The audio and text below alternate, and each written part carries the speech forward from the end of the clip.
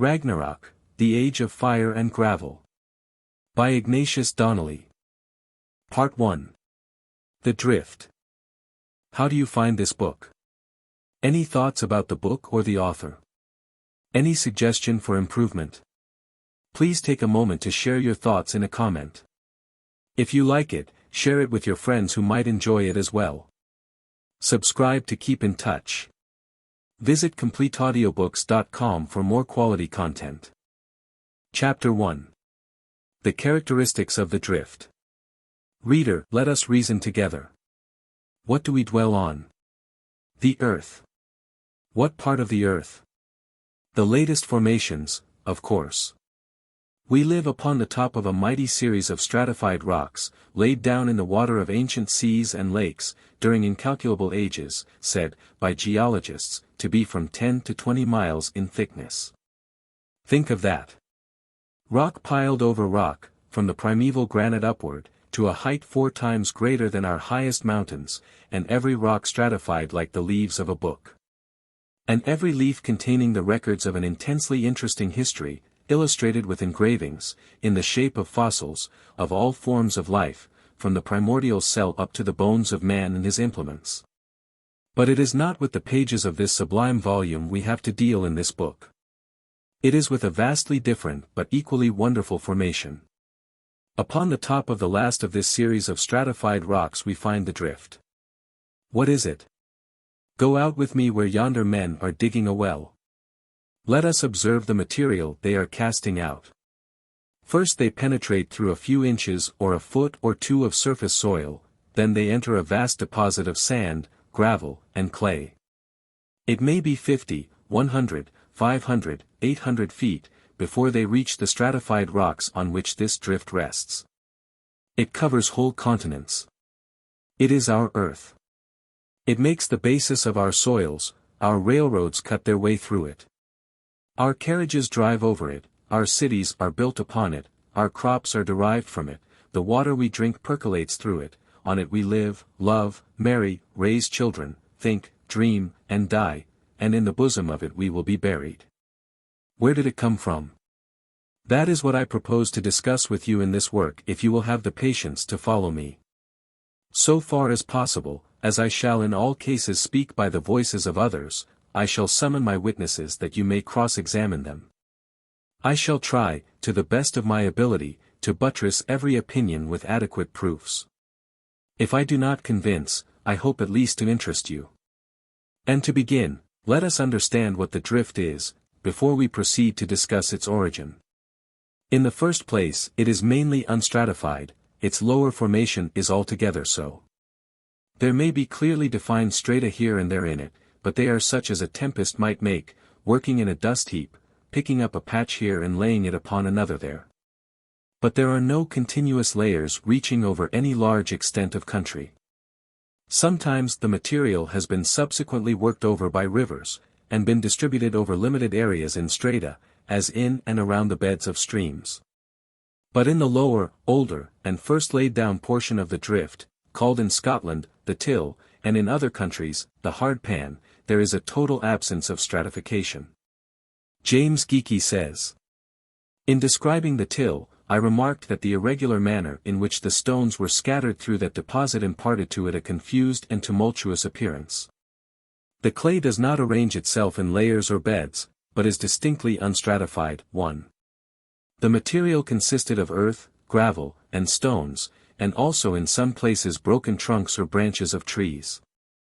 Part of it was deposited in a pell-mell or unstratified condition during the progress of the period, and part either stratified or unstratified in the opening part of the next period when the ice melted. 2. The unstratified drift may be described as a heterogeneous mass of clay, with sand and gravel in varying proportions, enclosing the transported fragments of rock, of all dimensions, partially rounded or worn into wedge-shaped forms. And generally with surfaces furrowed or scratched, the whole material looking as if it had been scraped together. 3.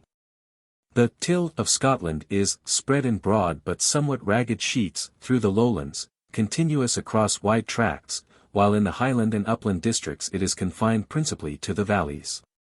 4. The lowest member is invariably a tough, stony clay, called till or hard pan. Throughout wide districts stony clay alone occurs. 5. It is hard to say whether the till consists more of stones or of clay. 6. This till, this first deposit, will be found to be the strangest and most interesting. In the second place, although the drift is found on the earth, it is unfossiliferous. That is to say, it contains no traces of pre-existent or contemporaneous life. This, when we consider it, is an extraordinary fact. Where on the face of this life-marked earth could such a mass of material be gathered up, and not contain any evidences of life? It is as if one were to say that he had collected the detritus of a great city, and that it showed no marks of man's life or works. I would reiterate, says Geeky, 7, that nearly all the Scotch shell-bearing beds belong to the very close of the glacial period. Only in 1 or 2 places have shells ever been obtained, with certainty, from a bed in the true till of Scotland. They occur here and there in boulder clay, and underneath boulder clay, in maritime districts, but this clay, as I have shown, is more recent than the till fact, rests upon its eroded surface. The lower bed of the drift is entirely destitute of organic remains. 8. Sir Charles Lyell tells us that even the stratified drift is usually devoid of fossils. Whatever may be the cause, the fact is certain that over large areas in Scotland, Ireland, and Wales, I might add throughout the northern hemisphere. On both sides of the Atlantic, the stratified drift of the glacial period is very commonly devoid of fossils. 9.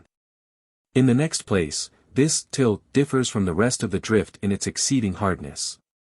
This till is so tough that engineers would much rather excavate the most obdurate rocks than attempt to remove it from their path. Hard rocks are more or less easily assailable with gunpowder, and the numerous joints and fissures by which they are traversed enable the workmen to wedge them out often in considerable lumps. But till has neither crack nor joint. It will not blast, and to pick it to pieces is a very slow and laborious process. Should streaks of sand penetrate it, water will readily soak through, and large masses will then run or collapse, as soon as an opening is made into it. Till overlaid with boulder clay, river stinchar. R, rock, T, till, G, boulder clay, X, fine gravel, etc. The accompanying cut shows the manner in which it is distributed, and its relations to the other deposits of the drift. In this till, or hard pan, are found some strange and characteristic stones. They are boulders, not water-worn, not rounded, as by the action of waves, and yet not angular, for every point and projection has been ground off. They are not very large, and they differ in this and other respects from the boulders found in the other portions of the drift. These stones in the till are always striated, that is, cut by deep lines or grooves, usually running lengthwise, or parallel to their longest diameter. The cut on the following page represents one of them. Above this clay is a deposit resembling it, and yet differing from it, called the boulder clay. This is not so tough or hard. The boulders in it are larger and more angular, sometimes they are of immense size. One at Bradford, Massachusetts, is estimated to weigh 4,500,000 pounds. Scratched stone, black shale, from the till. Many on Cape Cod are 20 feet in diameter. One at Whitingham, Vermont, is 43 feet long by 30 feet high, or 40,000 cubic feet in bulk. In some cases no rocks of the same material are found within 200 miles. 10. These two formations, the till and the boulder clay, sometimes pass into each other by insensible degrees. At other times the distinction is marked.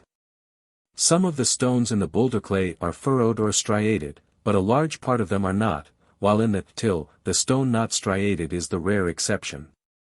Above this boulder clay we find sometimes beds of loose gravel, sand, and stones, mixed with the remains of man and other animals.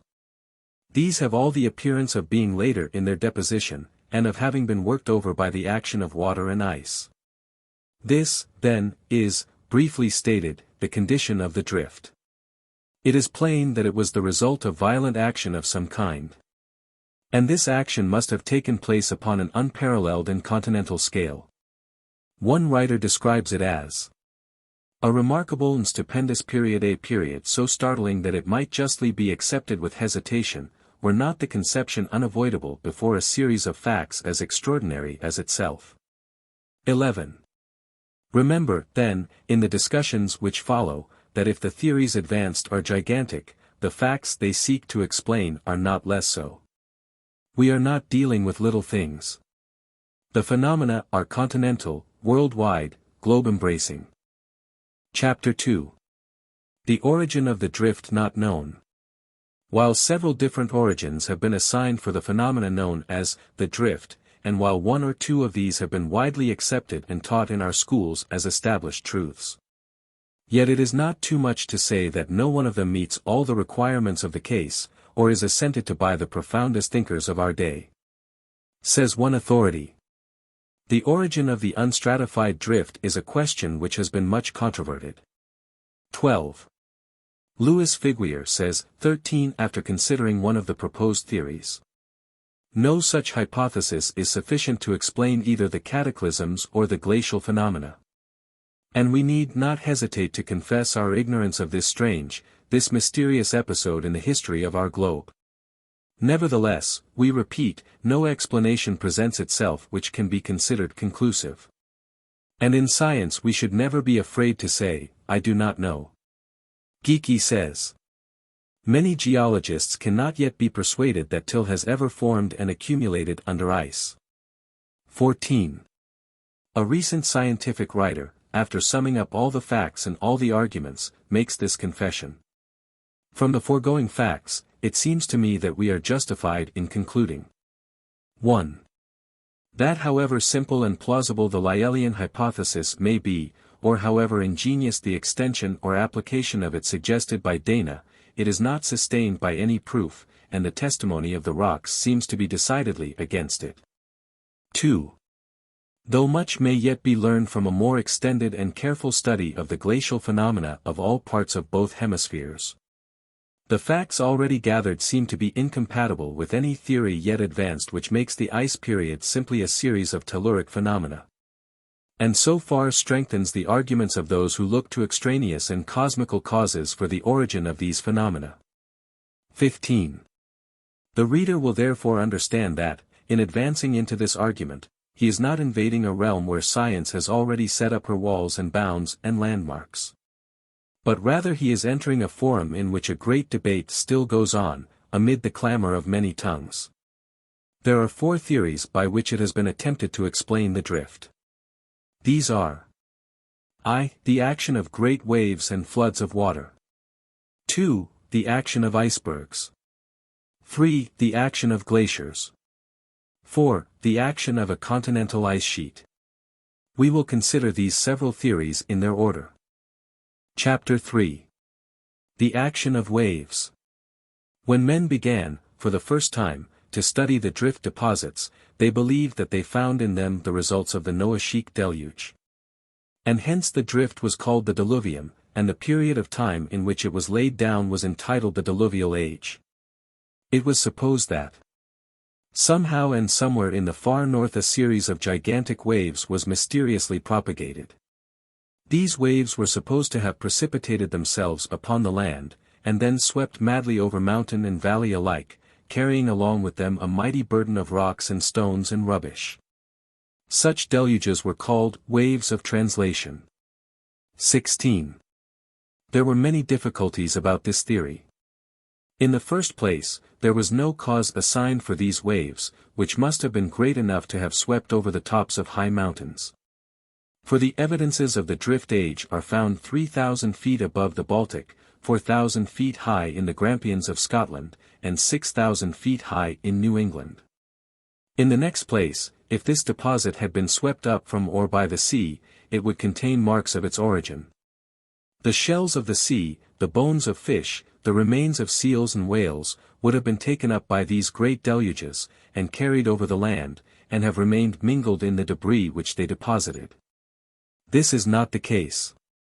The unstratified drift is unfossiliferous, and where the stratified drift contains fossils they are the remains of land animals, except in a few low-lying districts near the sea. I quote. Over the interior of the continent it contains no marine fossils or relics. 17. Geeky says. Not a single trace of any marine organism has yet been detected in true till. 18. Moreover, if the sea waves made these great deposits, they must have picked up the material composing them either from the shores of the sea or the beds of streams. And when we consider the vastness of the drift deposits, extending, as they do, over continents, with a depth of hundreds of feet, it would puzzle us to say where were the sea beaches or rivers on the globe that could produce such inconceivable quantities of gravel, sand, and clay. The production of gravel is limited to a small marge of the ocean, not usually more than a mile wide, where the waves and the rocks meet. If we suppose the whole shore of the oceans around the northern half of America to be piled up with gravel 500 feet thick, it would go but a little way to form the immense deposits which stretch from the Arctic Sea to Patagonia. The stones of the till are strangely marked, striated, and scratched, with lines parallel to the longest diameter. No such stones are found in river beds or on seashores. Geeky says. We look in vain for striated stones in the gravel which the surf drives backward and forward on a beach, and we may search the detritus that beaches and rivers push along their beds. But we shall not find any stones at all resembling those of the till. 19. But we need not discuss any further this theory. It is now almost universally abandoned. We know of no way in which such waves could be formed. If they were formed, they could not find the material to carry over the land. If they did find it, it would not have the markings which are found in the drift, and it would possess marine fossils not found in the drift. And the waves would not and could not scratch and groove the rock surfaces underneath the drift, as we know they are scratched and grooved. Let us then dismiss this hypothesis, and proceed to the consideration of the next. Chapter 4. Was it caused by icebergs? We come now to a much more reasonable hypothesis, and one not without numerous advocates even to this day, to wit, that the drift deposits were caused by icebergs floating down in deep water over the sunken land. Loaded with debris from the Arctic shores, which they shed as they melted in the warmer seas of the south. This hypothesis explains the carriage of enormous blocks weighing hundreds of tons from their original site to where they are now found, but it is open to many unanswerable objections. In the first place, if the drift had been deposited under water deep enough to float icebergs, it would present throughout unquestionable evidences of stratification. For the reason that the larger masses of stone would fall more rapidly than the smaller, and would be found at the bottom of the deposit. If, for instance, you were to go to the top of a shot tower, filled with water, and let loose at the same moment a quantity of cannonballs, musket balls, pistol balls, duck shot, reed bird shot, and fine sand, all mixed together. The cannonballs would reach the bottom first, and the other missiles in the order of their size. And the deposit at the bottom would be found to be regularly stratified, with the sand and the finest shot on top. But nothing of this kind is found in the drift, especially in the till. Clay, sand, gravel, stones, and boulders are all found mixed together in the utmost confusion, higgledy-piggledy, pell-mell. Says Geeky. Neither can till owe its origin to icebergs. If it had been distributed over the sea bottom, it would assuredly have shown some kind of arrangement. When an iceberg drops its rubbish, it stands to reason that the heavier blocks will reach the bottom first, then the smaller stones, and lastly the finer ingredients.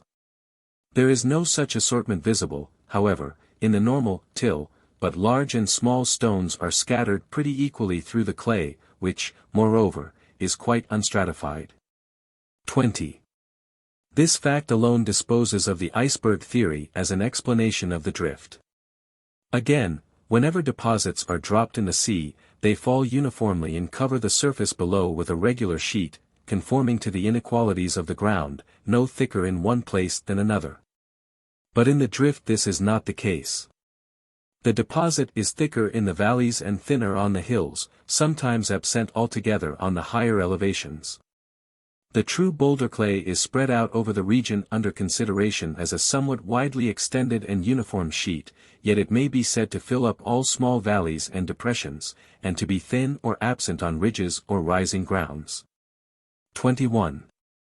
That is to say, it fell as a snowstorm falls, driven by high winds, or as a semi-fluid mass might be supposed to fall, draining down from the elevations and filling up the hollows.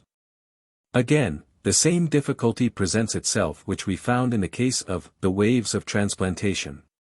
Where did the material of the drift come from?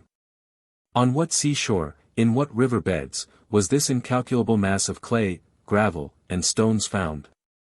Again, if we suppose the supply to have existed on the Arctic coasts, the question comes: would the icebergs have carried it over the face of the continents? Mr.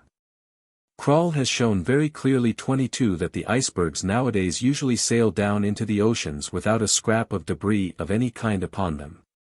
Again, how could the icebergs have made the continuous scratchings or striae, found under the drift nearly all over the continents of Europe and America?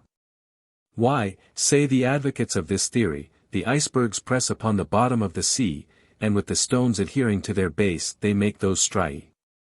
But two things are necessary to this. First, that there should be a force great enough to drive the berg over the bottom of the sea when it has once grounded.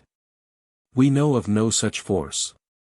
On the contrary, we do know that wherever a berg grounds it stays until it rocks itself to pieces or melts away. But, suppose there was such a propelling force, then it is evident that whenever the iceberg floated clear of the bottom it would cease to make the strive, and would resume them only when it nearly stranded again. That is to say, when the water was deep enough for the berg to float clear of the bottom of the sea, there could be no striae; when the water was too shallow, the berg would not float at all, and there would be no striae. The berg would mark the rocks only where it neither floated clear nor stranded. Hence we would find striae only at a certain elevation, while the rocks below or above that level would be free from them. But this is not the case with the drift markings. They pass over mountains and down into the deepest valleys, they are universal within very large areas, they cover the face of continents and disappear under the waves of the sea. It is simply impossible that the drift was caused by icebergs. I repeat, when they floated clear of the rocks, of course they would not mark them. When the water was too shallow to permit them to float at all, and so move onward, of course they could not mark them. The striations would occur only when the water was just deep enough to float the berg, and not deep enough to raise the berg clear of the rocks, and but a small part of the bottom of the sea could fulfill these conditions. Moreover, when the waters were 6,000 feet deep in New England, and 4,000 feet deep in Scotland, and over the tops of the Rocky Mountains, where was the rest of the world, and the life it contained? Chapter 5. Was it caused by glaciers? What is a glacier? It is a river of ice, crowded by the weight of mountain ice down into some valley, along which it descends by a slow, almost imperceptible motion, due to a power of the ice, under the force of gravity, to rearrange its molecules. It is fed by the mountains and melted by the sun. The glaciers are local in character, and comparatively few in number, they are confined to valleys having some general slope downward. The whole alpine mass does not move down upon the plain. The movement downward is limited to these glacier rivers. The glacier complies with some of the conditions of the problem. We can suppose it capable of taking in its giant paw a mass of rock, and using it as a graver to carve deep grooves in the rock below it, and we can see in it a great agency for breaking up rocks and carrying the detritus down upon the plains. But here the resemblance ends. That high authority upon this subject, James Geekie, says. But we cannot fail to remark that, although scratched and polished stones occur not infrequently in the frontal moraines of alpine glaciers, yet at the same time these moraines do not at all resemble till. The moraine consists for the most part of a confused heap of rough angular stones and blocks, and loose sand and debris. Scratched stones are decidedly in the minority, and indeed a close search will often fail to show them. Clearly, then, the till is not of the nature of a terminal moraine. Each stone in the till gives evidence of having been subjected to a grinding process. We look in vain, however, among the glaciers of the Alps for such a deposit. The scratched stones we may occasionally find, but where is the clay? It is clear that the conditions for the gathering of a stony clay like the Itil do not obtain, as far as we know, among the alpine glaciers. There is too much water circulating below the ice there to allow any considerable thickness of such a deposit to accumulate. 23. But it is questionable whether the glaciers do press with a steady force upon the rocks beneath so as to score them. As a rule, the base of the glacier is full of water, rivers flow from under them. The opposite picture, from Professor Winchell's Sketches of Creation, page 223, does not represent a mass of ice, bugging the rocks, holding in its grasp great gravers of stone with which to cut the face of the rocks into deep grooves, and to deposit an even coating of rounded stones and clay over the face of the earth. On the contrary, here are only angular masses of rock, and a stream which would certainly wash away any clay which might be formed. Let Mr. Dawkins state the case. The hypothesis upon which the southern extension is founded that the boulder clays have been formed by ice melting on the land is open to this objection, that no similar clays have been proved to have been so formed. Either in the Arctic regions, where the ice sheet has retreated, or in the districts forsaken by the glaciers in the Alps or Pyrenees, or in any other mountain chain. 24. The English boulder clays, as a whole, differ from the moraine profonde in their softness, and the large area which they cover. Strata of boulder clay at all comparable to the great clay mantle covering the lower grounds of Britain, north of the Thames, are conspicuous by their absence from the glaciated regions of Central Europe and the Pyrenees, which were not depressed beneath the sea.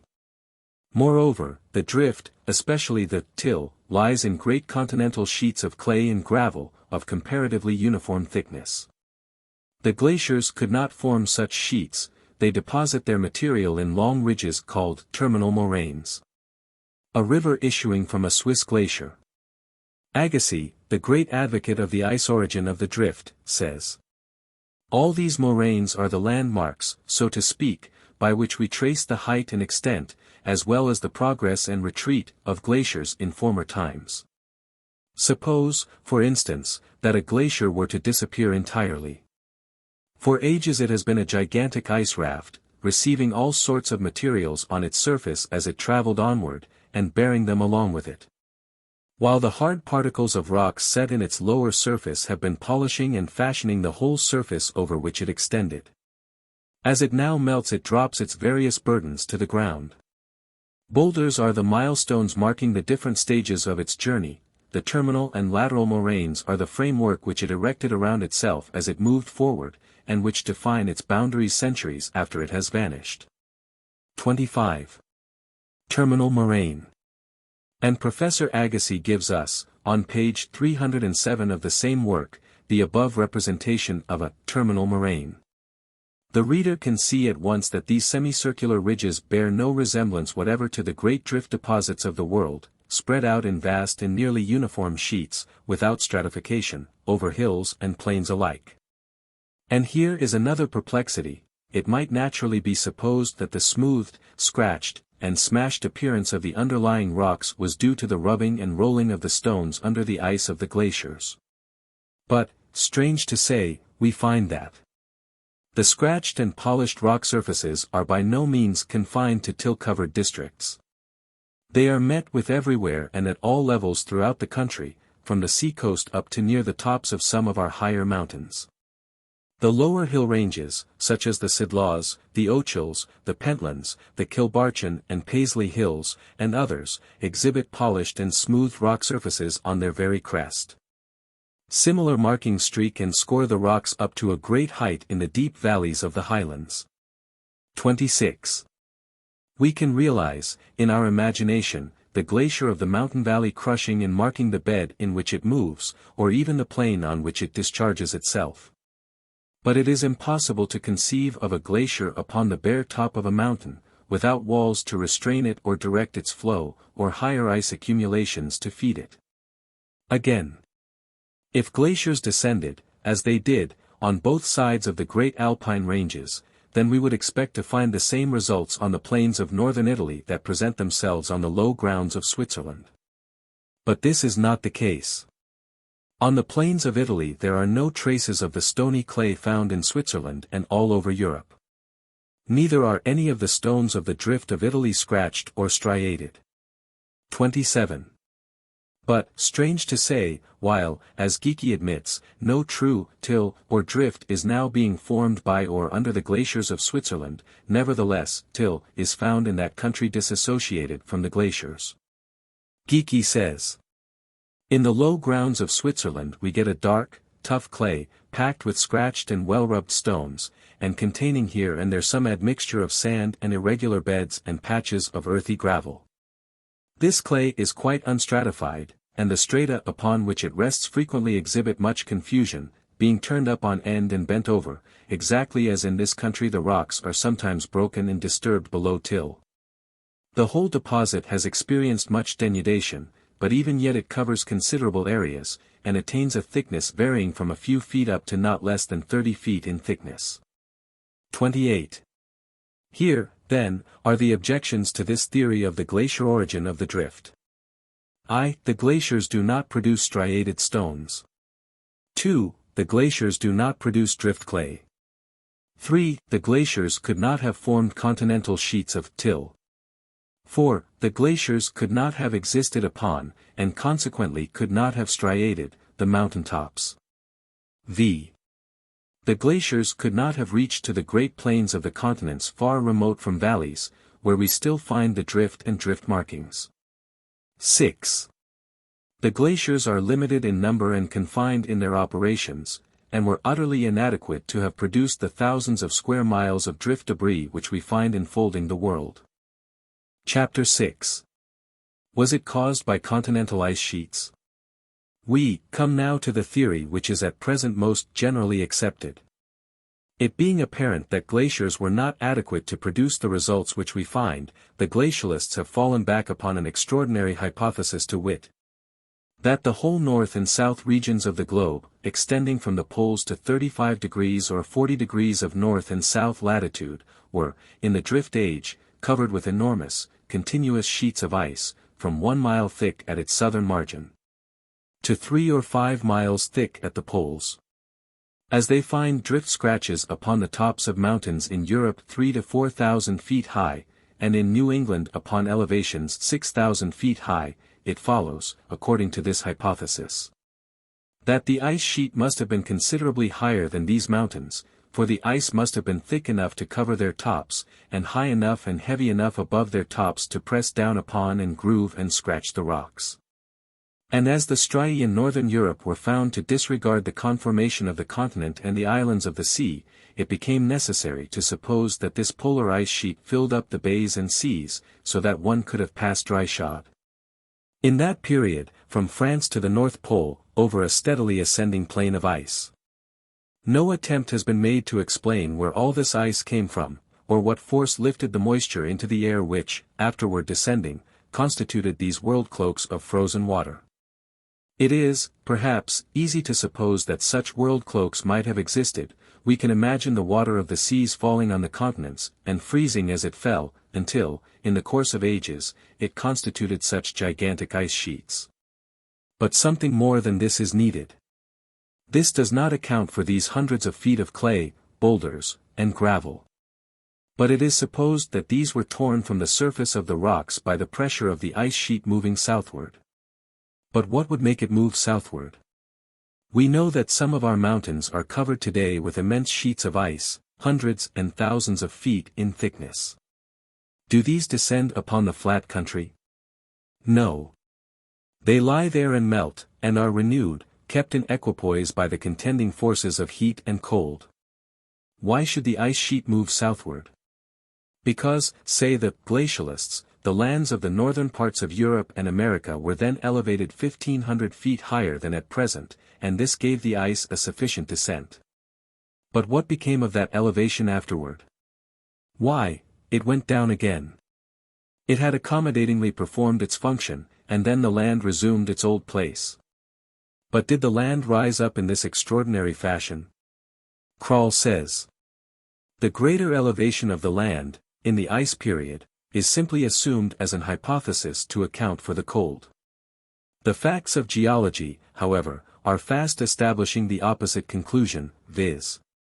that when the country was covered with ice, the land stood in relation to the sea at a lower level than at present, and that the continental periods or times, when the land stood in relation to the sea at a higher level than now, were the warm interglacial periods, when the country was free of snow and ice, and a mild and equable condition of climate prevailed. This is the conclusion toward which we are being led by the more recent revelations of surface geology, and also by certain facts connected with the geographical distribution of plants and animals during the glacial epoch. 29. H. B. Norton says, when we come to study the cause of these phenomena, we find many perplexing and contradictory theories in the field. A favorite one is that of vertical elevation.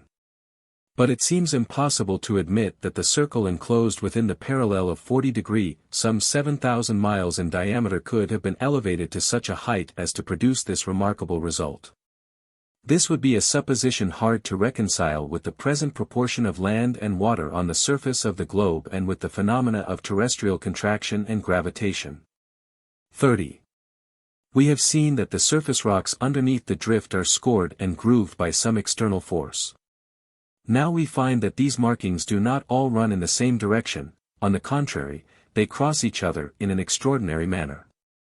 The cut on the following page illustrates this. Sketch of glacier furrows and scratches at Stony Point, Lake Erie, Michigan.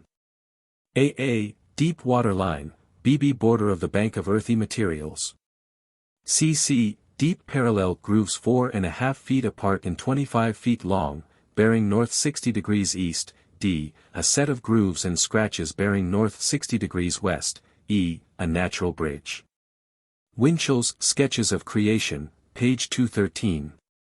If the direction of the motion of the ice sheets, which caused these markings, was, as the glacialists allege, always from the elevated region in the north to the lower ground in the south, then the markings must always have been in the same direction. Given a fixed cause, we must have always a fixed result. We shall see, as we go on in this argument, that the deposition of the till was instantaneous. And, as these markings were made before or at the same time the till was laid down, how could the land possibly have bobbed up and down, now here, now there, so that the elevation from which the ice sheet descended was one moment in the northeast, and the next moment had whirled away into the northwest? As the poet says, will these trees that have outlived the eagle, page thy steps, and skip, when thou point'st out? But if the point of elevation was whisked away from east to west, how could an ice sheet a mile thick instantaneously adapt itself to the change? For all these markings took place in the interval between the time when the external force, whatever it was, struck the rocks, and the time when a sufficient body of till had been laid down to shield the rocks and prevent further wear and tear. Neither is it possible to suppose an ice sheet, a mile in thickness, moving in two diametrically opposite directions at the same time. Again, the ice sheet theory requires an elevation in the north and a descent southwardly. And it is this descent southwardly which is supposed to have given the momentum and movement by which the weight of the superincumbent mass of ice tore up, plowed up, ground up, and smashed up the face of the surface rocks, and thus formed the drift and made the striae. But, unfortunately, when we come to apply this theory to the facts, we find that it is the north sides of the hills and mountains that are striated, while the south sides have gone scot-free. Surely, if weight and motion made the drift, then the groovings, caused by weight and motion, must have been more distinct upon a declivity than upon an ascent. The schoolboy toils patiently and slowly up the hill with his sled, but when he descends he comes down with railroad speed, scattering the snow before him in all directions. But here we have a schoolboy that tears and scatters things going uphill, and sneaks downhill snail fashion. Professor Hitchcock remarks, that Mount Monadnock, New Hampshire, 3,250 feet high, is scarified from top to bottom on its northern side and western side, but not on the southern. 31. This state of things is universal in North America. But let us look at another point. If the vast deposits of sand, gravel, clay, and boulders, which are found in Europe and America, were placed there by a great continental ice sheet, reaching down from the North Pole to latitude 35 degrees or 40 degrees. If it was the ice that tore and scraped up the face of the rocks and rolled the stones and striated them, and left them in great sheets and heaps all over the land, then it follows, as a matter of course, that in all the regions equally near the pole, and equally cold in climate, the ice must have formed a similar sheet, and in like manner have torn up the rocks and ground them into gravel and clay. This conclusion is irresistible. If the cold of the north caused the ice, and the ice caused the drift, then in all the cold northlands there must have been ice, and consequently there ought to have been drift. If we can find, therefore, any extensive cold region of the earth where the drift is not, then we cannot escape the conclusion that the cold and the ice did not make the drift. Let us see, one of the coldest regions of the earth is Siberia. It is a vast tract reaching to the Arctic Circle, it is the north part of the continent of Asia, it is intersected by great mountain ranges. Here, if anywhere, we should find the drift, here, if anywhere, was the ice field, the sea of ice. It is more elevated and more mountainous than the interior of North America where the drift deposits are extensive. It is nearer the pole than New York and Illinois, covered as these are with hundreds of feet of debris, and yet there is no drift in Siberia. I quote from a high authority, and a firm believer in the theory that glaciers or ice sheets caused the drift. James Geeky says, "It is remarkable that nowhere in the great plains of Siberia do any traces of glacial action appear to have been observed. If cones and mounds of gravel and great erratics like those that sprinkle so wide an area in Northern America and Northern Europe had occurred, they would hardly have failed to arrest the attention of explorers."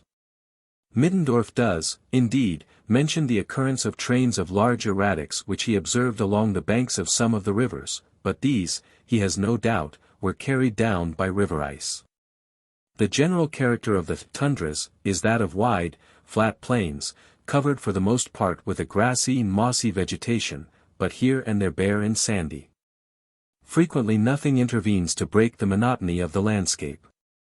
It would appear, then, that in Northern Asia representatives of the glacial deposits which are met with in similar latitudes in Europe and America do not occur. The northern drift of Russia and Germany, the Isar of Sweden, the Kames, Eskers, and erratics of Britain, and the iceberg drift of Northern America have, apparently, no equivalent in Siberia.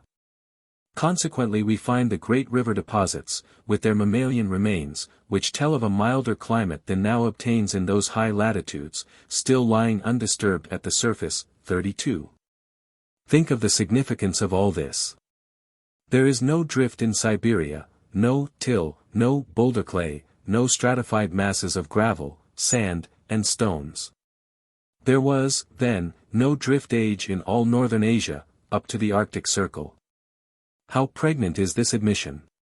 It demolishes at one blow the whole theory that the drift came of the ice.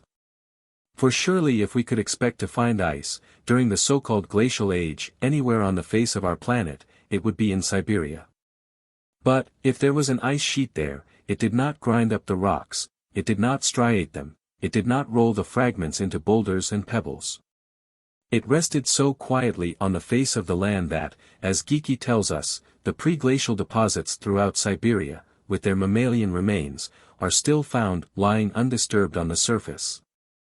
And he even thinks that the great mammals, the mammoth and the woolly rhinoceros, may have survived in Northern Asia down to a comparatively recent date, 33 ages after they were crushed out of existence by the drift of Europe and America. Mr. Geeky seeks to account for this extraordinary state of things by supposing that the climate of Siberia was, during the glacial age, too dry to furnish snow to make the ice sheet. But when it is remembered that there was moisture enough, we are told, in Northern Europe and America at that time to form a layer of ice from 1 to 3 miles in thickness, it would certainly seem that enough ought to have blown across the eastern line of European Russia to give Siberia a fair share of ice and drift. The explanation is more extraordinary than the thing it explains.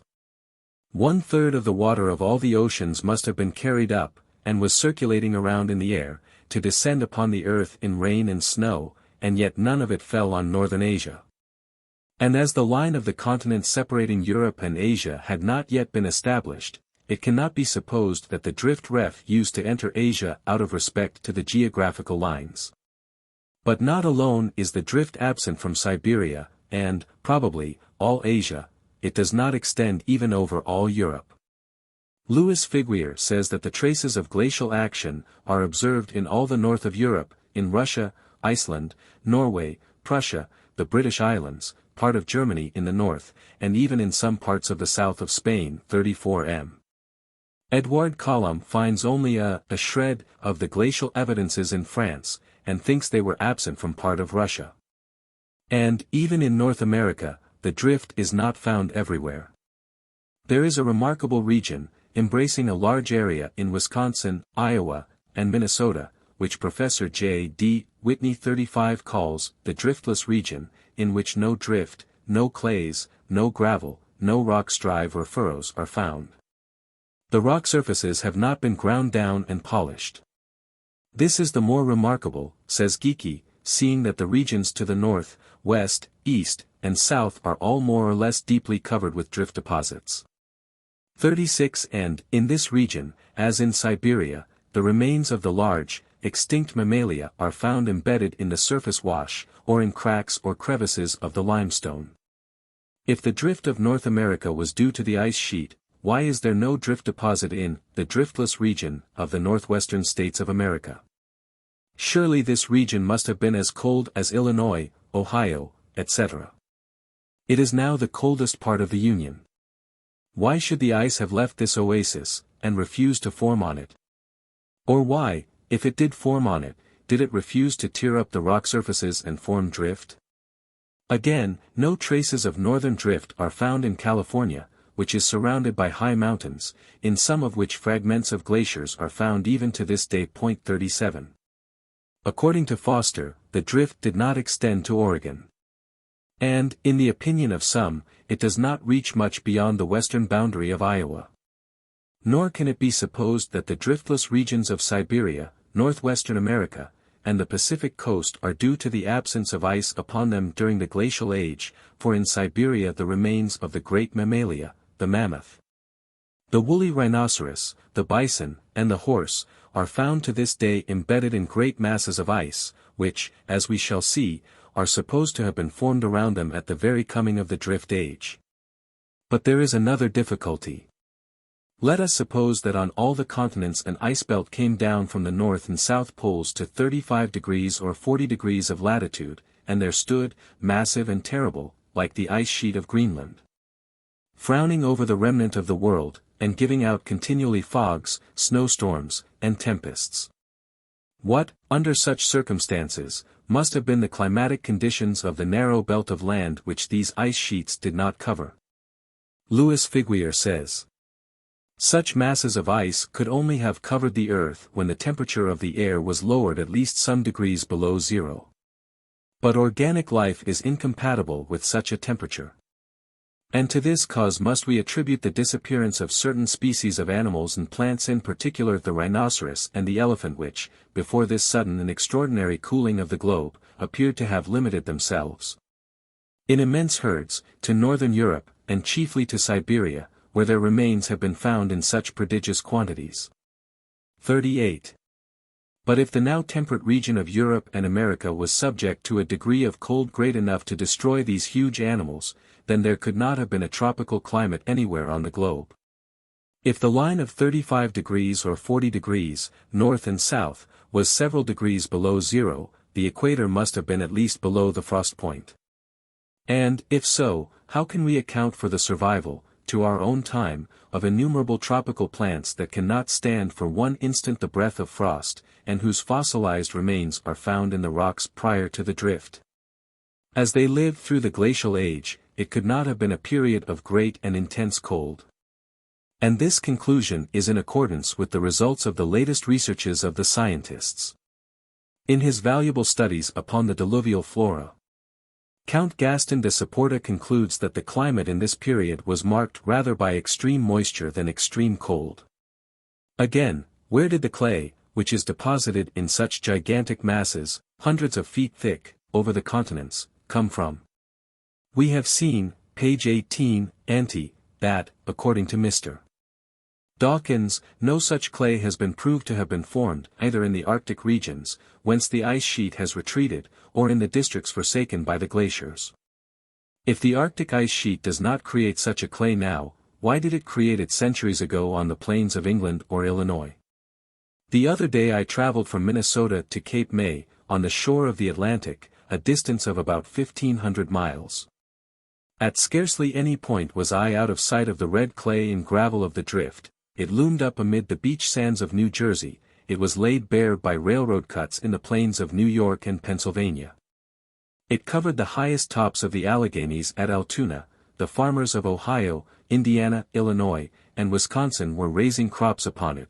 It was everywhere. If one had laid down a handful of the Wisconsin drift alongside of a handful of the New Jersey deposit, he could scarcely have perceived any difference between them. Here, then, is a geological formation, almost identical in character, 1,500 miles long from east to west and reaching through the whole length of North and South America, from the Arctic Circle to Patagonia. Did ice grind this out of the granite? Where did it get the granite? The granite reaches the surface only in limited areas. As a rule, it is buried many miles in depth under the sedimentary rocks. How did the ice pick out its materials so as to grind nothing but granite? This deposit overlies limestone and sandstone. The ice sheet rested upon them. Why were they not ground up with the granite? Did the ice intelligently pick out a particular kind of rock, and that the hardest of them all? But here is another marvel: this clay is red. The red is due to the grinding up of mica and hornblende. Granite is composed of quartz, feldspar, and mica. In cyanitic granite the materials are quartz, feldspar, and hornblende. Mica and hornblende contain considerable oxide of iron, while feldspar has none. When mica and hornblende are ground up, the result is blue or red clays, as the oxidation of the iron turns the clay red, while the clay made of feldspar is light yellow or white. Now, then, not only did the ice sheet select for grinding the granite rocks, and refuse to touch the others, but it put the granite itself through some mysterious process by which it separated the feldspar from the mica and hornblende, and manufactured a white or yellow clay out of the one, which it deposited in great sheets by itself, as west of the Mississippi. While it ground up the mica and hornblende and made blue or red clays, which it laid down elsewhere, as the red clays are spread over that great stretch of 1,500 miles to which I have referred. Can any one suppose that ice could so discriminate? And if it by any means effected this separation of the particles of granite, indissolubly knit together, how could it perpetuate that separation while moving over the land, crushing all beneath and before it, and leave it on the face of the earth free from commixture with the surface rocks? Again, the ice sheets which now exist in the remote north do not move with a constant and regular motion southward, grinding up the rocks as they go. A recent writer, describing the appearance of things in Greenland, says, "The coasts are deeply indented with numerous bays and fjords or firths, which, when traced inland, are almost invariably found to terminate against glaciers. Thick ice frequently appears, too, crowning the exposed sea cliffs, from the edges of which it droops in thick, tongue-like, and stalactitic projections, until its own weight forces it to break away and topple down the precipices into the sea." 39. This does not represent an ice sheet moving down continuously from the high grounds and tearing up the rocks. It rather breaks off like great icicles from the caves of a house. Again, the ice sheets today do not striate or groove the rocks over which they move. Mr. Campbell, author of 2 works in defense of the iceberg theory, Fire and Frost, and A Short American Tramp, went, in 1864, to the coasts of Labrador, the Strait of Belle Isle, and the Gulf of St. Lawrence, for the express purpose of witnessing the effects of icebergs, and testing the theory he had formed. On the coast of Labrador he reports that at Hanley Harbor, where the whole strait is blocked up with ice each winter, and the great mass swung bodily up and down, grating along the bottom at all depths, he found the rocks ground smooth, but not striated. 40 at Cape Charles and Battle Harbor, he reports, the rocks at the waterline are not striated. 41 at St. Francis Harbor, the waterline is much rubbed smooth, but not striated. 42 At sea islands, he says, no striae are to be seen at the landwash in these sounds or on open sea coasts near the present waterline. 43.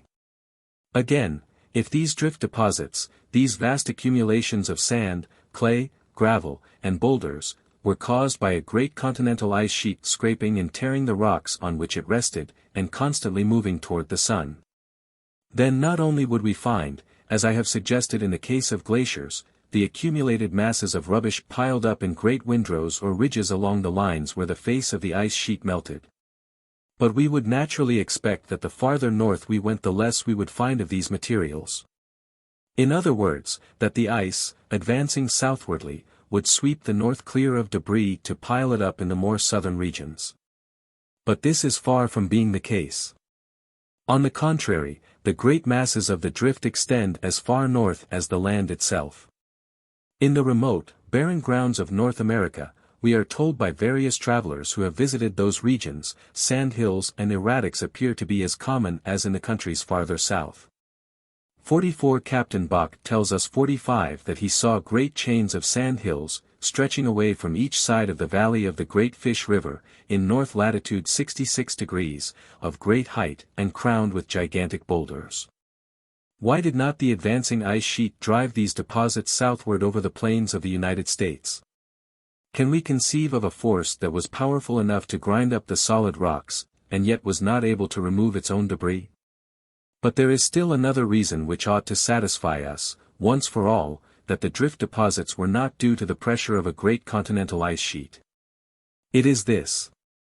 If the presence of the drift proves that the country in which it is found was once covered with a body of ice thick and heavy enough by its pressure and weight to grind up the surface rocks into clay, sand, gravel, and boulders, then the tropical regions of the world must have been covered with such a great ice sheet, upon the very equator. For Agassiz found in Brazil a vast sheet of ferruginous clay with pebbles, which covers the whole country, a sheet of drift, says Agassiz, consisting of the same homogeneous, unstratified paste, and containing loose materials of all sorts and sizes, deep red in color, and distributed, as in the north, in uneven hills, while sometimes it is reduced to a thin deposit. It is recent in time, although overlying rocks ancient geologically. Agassiz had no doubt whatever that it was of glacial origin. Professor Hart, who accompanied Professor Agassiz in his South American travels, and published a valuable work called The Geology of Brazil, describes drift deposits as covering the province of Para, Brazil, upon the equator itself. The whole valley of the Amazon is covered with stratified and unstratified and unfossiliferous drift, 46, and also with a peculiar drift clay, argile plastique bigarrée, plastic and streaked. Professor Hart gives a cut from which I copy the following representation of drift clay in pebbles overlying a nice hillock of the Serra do Mar, Brazil. Drift deposits in the tropics. A. Drift clay, FF, angular fragments of quartz, C. Sheet of pebbles, DD, gneiss in situ, GG, quartz and granite veins traversing the gneiss. But here is the dilemma to which the glacialists are reduced. If an ice sheet a mile in thickness, or even 100 feet in thickness, was necessary to produce the drift, and if it covered the equatorial regions of Brazil, then there is no reason why the same climatic conditions should not have produced the same results in Africa and Asia.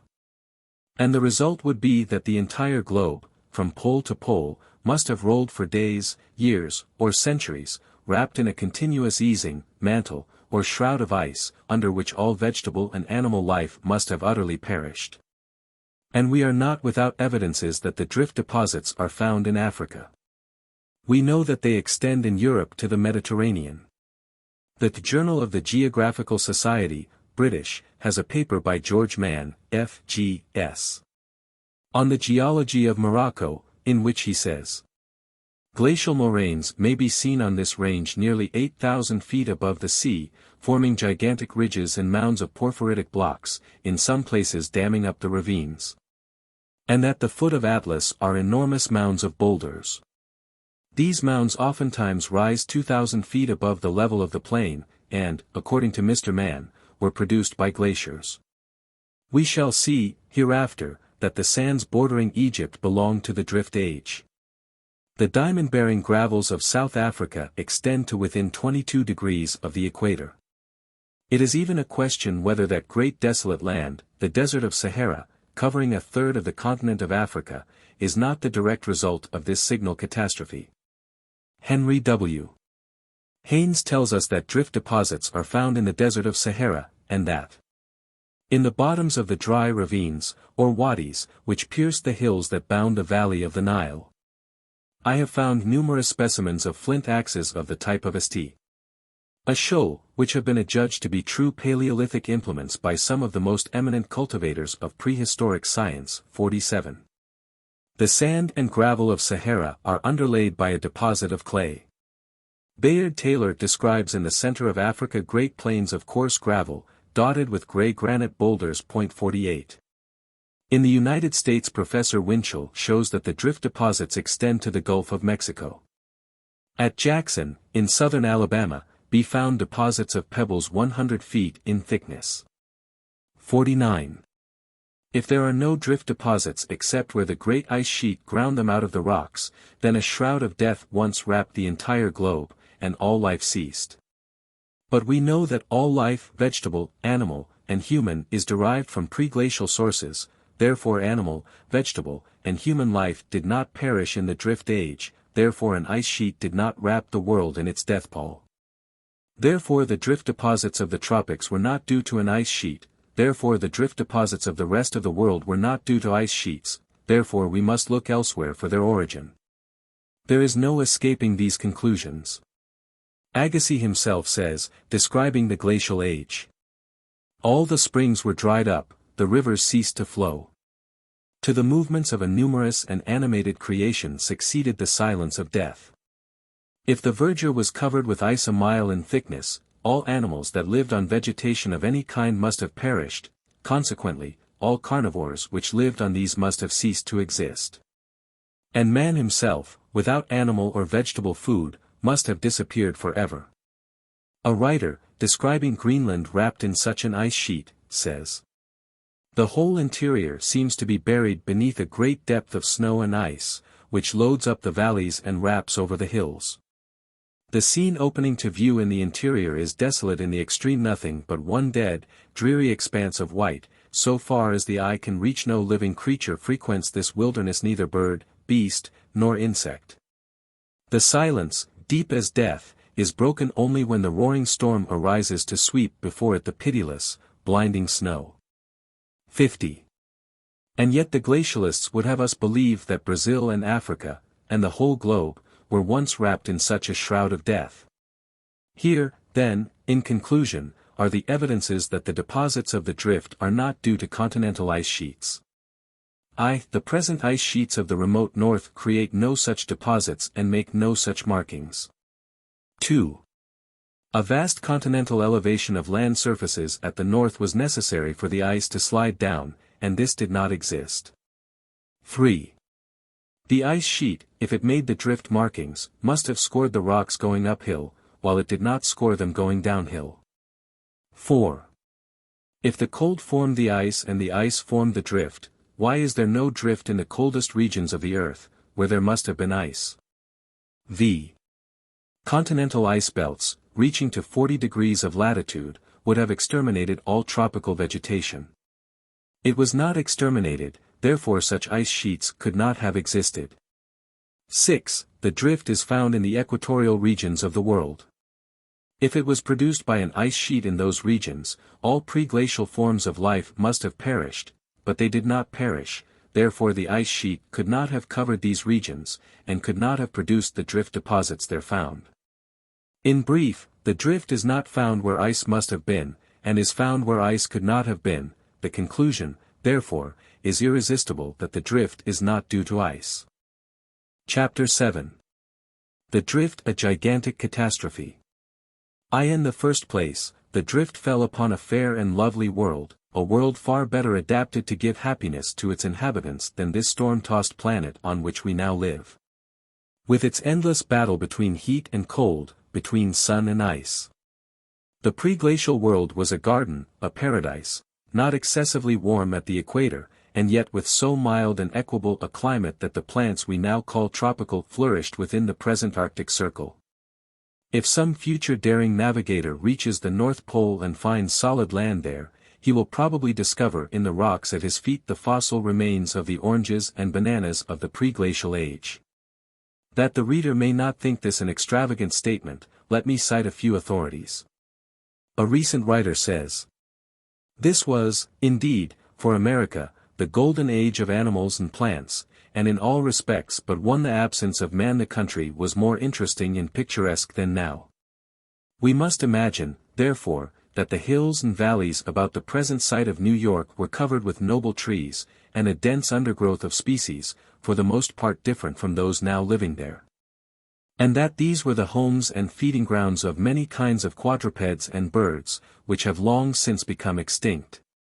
The broad plain which sloped gently seaward from the highlands must have been covered with a subtropical forest of giant trees and tangled vines teeming with animal life. This state of things doubtless continued through many thousands of years, but ultimately a change came over the fair face of nature more complete and terrible than we have language to describe." 51.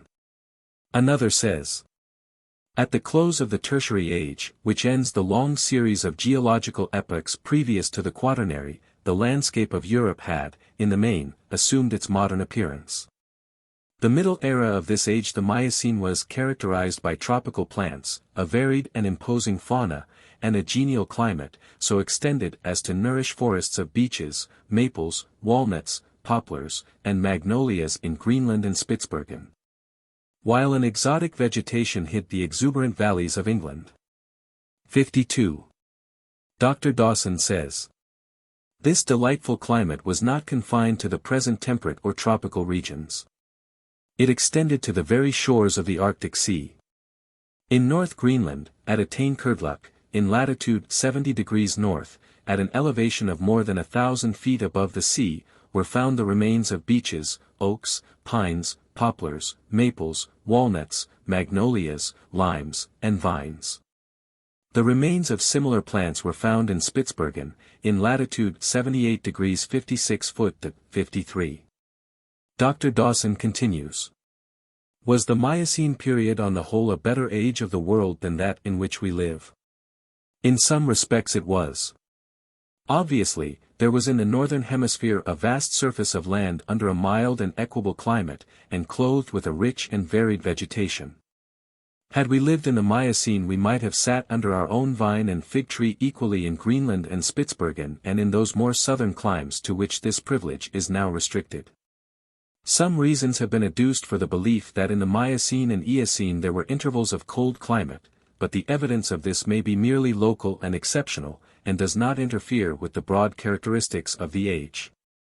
54. Sir Edward Belcher brought away from the dreary shores of Wellington Channel, latitude 75 degrees 32 minutes north, portions of a tree which there can be no doubt whatever had actually grown where we found it. The roots were in place, in a frozen mass of earth, the stump standing upright where it was probably overtaken by the great winter. 55 trees have been found, in situ, on Prince Patrick's Island, in latitude 76 degrees 12 minutes north, 4 feet in circumference. They were so old that the wood had lost its combustible quality, and refused to burn. Mr. Geeky thinks that it is possible these trees were pre-glacial, and belonged to the Miocene age. They may have been the remnants of the great forests which clothed that far northern region when the so-called glacial age came on and brought the drift. We shall see hereafter that man, possibly civilized man, dwelt in this fair and glorious world, this world that knew no frost, no cold, no ice, no snow, that he had dwelt in it for thousands of years. That he witnessed the appalling and sudden calamity which fell upon it, and that he has preserved the memory of this catastrophe to the present day, in a multitude of myths and legends scattered all over the face of the habitable earth. But was it sudden? Was it a catastrophe? Again I call the witnesses to the stand, for I ask you, good reader, to accept nothing that is not proved. In the first place, was it sudden? One writer says, "The glacial action, in the opinion of the land glacialists, was limited to a definite period, and operated simultaneously over a vast area." 56. And again. The drift was accumulated where it is by some violent action. 57. Louis Figuier says. The two cataclysms of which we have spoken surprised Europe at the moment of the development of an important creation. The whole scope of animated nature, the evolution of animals, was suddenly arrested in that part of our hemisphere over which these gigantic convulsions spread, followed by the brief but sudden submersion of entire continents. Organic life had scarcely recovered from the violent shock, when a second, and perhaps severer blow assailed it. The northern and central parts of Europe, the vast countries which extend from Scandinavia to the Mediterranean and the Danube, were visited by a period of sudden and severe cold. The temperature of the polar regions seized them. The plains of Europe, but now ornamented by the luxurious vegetation developed by the heat of a burning climate, the boundless pastures on which herds of great elephants, the active horse, the robust hippopotamus, and great carnivorous animals grazed and roamed, became covered with a mantle of ice and snow. 58. M. C. H. Martin says. The most violent convulsions of the solid and liquid elements appear to have been themselves only the effects due to a cause much more powerful than the mere expansion of the pyrosphere. And it is necessary to recur, in order to explain them, to some new and bolder hypothesis than has yet been hazarded. Some philosophers have belief in an astronomical revolution which may have overtaken our globe in the first age of its formation, and have modified its position in relation to the sun. They admit that the poles have not always been as they are now, and that some terrible shock displaced them, changing at the same time the inclination of the axis of the rotation of the earth. 59. Louis Figuier says. We cannot doubt, after such testimony, of the existence, in the frozen north, of the almost entire remains of the mammoth. The animals seem to have perished suddenly. Enveloped in ice at the moment of their death, their bodies have been preserved from decomposition by the continual action of the cold. 60. Cuvier says, speaking of the bodies of the quadrupeds which the ice had seized, and which have been preserved, with their hair, flesh, and skin, down to our own times. If they had not been frozen as soon as killed, putrefaction would have decomposed them. And, on the other hand, this eternal frost could not have previously prevailed in the place where they died, for they could not have lived in such a temperature. It was, therefore, at the same instant when these animals perished that the country they inhabited was rendered glacial. These events must have been sudden, instantaneous, and without any gradation. 61. There is abundant evidence that the drift fell upon a land covered with forests, and that the trunks of the trees were swept into the mass of clay and gravel, where they are preserved to this day. Mr. Whittlesey gives an account of a log found 40 feet below the surface, in a bed of blue clay, resting upon the hard pan, or till, in a well dug at Columbia, Ohio. 62. At Bloomington, Illinois, pieces of wood were found 123 feet below the surface, in sinking a shaft. 63.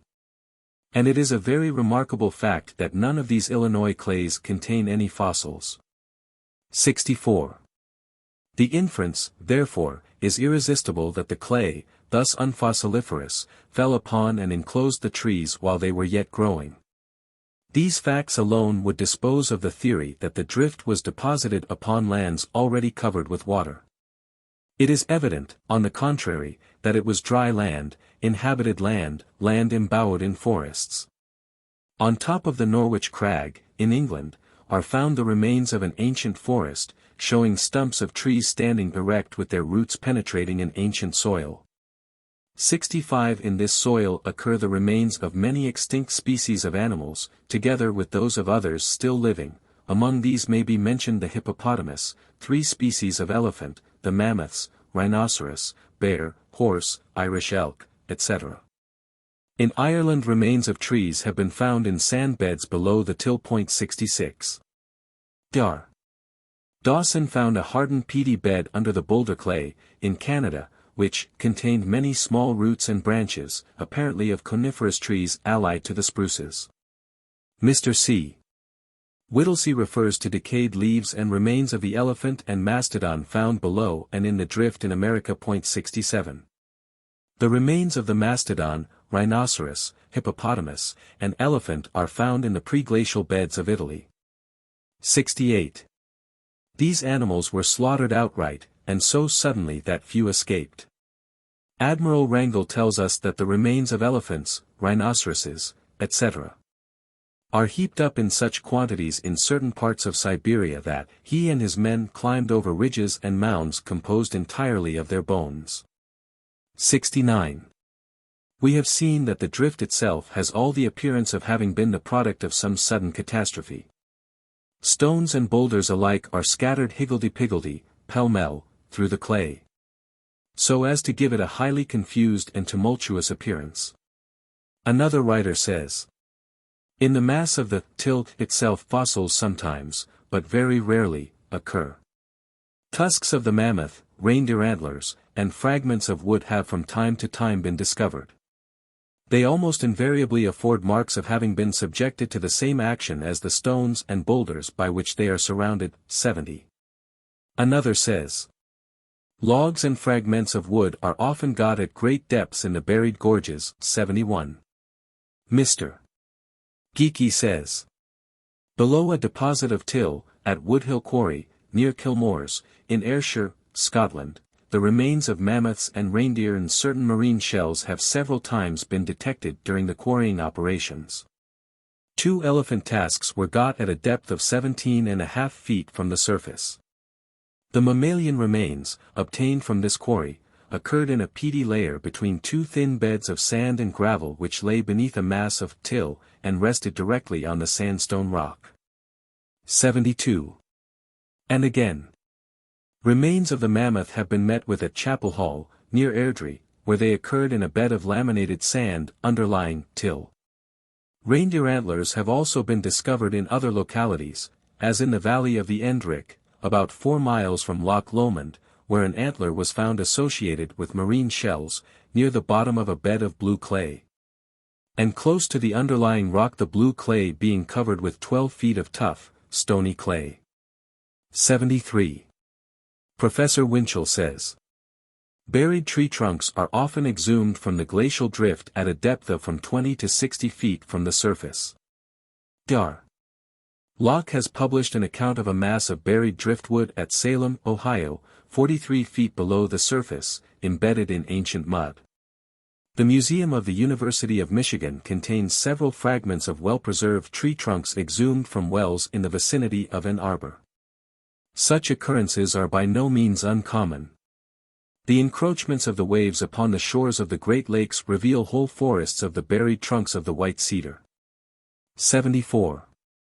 These citations place it beyond question that the drift came suddenly upon the world, slaughtering the animals, breaking up the forests, and overwhelming the trunks and branches of the trees in its masses of debris. Let us turn to the next question: was it an extraordinary event, a world-shaking cataclysm? The answer to this question is plain: the drift marks probably the most awful convulsion and catastrophe that has ever fallen upon the globe. The deposit of these continental masses of clay, sand, and gravel was but one of the features of the appalling event.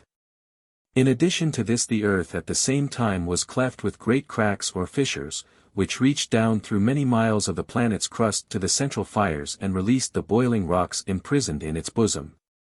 And these poured to the surface, as igneous, intrusive, or trap rocks.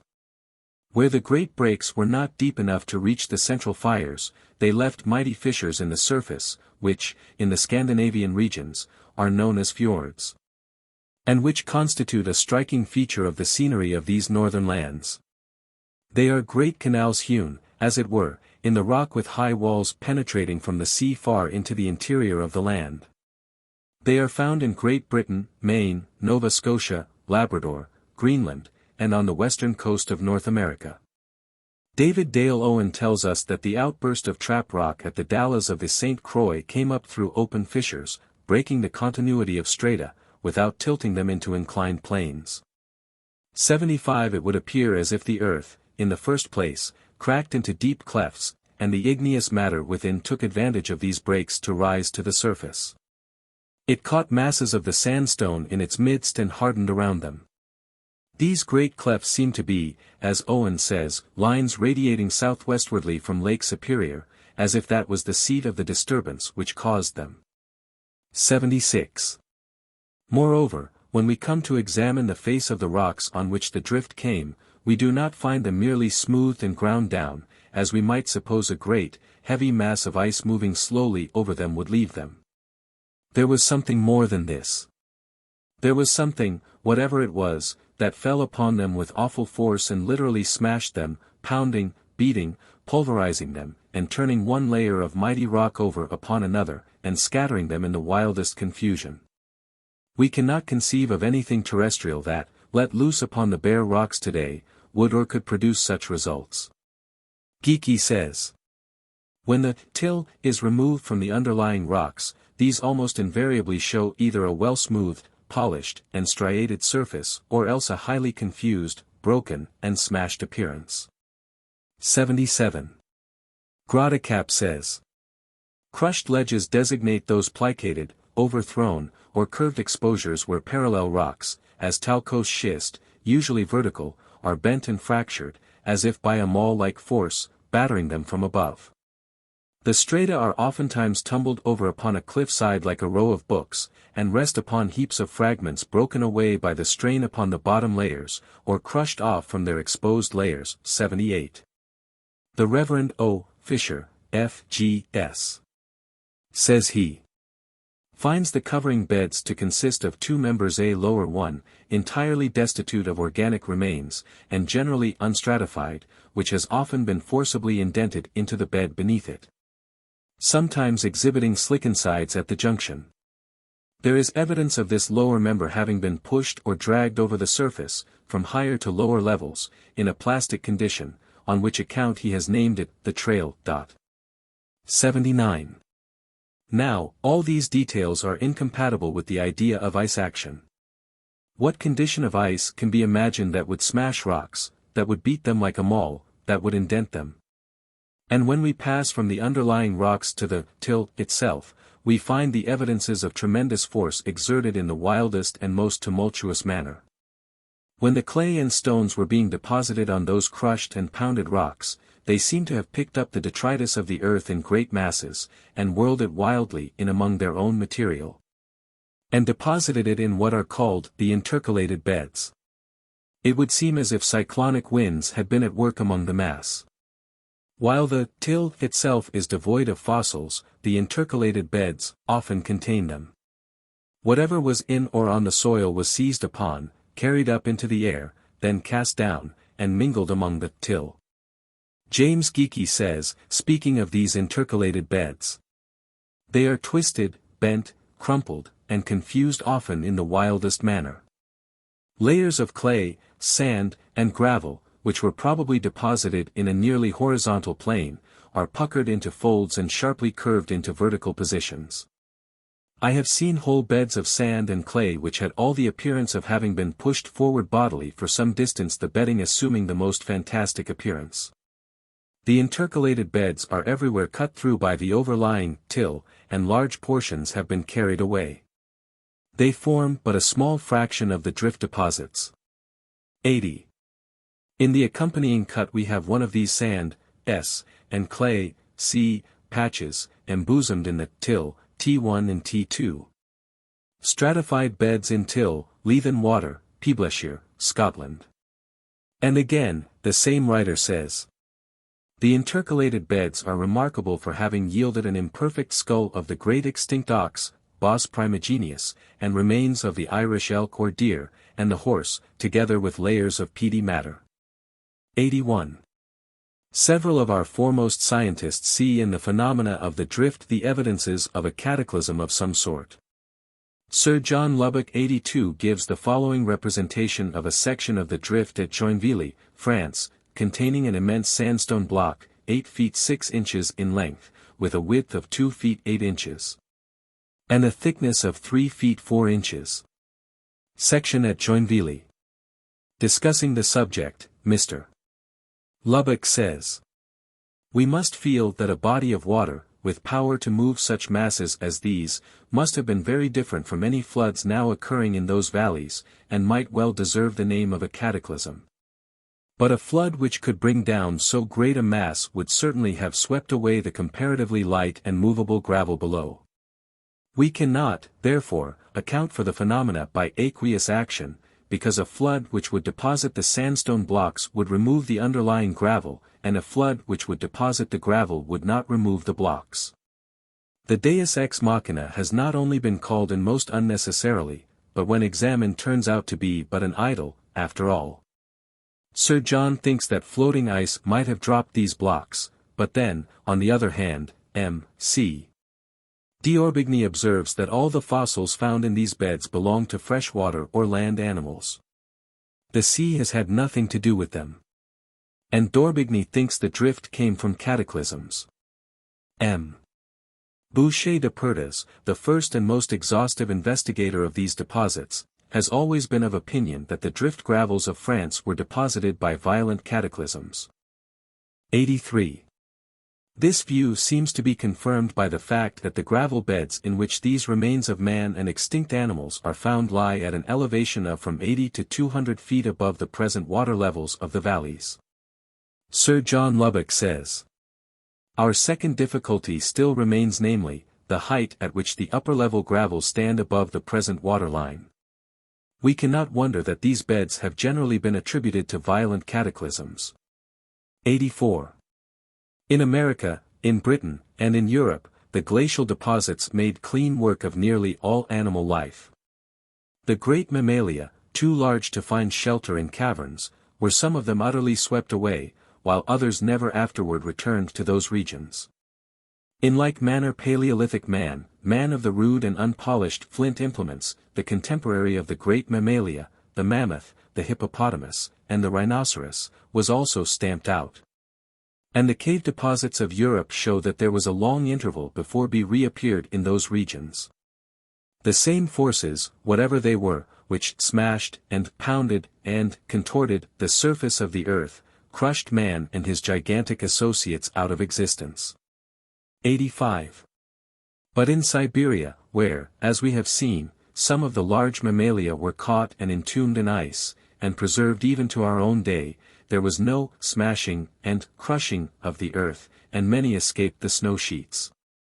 And their posterity survived in that region for long ages after the glacial period, and are supposed only to have disappeared in quite recent times. In fact, within the last 2 or 3 years a Russian exile declared that he had seen a group of living mammoths in a wild valley in a remote portion of that wilderness. These, then, good reader, to recapitulate, are points that seem to be established. The drift marked a world-convulsing catastrophe. It was a gigantic and terrible event. It was something quite out of the ordinary course of nature's operations. 2. It was sudden and overwhelming. 3. It fell upon land areas, much like our own in geographical conformation, a forest-covered, inhabited land, a glorious land, basking in perpetual summer, in the midst of a golden age. Let us go a step further. Chapter 8. Great Heat, a Prerequisite. Now, it will be observed that the principal theories assigned for the drift go upon the hypothesis that it was produced by extraordinary masses of ice as icebergs, ice as glaciers, or ice in continental sheets. The scientists admit that immediately preceding this glacial age the climate was mild and equable, and these great formations of ice did not exist. But none of them pretend to say how the ice came or what caused it. Even Agassiz, the great apostle of the ice origin of drift, is forced to confess. We have, as yet, no clue to the source of this great and sudden change of climate. Various suggestions have been made, among others, that formerly the inclination of the Earth's axis was greater, or that a submersion of the continents under water might have produced a decided increase of cold. But none of these explanations are satisfactory, and science has yet to find any cause which accounts for all the phenomena connected with it. 86. Some have imagined that a change in the position of the Earth's axis of rotation, due to the elevation of extensive mountain tracts between the poles and the equator. might have caused a degree of cold sufficient to produce the phenomena of the drift. But Geeky says, it has been demonstrated that the protuberance of the Earth at the equator so vastly exceeds that of any possible elevation of mountain masses between the equator and the poles, that any slight changes which may have resulted from such geological causes could have had only an infinitesimal effect upon the general climate of the globe. 87. Let us reason together. The ice, say the glacialists, caused the drift. What caused the ice? Great rains and snows, they say, falling on the face of the land. Granted. What is rain in the first instance? Vapor, clouds. Whence are the clouds derived? From the waters of the earth, principally from the oceans. How is the water in the clouds transferred to the clouds from the seas? By evaporation. What is necessary to evaporation? Heat. Here, then, is the sequence. If there is no heat, there is no evaporation, no clouds, no rain, no ice, no drift. But, as the glacial age meant ice on a stupendous scale, then it must have been preceded by heat on a stupendous scale. Professor Tyndall asserts that the ancient glaciers indicate the action of heat as much as cold. He says, cold will not produce glaciers. You may have the bitterest northeast winds here in London throughout the winter without a single flake of snow. Cold must have the fitting object to operate upon, and this object, the aqueous vapor of the air, is the direct product of heat. Let us put this glacier question in another form. The latent heat of aqueous vapor, at the temperature of its production in the tropics, is about 1000 degrees Fahr, for the latent heat augments as the temperature of evaporation descends. A pound of water thus vaporized at the equator has absorbed 1000 times the quantity of heat which would raise a pound of the liquid 1 degree in temperature. It is perfectly manifest that by weakening the sun's action, either through a defect of emission or by the steeping of the entire solar system in space of a low temperature, we should be cutting off the glaciers at their source. 88. Mr. Krall says, heat, to produce evaporation, is just as essential to the accumulation of snow and ice as cold to produce condensation. 89. Sir John Lubbock says, paradoxical as it may appear, the primary cause of the glacial epoch may be, after all, an elevation of the temperature in the tropics, causing a greater amount of evaporation in the equatorial regions, and consequently a greater supply of the raw material of snow in the temperate regions during the winter months. 90. So necessary did it appear that heat must have come from some source to vaporize all this vast quantity of water, that one gentleman, Professor Franklin 91, suggested that the ocean must have been rendered hot by the internal fires of the earth. And thus the water was sent up in clouds to fall in ice and snow. But Sir John Lubbock disposes of this theory by showing that the fauna of the seas during the glacial period possessed an Arctic character. We cannot conceive of Greenland shells and fish and animals thriving in an ocean nearly at the boiling point. A writer in The Popular Science Monthly, 92, says, these evidences of vast accumulations of ice and snow on the borders of the Atlantic have led some theorists to suppose that the ice period was attended, if not in part caused, by a far more abundant evaporation from the surface of the Atlantic than takes place at present. And it has even been conjectured that submarine volcanoes in the tropics might have loaded the atmosphere with an unusual amount of moisture. This speculation seems to me, however, both improbable and superfluous. Improbable, because no traces of any such cataclysm have been discovered, and it is more than doubtful whether the generation of steam in the tropics, however large the quantity, would produce glaciation of the polar regions. The ascent of steam and heated air loaded with vapor to the altitude of refrigeration would, as it seems to me, result in the rapid radiation of the heat into space, and the local precipitation of unusual quantities of rain. And the effect of such a catastrophe would be slowly propagated and feebly felt in the Arctic and Antarctic regions. When we consider the magnitude of the ice sheets which, it is claimed by the glacialists, covered the continents during the drift age, It becomes evident that a vast proportion of the waters of the ocean must have been evaporated and carried into the air, and thence cast down as snow and rain. Mr. Thomas Belt, in a recent number of the Quarterly Journal of Science, argues that the formation of ice sheets at the poles must have lowered the level of the oceans of the world 2,000 feet. The mathematician can figure it out for himself. Take the area of the continents down to, say, latitude 40 degrees, on both sides of the equator. Suppose this area to be covered by an ice sheet averaging, say, 2 miles in thickness. Reduce this mass of ice to cubic feet of water, and estimate what proportion of the ocean would be required to be vaporized to create it. Calculate it upon any basis, and it follows that the level of the ocean must have been greatly lowered. What a vast, inconceivable accession of heat to our atmosphere was necessary to lift this gigantic layer of ocean water out of its bed and into the clouds. The ice, then, was not the cause of the cataclysm. It was simply one of the secondary consequences. We must look, then, behind the Ice Age for some cause that would prodigiously increase the heat of our atmosphere, and, when we have found that, we shall have discovered the cause of the drift deposits as well as of the ice. The solution of the whole stupendous problem is, therefore, heat, not cold. Part 2. The Comet. Chapter 1. A comet caused the drift. Now, good reader, we have reasoned together up to this point. To be sure, I have done most of the talking, while you have indulged in what the Rev. Sidney Smith called, speaking of Lord Macaulay, brilliant flashes of silence. But I trust we agree thus far that neither water nor ice caused the drift. Water and ice were doubtless associated with it, but neither produced it. What, now, are the elements of the problem to be solved?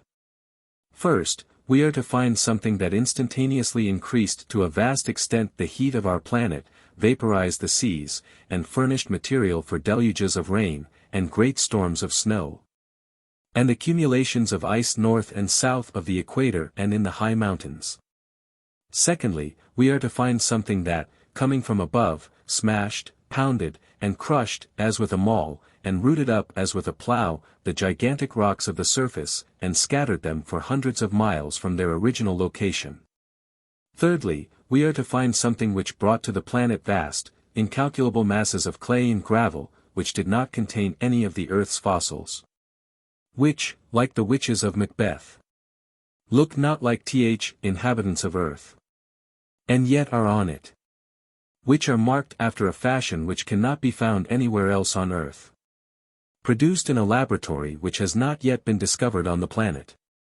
Fourthly, we are to find something that would produce cyclonic convulsions upon a scale for which the ordinary operations of nature furnish us no parallel.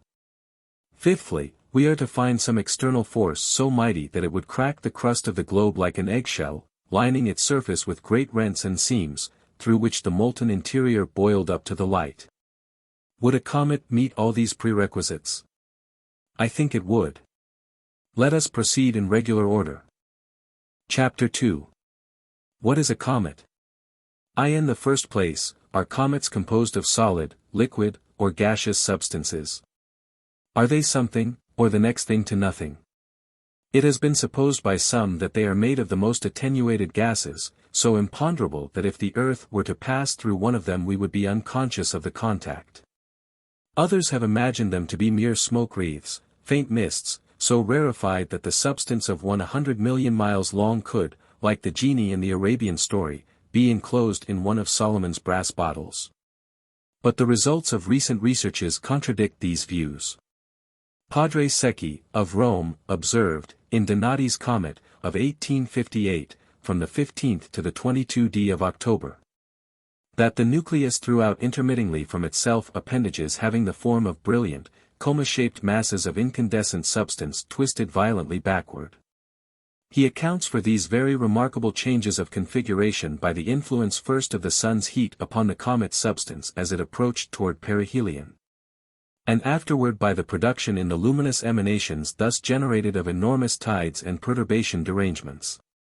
Some of the most conspicuous of these luminous developments occurred on October 11, when the comet was at its nearest approach to the Earth, and on October 17, when it was nearest to the planet Venus. He has no doubt that the close neighborhood of the Earth and Venus at those times was the effective cause of the sudden changes of aspect. And that those changes of aspect may be accepted as proof that the comet's substance consists of really ponderable material. Mr. Lockyer used the spectroscope to analyze the light of Coggia's comet, and he established beyond question that some of the rays of the comet were sent either from solid particles, or from vapor in a state of very high condensation. And also that beyond doubt other portions of the comet's light issue from the vapor shining by its own inherent light. The light coming from the more dense constituents, and therefore giving a continuous colored spectrum, was, however, deficient in blue rays, and was most probably emitted by material substance at the low red and yellow stages of incandescence. Padre Secchi, at Rome, believed he saw in the comet, carbon, or an oxide of carbon, as the source of the bright luminous bands, and the Abbé Moigno asks whether this comet may not be, after all, ungigantesque diamant volatilise. Whatever may be the answer hereafter given to that question, the verdict of the spectroscope is clearly to the effect that the comet is made up of a commingling of thin vapor and of denser particles, either compressed into the condition of solidification, or into some physical state approaching to that condition, and is therefore entirely in accordance with the notion formed on other grounds that the nucleus of the comet is a cluster of solid nodules or granules, and that the luminous coma and tail are jets and jackets of vapor, associated with the more dense ingredients, and swaying and streaming about them as heat and gravity, acting antagonistic ways, determine. 93. If the comet shines by reflected light, it is pretty good evidence that there must be some material substance there to reflect the light. A considerable portion of the light of the comet is, nevertheless, borrowed from the sun, for it has one property belonging to it that only reflected light can manifest. It is capable of being polarized by prisms of double refracting spar. Polarization of this character is only possible when the light that is operated upon has already been reflected from an imperfectly transparent medium. 94. There is considerable difference of opinion as to whether the bead of the comet is solid matter or inflammable gas. There is nearly always a point of superior brilliancy perceptible in the comet's head, which is termed its nucleus, and it is necessarily a matter of pressing interest to determine what this bright nucleus is. Whether it is really a kernel of hard, solid substance, or merely a whiff of somewhat more condensed vapor.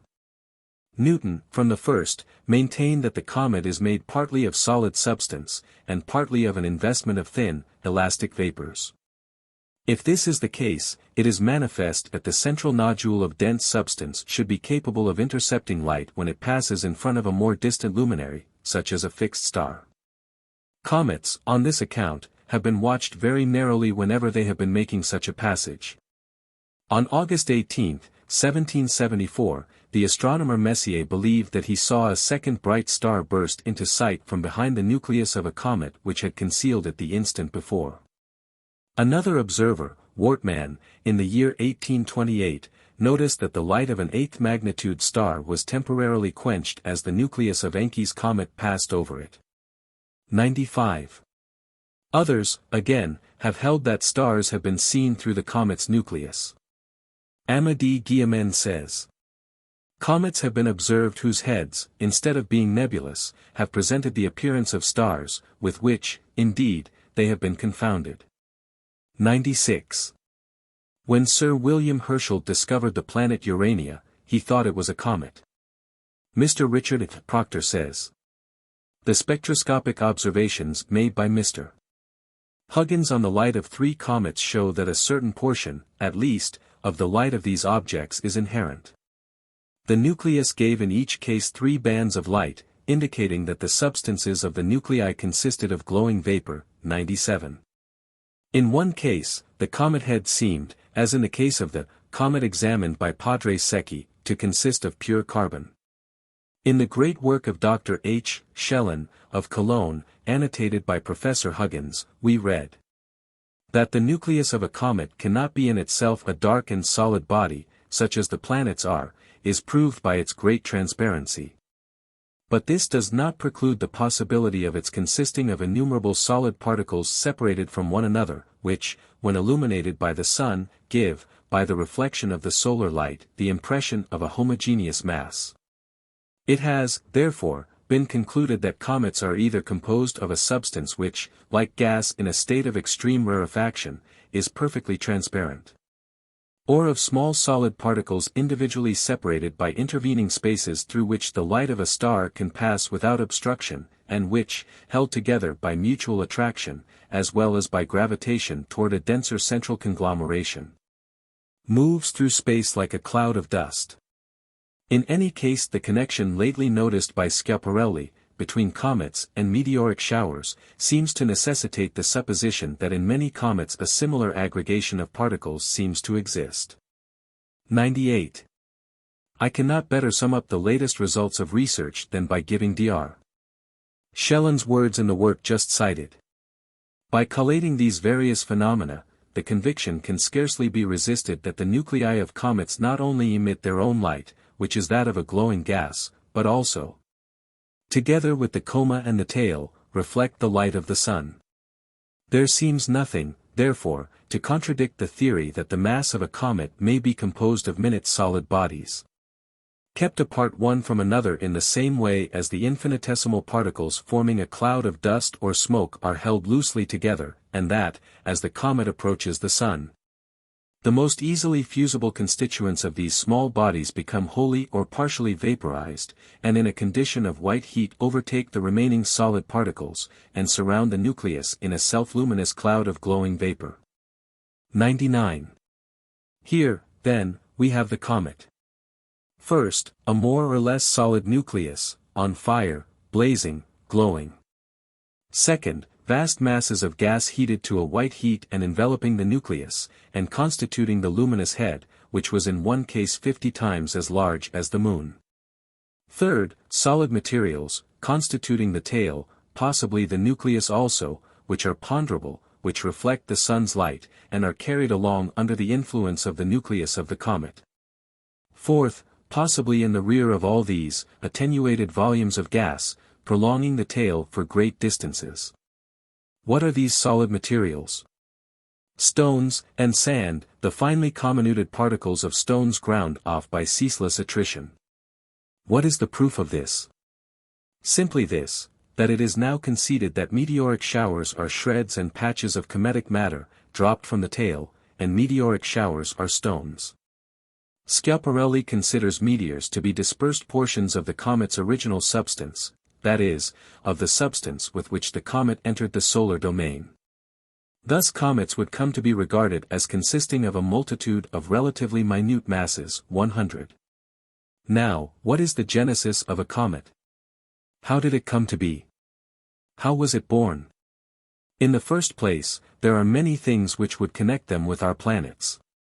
They belong to the solar system, they revolve around the sun. Says Amédée Guillemin. Comets form a part of our solar system.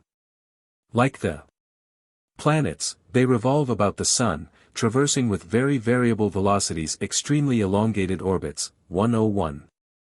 We shall see reason to believe that they contain the same kinds of substances of which the planets are composed.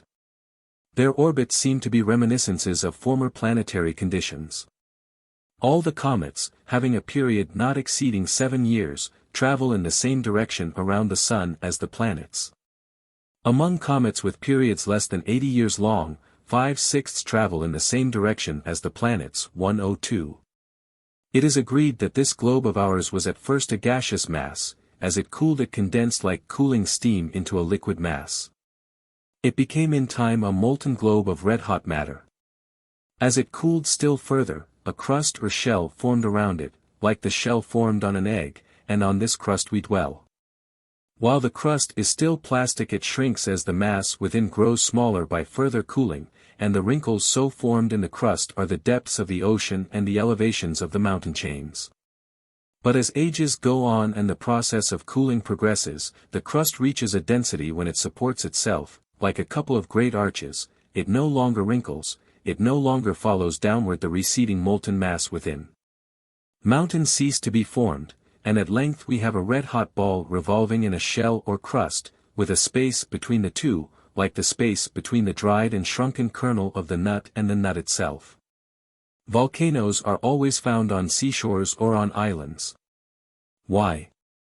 Through breaks in the earth the seawater finds its way occasionally down upon the breast of the molten mass, it is at once converted into gas, steam. And as it expands it blows itself out through the escape pipe of the volcano. Precisely as the gas formed by the gunpowder coming in contact with the fire of the percussion cap, drives the ball out before it through the same passage by which it had entered. Hence, someone has said, no water, no volcano. While the amount of water which so enters is small because of the smallness of the cavity between the shell of the earth and the molten globe within, this process is carried on upon a comparatively small scale, and is a safe one for the earth. But suppose the process of cooling to go on uninterruptedly until a vast space exists between the crust and the core of the earth, and that some day a convulsion of the surface creates a great chasm in the crust. And the ocean rushes in and fills up part of the cavity.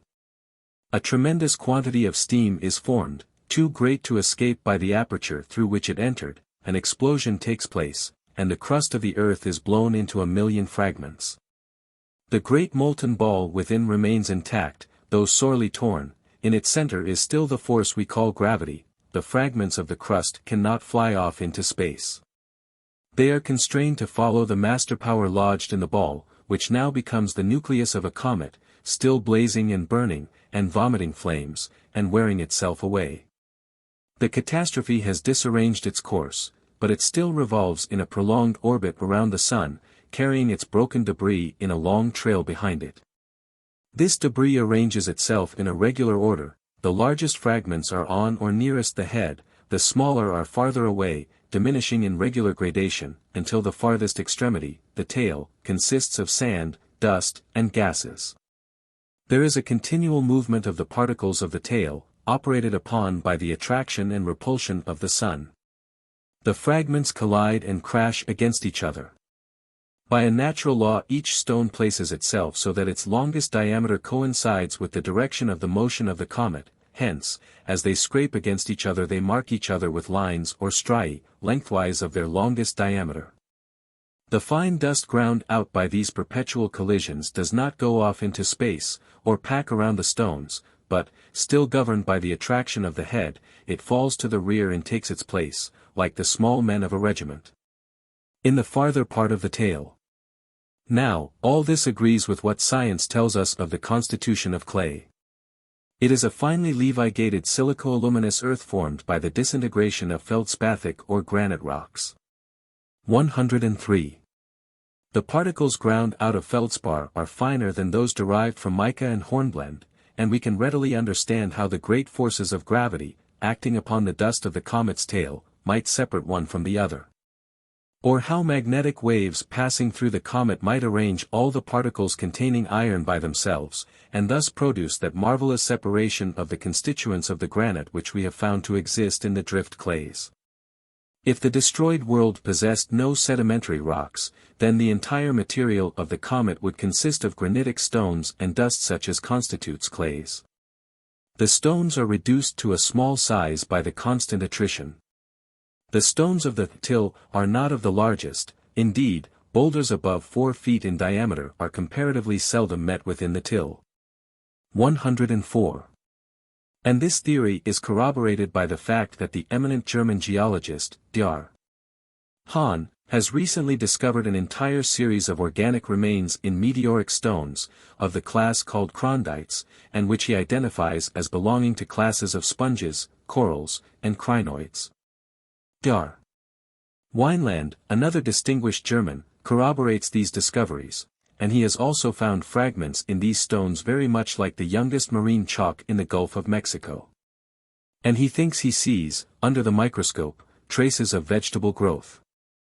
Francis Burgham says, this entire extraterrestrial fauna hitherto discovered, which already comprises about 50 different species, and which originates from different meteoric falls, even from some during the last century, conveys the impression that it doubtlessly once formed part of a single extraterrestrial celestial body with a unique creation, which in bygone ages seems to have been overtaken by a grand catastrophe, during which it was broken up into fragments. 105. When we remember that meteors are now generally believed to be the droppings of comets, we come very near to proof of the supposition that comets are the debris of exploded planets.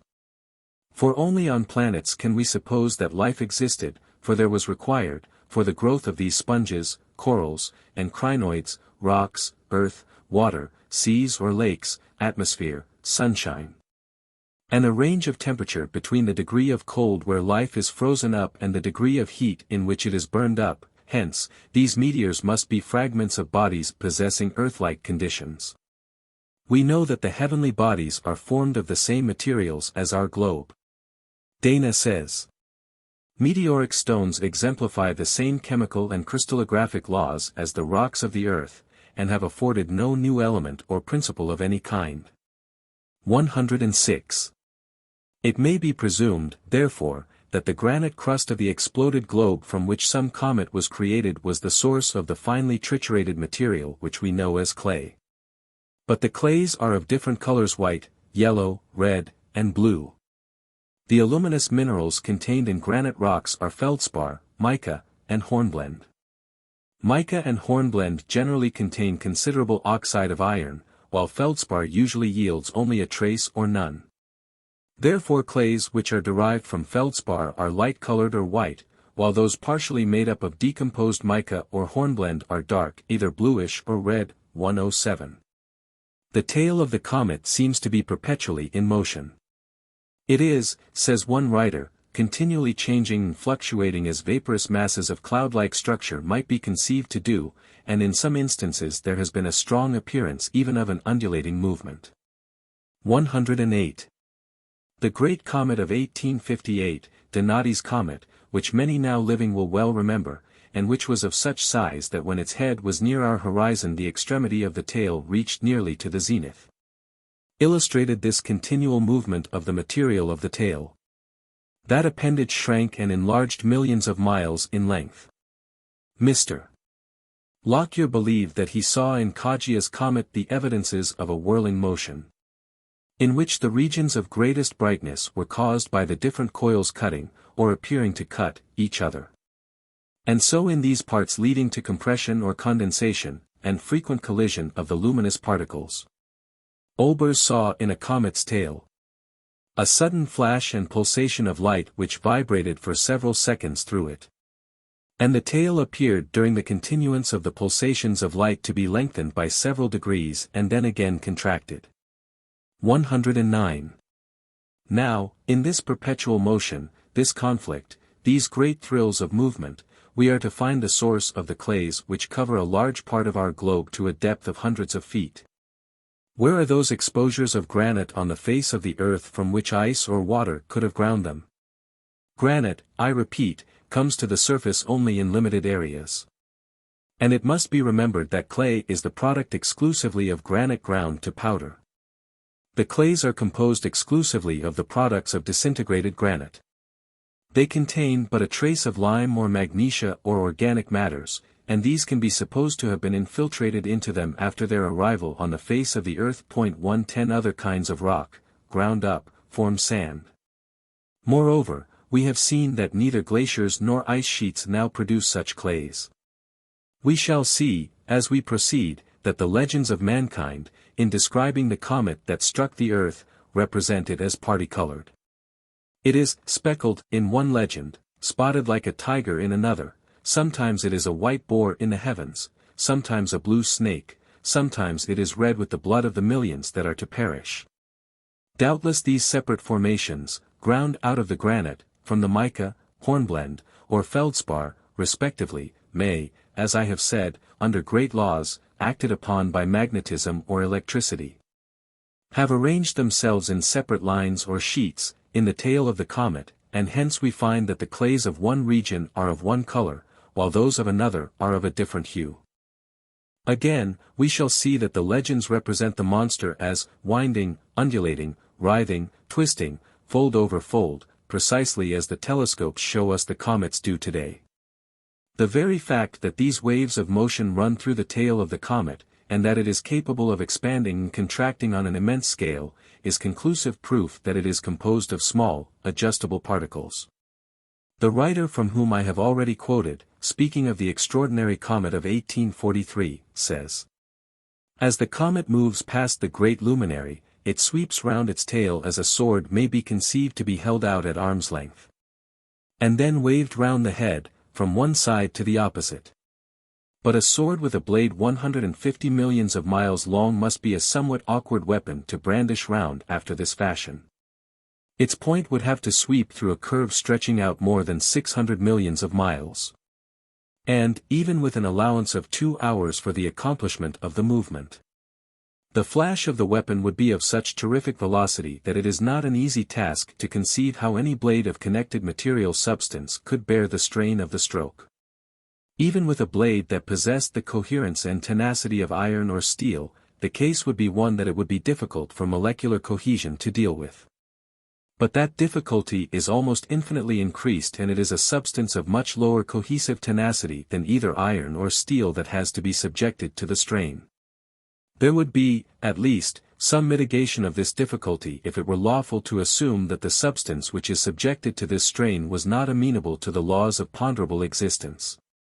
If there were room for the notion that comets and their tails, which have to be brandished in such a stupendous fashion, were sky specters, immaterial phantoms, unreal visions of that negative shadow kind which has been alluded to. This, however, unfortunately, is not a permissible alternative in the circumstances of the case. The great underlying and indispensable fact that the comet comes rushing up toward the sun out of space, and then shoots round that great center of attraction by the force of its own acquired and ever-increasing impetuosity. The fact that it is obedient through this course to the law of elliptical, or, to speak more exactly, of conic section, movement, permits of no doubt as to the condition of materiality. The comet is obviously drawn by the influence of the sun's mass, and is subservient to that all-pervading law of sympathetic gravitation that is the sustaining bond of the material universe. It is ponderable substance beyond all question, and held by that chain of physical connection which it was the glory of Newton to discover. If the comet were not a material and ponderable substance, it would not gravitate round the sun. And it would not move with increasing velocity as it neared the mighty mass until it had gathered the energy for its own escape in the enhanced and quickened momentum. In the first instance, the ready obedience to the attraction, and then the overshooting of the spot from which it is exerted, combine to establish the comet's right to stand ranked at least among the ponderable bodies of space. 111. And it is to the comet we must look for the source of a great part of those vast deposits of gravel which go to constitute the drift. They have been usually attributed to the action of waves. But the mechanical work of the ocean is mostly confined to its shores and soundings, where alone material exists in quantity within reach of the waves and currents. 112. The eroding action is greatest for a short distance above the height of half-tide, and, except in violent storms, it is almost null below low tide. 113. But if any one will examine a sea beach, he will see, not a vast mass of pebbles perpetually rolling and grinding each other, but an expanse of sand. And this is to be expected. For as soon as a part of the pebbles is, by the attrition of the waves, reduced to sand, the sand packs around the stones and arrests their further waste. To form such a mass of gravel as is found in the drift, we must conceive of some way whereby, as soon as the sand is formed, it is removed from the stones while the work of attrition goes on. This process we can conceive of in a comet, if the finer detritus is constantly carried back and arranged in the order of the size of its particles. To illustrate my meaning, let one place any hard substance, consisting of large fragments, in a mortar, and proceed to reduce it with a pestle to a fine powder. The work proceeds rapidly at first, until a portion of the material is triturated. You then find that the pulverized part has packed around and protected the larger fragments, and the work is brought to a standstill. You have to remove the finer material if you would crush the pieces that remain. The sea does not separate the sand from the gravel, it places all together at elevations where the waves cannot reach them. Waves or shallow soundings have some transporting power. And, as they always move toward the land, their action is landward. They thus beat back, little by little, any detritus in the waters, preventing that loss to continents or islands which would take place if it were carried out to sea. 114. The pebbles and gravel are soon driven by the waves up the shore, and beyond the reach of further wear. 115 And the rivers carry only silt to the ocean. 116. The brooks and rivers produce much more gravel than the seashore. The detritus brought down by rivers is vastly greater in quantity than the stones, sand, or clay produced by the wear of the coasts. 117. But it would be absurd to suppose that the beds of rivers could have furnished the immeasurable volumes of gravel found over a great part of the world in the drift deposits. And the drift gravel is different from the gravel of the sea or rivers. Geeky says, speaking of the till, there is something very peculiar about the shape of the stones. They are neither round and oval, like the pebbles in river gravel, or the shingle of the seashore, nor are they sharply angular like newly fallen debris at the base of a cliff, although they more closely resemble the latter than the former. They are, indeed, angular in shape, but the sharp corners and edges have invariably been smoothed away. Their shape, as will be seen, is by no means their most striking peculiarity. Each is smooth, polished, and covered with striae or scratches, some of which are delicate as the lines traced by an etching needle, others deep and harsh as the scores made by the plough upon a rock. And, what is worthy of note, most of the scratches, coarse and fine together, seem to run parallel to the longer diameter of the stones, which, however, are scratched in many other directions as well. 118. Let me again summarize. I. Comets consist of a blazing nucleus and a mass of ponderable, separated matter, such as stones, gravel, clay dust, and gas. 2. The nucleus gives out great heat and masses of burning gas. 3. Luminous gases surround the nucleus. 4. The drift clays are the result of the grinding up of granitic rocks. No such deposits, of anything like equal magnitude, could have been formed on the earth. 6. No such clays are now being formed under glaciers or Arctic ice sheets. 7.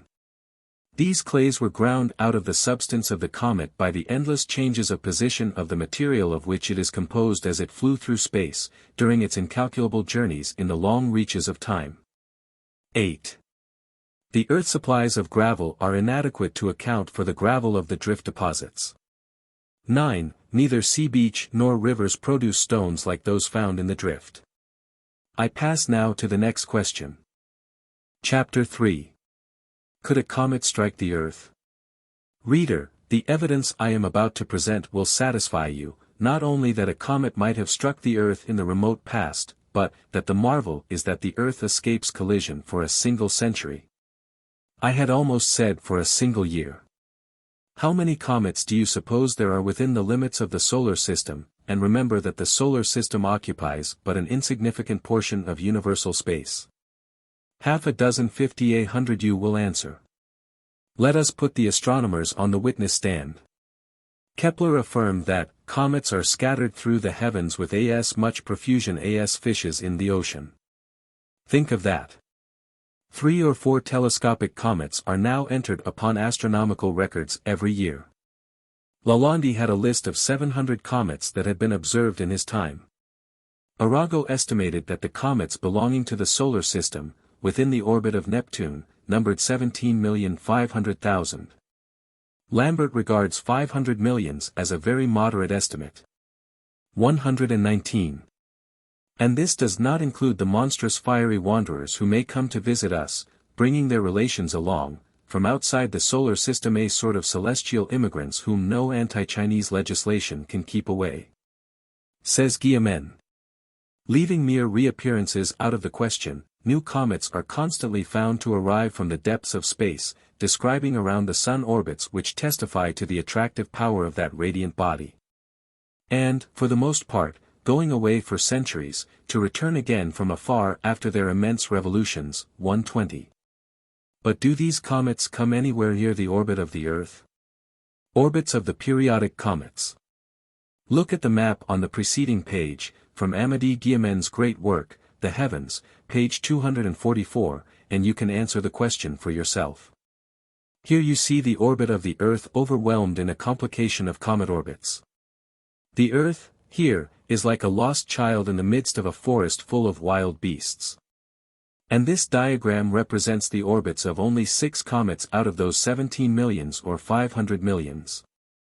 It is a celestial game of 10 pins, with the solar system for a bowling alley, and the Earth waiting for a 10-strike.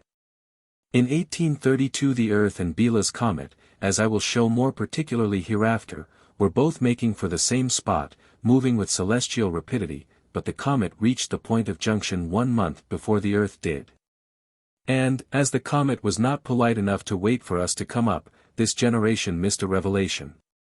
In the year 1779 Lexell's comet approached so near to the Earth that it would have increased the length of the sidereal year by 3 hours if its mass had been equal to the Earth's, 121. And this same comet did strike our fellow planet, Jupiter.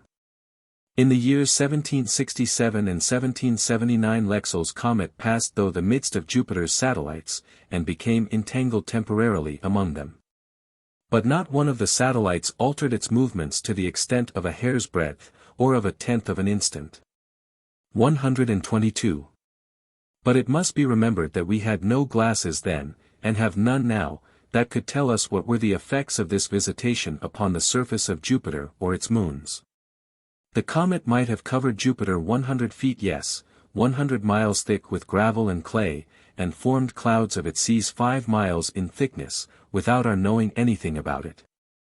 Even our best telescopes can only perceive on the moon's surface, which is, comparatively speaking, but a few miles distant from us, objects of very great size, while Jupiter is 1,600 times farther away from us than the moon. But it is known that Lexell's comet was very much demoralized by Jupiter. It first came within the influence of that planet in 1767. It lost its original orbit, and went bobbing around Jupiter until 1779, when it became entangled with Jupiter's moons, and then it lost its orbit again, and was whisked off into infinite space, never more, perhaps, to be seen by human eyes. Is it not reasonable to suppose that an event which thus demoralized the comet may have caused it to cast down a considerable part of its material on the face of Jupiter? Encke's comet revolves around the Sun in the short period of 1205 days, and, strange to say, the period of its revolution is constantly diminishing. So that, if this progressive diminution always follows the same rate, the time when the comet, continually describing a spiral, will be plunged into the incandescent mass of the Sun can be calculated. 123. The comet of 1874, first seen by Coggia, at Marseilles, and called by his name, came between the Earth and the Sun, and approached within 60,000 miles of the flaming surface of the Sun. It traveled through this fierce blaze at the rate of 366 miles per second. 366 miles per second. When a railroad train moves at the rate of a mile per minute, we regard it as extraordinary speed. But 366 miles per second. The mind fails to grasp it. When this comet was seen by Sir John Herschel, after it had made its grand sweep around the Sun, it was not more than 6 times the breadth of the Sun's face away from the Sun. And it had come careering through infinite space with awful velocity to this close approximation to our great luminary. And remember that these comets are no animalculae. They are monsters that would reach from the Sun to the Earth. And when we say that they come so close to the Sun as in the above instances, it means peril to the Earth by direct contact. To say nothing of the results to our planet by the increased combustion of the run, and the increased heat on Earth should one of them fall upon the Sun. We have seen, in the last chapter, that the great comet of 1843 possessed a tail 150 million miles long, that is, it would reach from the Sun to the Earth, and have over 50 million miles of tail to spare. And it swept this gigantic appendage around in 2 hours, describing the area of a circle 600 million miles long. The mind fails to grasp these figures. Solar space is hardly large enough for such gyrations. And it must be remembered that this enormous creature actually grazed the surface of the Sun. And it is supposed that this monster of 1843, which was first seen in 1668, returned, and was seen in the southern hemisphere in 1880, that is to say, it came back in 37 years instead of 175 years. Whereupon Mr. Proctor remarked, "If already the comet experiences such resistance in passing through the corona when at its nearest to the Sun that its period undergoes a marked diminution, the effect must of necessity be increased at each return. And after only a few, possibly 1 or 2, circuits, the comet will be absorbed by the Sun." On October 10, 1880, Lewis Swift, of Rochester, New York, discovered a comet which has proved to be of peculiar interest. From its first discovery it has presented no brilliancy of appearance, for, during its period of visibility, a telescope of considerable power was necessary to observe it. Since this comet, when in close proximity to the Earth, was very faint indeed, its dimensions must be quite moderate. The illustration on page 88 gives the orbit of the Earth and the orbit of this comet, and shows how closely they approached each other. When at its nearest, the comet was only distant from the Earth 0.13 of the distance of the Earth from the Sun. It comes back in 11 years, or in 1891. On the 22d of June, 1881, a comet of great brilliancy flashed suddenly into view. It was unexpected, and advanced with tremendous rapidity. The illustration on page 89 will show how its flight intersected the orbit of the Earth. At its nearest point, June 19, it was distant from the Earth only 0.28 of the distance of the Sun from the Earth. Now, it is to be remembered that great attention has been paid during the past few years to searching for comets, and some of the results are here given. As many as 5 were discovered during the year 1881. But not a few of the greatest of these strange orbs require thousands of years to complete their orbits. The period of the comet of July, 1844, has been estimated at not less than 100,000 years. Some of those that have flashed into sight recently have been comparatively small, and their contact with the Earth might produce but trifling results. Others, again, are constructed on an extraordinary scale. But even the largest of these may be but children compared with the monsters that wander through space on orbits that penetrate the remotest regions of the solar system, and even beyond it. When we consider the millions of comets around us, and when we remember how near some of these have come to us during the last few years, who will undertake to say that during the last 30,000, 50,000, or 100,000 years, one of these erratic luminaries, with blazing front and train of debris, may not have come in collision with the Earth? Chapter 4. The Consequences to the Earth. I end this chapter 1 shall try to show what effect the contact of a comet must have had upon the Earth and its inhabitants. I shall ask the reader to follow the argument closely first, that he may see whether any part of the theory is inconsistent with the well-established principles of natural philosophy. And, secondly, that he may bear the several steps in his memory, as he will find, as we proceed, that every detail of the mighty catastrophe has been preserved in the legends of mankind. And precisely in the order in which reason tells us they must have occurred. In the first place, it is, of course, impossible at this time to say precisely how the contact took place. Whether the head of the comet fell into or approached close to the Sun, like the comet of 1843, and then swung its mighty tail, hundreds of millions of miles in length, moving at a rate almost equal to the velocity of light, around through a great R, and swept past the Earth.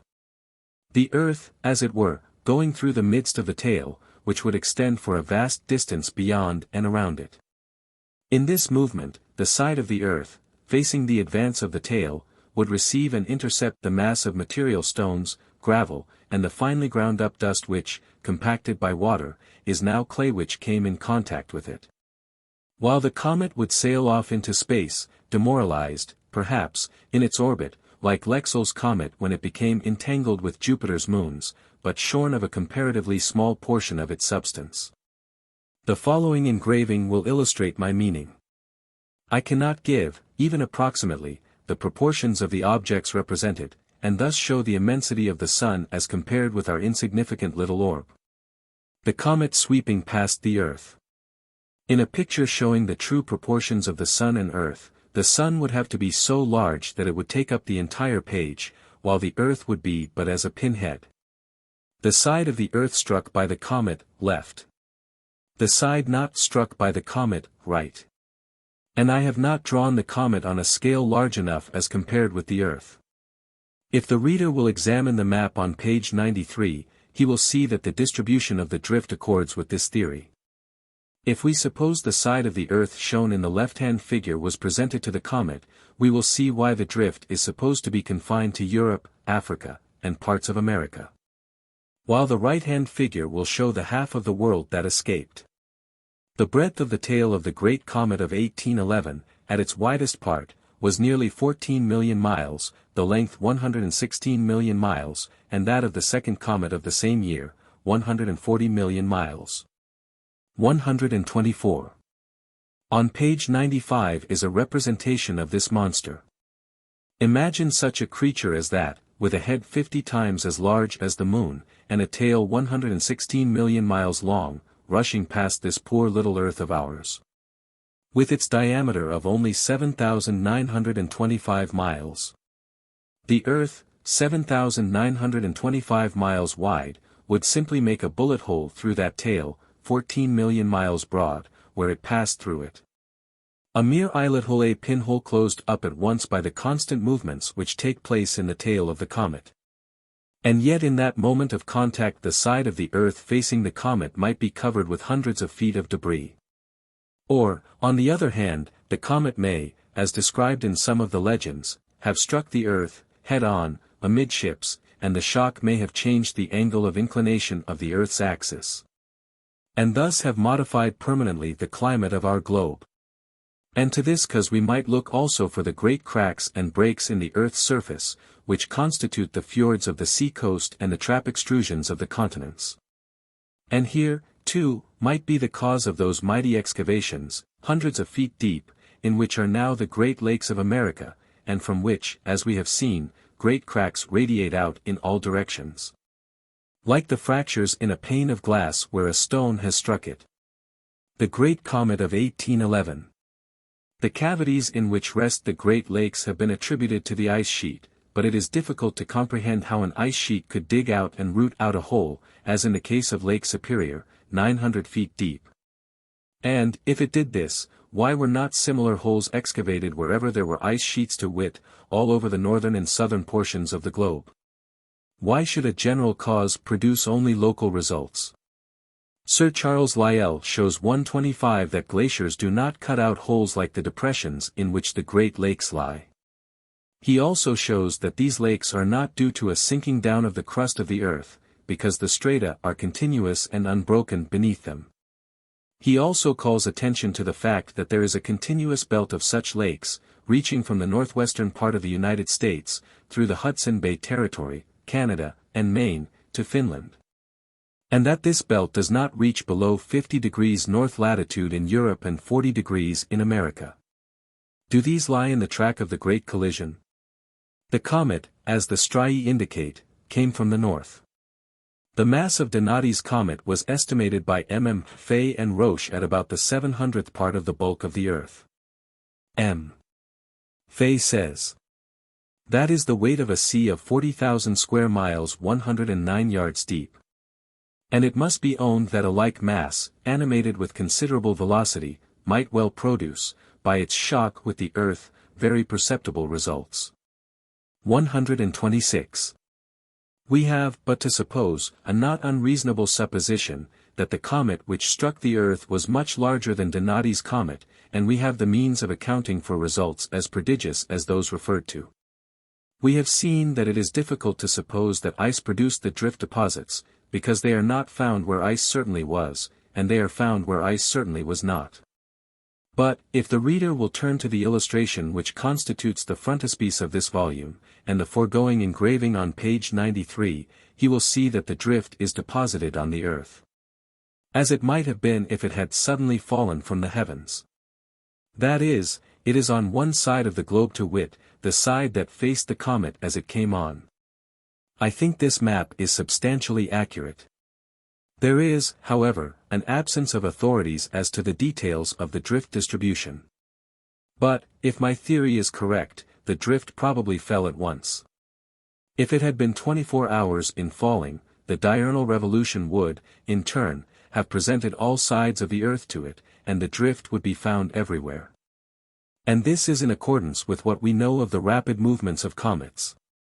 They travel, as I have shown, at the rate of 366 miles per second. This is equal to 21,600 miles per minute, and 1,296,000 miles per hour. And this accords with what we know of the deposition of the drift. It came with terrific force. It smashed the rocks, it tore them up, it rolled them over on one another, it drove its material into the underlying rocks, it indented it into them, says one authority, already quoted. It was accompanied by inconceivable winds, the hurricanes and cyclones spoken of in many of the legends. Hence we find the loose material of the original surface gathered up and carried into the drift material proper. Hence the drift is whirled about in the wildest confusion. Hence it fell on the earth like a great snowstorm driven by the wind. It drifted into all hollows, it was not so thick on, or it was entirely absent from, the tops of hills. It formed tails, precisely as snow does, on the leeward side of all obstructions. Glacier ice is slow and plastic, and folds around such impediments, and wears them away, the wind does not. Compare the following representation of a well-known feature of the drift, called crag and tail, taken from Geeky's work 127 with the drifts formed by snow on the leeward side of fences or houses. The material runs in streaks, just as if blown by violent winds. Crag and tail, c, crag, t, till. When cut through by rivers, or denuded by the action of the sea, ridges of boulders are often seen to be enclosed within it. Although destitute of stratification, horizontal lines are found, indicating differences in texture and color. 128. Geeky, describing the boulder clay, says, "It seems to have come from regions whence it is barred to see how they could have been borne by glaciers. As a rule it is quite unstratified, but traces of bedding are not uncommon. Sometimes it contains worn fossils, and fragments of shells, broken, crushed, and striated, sometimes it contains bands of stones arranged in lines. In short, it appears as if it were gusts and great whirls of the same material as the till, lifted up by the cyclones and mingled with blocks, rocks, bones, sands, fossils, earth, peat, and other matters. Picked up with terrible force from the face of the earth and poured down pell-mell on top of the first deposit of true till. In England 94% of these stones found in this boulder clay are stranger stones, that is to say, they do not belong to the drainage area in which they are found, but must have been carried there from great distances. But how about the markings, the striae, on the face of the surface rocks below the drift? The answer is plain. Debris, moving at the rate of 1,000,000 miles an hour, would produce just such markings. Dana says, "The sands carried by the winds when passing over rocks sometimes wear them smooth, or cover them with scratches and furrows, as observed by W. P. Blake on granite rocks at the pass of San Bernardino, in California. Even quartz was polished and garnets were left projecting upon pedestals of feldspar. Limestone was so much worn as to look as if the surface had been removed by solution. Similar effects have been observed by Winchell in the Grand Traverse region, Michigan. Glass in the windows of houses on Cape Cod sometimes has holes worn through it by the same means. The hint from nature has led to the use of sand, driven by a blast, with or without steam, for cutting and engraving glass, and even for cutting and carving granite and other hard rocks." 129. Grotecap describes the rock underneath the till as polished and oftentimes lustrous. 130. But, it may be said, if it be true that debris, driven by a terrible force, could have scratched and dented the rocks, could it have made long, continuous lines and grooves upon them? But the fact is, the striae on the face of the rocks covered by the drift are not continuous. They do not indicate a steady and constant pressure, such as would result where a mountainous mass of ice had caught a rock and held it, as it were, in its mighty hand, and, thus holding it steadily, had scored the rocks with it as it moved forward. The groove is of irregular depth, its floor rising and falling, as though hitches had occurred when it was first planed, the great chisel meeting resistance, or being thrown up at points along its path. 131. What other results would follow at once from contact with the comet? We have seen that, to produce the phenomena of the glacial age, it was absolutely necessary that it must have been preceded by a period of heat, great enough to vaporize all the streams and lakes in a large part of the ocean. And we have seen that no mere ice hypothesis gives us any clue to the cause of this. Would the comet furnish us with such heat? Let me call another witness to the stand. In the great work of Amédée Guillaumin, already cited, we read. On the other hand, it seems proved that the light of the comets is, in part, at least, borrowed from the sun. But may they not also possess a light of their own? And, on this last hypothesis, is this brightness owing to a kind of phosphorescence, or to the state of incandescence of the nucleus? Truly, if the nuclei of comets be incandescent, the smallness of their mass would eliminate from the danger of their contact with the Earth only one element of destruction. The temperature of the terrestrial atmosphere would be raised to an elevation inimical to the existence of organized beings. And we should only escape the danger of a mechanical shock, to run into a not less frightful one of being calcined in a many days' passage through an immense furnace. 132.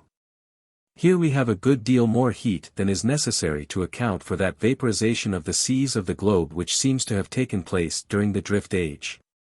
But similar effects might be produced, in another way, even though the heat of the comet itself was inconsiderable.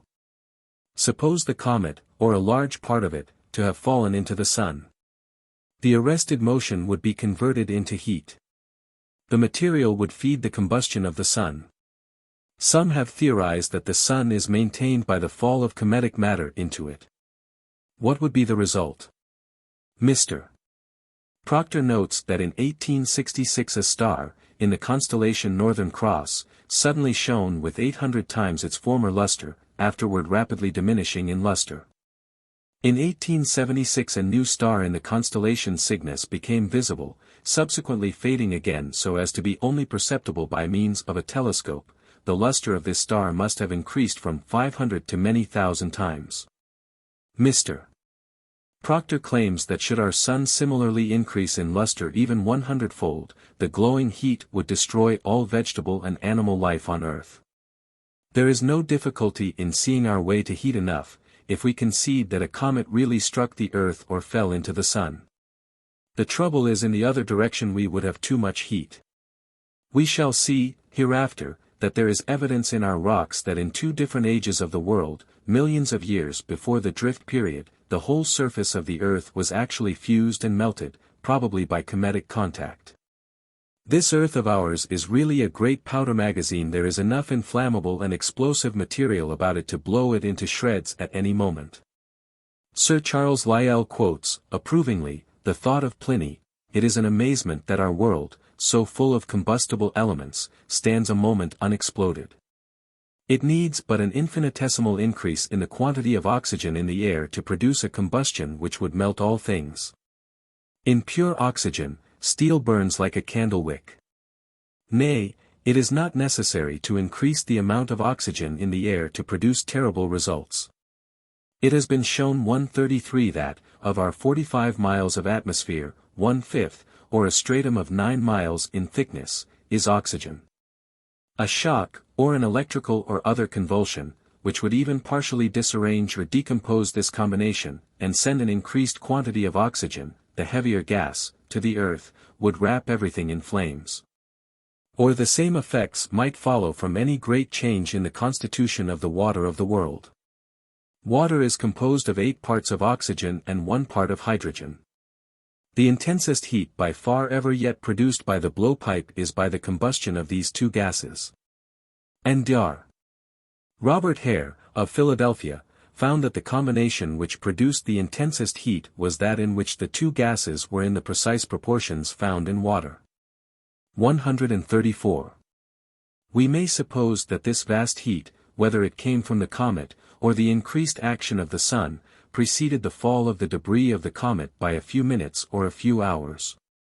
We have seen the surface rocks described as lustrous. The heat may not have been great enough to melt them, it may merely have softened them, but when the mixture of clay, gravel, striated rocks, and earth sweepings fell and rested on them, they were at once hardened and almost baked. And thus we can account for the fact that the till, which lies next to the rocks, is so hard and tough, compared with the rest of the drift, that it is impossible to blast it, and exceedingly difficult even to pick it to pieces. It is more feared by workmen and contractors than any of the true rocks. Professor Hart shows that there is evidence that some cause, prior to but closely connected with the drift, did decompose the surface rocks underneath the drift to great depths, changing their chemical composition and appearance. Professor Hart says, in Brazil, and in the United States in the vicinity of New York City, the surface rocks, under the drift, are decomposed from a depth of a few inches to that of 100 feet. The feldspar has been converted into slate, and the mica has parted with its iron, 135. Professor Hart tries to account for this metamorphosis by supposing it to have been produced by warm rains. But why should there be warm rains at this particular period? And why, if warm rains occurred in all ages, were not all the earlier rocks similarly changed while they were at the surface? Husser and Clares suppose this decomposition of the rocks to be due to nitric acid. But where did the nitric acid come from? In short, here is the proof of the presence on the earth, just before the drift struck it, of that conflagration which we shall find described in so many legends. And certainly the presence of ice could not decompose rocks 100 feet deep, and change their chemical constitution. Nothing but heat could do it. But we have seen that the comet is self-luminous, that is, it is in process of combustion. It emits great gushes and spouts of luminous gases, its nucleus is enveloped in a cloak of gases. What effect would these gases have upon our atmosphere? First, they would be destructive to animal life. But it does not follow that they would cover the whole earth. If they did, all life must have ceased. They may have fallen in places here and there, in great sheets or patches, and have caused, until they burned themselves out, the conflagrations which the traditions tell us accompanied the great disaster. Secondly, by adding increased proportions to some of the elements of our atmosphere, they may have helped to produce the marked difference between the pre-glacial and our present climate. What did these gases consist of?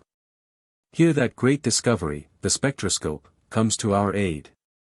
By it we are able to tell the elements that are being consumed in remote stars. By it we have learned that comets are in part self-luminous, and in part shine by the reflected light of the sun. By it we are even able to identify the very gases that are in a state of combustion in comets. In Schellen's great work 136 I find a cut, see next page, comparing the spectra of carbon with the light emitted by two comets observed in 1868, Winnick's comet and Brorson's comet. Here we see that the self-luminous parts of these comets burned with substantially the same spectrum as that emitted by burning carbon. The inference is irresistible that these comets were wrapped in great masses of carbon in a state of combustion. This is the conclusion reached by Dr. Schellen.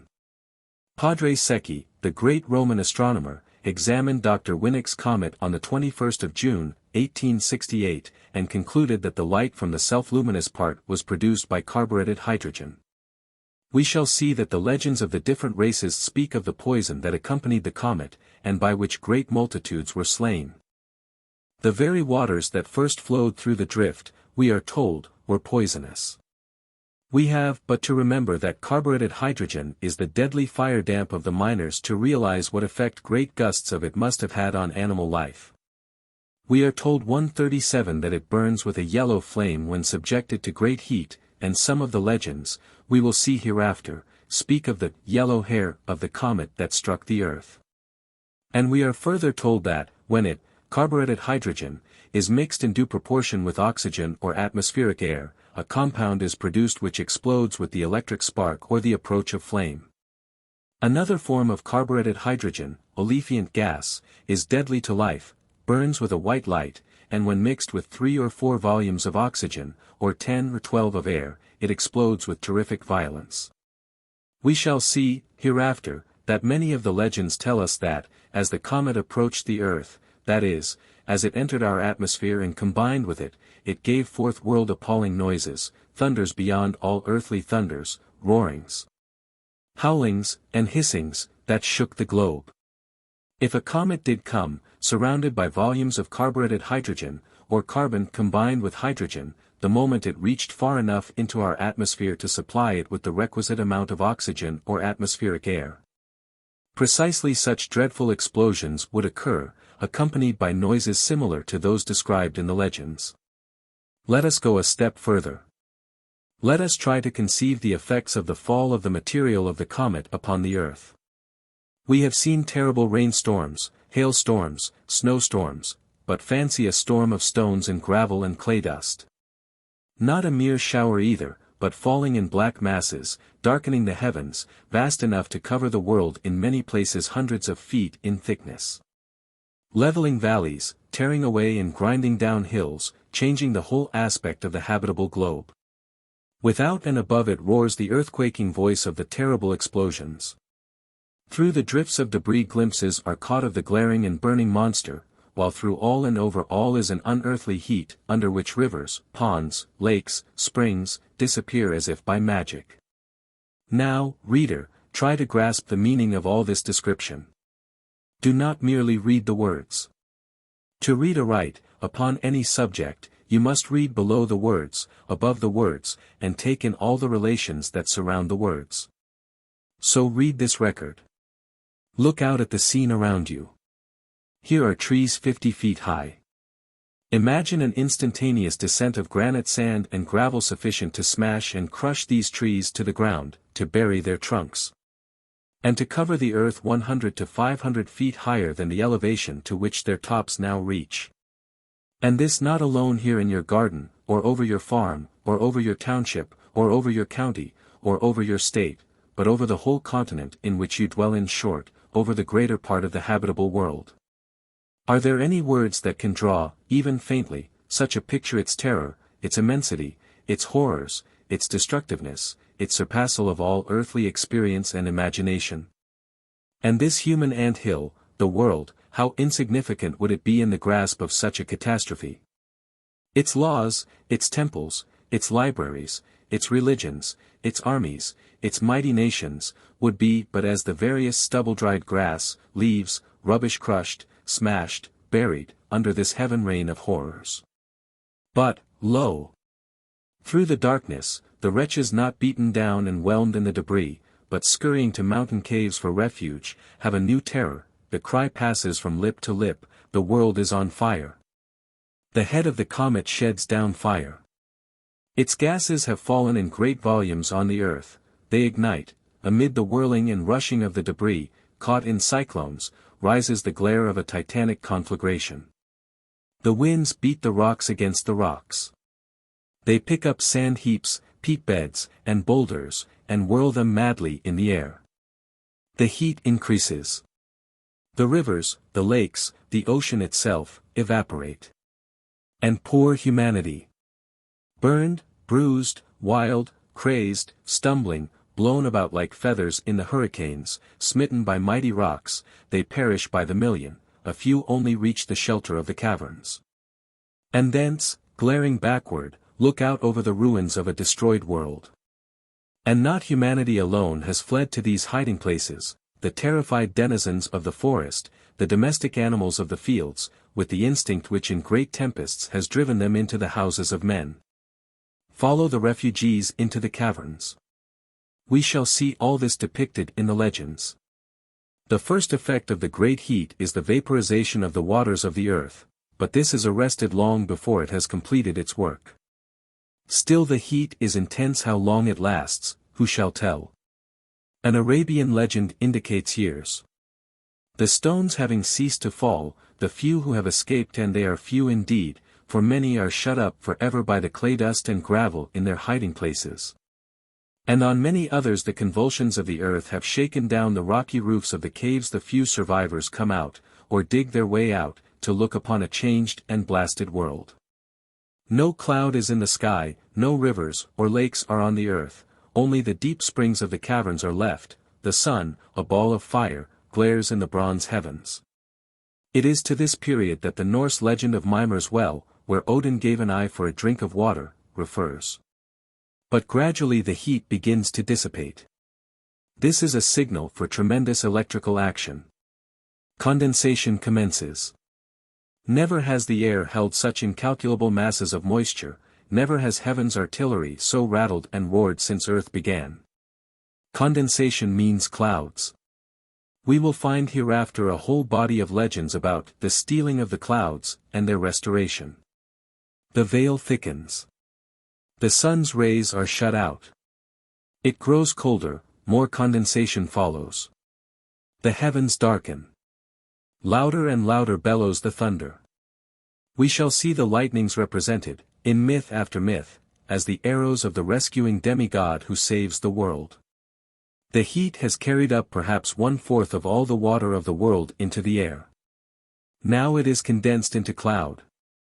We know how an ordinary storm darkens the heavens. In this case it is black night. A pall of dense cloud, many miles in thickness, enfolds the earth. No sun, no moon, no stars, can be seen. Darkness is on the face of the deep. Day has ceased to be. Men stumble against each other. All this we shall find depicted in the legends. The overloaded atmosphere begins to discharge itself. The great work of restoring the waters of the ocean to the ocean begins. It grows colder. The pouring rain turns into snow, and settles on all the uplands and north countries. Snow falls on snow. Gigantic snowbeds are formed, which gradually solidify into ice. While no mile-thick ice sheet descends to the Mediterranean or the Gulf of Mexico, glaciers intrude into all the valleys, and the flora and fauna of the temperate regions become Arctic. That is to say, only those varieties of plants and animals survive in those regions that are able to stand the cold, and these we now call Arctic. In the midst of this darkness and cold and snow, the remnants of poor humanity wander over the face of the desolated world, stumbling, awestruck, but filled with an insatiable hunger which drives them on. Living upon the bark of the few trees that have escaped, or on the bodies of the animals that have perished, and even upon one another. All this we shall find plainly depicted in the legends of mankind, as we proceed. Steadily for days, weeks, months, years the rains and snows fall, and, as the clouds are drained, they become thinner and thinner, and the light increases. It has now grown so light that the wanderers can mark the difference between night and day. And the evening and the morning were the first day. Day by day it grows lighter and warmer, the piled-up snows begin to melt. It is an age of tremendous floods. All the low-lying parts of the continents are covered with water. Brooks become mighty rivers, and rivers are floods. The drift debris is cut into by the waters, rearranged, piled up in what is called the stratified, secondary, or Champlain drift. Enormous river valleys are cut out of the gravel and clay. The seeds and roots of trees and grasses, uncovered by the rushing torrents, and catching the increasing warmth, begin to put forth green leaves. The sad and party-colored earth, covered with white, red, or blue clays and gravels, once more, wears a fringe of green. The light increases. The warmth lifts up part of the water already cast down, and the outflow of the steaming ice fields, and pours it down again in prodigious floods. It is an age of storms. The people who have escaped gather together. They know the sun is coming back. They know this desolation is to pass away. They build great fires and make human sacrifices to bring back the sun. They point and guess where he will appear, for they have lost all knowledge of the cardinal points. And all this is told in the legends. At last the great, the godlike, the resplendent luminary breaks through the clouds and looks again upon the wrecked earth. Oh, what joy, beyond all words, comes upon those who see him. They fall upon their faces. They worship him whom the dread events have taught to recognize as the great God of life and light. They burn or cast down their animal gods of the pre-glacial time, and then begins that worldwide worship of the sun which has continued down to our own times. And all this, too, we shall find told in the legends. And from that day to this we live under the influence of the effects produced by the comet. The mild, eternal summer of the tertiary age is gone. The battle between the sun and the ice sheets continues. Every north wind brings us the breath of the snow, every south wind is part of the sun's contribution to undo the comet's work.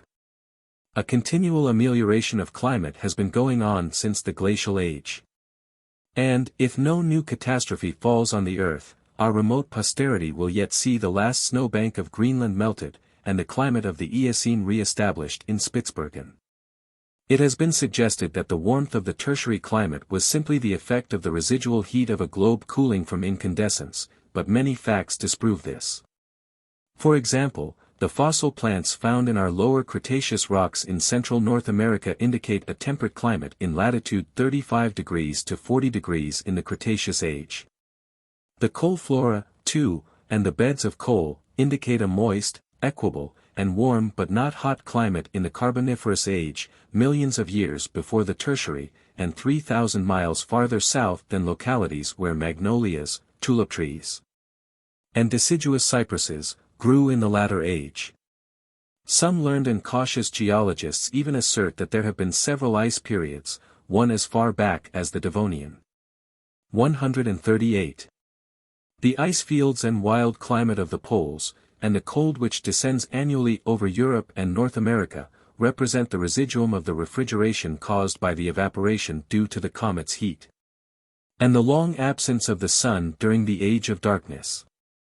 Every visitation of a comet would, therefore, necessarily eventuate in a glacial age, which in time would entirely pass away. And our storms are bred of the conflict between the heat and cold of the different latitudes. Hence, it may be, that the tertiary climate represented the true climate of the Earth, undisturbed by comet catastrophes, a climate equable, mild, warm, stormless. Think what a world this would be without tempests, cyclones, ice, snow, or cold. Let us turn now to the evidences that man dwelt on the Earth during the drift, and that he has preserved recollections of the comet to this day in his myths and legends. Part 3. The Legends. Chapter 1. The Nature of Myths.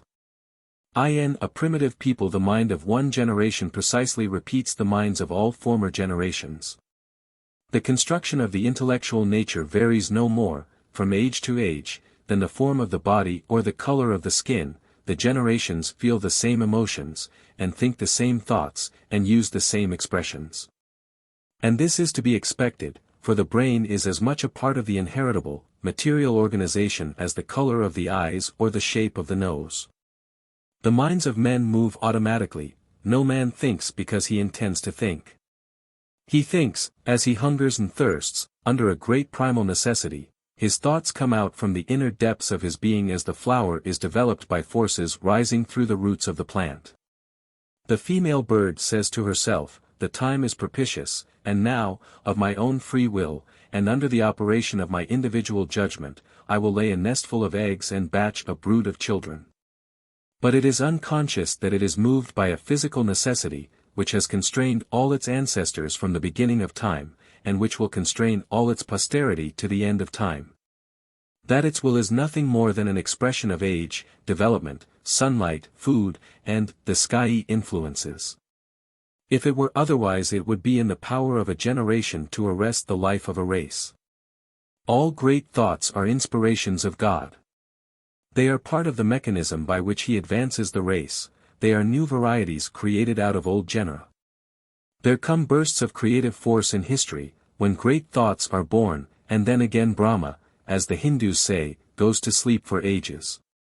But, when the fever of creation comes, the poet, the inventor, or the philosopher can no more arrest the development of his own thoughts than the female bird, by her will power, can stop the growth of the ova within her, or arrest the fever in the blood which forces her to incubation. The man who wrote the Shakespeare plays recognized this involuntary operation of even his own transcendent intellect, when he said, "Our poesy is a gum which oozes. From whence 'tis nourished. It came as the Arabian tree distilled its medicinal gum.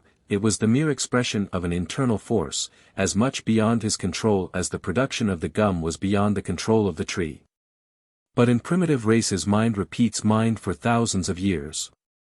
If a tale is told at 1,000,000 hearth fires, the probabilities are small, indeed, that any innovation at one hearth fire, however ingenious, will work its way into and modify the narration at all the rest. There is no printing press to make the thoughts of one man the thoughts of thousands. While the innovator is modifying the tale, to his own satisfaction, to his immediate circle of hearers, the narrative is being repeated in its unchanged form at all the rest. The doctrine of chances is against innovation. The majority rules. When, however, a marvelous tale is told to the new generation, to the little ones sitting around with open eyes and gaping mouths, they naturally ask, where did all this occur? The narrator must satisfy this curiosity, and so he replies, on yonder mountain top, or in yonder cave. The story has come down without its geography, and a new geography is given it. Again, an ancient word or name may have a signification in the language in which the story is told different from that which it possessed in the original dialect, and, in the effort to make the old fact and the new language harmonize, the storyteller is forced, gradually, to modify the narrative. And, as this lingual difficulty occurs at every fireside, at every telling, an ingenious explanation comes at last to be generally accepted, and the ancient myth remains dressed in a new suit of linguistic clothes. But, as a rule, simple races repeat, they do not invent. 100 years ago the highest faith was placed in written history, while the utmost contempt was felt for all legends. Whatever had been written down was regarded as certainly true. Whatever had not been written down was necessarily false. We are reminded of that intellectual old brute, Dr. Samuel Johnson, trampling poor Macpherson underfoot, like an enraged elephant, for daring to say that he had collected from the mountaineers of wild Scotland the poems of Ossian, and that they had been transmitted, from mouth to mouth, through ages. But the great epic of the son of Fingal will survive, part of the widening heritage of humanity, while Johnson is remembered only as a coarse-souled, ill-mannered incident in the development of the great English people.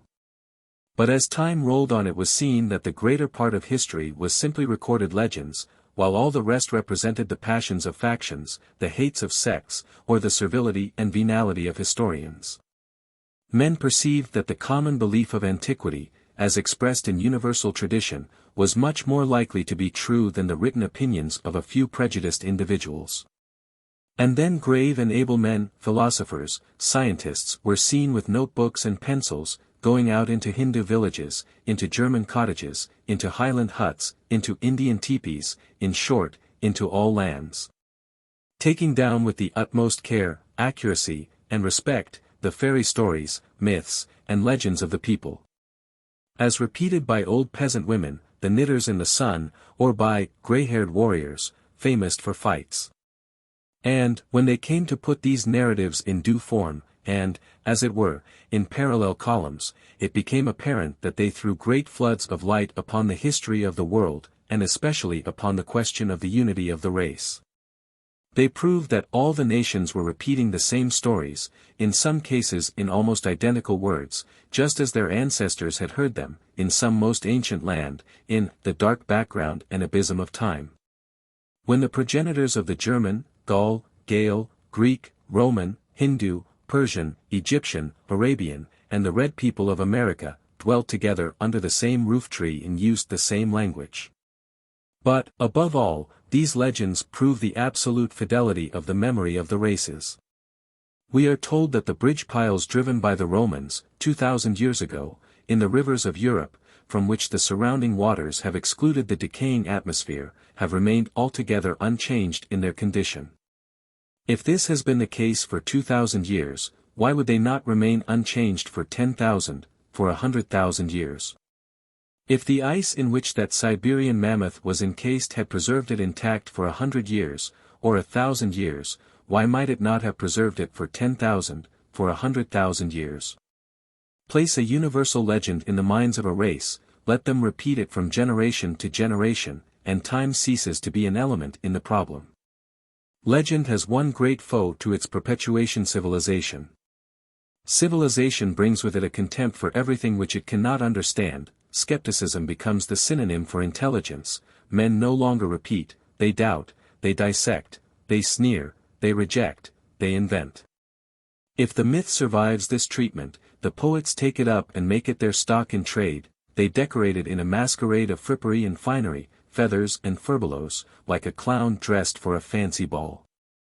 And the poor barbarian legend survives at last, if it survives at all, like the conflagration in Ovid or King Arthur in Tennyson, a hippopotamus smothered in flowers, jewels, and laces. Hence we find the legends of the primitive American Indians adhering quite closely to the events of the past, while the myths that survive at all among the civilized nations of Europe are found in garbled forms, and only among the peasantry of remote districts. In the future more and more attention will be given to the myths of primitive races, they will be accounted as more reliable, and as reaching farther back in time than many things which we call history. Thoughtful men will analyze them, despising nothing, like a chemist who resolves some compound object into its original elements, the very combination constituting a history of the object. H. Bancroft describes myths as a mass of fragmentary truth and fiction, not open to rationalistic criticism, a partition wall of allegories, built of dead facts cemented with wild fancies. It looms ever between the immeasurable and the measurable past.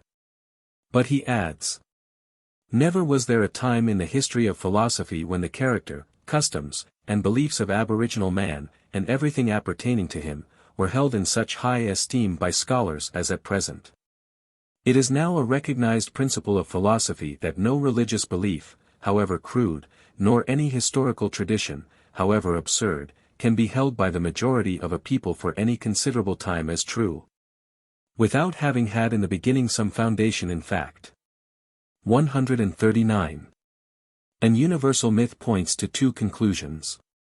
First, that it is based on some fact. Secondly, that it dates back, in all probability, to the time when the ancestors of the races possessing it had not yet separated. A myth should be analyzed carefully, the fungi that have attached themselves to it should be brushed off, the core of fact should be separated from the decorations and errors of tradition. But above all, it must be remembered that we cannot depend upon either the geography or the chronology of a myth. As I have shown, there is a universal tendency to give the old story a new habitat, and hence we have Ararats and Olympuses all over the world. In the same way the myth is always brought down and attached to more recent events. All over Europe, in Germany, France, Spain, Switzerland, England, Scotland, Ireland, the exploits of the oldest mythological heroes, figuring in the sagas, Eddas, and Nibelungenlied, have been ascribed, in the folklore and ballads of the people, to Barbarossa, Charlemagne, Boabdil, Charles V, William Tell, Arthur, Robin Hood, Wallace, and St. Patrick. 140. In the next place, we must remember how impossible it is for the mind to invent an entirely new fact. What dramatist or novelist has ever yet made a plot which did not consist of events that had already transpired somewhere on earth? He might intensify events, concentrate and combine them, or amplify them, but that is all. Men in all ages have suffered from jealousy like Othello, have committed murders like Macbeth, have yielded to the sway of morbid minds like Hamlet, have stolen, lied, and debauched like Falstaff. There are Oliver Twists, Bill Sikeses, and Nancys, Micawbers, Pickwicks, and Pecksniffs in every great city. There is nothing in the mind of man that has not pre-existed in nature. Can we imagine a person, who never saw or heard of an elephant, drawing a picture of such a two-tailed creature? It was thought at one time that man had made the flying dragon out of his own imagination. But we now know that the image of the pterodactyl had simply descended from generation to generation. Sinbad's great bird, the roc, was considered a flight of the Oriental fancy, until science revealed the bones of the Dinornis. All the winged beasts breathing fire are simply a recollection of the comet. In fact, even with the patterns of nature before it, the human mind has not greatly exaggerated them. It has never drawn a bird larger than the Dinornis or a beast greater than the mammoth. It is utterly impossible that the races of the whole world, of all the continents and islands, could have preserved traditions from the most remote ages, of a comet having struck the earth, of the great heat, the conflagration, the cave life. The age of darkness, and the return of the sun, and yet these things have had no basis of fact. It was not possible for the primitive mind to have imagined these things if they had never occurred. Chapter 2. Did man exist before the drift? First, let us ask ourselves this question: did man exist before the drift? If he did, he must have survived it. And he could hardly have passed through it without some remembrance of such a terrible event surviving in the traditions of the race. If he did not exist before the drift, of course, no myths descriptive of it could have come down to us. This preliminary question must, then, be settled by testimony. Let us call our witnesses. The Paleolithic hunter of the mid and late Pleistocene river deposits in Europe belongs, as we have already shown, to a fauna which arrived in Britain before the lowering of the temperature produced glaciers and icebergs in our country. He may, therefore, be viewed as being probably pre-glacial 141. Man had spread widely over the earth before the drift, therefore, he had lived long on the earth. His remains have been found in Scotland, England, Ireland, France, Spain, Italy, Greece, in Africa, in Palestine, in India, and in the United States. 142. Man was living in the valley of the lower Thames before the Arctic mammalia had taken full possession of the valley of the Thames, and before the big-nosed rhinoceros had become extinct. 143. Mr. Titterman 144 writes that, among a number of bones obtained during the exploration of the Victoria Cave, near Settle, Yorkshire, there is one which Mr. Busk has identified as human. Mr. Busk says, "The bone is, I have no doubt, human. A portion of an unusually clumsy fibula, and in that respect not unlike the same bone in the Mentone skeleton. The deposit from which the bone was obtained is overlaid by a bed of stiff glacial clay, containing ice-scratched boulders. Here then, says Geeky, is direct proof that men lived in England prior to the last interglacial period." 145. The evidences are numerous, as I have shown, that when these deposits came upon the earth the face of the land was above the sea, and occupied by plants and animals. Section Atastia Shoal. The accompanying cut, taken from Sir John Lubbock's Prehistoric Times, page 364, represents the strata at Saint-Étiole, near Amiens, France. The upper stratum, A, represents a brick earth, 4 to 5 feet in thickness, and containing a few angular flints. The next, B, is a thin layer of angular gravel, 1 to 2 feet in thickness. The next, C, is a bed of sandy marl, 5 to 6 feet in thickness. The lowest deposit, D, immediately overlies the chalk. It is a bed of partially rounded gravel, and, in this, human implements of flint have been found. The spot was used in the early Christian period as a cemetery. F represents one of the graves, made 1500 years ago. E represents one of the ancient coffins, of which only the nails and clamps are left, every particle of the wood having perished. And, says Sir John Lubbock, it is especially at the lower part of these lowest deposits that the flint implements occur. 146. The bones of the mammoth, the wild bull, the deer, the horse, the rhinoceros, and the reindeer are found near the bottom of these strata mixed with the flint implements of men. All the fossils belong to animals which live on land. We find no marine remains. 147. Remember that the drift is unfossiliferous and unstratified. That it fell en masse, and that these remains are found in its lower part, or caught between it and the rocks below it, and you can form a vivid picture of the sudden and terrible catastrophe. The trees were embedded with man and the animals. The bones of men, smaller and more friable, probably perished, ground up in the tempest, while only their flint implements and the great bones of the larger animals, hard as stones, remain to tell the dreadful story. And yet some human bones have been found. A lower jawbone was discovered in a pit at Molinguignan, and a skull and other bones were found in the valley of the Seine by M. Bertrand. 148. And these discoveries have not been limited to river gravels. In the Shrub Hill gravel bed in England, in the lowest part of it, numerous flint implements of the Paleolithic type have been discovered. 149. We have, besides these subdrift remains, the skulls of men who probably lived before the great cataclysm, men who may have looked upon the very comet that smote the world. They represent two widely different races.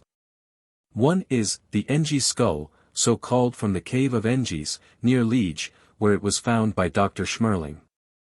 It is a fair average human skull, which might, says Huxley, have belonged to a philosopher, or might have contained the thoughtless brains of a savage. 150. The Engis skull. It represents a civilized, if not a cultivated, race of men. It may represent a victim, a prisoner, held for a cannibalistic feast or a traitor from a more civilized region. In another cave, in the Neanderthal, near Hockdale, between Dusseldorf and Elberfeld, a skull was found which is the most ape-like of all known human crania. The male to whom it belonged must have been a barbarian brute of the rudest possible type. Here is a representation of it. The Neanderthal skull. I beg the reader to remember these skulls when he comes to read, a little further on, the legend told by an American Indian tribe of California, describing the marriage between the daughter of the gods and a son of the grizzly bears. From which union, we are told, came the Indian tribes. These skulls represent creatures as far apart, I was about to say, as gods and bears. The Engis skull, with its full frontal brain pan, its fine lines, and its splendidly arched dome, tells us of ages of cultivation and development in some favored center of the race. While the horrible and beast-like proportions of the Neanderthal skull speak, with no less certainty, of undeveloped, brutal, savage man, only a little above the gorilla in capacity. A prowler, a robber, a murderer, a cave-dweller, a cannibal, a Cain. We shall see, as we go on in the legends of the races on both sides of the Atlantic, that they all looked to some central land, east of America and west of Europe, some island of the ocean, where dwelt a godlike race, and where alone. It would seem, the human race was preserved to repeople the earth, while these brutal representatives of the race, the Neanderthal people, were crushed out. And this is not mere theorizing. It is conceded, as the result of most extensive scientific research. 1. That the great southern mammalia perished in Europe when the drift came upon the earth. 2. It is conceded that these two skulls are associated with the bones of these locally extinct animals, mingled together in the same deposits. 3. The conclusion is, therefore, logically irresistible, that these skulls belonged to men who lived during or before the Drift Age. Many authorities support this proposition that Paleolithic man, man of the mammoth and the mastodon existed in the caves of Europe before the Drift. After having occupied the English caves for untold ages, Paleolithic man disappeared forever, and with him vanished many animals now either locally or wholly extinct. 151. Above the remains of man in these caves comes a deposit of stalagmite, 12 feet in thickness, indicating a vast period of time during which it was being formed, and during this time man was absent. 152. Above this stalagmite comes another deposit of cave earth. The deposits immediately overlying the stalagmite and cave earth contain an almost totally different assemblage of animal remains, along with relics of the Neolithic, Bronze, Iron, and historic periods. There is no passage, but, on the contrary, a sharp and abrupt break between these later deposits and the underlying Paleolithic accumulations. 153. Here we have the proof that man inhabited these caves for ages before the drift.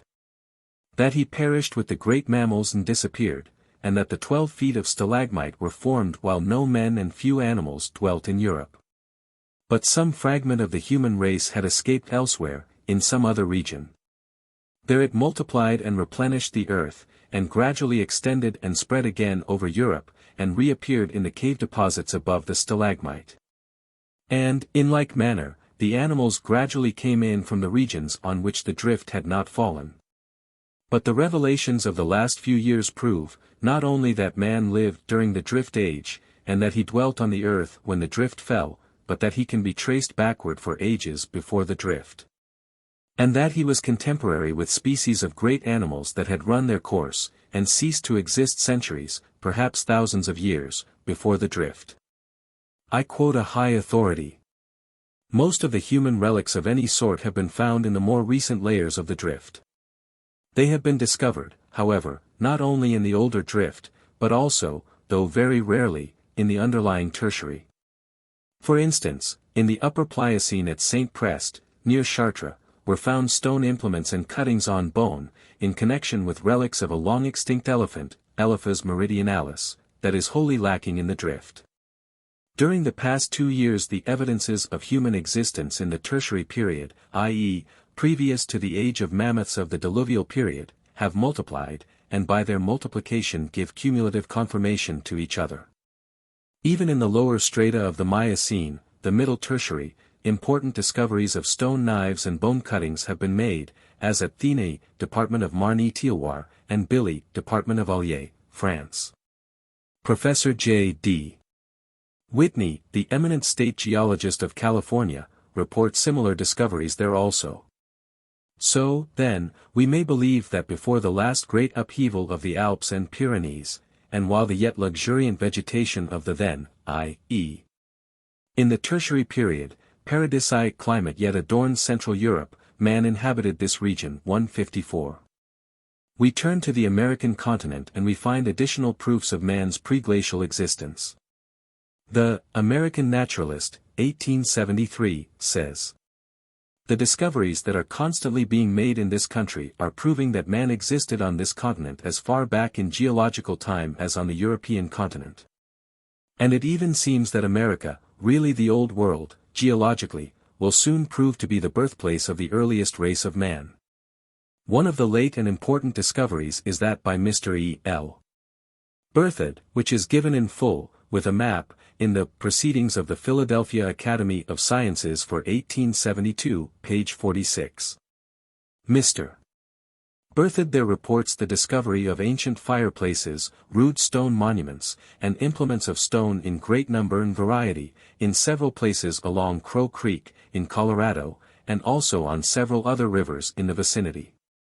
These fireplaces indicate several ancient sites of an unknown race differing entirely from the mound builders and the present Indians.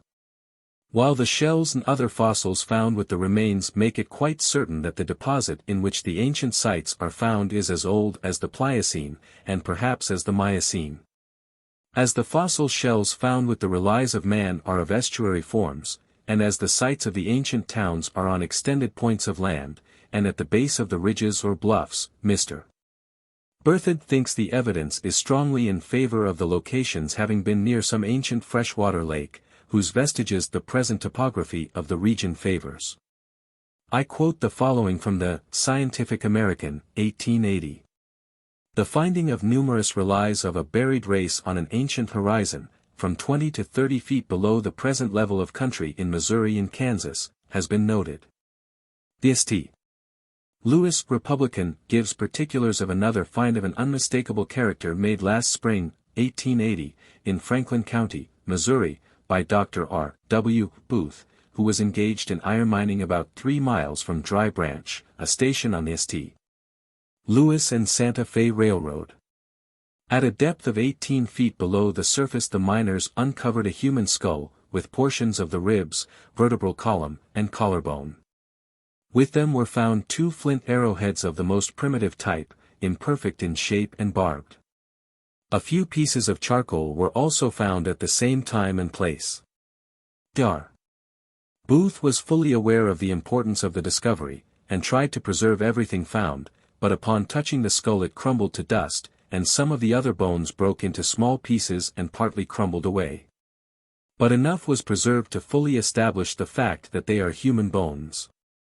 Some 15 or 20 days subsequent to the first finding, at a depth of 24 feet below the surface, other bones were found, a thigh bone and a portion of the vertebra, and several pieces of charred wood. The bones apparently belonging to the first found skeleton. In both cases the bones rested on a fibrous stratum, suspected at the time to be a fragment of coarse matting. This lay upon a floor of soft but solid iron ore, which retained the imprint of the fibers. The indications are that the filled cavity had originally been a sort of cave, and that the supposed matting was more probably a layer of twigs, rushes, or weeds, which the inhabitants of the cave had used as a bed.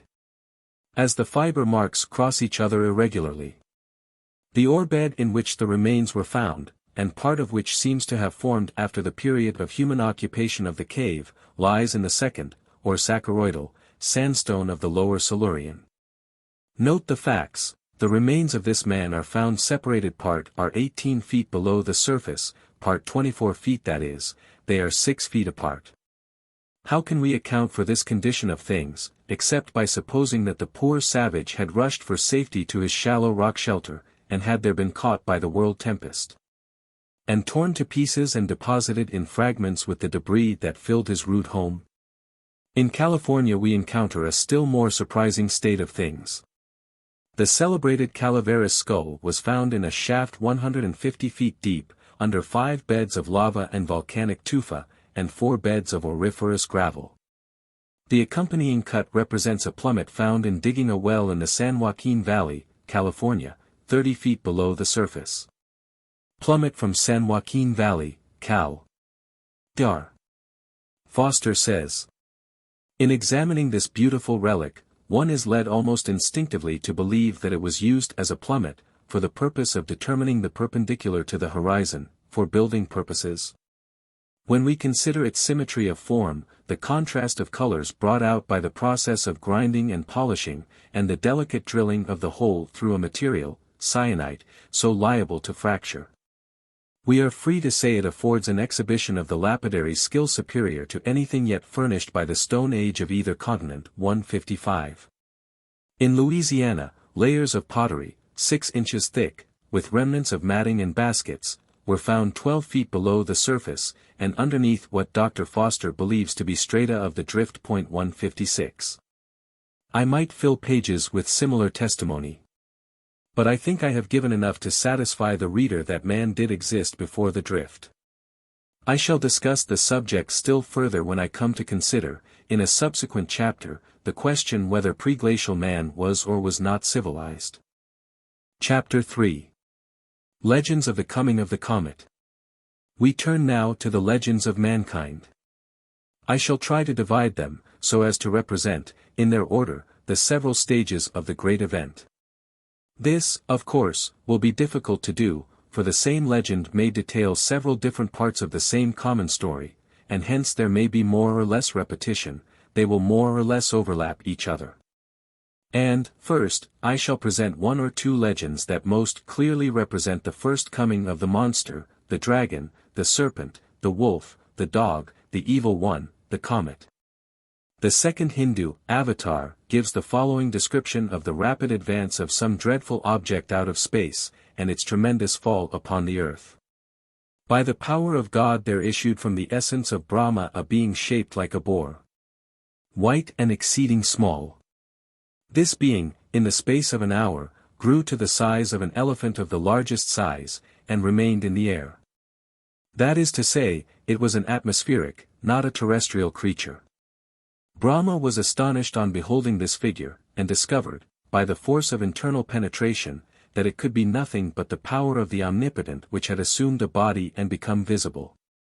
He now felt that God is all in all, and all is from him, and all in him, and said to Marichi and his sons, the attendant genii, a wonderful animal has emanated from my essence.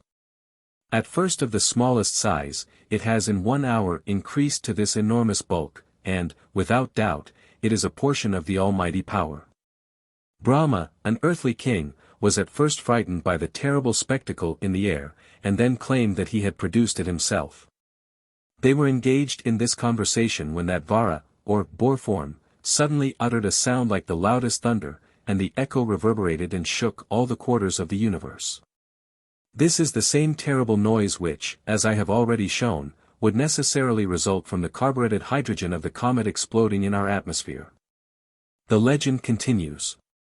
But still, under this dreadful awe of heaven, a certain wonderful divine confidence secretly animated the hearts of Brahma, Marichi, and the other genii, who immediately began praises and thanksgiving.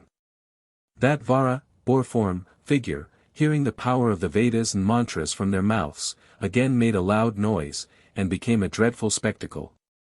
Shaking the full flowing mane which hung down his neck on both sides, and erecting the humid hairs of his body, he proudly displayed his two most exceedingly white tusks.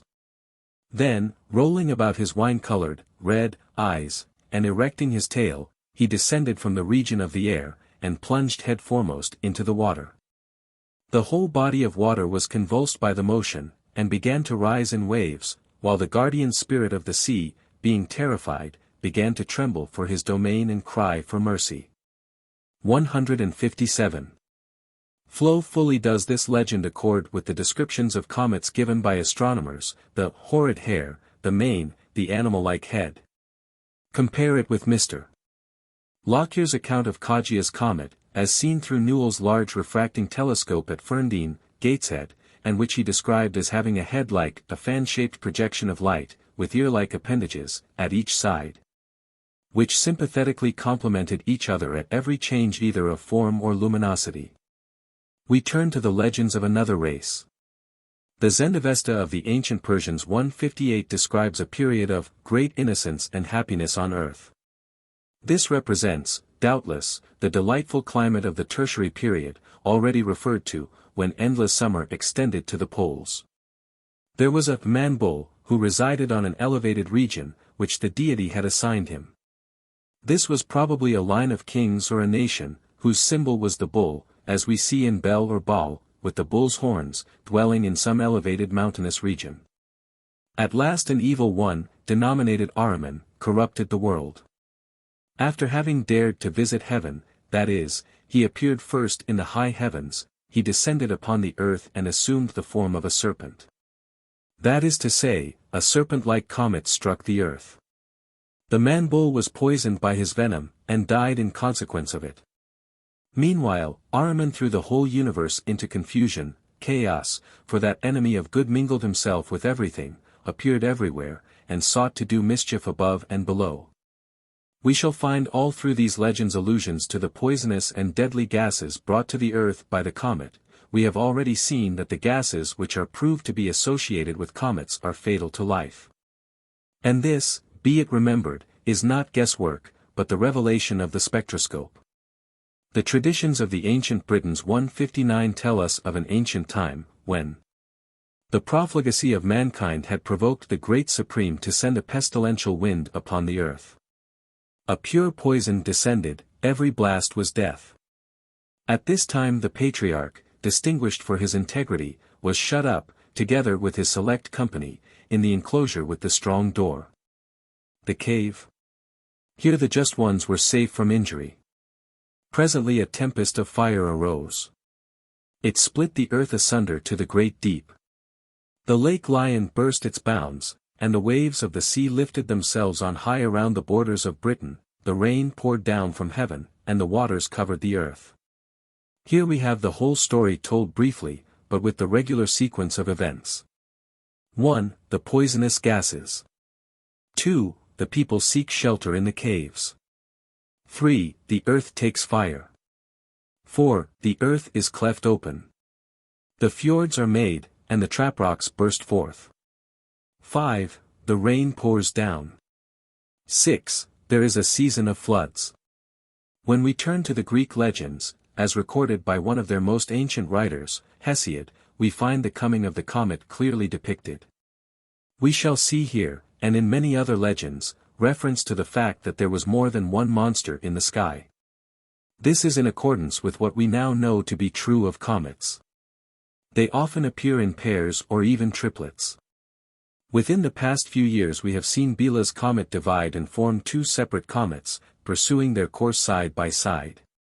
When the great comet of 1811 appeared, another of almost equal magnitude followed it. Seneca informs us that Ephras, a Greek writer of the 4th century before Christ, had recorded the singular fact of a comet's separation into two parts. This statement was deemed incredible by the Roman philosopher. More recent observations of similar phenomena leave no room to question the historian's veracity. 160. The Chinese annals record the appearance of 3 comets, one large and 2 smaller ones at the same time, in the year 896 of our era. They traveled together for 3 days. The little ones disappeared first and then the large one. And again. On June 27, AD 416, 2 comets appeared in the constellation Hercules, and pursued nearly the same path. 161. If mere proximity to the Earth served to split Biela's comet into 2 fragments, why might not a comet, which came near enough to strike the Earth, be broken into several separate forms? So that there is nothing improbable in Hesiod's description of 2 or 3 aerial monsters appearing at or about the same time, or of one being the apparent offspring of the other, since a large comet may, like Biela's, have broken in 2 before the eyes of the people. Hesiod tells us that the earth united with night to do a terrible deed, by which the heavens were much wronged. The earth prepared a large sickle of white iron, with jagged teeth, and gave it to her son Cronus, and stationed him in ambush, and when heaven came, Cronus, his son, grasped at him, and with his huge sickle, long and jagged-toothed, cruelly wounded him. Was this jagged, white, sickle-shaped object a comet? And night bare also hateful destiny, and black fate, and death, and nemesis.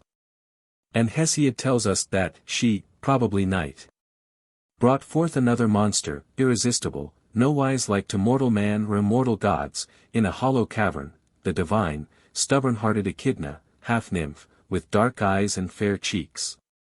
And half, on the other hand, a serpent, huge and terrible and vast, speckled, and flesh-devouring, 'neath caves of sacred earth.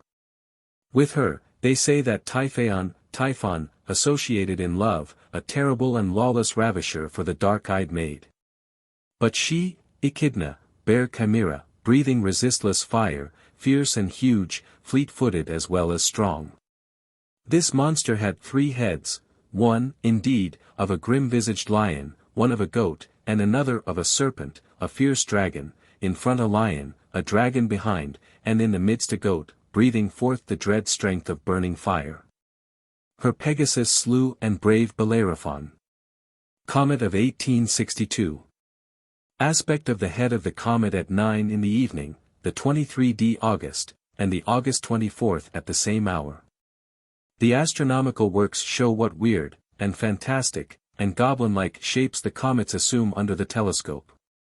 Look at the representation on page 137, from Guillemets' work 162 of the appearance of the comet of 1862, giving the changes which took place in 24 hours. If we will imagine one of these monsters close to the earth, we can readily suppose that the excited people, looking at the dreadful spectacle, as the Hindu legend calls it, saw it taking the shapes of serpents, dragons, birds, and wolves. And Hesiod proceeds to tell us something more about this fiery, serpent-like monster. But when Jove had driven the Titans out from heaven, huge earth bare her youngest-born son, Typhoeus, Typhaon, Typhoeus, Typhon. By the embrace of Tartarus, hell, through golden Aphrodite, Venus, whose hands, indeed, are apt for deeds on the score of strength, and untiring the feet of the strong god.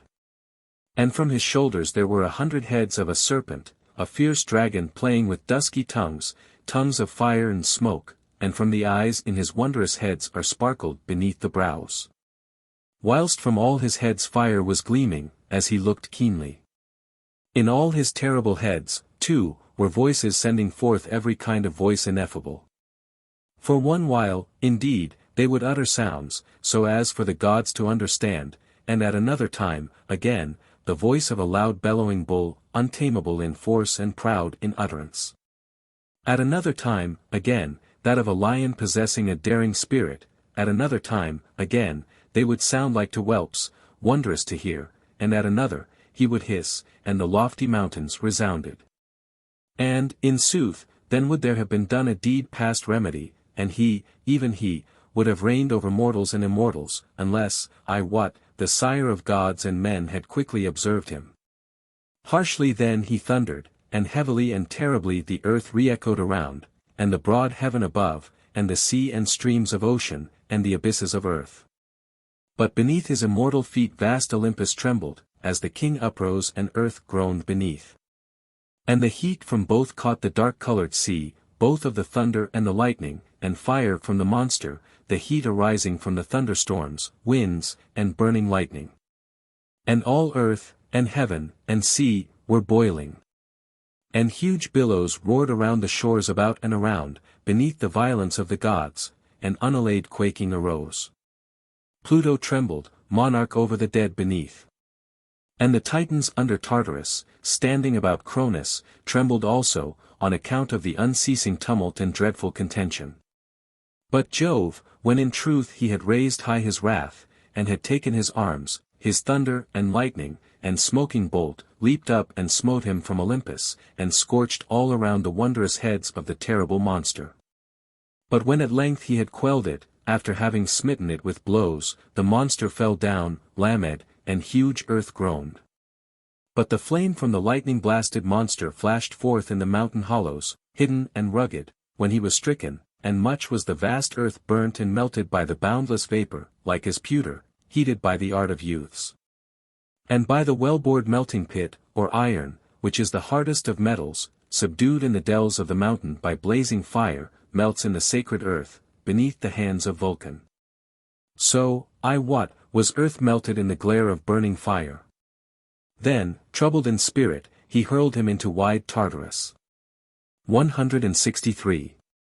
Here we have a very faithful and accurate narrative of the coming of the comet. Born of night a monster appears, a serpent, huge, terrible, speckled, flesh-devouring. With her is another comet, Typhaon. They beget the chimera, that breathes resistless fire, fierce, huge, swift. And Typhaon, associated with both these, is the most dreadful monster of all, born of hell and sensual sin, a serpent, a fierce dragon, many-headed, with dusky tongues and fire gleaming. Sending forth dreadful and appalling noises, while mountains and fields rock with earthquakes, chaos has come, the earth, the sea boils. There is unceasing tumult and contention, and in the midst the monster, wounded and broken up, falls upon the earth. The earth groans under his weight, and there he blazes and burns for a time in the mountain fastnesses and desert places, melting the earth with boundless vapor and glaring fire. We will find legend after legend about this Typhon. He runs through the mythologies of different nations. And as to his size and his terrible power, they all agree. He was no earth creature. He moved in the air. He reached the skies. According to Pindar, the head of Typhon reached to the stars, his eyes darted fire, his hands extended from the east to the west, terrible serpents were twined about the middle of his body. And 100 snakes took the place of fingers on his hands. Between him and the gods there was a dreadful war. Jupiter finally killed him with a flash of lightning, and buried him under Mount Etna. And there, smoking and burning, his great throes and writhings, we are told, still shake the earth, and threaten mankind. And with pale lips men say, tomorrow, perchance today. Enceladus may arise. Chapter 4. Ragnarok. There is in the legends of the Scandinavians a marvelous record of the coming of the comet.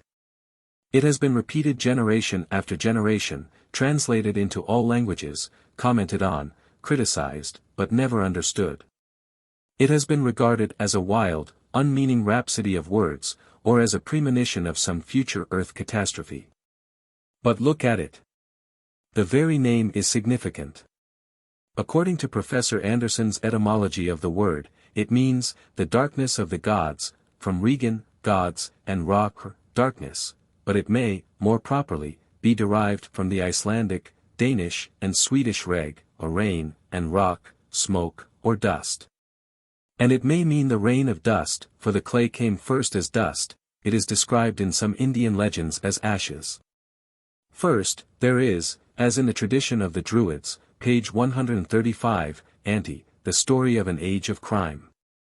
The Vala looks upon the world, and, as the Elder Edda tells us, there saw she wade in the heavy streams men foul murderers and perjurers, and them who others' wives seduce to sin. Brothers slay brothers, sisters children, Shed each other's blood. Hard is the world. Sensual sin grows huge. There are sword ages, axe ages. Shields are cleft in twain. Storm ages, murder ages. Till the world falls dead. And men no longer spare. Or pity one another. 164.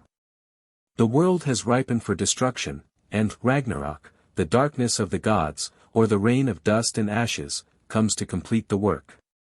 The whole story is told with the utmost detail, and we shall see that it agrees, in almost every particular, with what reason assures us must have happened. There are 3 winters, or years, during which great wars rage over the world. Mankind has reached a climax of wickedness. Doubtless it is, as now, highly civilized in some regions, while still barbarian in others. Then happens that which will seem a great miracle, that the wolf devours the sun, and this will seem a great loss. That is, the comet strikes the sun, or approaches so close to it that it seems to do so. The other wolf devours the moon, and this, too, will cause great mischief. We have seen that the comets often come in couples or triplets. The stars shall be hurled from heaven. This refers to the blazing debris of the comet falling to the earth. Then it shall come to pass that the earth will shake so violently that trees will be torn up by the roots, the mountains will topple down, and all bonds and fetters will be broken and snapped. Chaos has come again. How closely does all this agree with Hesiod's description of the shaking earth and the universal conflict of nature? The Fenris wolf gets loose. This, we shall see, is the name of one of the comets. The sea rushes over the earth, for the Midgard serpent writhes in giant rage, and seeks to gain the land. The Midgard serpent is the name of another comet, it strives to reach the earth, its proximity disturbs the oceans. And then follows an inexplicable piece of mythology. The ship that is called Naglfar also becomes loose. It is made of the nails of dead men. Wherefore it is worth warning that, when a man dies with unpared nails, he supplies a large amount of materials for the building of this ship, which both gods and men wish may be finished as late as possible. But in this flood Naglfar gets afloat. The giant Hrym is its steersman. The Fenris wolf advances with wide open mouth, the upper jaw reaches to heaven and the lower jaw is on the earth. That is to say, the comet extends from the earth to the sun. He would open it still wider had he room. That is to say, the space between the sun and earth is not great enough, the tail of the comet reaches even beyond the earth. Fire flashes from his eyes and nostrils. A recent writer says, when bright comets happen to come very near to the sun, and are subjected to close observation under the advantages which the fine telescopes of the present day afford, a series of remarkable changes is found to take place in their luminous configuration. First, jets of bright light start out from the nucleus, and move through the fainter haze of the coma toward the sun. And then these jets are turned backward round the edge of the coma, and stream from it, behind the comet, until they are fashioned into a tail. 165. The Midgard serpent vomits forth venom, defiling all the air and the sea. He is very terrible, and places himself side by side with the wolf. The two comets move together, like Biela's two fragments, and they give out poison, the carburetted hydrogen gas revealed by the spectroscope. In the midst of this clash and din the heavens are rent in twain, and the sons of Muspelheim come riding through the opening. Muspelheim, according to Professor Anderson 166, means the day of judgment. Muspel signifies an abode of fire, peopled by fiends. So that this passage means, that the heavens are split open, or appear to be, by the great shining comet, or comets, striking the earth. It is a world of fire, it is the day of judgment. Surt rides first, and before him and after him flames burning fire. Surt is a demon associated with the comet. 167. He is the same as the destructive god of the Egyptian mythology, Set, who destroys the sun. It may mean the blazing nucleus of the comet. He has a very good sword that shines brighter than the sun. As they ride over Bifrost it breaks to pieces, as has before been stated. Bifrost, we shall have reason to see hereafter, was a prolongation of land westward from Europe, which connected the British Islands with the island home of the gods, or the godlike race of men. There are geological proofs that such a land once existed. A writer, Thomas Butler Gunn, in a recent number of an English publication 168 says, Tennyson's Voyage of Maelduin is a magnificent allegorical expansion of this idea. And the laureate has also finely commemorated the old belief in the country of Lyonesse, extending beyond the bounds of Cornwall. A land of old up heaven from the abyss. By fire, to sink into the abyss again. Where fragments of forgotten peoples dwelt. And the long mountains ended in a coast. Of ever-shifting sands, and far away. The phantom circle of a moaning sea. Cornish men of the last generation used to tell stories of strange household relics picked up at the very low tides, nay, even of the quaint habitations seen fathoms deep in the water. There are those who believe that these Scandinavian Eddas came, in the first instance, from Druidical Britain sources. The Edda may be interpreted to mean that the comet strikes the planet west of Europe, and crushes down some land in that quarter, called the Bridge of Bifrost. Then follows a mighty battle between the gods and the comet. It can have, of course, but one termination, but it will recur again and again in the legends of different nations. It was necessary that the gods, the protectors of mankind, should struggle to defend them against these strange and terrible enemies. But their very helplessness and their deaths show how immense was the calamity which had befallen the world. The Edda continues. The sons of Muspel direct their course to the plain which is called Vigrid. Thither repair also the Fenris wolf and the Midgard serpent. Both the comets have fallen on the earth. To this place have also come Loke, the evil genius of the Norse mythology, and Hrym, and with him all the frost giants. In Loke's company are all the friends of Hel, the goddess of death. The sons of Muspel have then their efficient bands alone by themselves. The plain Vigrid is 100 miles, rasts, on each side. That is to say, all these evil forces, the comets, the fire, the devil, and death, have taken possession of the great plain, the heart of the civilized land. The scene is located in this spot, because probably it was from this spot the legends were afterward dispersed to all the world. It is necessary for the defenders of mankind to rouse themselves. There is no time to be lost, and, accordingly, we learn. While these things are happening, Heimdall, he was the guardian of the Bifrost Bridge, stands up, blows with all his might in the Jalar horn and awakens all the gods. Who thereupon hold council. Odin rides to Mimir's well to ask advice of Mimir for himself and his folk. Then quivers the ash Yggdrasil, and all things in heaven and earth tremble. The ash Yggdrasil is the tree of life, the tree of the ancient tree worship.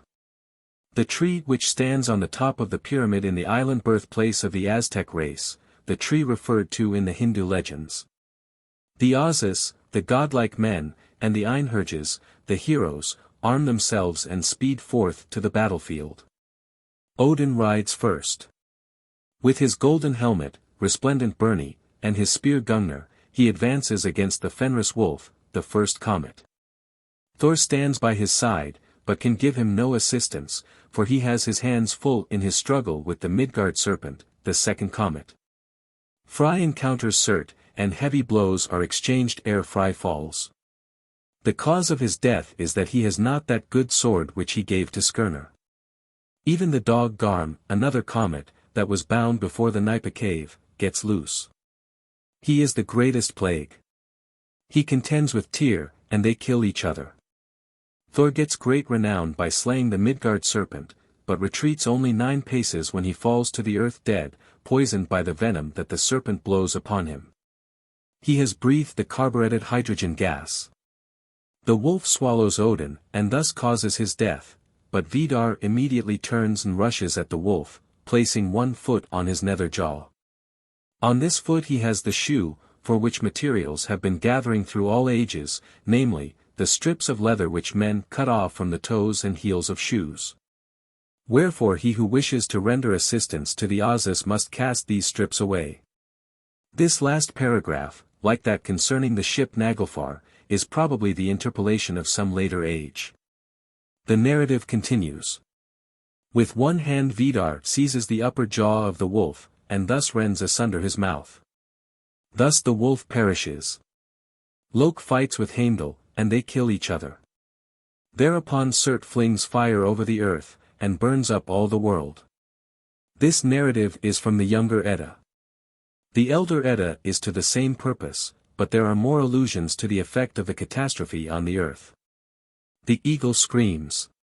And with pale beak tears corpses. Mountains dash together. Heroes go the way to hell. And heaven is rent in twain. All men abandon their homesteads. When the warder of Midgard in wrath slays the serpent. The sun grows dark. The earth sinks into the sea. The bright stars from heaven vanish. Fire rages. Heat blazes. And high flames play 'gainst heaven itself. And what follow then? Ice and cold and winter. For although these things come first in the narrative of the Edda, yet we are told that, before these things, to wit, the cold winters, there occurred the wickedness of the world, and the wolves and the serpent made their appearance. So that the events transpired in the order in which I have given them.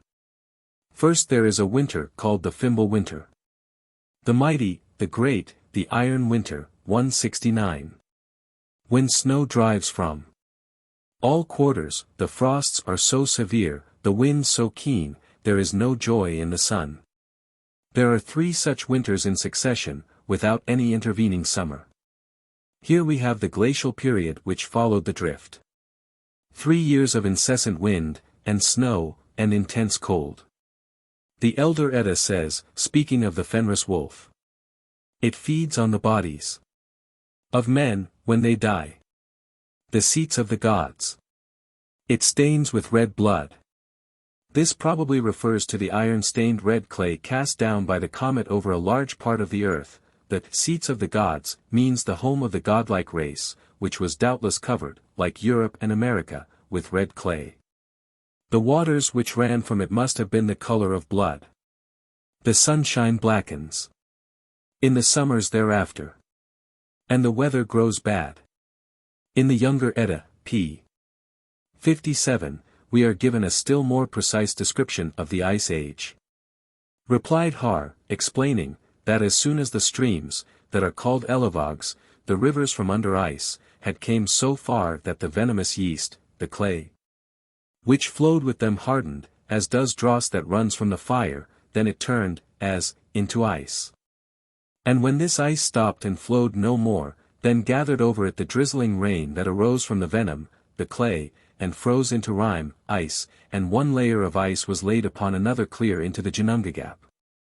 Ginnungagap, we are told 170 was the name applied in the 11th century by the Northmen to the ocean between Greenland and Vinland, or America. It doubtless meant originally the whole of the Atlantic Ocean. The clay, when it first fell, was probably full of chemical elements, which rendered it, and the waters which filtered through it, unfit for human use. Clay waters are, to this day, the worst in the world. Then said Jafnhar, all that part of Ginnungagap that turns to the North Atlantic, was filled with thick and heavy ice and rime, and everywhere within were drizzling rains and gusts. But the south part of Ginnungagap was lighted up by the glowing sparks that flew out of Muspelheim. The ice and rime to the north represent the age of ice and snow. Muspelheim was the torrid country of the south, over which the clouds could not yet form in consequence of the heat Africa. But it cannot last forever. The clouds disappear, the floods find their way back to the ocean. Nature begins to decorate once more the scarred and crushed face of the world. But where is the human race? The Younger Edda tells us. During the conflagration caused by Surt's fire, a woman by the name of Lif and a man named Lifthrasir lie concealed in Hodmimer's hold, or forest. The dew of the dawn serves them for food, and so great a race shall spring from them, that their descendants shall soon spread over the whole earth. 171. The Elder Edda says, Lif and Lifthrasir will lie hid in Hodmimer's holt. The morning dew they have for food, From them are the races descended. Holt is a grove, or forest, or hold, it was probably a cave. We shall see that nearly all the legends refer to the caves in which mankind escaped from destruction.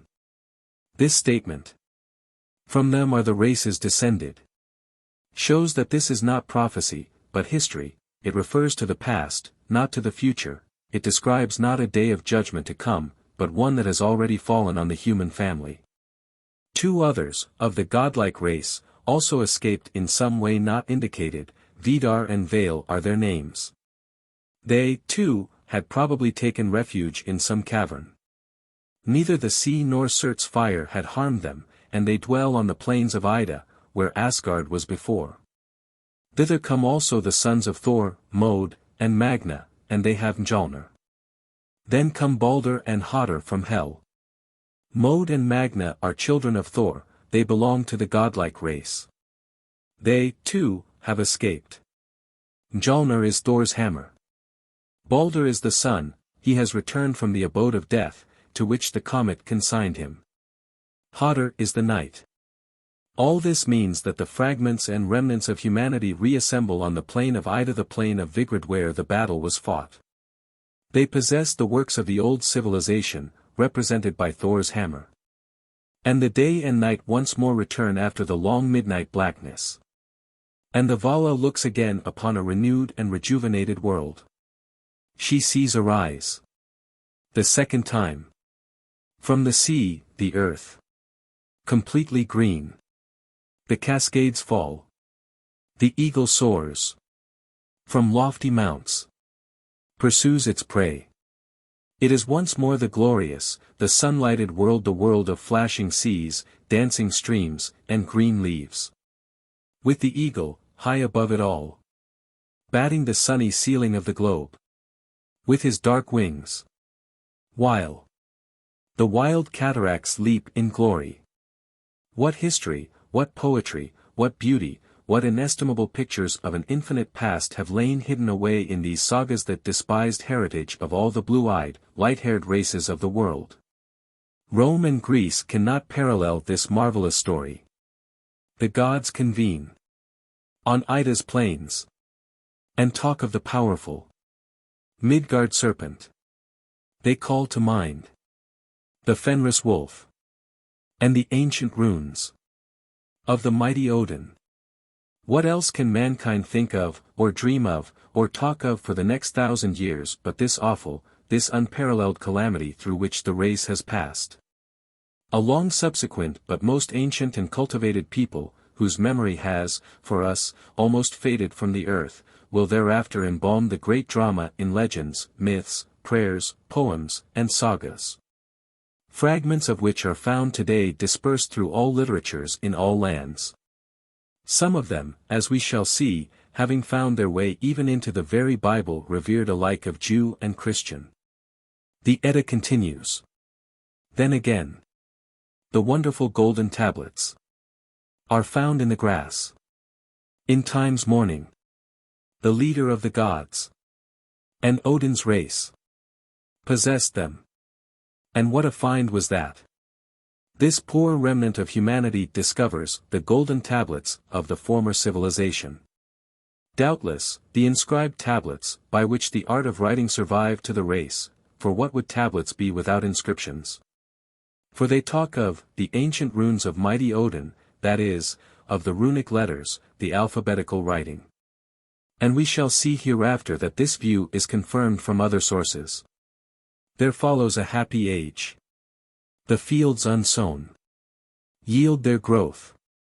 All ills cease. Balder comes. Hodder and Balder, those heavenly gods, dwell together in Odin's halls. The great catastrophe is past. Man is saved, the world is once more fair. The sun shines again in heaven. Night and day follow each other in endless revolution around the happy globe. Ragnarok is past. Chapter 5. The Conflagration of Phaeton. Now let us turn to the mythology of the Latins, as preserved in the pages of Ovid, one of the greatest of the poets of ancient Rome. 172. Here we have the burning of the world involved in the myth of Phaeton, son of Phoebus Apollo, the son who drives the chariot of his father. He cannot control the horses of the sun, they run away with him. They come so near the earth as to set it on fire, and Phaeton is at last killed by Jove, as he killed Typhon in the Greek legends, to save heaven and earth from complete and common ruin. This is the story of the conflagration as treated by a civilized mind, explained by a myth, and decorated with the flowers and foliage of poetry. We shall see many things in the narrative of Ovid which strikingly confirm our theory. Phaeton, to prove that he is really the son of Phoebus, the sun, demands of his parent the right to drive his chariot for one day. The sun god reluctantly consents, not without many pleadings that the infatuated and rash boy would give up his inconsiderate ambition. Phaeton persists. The old man says, "Even the ruler of vast Olympus, who hurls the ruthless bolts with his terrific right hand, cannot guide this chariot, and yet, what have we greater than Jupiter? The first part of the road is steep, and such as the horses, though fresh in the morning, can hardly climb. In the middle of the heaven it is high aloft, whence it is often a source of fear, even to myself, to look down upon the sea and the earth, and my breast trembles with fearful apprehensions. The last stage is a steep descent, and requires a sure command of the horses.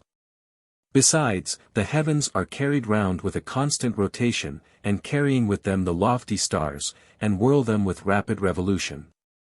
Against this I have to contend, and that force which overcomes all other things does not overcome me, and I am carried in a contrary direction to the rapid world." Here we seem to have a glimpse of some higher and older learning, mixed with the astronomical errors of the day. Ovid supposes the rapid world to move, revolve, one way, while the sun appears to move another. But Phaeton insists on undertaking the dread task. The doors of Aurora are opened, her halls filled with roses, the stars disappear. The hours yoke the horses, filled with the juice of ambrosia. The father anoints the face of his son with a hallowed drug that he may the better endure the great heat. The reins are handed him, and the fatal race begins. Phoebus has advised him not to drive too high, or thou wilt set on fire the signs of the heavens, the constellations, nor too low, or he will consume the earth. In the meantime the swift Pyroeus, and Eus and Ethon, the horses of the sun, and Phlegon, the fourth, fill the air with neighings, sending forth flames, and beat the barriers with their feet. They take the road. They cleave the resisting clouds, and, raised aloft by their wings, they pass by the east winds that had arisen from the same parts. But the weight of Phaeton was light, and such as the horses of the sun could not feel. And the yoke was deficient of its wonted weight. Soon as the steeds had perceived this they rush on and leave the beaten track, and run not in the order in which they did before. He himself becomes alarmed, and knows not which way to turn the reins entrusted to him, nor does he know where the way is, nor, if he did know, could he control them. Then, for the first time, did the cold Triones grow warm with sunbeams, and attempt, in vain, to be dipped in the sea that was forbidden to them. And the serpent, which is situate next to the icy pole, being before torpid with cold, and formidable to no one, grew warm, and regained new rage for the heat. And they say that thou, Boötes, scoured off in a mighty bustle, although thou wert but slow, and thy cart hindered thee. But when from the height of the skies the unhappy Phaeton looked down upon the earth lying far, very far beneath, he grew pale, and his knees shook with a sudden terror, and, in a light so great, darkness overspread his eyes. And now he could wish that he had never touched the horses of his father, and now he is sorry that he knew his descent, and prevailed in his request, now desiring to be called the son of Merops. What can he do? He is stupefied. He neither lets go the reins, nor is able to control them. In his fright, too, he sees strange objects scattered everywhere in various parts of the heavens, and the forms of huge wild beasts.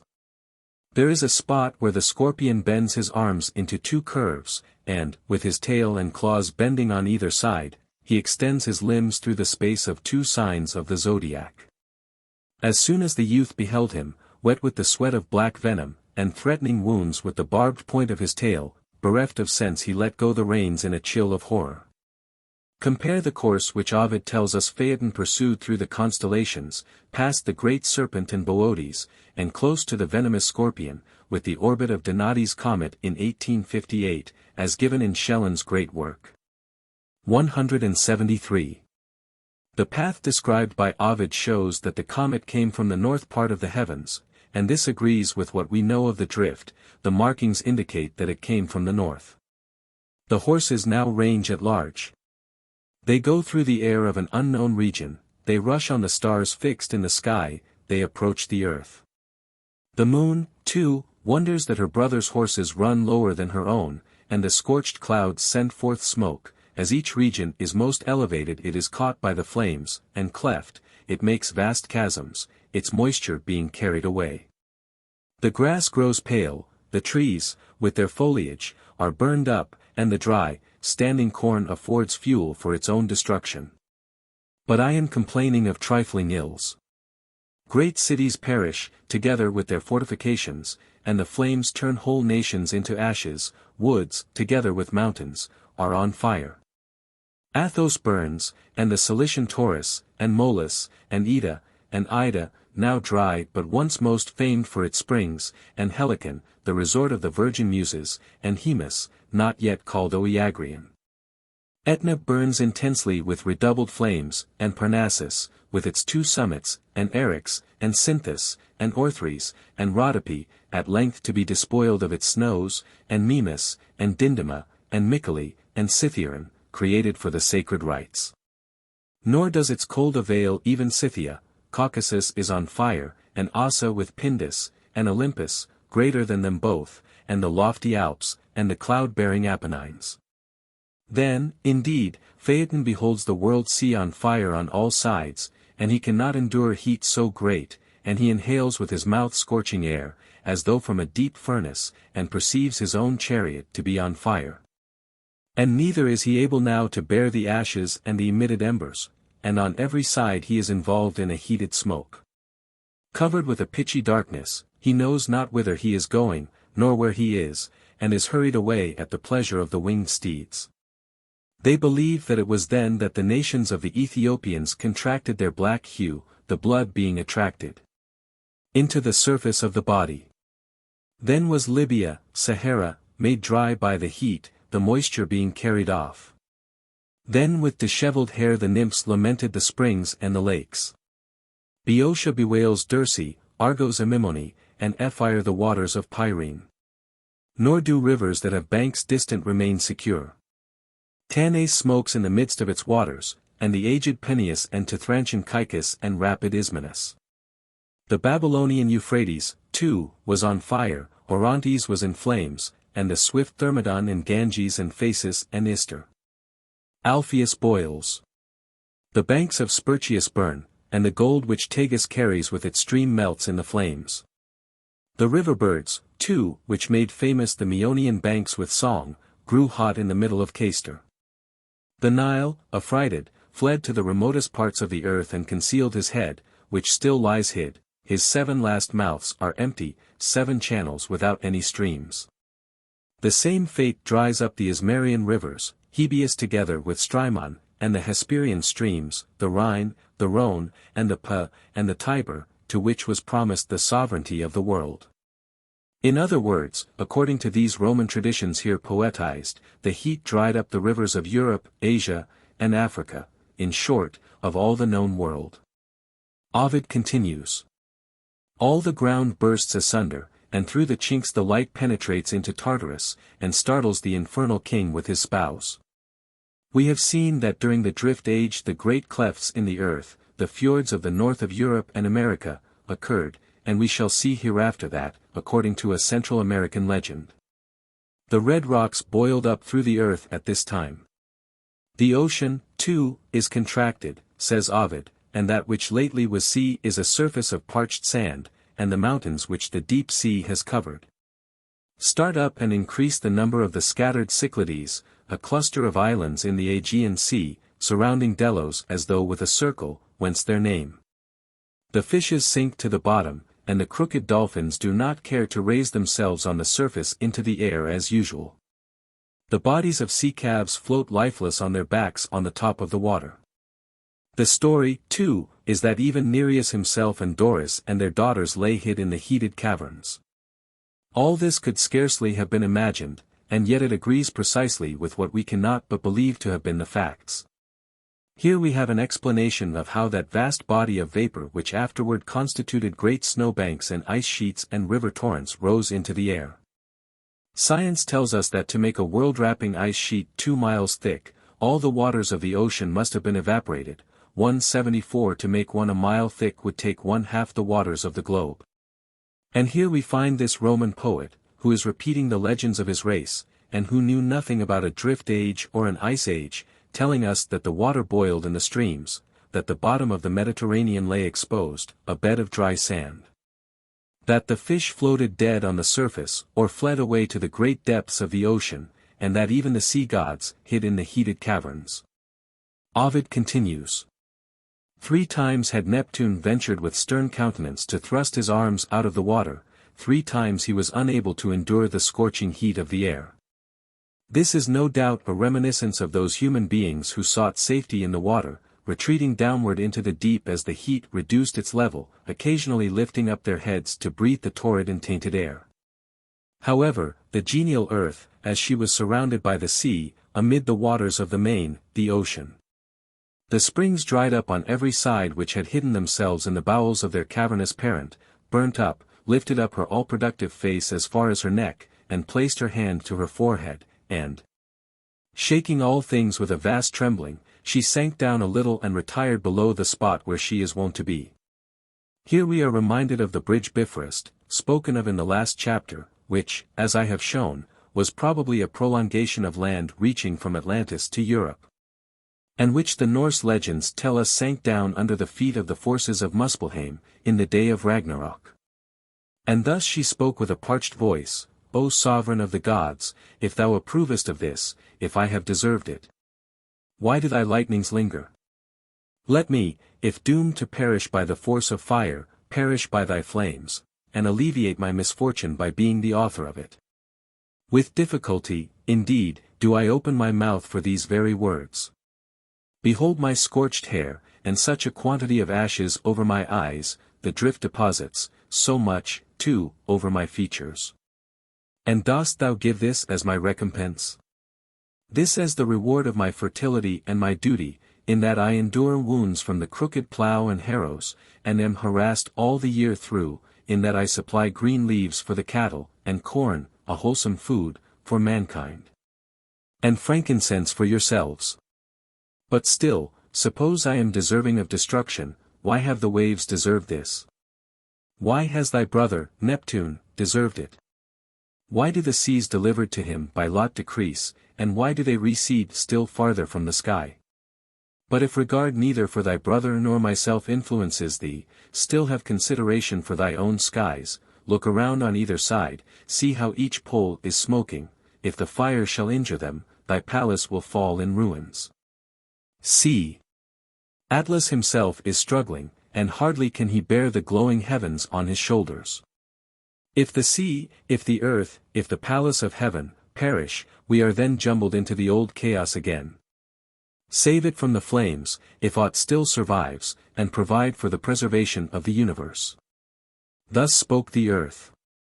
Nor, indeed, could she any longer endure the vapor, nor say more, and she withdrew her face within herself, and the caverns neighboring to the shades below. But the omnipotent Father, having called the gods above to witness, and him, too, who had given the chariot to Phaeton, that unless he gives assistance all things will perish in direful ruin, mounts aloft to the highest eminence, from which he is wont to spread the clouds over the spacious earth, and from which he moves his thunders, and burls the brandished lightnings. But then he had neither clouds that he could draw over the earth, nor showers that he could pour down from the sky. That is to say, so long as the great meteor shone in the air, and for some time after, the heat was too intense to permit the formation of either clouds or rain, these could only come with coolness and condensation. He thundered aloud, and darted the poised lightning from his right ear, against the charioteer, and at the same moment deprived him both of life and his seat, and by his ruthless fires restrained the flames. The horses are affrighted, and, making a bound in the opposite direction, they shake the yoke from their necks, and disengage themselves from the torn harness. In one place lie the reins, in another the axle tree wrenched from the pole, in another part are the spokes of the broken wheels, and the fragments of the chariot torn in pieces are scattered far and wide. But Phaeton, the flames consuming his yellow hair, is hurled headlong, and is borne in a long track through the air, as sometimes a star is seen to fall from the serene sky, although it really has not fallen. Him the great Eridanus receives in a part of the world far distant from his country, and bathes his foaming face. The Hesperian naiads commit his body, smoking from the three-forked flames, to the tomb, and inscribe these verses on the stone: "Here is Phaeton buried, the driver of his father's chariot, which, if he did not manage, still he miscarried in a great attempt. But his wretched father, the sun, had hidden his face overcast with bitter sorrow, and, if only we can believe it, they say that one day passed without the sun. The flames, of the fires on the earth, afforded light, and there was some advantage in that disaster. As there was no daily return of the sun to mark the time, that one day of darkness was probably of long duration. It may have endured for years." Then follows Ovid's description of the mourning of Clymene and the daughters of the sun and the naiads for the dead Phaeton. Cycnus, king of Liguria, grieves for Phaeton until he is transformed into a swan. Reminding one of the Central American legend, which I shall give hereafter, which states that in that day all men were turned into goslings or geese, a reminiscence, perhaps, of those who saved themselves from the fire by taking refuge in the waters of the seas. Cycnus becomes a new bird. But he trusts himself not to the heavens or the air, as being mindful of the fire unjustly sent from thence. He frequents the pools and the wide lakes, and, abhorring fire, he chooses the streams, the very contrary of flames. Meanwhile, the father of Phaeton, the sun, in squalid garb and destitute of his comeliness, just as he is wont to be when he suffers an eclipse of his disk, abhors both the light, himself, and the day, and gives his mind up to grief, and adds resentment to his sorrow. In other words, the poet is now describing the age of darkness, which, as we have seen, must have followed the conflagration, when the condensing vapor wrapped the world in a vast cloak of cloud. The sun refuses to go again on his daily journey. Just as we shall see hereafter, in the American legends, he refuses to stir until threatened or coaxed into action. All the deities, says Ovid, stand around the sun as he says such things, and they entreat him, with suppliant voice, not to determine to bring darkness over the world. At length they induce the enraged and bereaved father to resume his task. But the omnipotent father, Jupiter, surveys the vast walls of heaven, and carefully searches that no part, impaired by the violence of the fire, may fall into ruin. After he has seen them to be secure and in their own strength, he examines the earth, and the works of man, yet a care for his own Arcadia is more particularly his object. He restores, too, the springs and the rivers, that had not yet dared to flow, he gives grass to the earth, green leaves to the trees, and orders the injured forests again to be green. The work of renovation has begun. The condensing moisture renews the springs and rivers, the green mantle of verdure once more covers the earth, and from the waste places the beaten and burned trees put forth new sprouts. The legend ends, like Ragnarok, in a beautiful picture of a regenerated world. Divest this poem of the myth of Phaeton, and we have a very faithful tradition of the conflagration of the world caused by the comet. The cause of the trouble is a something which takes place high in the heavens, it rushes through space, it threatens the stars, it traverses particular constellations, it is disastrous, it has yellow hair, it is associated with great heat. It sets the world on fire, it dries up the seas, its remains are scattered over the earth, it covers the earth with ashes, the sun ceases to appear, there is a time when he is, as it were, in eclipse, darkened, after a while he returns. Verdure comes again upon the earth, the springs and rivers reappear, the world is renewed. During this catastrophe man has hidden himself, swan-like, in the waters. Or the intelligent children of the earth betake themselves to deep caverns for protection from the conflagration. How completely does all this accord, in chronological order and in its details, with the Scandinavian legend? And with what reason teaches us must have been the consequences to the earth if a comet had fallen upon it. And the most ancient of the ancient world, the nation that stood farthest back in historical time, the Egyptians, believed that this legend of Phaeton really represented the contact of the earth with a comet. When Solon, the Greek lawgiver, visited Egypt, 600 years before the Christian era, he talked with the priests of Sais about the deluge of Deucalion. I quote the following from Plato, Dialogues, 11, 5-17, Timaeus. Thereupon, one of the priests, who was of very great age, said, O Solon, Solon, you Hellenes are but children, and there is never an old man who is an Hellene. Solon, hearing this, said, What do you mean? I mean to say, he replied, that in mind you are all young, there is no old opinion handed down among you by ancient tradition, nor any science which is hoary with age. And I will tell you the reason of this: there have been, and there will be again, many destructions of mankind arising out of many causes. There is a story which even you have preserved, that once upon a time Phaeton, the son of Helios, having yoked the steeds in his father's chariot, because he was not able to drive them in the path of his father, burnt up all that was upon the earth, and was himself destroyed by a thunderbolt. Now, this has the form of a myth, but really signifies a declination of the bodies moving around the earth and in the heavens, and a great conflagration of things upon the earth recurring at long intervals of time. When this happens, those who live upon the mountains and in dry and lofty places are more liable to destruction than those who dwell by rivers or on the seashore. Chapter 6. Other legends of the conflagration. The first of these, and the most remarkable of all, is the legend of one of the Central American nations, preserved not by tradition alone, but committed to writing at some time in the remote past. In the Codex Camalpopoca, one of the sacred books of the Toltecs, the author, speaking of the destruction which took place by fire, says, The third sun, or era, is called Kiatonatiu, son of rain, because there fell a rain of fire. All which existed burned, and there fell a rain of gravel. They also narrate that while the sandstone, which we now see scattered about, and the Tetzontli, amygdaloid poriostrap or basaltic rocks, boiled with great tumult, there also rose the rocks of vermilion color. That is to say, the basaltic and red trap rocks burst through the great cracks made, at that time, in the surface of the disturbed earth. Now, this was in the year Sotekpaddle, 1 Flint, it was the day Nahuequiahuitl, 4th reign.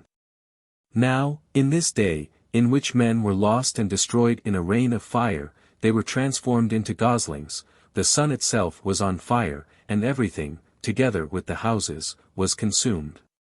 175. Here we have the whole story told in little. Fire fell from heaven, the comet, the sun itself was on fire, the comet reached to, or appeared to reach to, the sun, or its head had fallen into the sun. Or the terrible object may have been mistaken for the sun on fire. There was a rain of gravel, the drift fell from the comet. There is also some allusion to the sandstone scattered about. And we have another reference to the great breaks in the earth's crust, caused either by the shock of contact with the comet, or the electrical disturbances of the time. And we are told that the trap rocks, and rocks of vermilion color, boiled up to the surface with great tumult. Mankind was destroyed, except such as fled into the seas and lakes, and there plunged into the water, and lived like goslings. Can anyone suppose that this primitive people invented all this? And if they did, how comes it that their invention agreed so exactly with the traditions of all the rest of mankind? And with the revelations of science as to the relations between the trap rocks and the gravel, as to time at least? We turn now to the legends of a different race, in a different stage of cultivation, the barbarian Indians of California and Nevada. It is a curious and wonderful story. The natives in the vicinity of Lake Tahoe ascribe its origin to a great natural convulsion. There was a time, they say, when their tribe possessed the whole earth, and were strong, numerous, and rich. But a day came in which a people rose up stronger than they, and defeated and enslaved them. Afterward the Great Spirit sent an immense wave across the continent from the sea, and this wave engulfed both the oppressors and the oppressed, all but a very small remnant. Then the taskmasters made the remaining people raise up a great temple, so that they, of the ruling caste, should have a refuge in case of another flood, and on the top of this temple the masters worshipped a column of perpetual fire. It would be natural to suppose that this was the great deluge to which all the legends of mankind refer, and which I have supposed, elsewhere, to refer to the destruction of Atlantis. But it must be remembered that both east and west of the Atlantic the traditions of mankind refer to several deluges, to a series of catastrophes occurring at times far apart.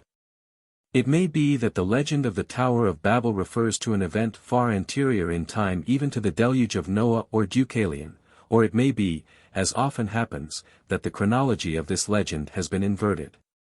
The Tahoe legend continues. Half a moon had not elapsed, however, before the earth was again troubled, this time with strong convulsions and thunderings, upon which the masters took refuge in their great tower, closing the people out. The poor slaves fled to the Humboldt River, and, getting into canoes, paddled for life from the awful sight behind them, for the land was tossing like a troubled sea, and casting up fire, smoke, and ashes. The flames went up to the very heavens, and melted many stars, so that they rained down in molten metal upon the earth, forming the ore, gold, that white men seek. The Sierra was mounded up from the bosom of the earth, while the place where the great fort stood sank, leaving only the dome on the top exposed above the waters of Lake Tahoe. The inmates of the temple tower clung to this dome to save themselves from drowning. But the Great Spirit walked upon the waters in his wrath, and took the oppressors one by one, like pebbles, and threw them far into the recesses of a great cavern on the east side of the lake, called to this day the Spirit Lodge, where the waters shut them in. There must they remain till the last great volcanic burning, which is to overturn the whole earth, is to again set them free. In the depths of cavern prison they may still be heard, wailing, and their cave, moaning, when the snows melt and the waters swell in the lake. 176. Here we have the usual mingling of fact and myth. The legend describes accurately, no doubt, the awful appearance of the tossing earth and the falling fire and debris, the people flying to rivers and taking shelter in the caves, and some of them closed up in the caves forever. The legend, as is usual, accommodates itself to the geography and topography of the country in which the narrators live. In the Aztec creation myths, as preserved by the Fray Andrés de Olmos, and taken down by him from the lips of those who narrated the Aztec traditions to him, we have an account of the destruction of mankind by the sun, which reads as follows. The sun had risen indeed, and with the glory of the cruel fire about him, that not even the eyes of the gods could endure. But he moved not. There he lay on the horizon. And when the deities sent Tlotli, their messenger, to him, with orders that he should go on upon his way, his ominous answer was that he would never leave that place till he had destroyed and put an end to them all. Then a great fear fell upon some, while others were moved only to anger, and among the others was one Sitli, who immediately strung his bow and advanced against the glittering enemy. By quickly lowering his head the sun avoided the first arrow shot at him, but the second and third had attained his body in quick succession, when, filled with fury, he seized the last and launched it back upon his assailant. And the brave Sidley laid shaft to string nevermore, for the arrow of the sun pierced his forehead. Then all was dismay in the assembly of the gods, and despair filled their hearts, for they saw that they could not prevail against the Shining One. And they agreed to die, and to cut themselves open through the breast. Zololt was appointed minister, and he killed his companions one by one, and last of all he slew himself also.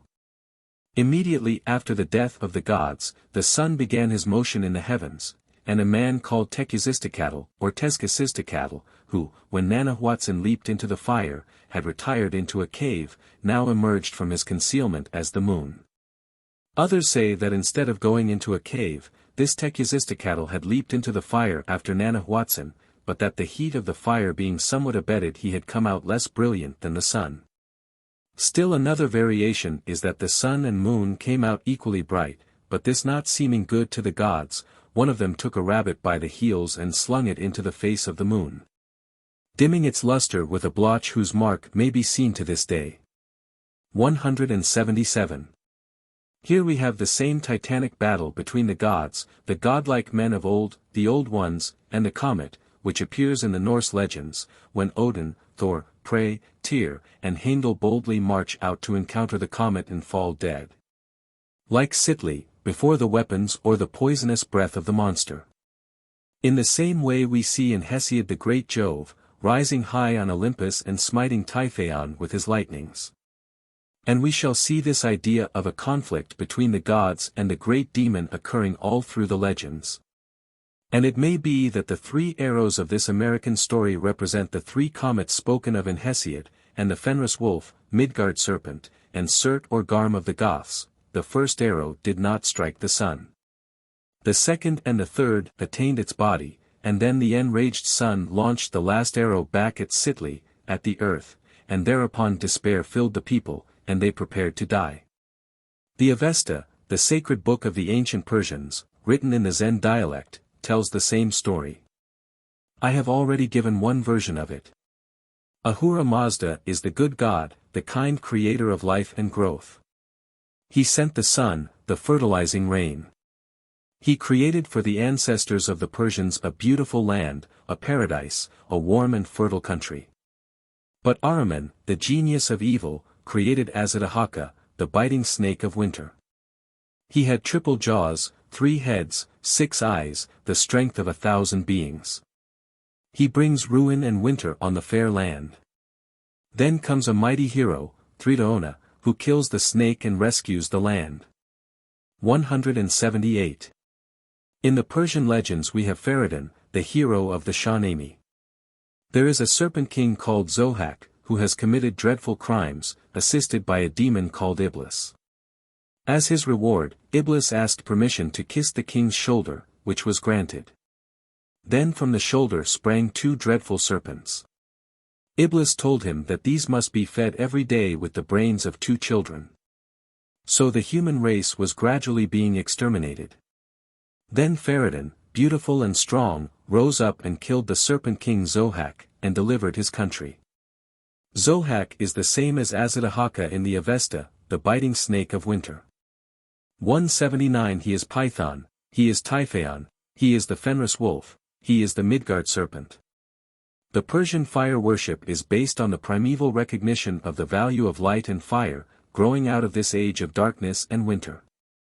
In the legends of the Hindus we read of the fight between Rama, the sun god, Ra was the Egyptian god of the sun, and Ravana, a giant who, accompanied by the Rakshasas, or demons, made terrible times in the ancient land where the ancestors of the Hindus dwelt at that period. He carries away the wife of Rama, Sita. Her name signifies a furrow, and seems to refer to agriculture, and an agricultural race inhabiting the furrowed earth. He bears her struggling through the air. Rama and his allies pursue him. The monkey god, Hanuman, helps Rama.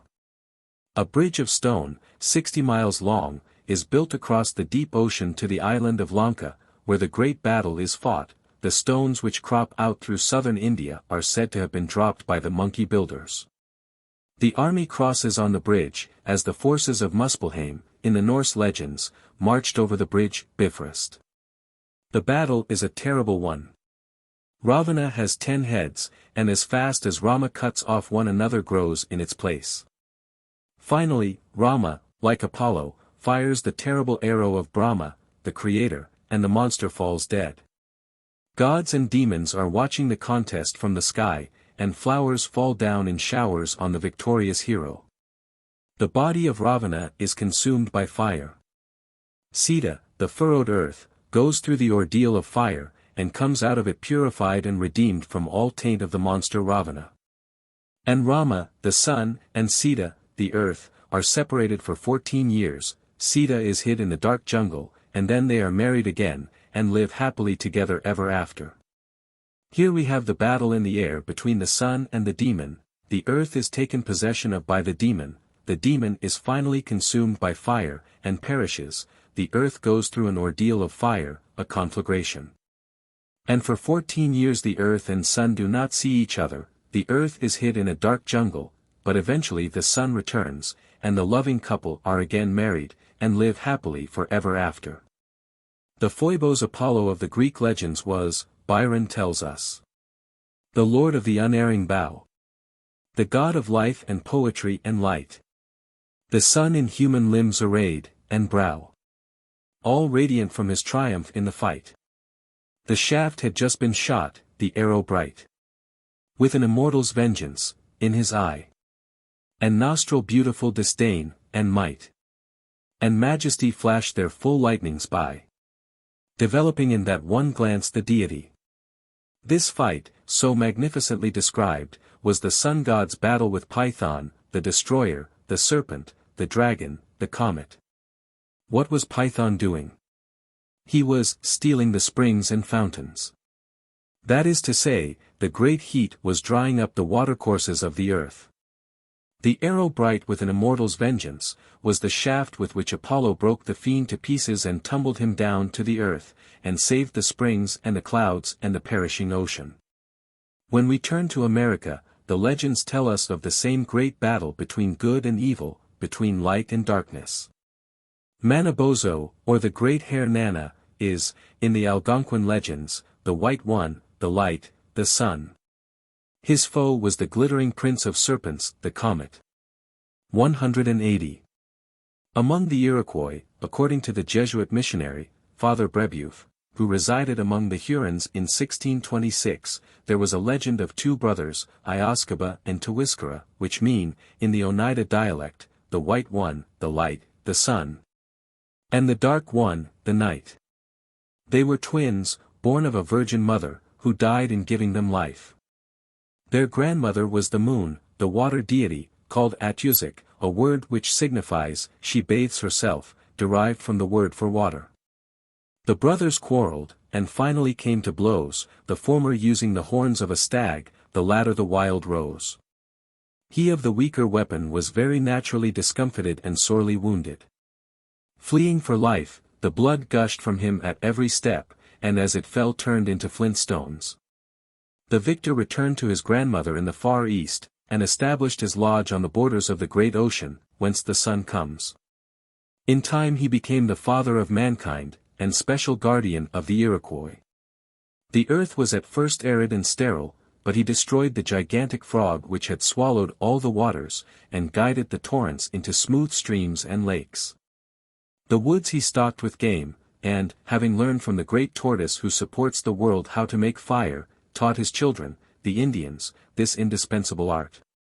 Sometimes they spoke of him as the sun, but this is only figuratively. 181. Here we have the light and darkness, the sun and the night, battling with each other. The sun fights with a younger brother, another luminary, the comet. The comet is broken up, it flies for life, the red blood, the red clay, streaming from it, and flintstones appearing on the earth wherever the blood, the clay, falls. The victorious sun re-establishes himself in the east. And then the myth of the sun merges into the legends concerning a great people, who were the fathers of mankind who dwelt, in the east, on the borders of the great eastern ocean, the Atlantic. The earth was at first arid and sterile, covered with debris and stones, but the returning sun, the white one, destroys the gigantic frog, emblem of cold and water, the great snows and ice deposits. This frog had swallowed all the waters, that is to say, the falling rains had been congealed in these great snowbanks and glaciers, the sun melts them, and kills the frog, the waters pour forth in deluging floods. Manabozho guides the torrents into smooth streams and lakes, the woods return, and become once more full of animal life. Then the myth again mixes up the sun and the sunland in the east. From this sunland, represented as a tortoise, always the emblem of an island, the Iroquois derive the knowledge of how to make fire. This coming of the monster, his attack upon and conquest of the sun, his apparent swallowing of that orb, are all found represented on both sides of the Atlantic, on the walls of temples and in great earth mounds.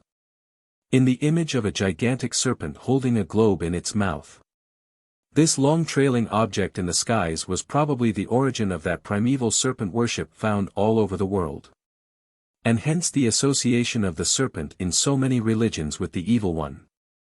In itself, the serpent should no more represent moral wrong than the lizard, the crocodile, or the frog, but the hereditary abhorrence with which he is regarded by mankind extends to no other created thing. He is the image of the great destroyer, the wronger, the enemy. Let us turn to another legend. An ancient authority 182 gives the following legend of the Tupi Indians of Brazil. Mano, without beginning or end, author of all that is, seeing the ingratitude of men, and their contempt for him who had made them thus joyous, withdrew from them, and sent upon them Tada, the divine fire, which burned all that was on the surface of the earth. He swept about the fire in such a way that in places he raised mountains, and in others dug valleys. Of all men one alone, Iron Mage, was saved, whom Mano carried into the heaven. He, seeing all things destroyed, spoke thus to Mano, "Wilt thou also destroy the heavens and their garniture? Alas! Henceforth where will be our home? Why should I live, since there is none other of my kind?" Then Mano was so filled with pity that he poured a deluging rain on the earth, which quenched the fire, and flowed on all sides, forming the ocean, which we call the Purana, the great waters. 183. The prayer of Iron Mage, when he calls on God to save the garniture of the heavens, reminds one vividly of the prayer of the earth in Ovid. It might be inferred that heaven meant in the Tupi legend the heavenly land, not the skies. This is rendered the more probable because we find Iron asking where should he dwell if heaven is destroyed. This could scarcely allude to a spiritual heaven. And here I would note a singular coincidence: the fire that fell from heaven was the divine Tata.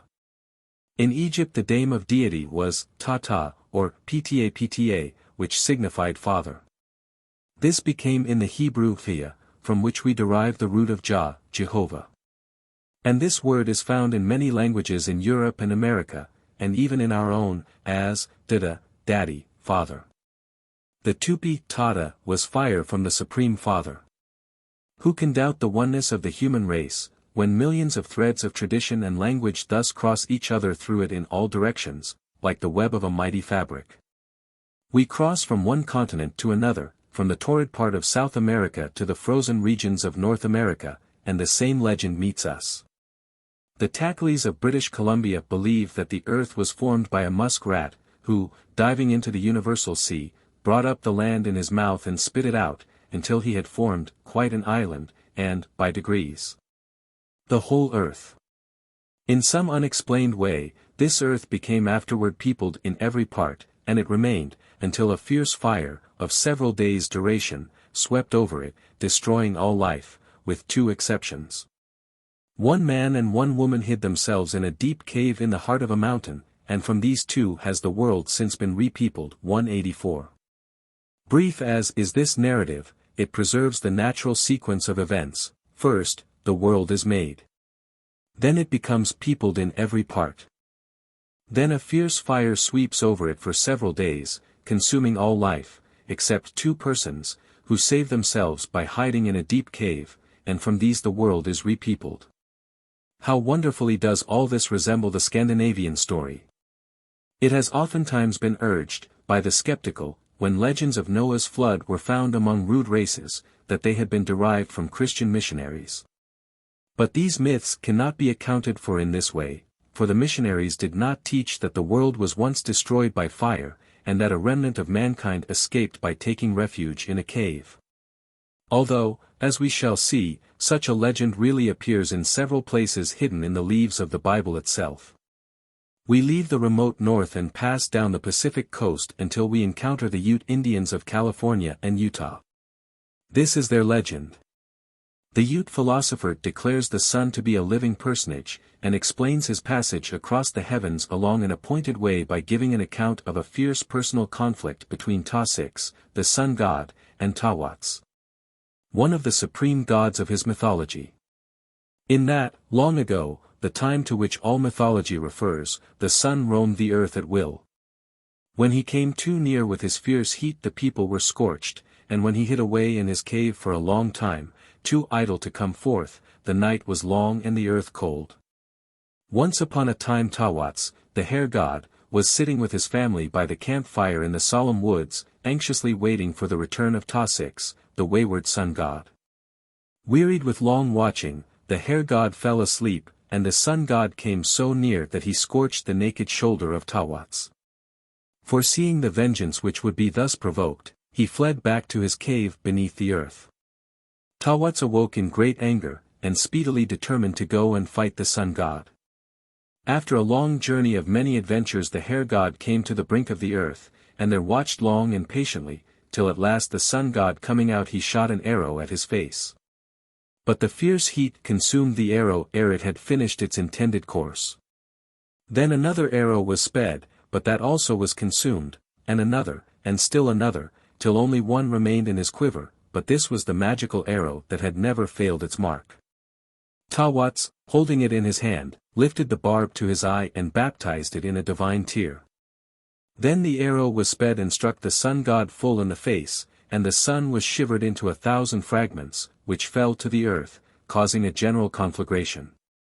Then Tawats, the hair god, fled before the destruction he had wrought, and as he fled the burning earth consumed his feet, consumed his legs, consumed his body, consumed his bands and his arms, all were consumed but the head alone, which bowled across valleys and over mountains, fleeing destruction from the burning earth, until at last, swollen with heat, the eyes of the god burst and the tears gushed forth in a flood which spread over the earth and extinguished the fire.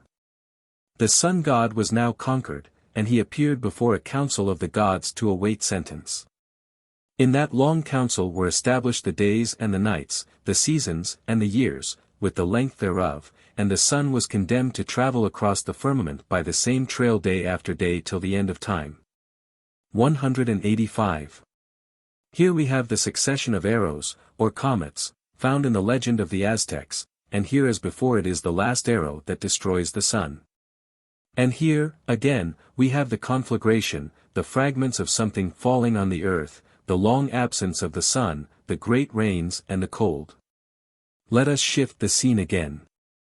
In Peru, that ancient land of mysterious civilization, that brother of Egypt and Babylon, looking out through the twilight of time upon the silent waters of the Pacific.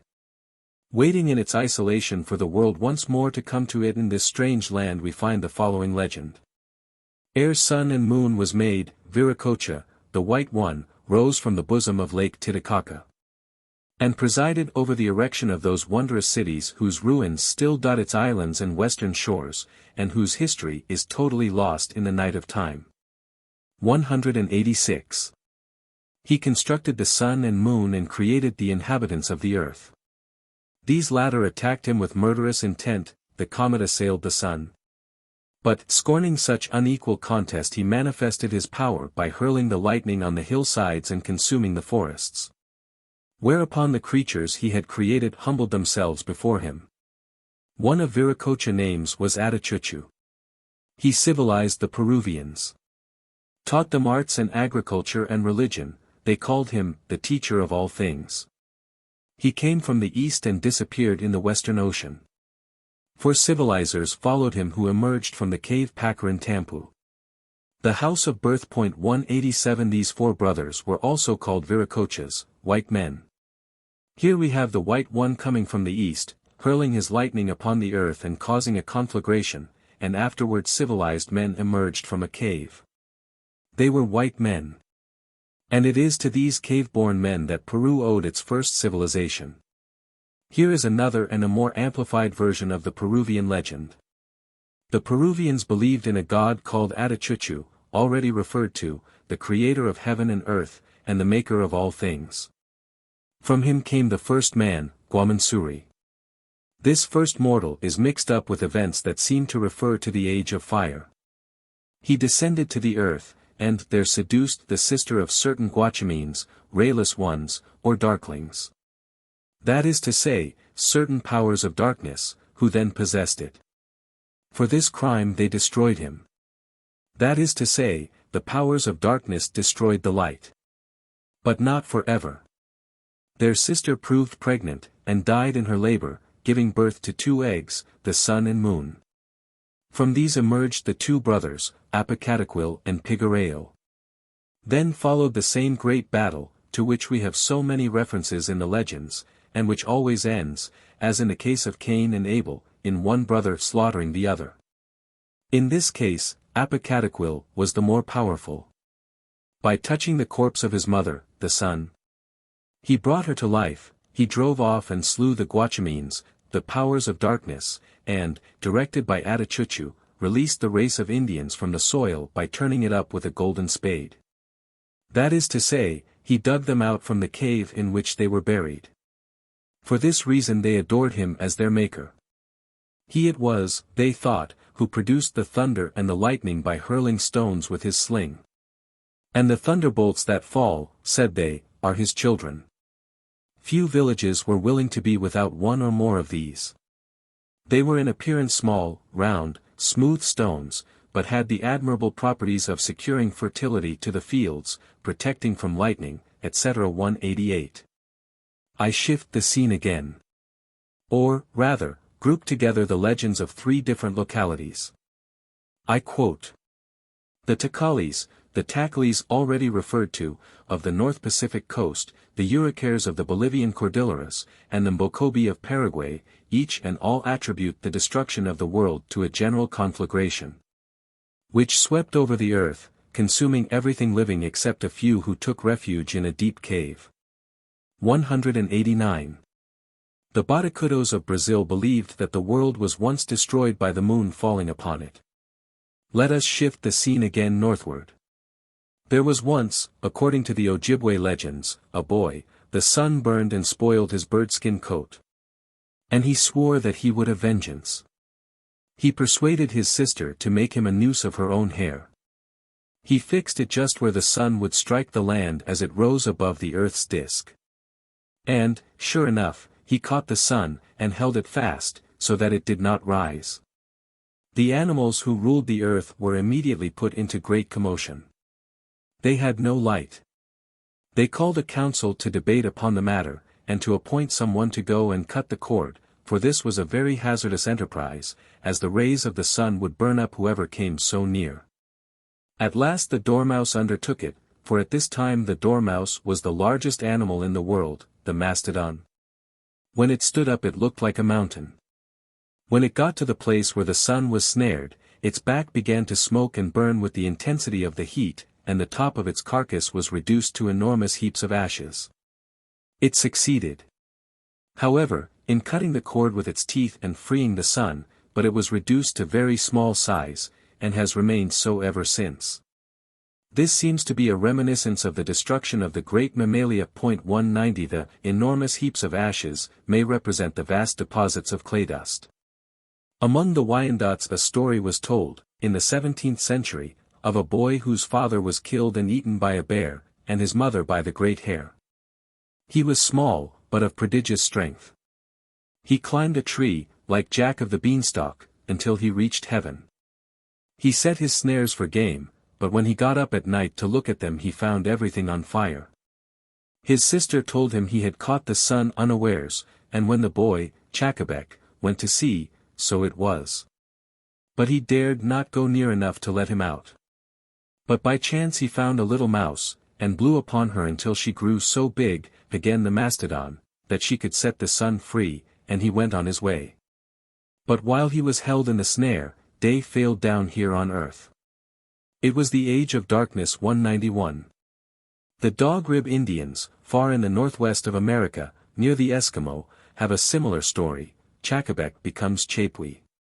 He too climbs a tree, but it is in pursuit of a squirrel, until he reaches heaven.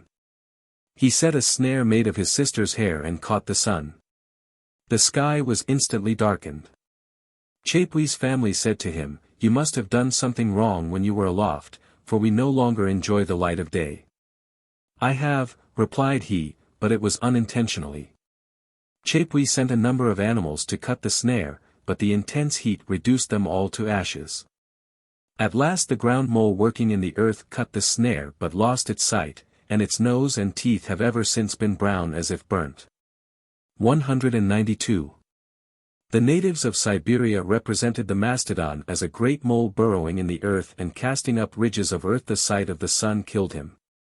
These sun-catching legends date back to a time when the races of the earth had not yet separated. Hence we find the same story, in almost the same words, in Polynesia and America. Maui is the Polynesian god of the ancient days.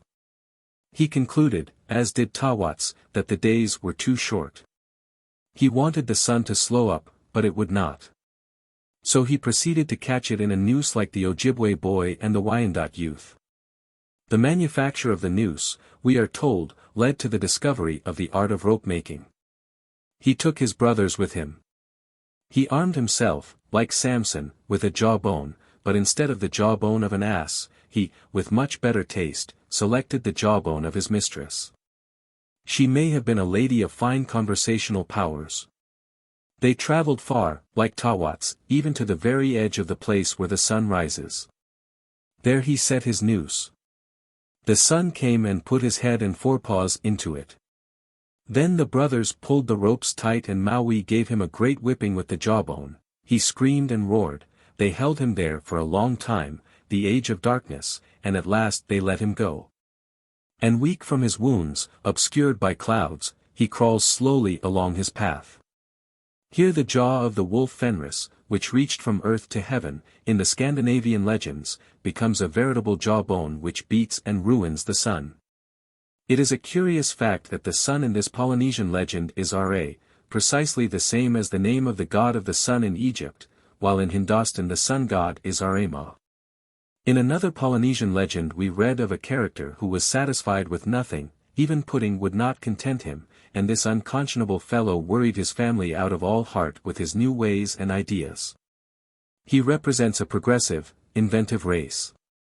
He was building a great house, but the days were too short, so, like Maui, he determined to catch the sun in nets and ropes, but the sun went on. At last he succeeded, he caught him. The good man then had time to finish his house, but the sun cried and cried until the island of Savai was nearly drowned. 193. And these myths of the sun being tied by a cord are, strange to say, found even in Europe. The legends tell us. In North Germany the townsmen of Bochum sit up in their church tower and hold the sun by a cable all day long, taking care of it at night, and letting it up again in the morning. In Reynard the Fox, the day is bound with a rope, and its bonds only allow it to come slowly on. The Peruvian Inca said the sun is like a tied beast, who goes ever round and round, in the same track. 194. That is to say, they recognize that he is not a god, but the servant of God. Verily the bands that knit the races of the earth together are wonderful indeed, and they radiate, as I shall try to show, from one spot of the earth's surface, alike to Polynesia, Europe and America. Let us change the scene again to the neighborhood of the Aztecs. We are told of two youths, the ancestors of the Mixtec chiefs, who separated, each going his own way to conquer lands for himself. The braver of the two, coming to the vicinity of Tilantongo, armed with buckler and bow, was much vexed and oppressed by the ardent rays of the sun, which he took to be the lord of that district, striving to prevent his entrance therein. Then the young man strung his bow, and advanced his buckler before him, and drew shafts from his quiver.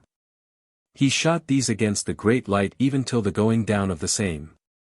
Then he took possession of all that land, seeing that he had grievously wounded the sun and forced him to hide behind the mountains. Upon this story is founded the lordship of all the caciques of Mixteca, and upon their descent from this mighty archer, their ancestor. Even to this day, the chiefs of the Mixtecs blazon as their arms a plumed chief with bow and arrows and shield, and the sun in front of him setting behind grey clouds. 195. Are these two young men, one of whom attacks and injures the sun, the two wolves of the Gothic legends, the two comets, who devoured the sun and moon? And did the Mixtec barbarians, in their vanity, claim descent from these monstrous creatures of the sky? Why not, when the historical heroes of antiquity traced their pedigree back to the gods? And the rulers of Peru, Egypt, and China pretended to be the lineal offspring of the sun? And there are not wanting those, even in Europe, who yet believe that the blood royal differs in some of its constituents from the blood of the common people. What, will the aspiring blood of Lancaster sink in the ground? In the Aztec legends there were 4 ages, or suns, as they were termed. The first terminated, according to Gama, in a destruction of the people of the world by hunger, the second ended in a destruction by winds. In the third, the human race was swept away by fire, and the fourth destruction was by water.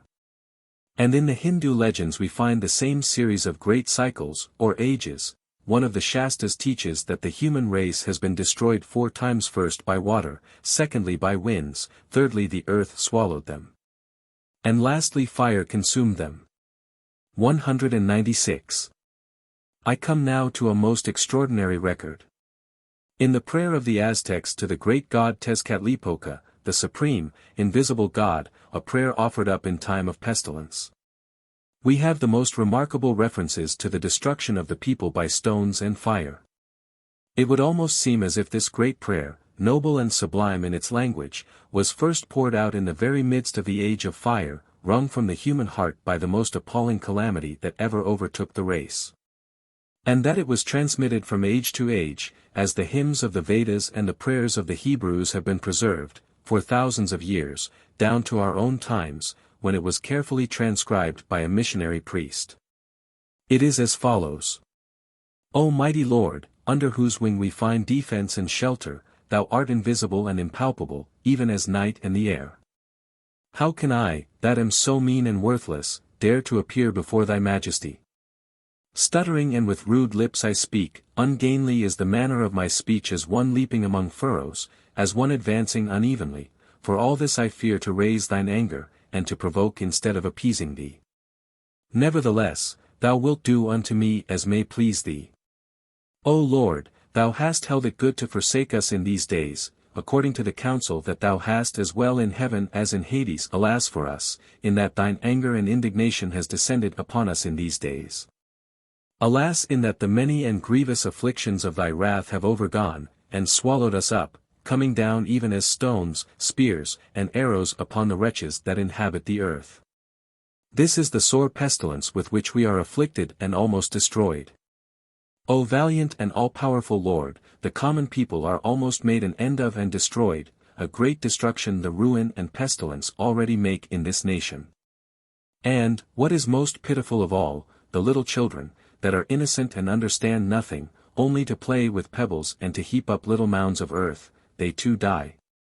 Broken and dashed to pieces as against stones in a wall, a thing very pitiful and grievous to be seen, for there remain of them not even those in the cradles, nor those that could not walk or speak. Ah, Lord, how all things become confounded. Of young and old and of men and women there remains neither branch nor root, thy nation, and thy people, and thy wealth, are leveled down and destroyed. O our Lord, protector of all, most valiant and most kind, what is this? Thine anger and thine indignation, does it glory or delight in hurling the stone, and arrow, and spear? The fire of the pestilence, made exceeding hot, is upon thy nation, as a fire in a hut, burning and smoking, leaving nothing upright or sound.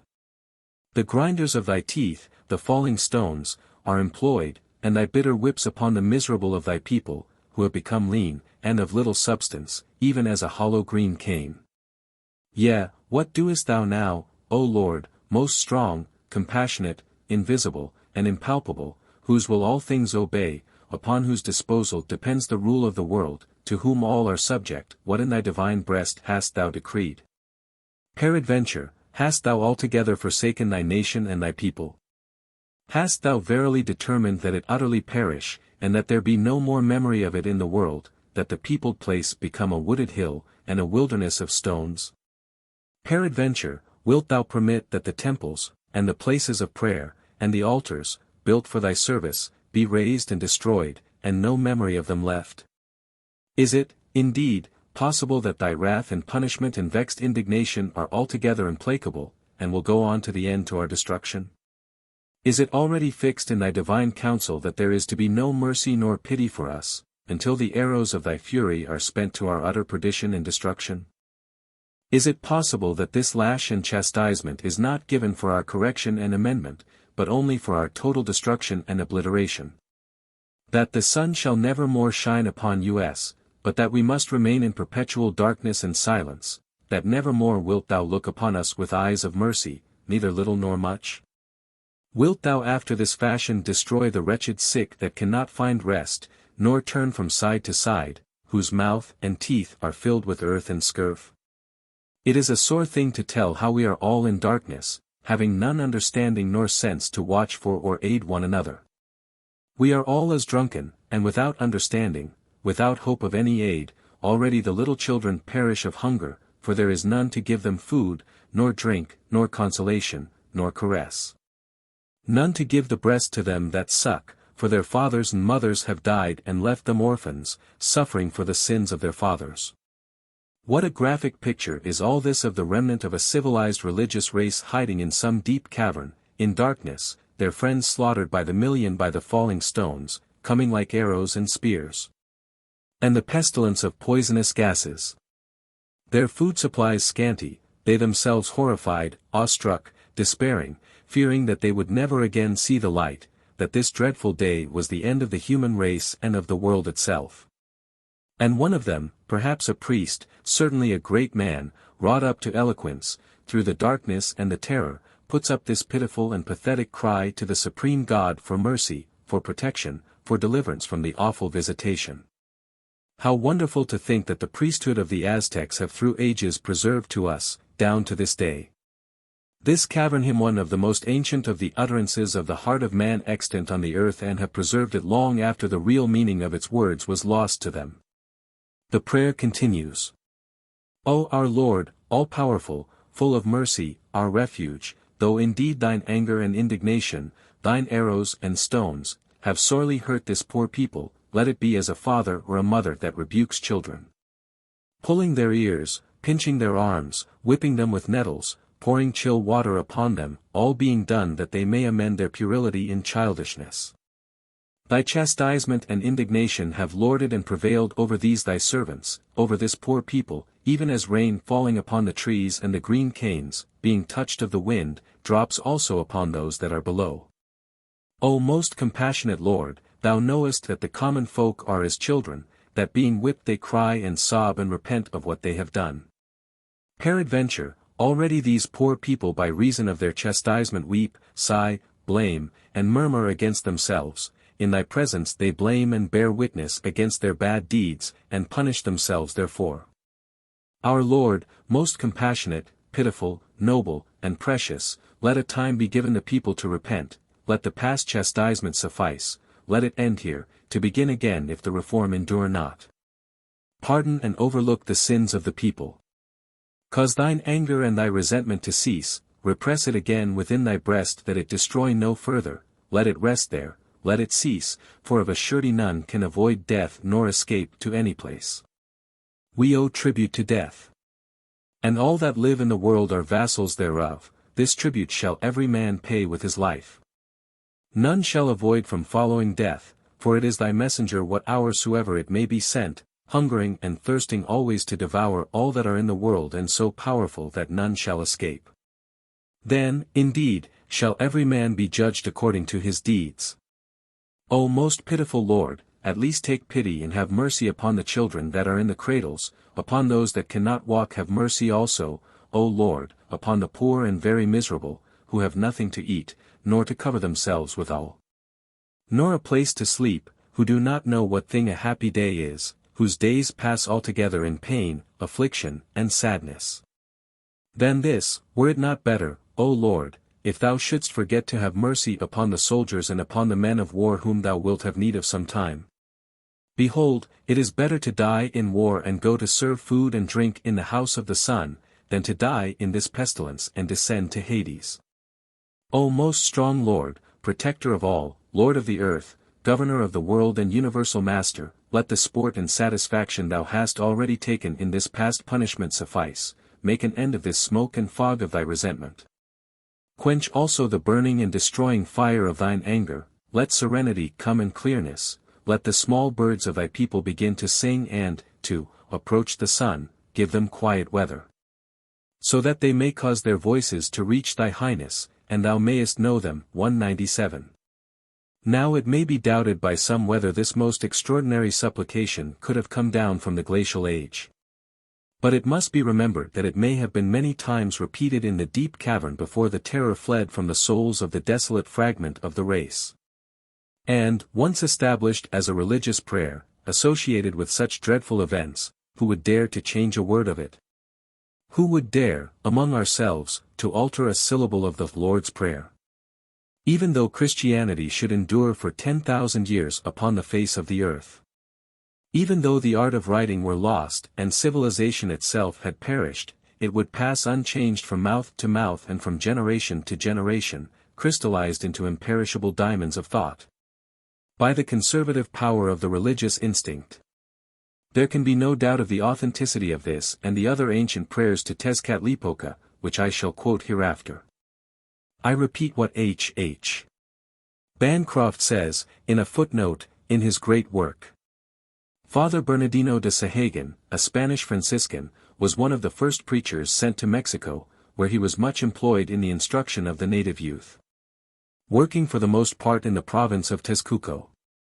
While there, in the city of Tepeapulco, in the latter part of the 16th century, he began the work, best known to us as the Historia General de las Cosas de Nueva España, from which the above prayers have been taken. It would be hard to imagine a work of such a character constructed after a better fashion of working than his. Gathering the principal natives of the town in which he carried on his labors, he induced them to appoint him a number of persons, the most learned and experienced in the things of which he proposed to write. These learned Mexicans being collected, Father Sahagun was accustomed to get them to paint down in their native fashion the various legends, details of history and mythology, and so on, that he wanted, at the foot of the said pictures. These learned Mexicans wrote out the explanations of the same in the Mexican tongue, and this explanation the Father Sahagun translated into Spanish. That translation purports to be what we now read as the Historia General. 198. Sahagun was a good and holy man, who was doubtless inspired of God, in the face of much opposition and many doubts, to perpetuate, for the benefit of the race, these wonderful testimonials of man's existence, condition, opinions, and feelings in the last great cataclysm which shook the whole world and nearly destroyed it. Religions may perish, the name of the deity may change with race and time and tongue. But he can never despise such noble, exalted, eloquent appeals from the hearts of millions of men, repeated through thousands of generations, as these Aztec prayers have been. Whether addressed to Tezcatlipoca, Zeus, Jove, Jehovah, or God, they pass alike direct from the heart of the creature to the heart of the Creator. They are of the threads that tie together matter and spirit. In conclusion, let me recapitulate. 1. The original surface rocks, underneath the drift, are, we have seen, decomposed and changed, for varying depths of from 1 to 100 feet, by fire. They are metamorphosed, and their metallic constituents vaporized out of them by heat. 2. Only tremendous heat could have lifted the water of the seas into clouds, and formed the age of snow and floods evidenced by the secondary drift. 3. The traditions of the following races tell us that the earth was once swept by a great conflagration. A. The ancient Britons, as narrated in the mythology of the Druids. B. The ancient Greeks, as told by Hesiod. C. The ancient Scandinavians, as appears in the Elder Edda and Younger Edda. D. The ancient Romans, as narrated by Ovid. E. The ancient Toltecs of Central America, as told in their sacred books. F. The ancient Aztecs of Mexico, as transcribed by Fray de Olmos. G. The ancient Persians, as recorded in the Zendavesta. H. The ancient Hindus, as told in their sacred books. I. The Tahoe Indians of California, as appears by their living traditions. Also by the legends of J. The Tupi Indians of Brazil. K. The Tacleys of British America. 1. The Ute Indians of California and Utah. M. The Peruvians. N. The Uricares of the Bolivian Cordilleras. O. The Mocobi of Paraguay. P. The Batacudos of Brazil. Q. The Ojibwe Indians of the United States. R. The Wyandot Indians of the United States.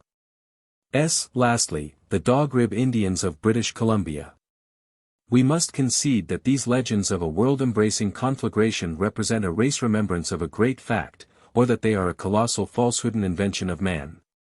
If the latter, then that invention and falsehood must have been concocted at a time when the ancestors of the Greeks, Romans, Hindus, Persians, Goths, Toltecs, Aztecs, Peruvians, and the Indians of Brazil, the United States, the west coast of South America, and the northwestern extremity of North America, and the Polynesians, who have kindred traditions, all dwelt together, as one people, alike in language and alike in color of their hair, eyes, and skin. At that time, therefore, all the widely separated regions, now inhabited by these races, must have been without human inhabitants, the race must have been a mere handful, and dwelling in one spot. What vast lapses of time must have been required before mankind slowly overflowed to these remote regions of the earth, and changed into these various races speaking such diverse tongues. And if we take the ground that this universal tradition of a world conflagration was an invention, a falsehood, then we must conclude that this handful of men, before they dispersed, in the very infancy of the world, shared in the propagation of a prodigious lie, and religiously perpetuated it for tens of thousands of years. And then the question arises, how did they hit upon a lie that accords so completely with the revelations of science?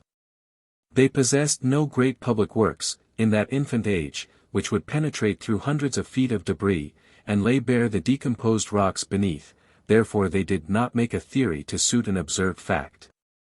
And how did mankind come to be reduced to a handful? If men grew, in the first instance, out of bestial forms, mindless and speechless, they would have propagated and covered the world as did the bear and the wolf. But after they had passed this stage, and had so far developed as to be human in speech and brain, some cause reduced them again to a handful. What was it? Something, say these legends, some fiery object, some blazing beast or serpent, which appeared in the heavens, which filled the world with conflagrations, and which destroyed the human race, except a remnant, who saved themselves in caverns or in the water. And from this seed, this handful, mankind again replenished the earth, and spread gradually to all the continents and the islands of the sea. Chapter 7. Legends of the Cave Life. I have shown that man could only have escaped the fire, the poisonous gases, and the falling stones and clay dust, by taking refuge in the water or in the deep caves of the earth. And hence everywhere in the ancient legends we find the races claiming that they came up out of the earth. Man was earthborn. The Toltecs and Aztecs traced back their origin to the 7 caves. We have seen the ancestors of the Peruvians emerging from the primeval cave, Pacarantampu, and the Aztec Nanahuatzin taking refuge in a cave. And the ancestors of the Urucares, the Tecalis, and the Mbokobi of America, all biding themselves from the conflagration in a cave, and we have seen the tyrannical and cruel race of the Tahoe legend buried in a cave. And, passing to a far distant region, we find the Bungojis and Pancos, hill tribes, of the most ancient races of Chittagong, in British India, relating that their ancestors came out of a cave in the earth, under the guidance of a chief named Tlandrokpa. 199. We read in the Toltec legends that a dreadful hurricane visited the earth in the early age, and carried away trees, mounds, horses, etc. And the people escaped by seeking safety in caves and places where the great hurricane could not reach them. After a few days they came forth, to see what had become of the earth, when they found it all populated with monkeys. All this time they were in darkness, without the light of the sun or the moon, which the wind had brought them. 200. A North American tribe, a branch of the Tinna of British America, have a legend that the earth existed first in a chaotic state, with only one human inhabitant, a woman, who dwelt in a cave and lived on berries. She met one day a mysterious animal, like a dog, who transformed himself into a handsome young man, and they became the parents of a giant race. 201. There seems to be an allusion to the cave life in Ovid, where, detailing the events that followed soon after the creation, he says, "Then for the first time did the parched air glow with sultry heat, and the ice, bound up by the winds, was pendant. Then for the first time did men enter houses, those houses were caverns, and thick shrubs, and twigs fastened together with bark. 202. But it is in the legends of the Navajo Indians of North America that we find the most complete account of the cave life. It is as follows. The Navajos, living north of the Pueblos, say that at one time all the nations, Navajos, Pueblos, Coyoteros, and white people, lived together tinder ground, in the heart of a mountain, near the river San Juan. Their food was meat, which they had in abundance, for all kinds of game were closed up with them in their cave, but their light was dim, and only endured for a few hours each day. There were, happily, 2 dumb men among the Navajos, flute players, who enlivened the darkness with music. One of these, striking by chance on the roof of the limbo with his flute, brought out a hollow sound, upon which the elders of the tribe determined to bore in the direction whence the sound came. The flute was then set up against the roof, and the raccoon sent up the tube to dig a way out, but he could not. Then the mothworm mounted into the breach, and bored till he found himself suddenly on the outside of the mountain, and surrounded by water. We shall see hereafter that, in the early ages, mankind, all over the world, was divided into totemic septs or families, bearing animal names. It was out of this fact that the fables of animals possessing human speech arose. When we are told that the fox talked to the crow or the wolf, it simply means that a man of the fox totem talked to a man of the crow or wolf totem. And, consequently, when we read, in the foregoing legend, that the raccoon went up to dig a way out of the cave and could not, it signifies that a man of the raccoon totem made the attempt and failed, while a man of the mothworm totem succeeded. We shall see hereafter that these totemic distinctions probably represented original race or ethnic differences. The Navajo legend continues. Under these novel circumstances, he, the mothworm, heaped up a little mound, and set himself down on it to observe and ponder the situation. A critical situation enough. For from the 4 corners of the universe 4 great white swans bore down upon him, every one with 2 arrows, one under each wing. The swan from the north reached him first, and, having pierced him with 2 arrows, drew them out and examined their points, exclaiming, as the result, "He is of my race." So, also, in succession, did all the others. Then they went away. And toward the directions in which they departed, to the north, south, east, and west, were found 4 great arroyos, by which all the water flowed off, leaving only mud. The worm now returned to the cave, and the raccoon went up into the mud, sinking in it mid-leg deep, as the marks on his fur show to this day. And the wind began to rise, sweeping up the 4 great arroyos, and the mud was dried away. Then the men and the animals began to come up from their cave, and their coming up required several days. First came the Navajos, and no sooner had they reached the surface than they commenced gaming at Patola, their favorite game.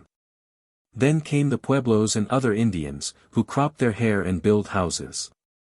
Lastly came the white people, who started off at once for the rising sun, and were lost sight of for many winters.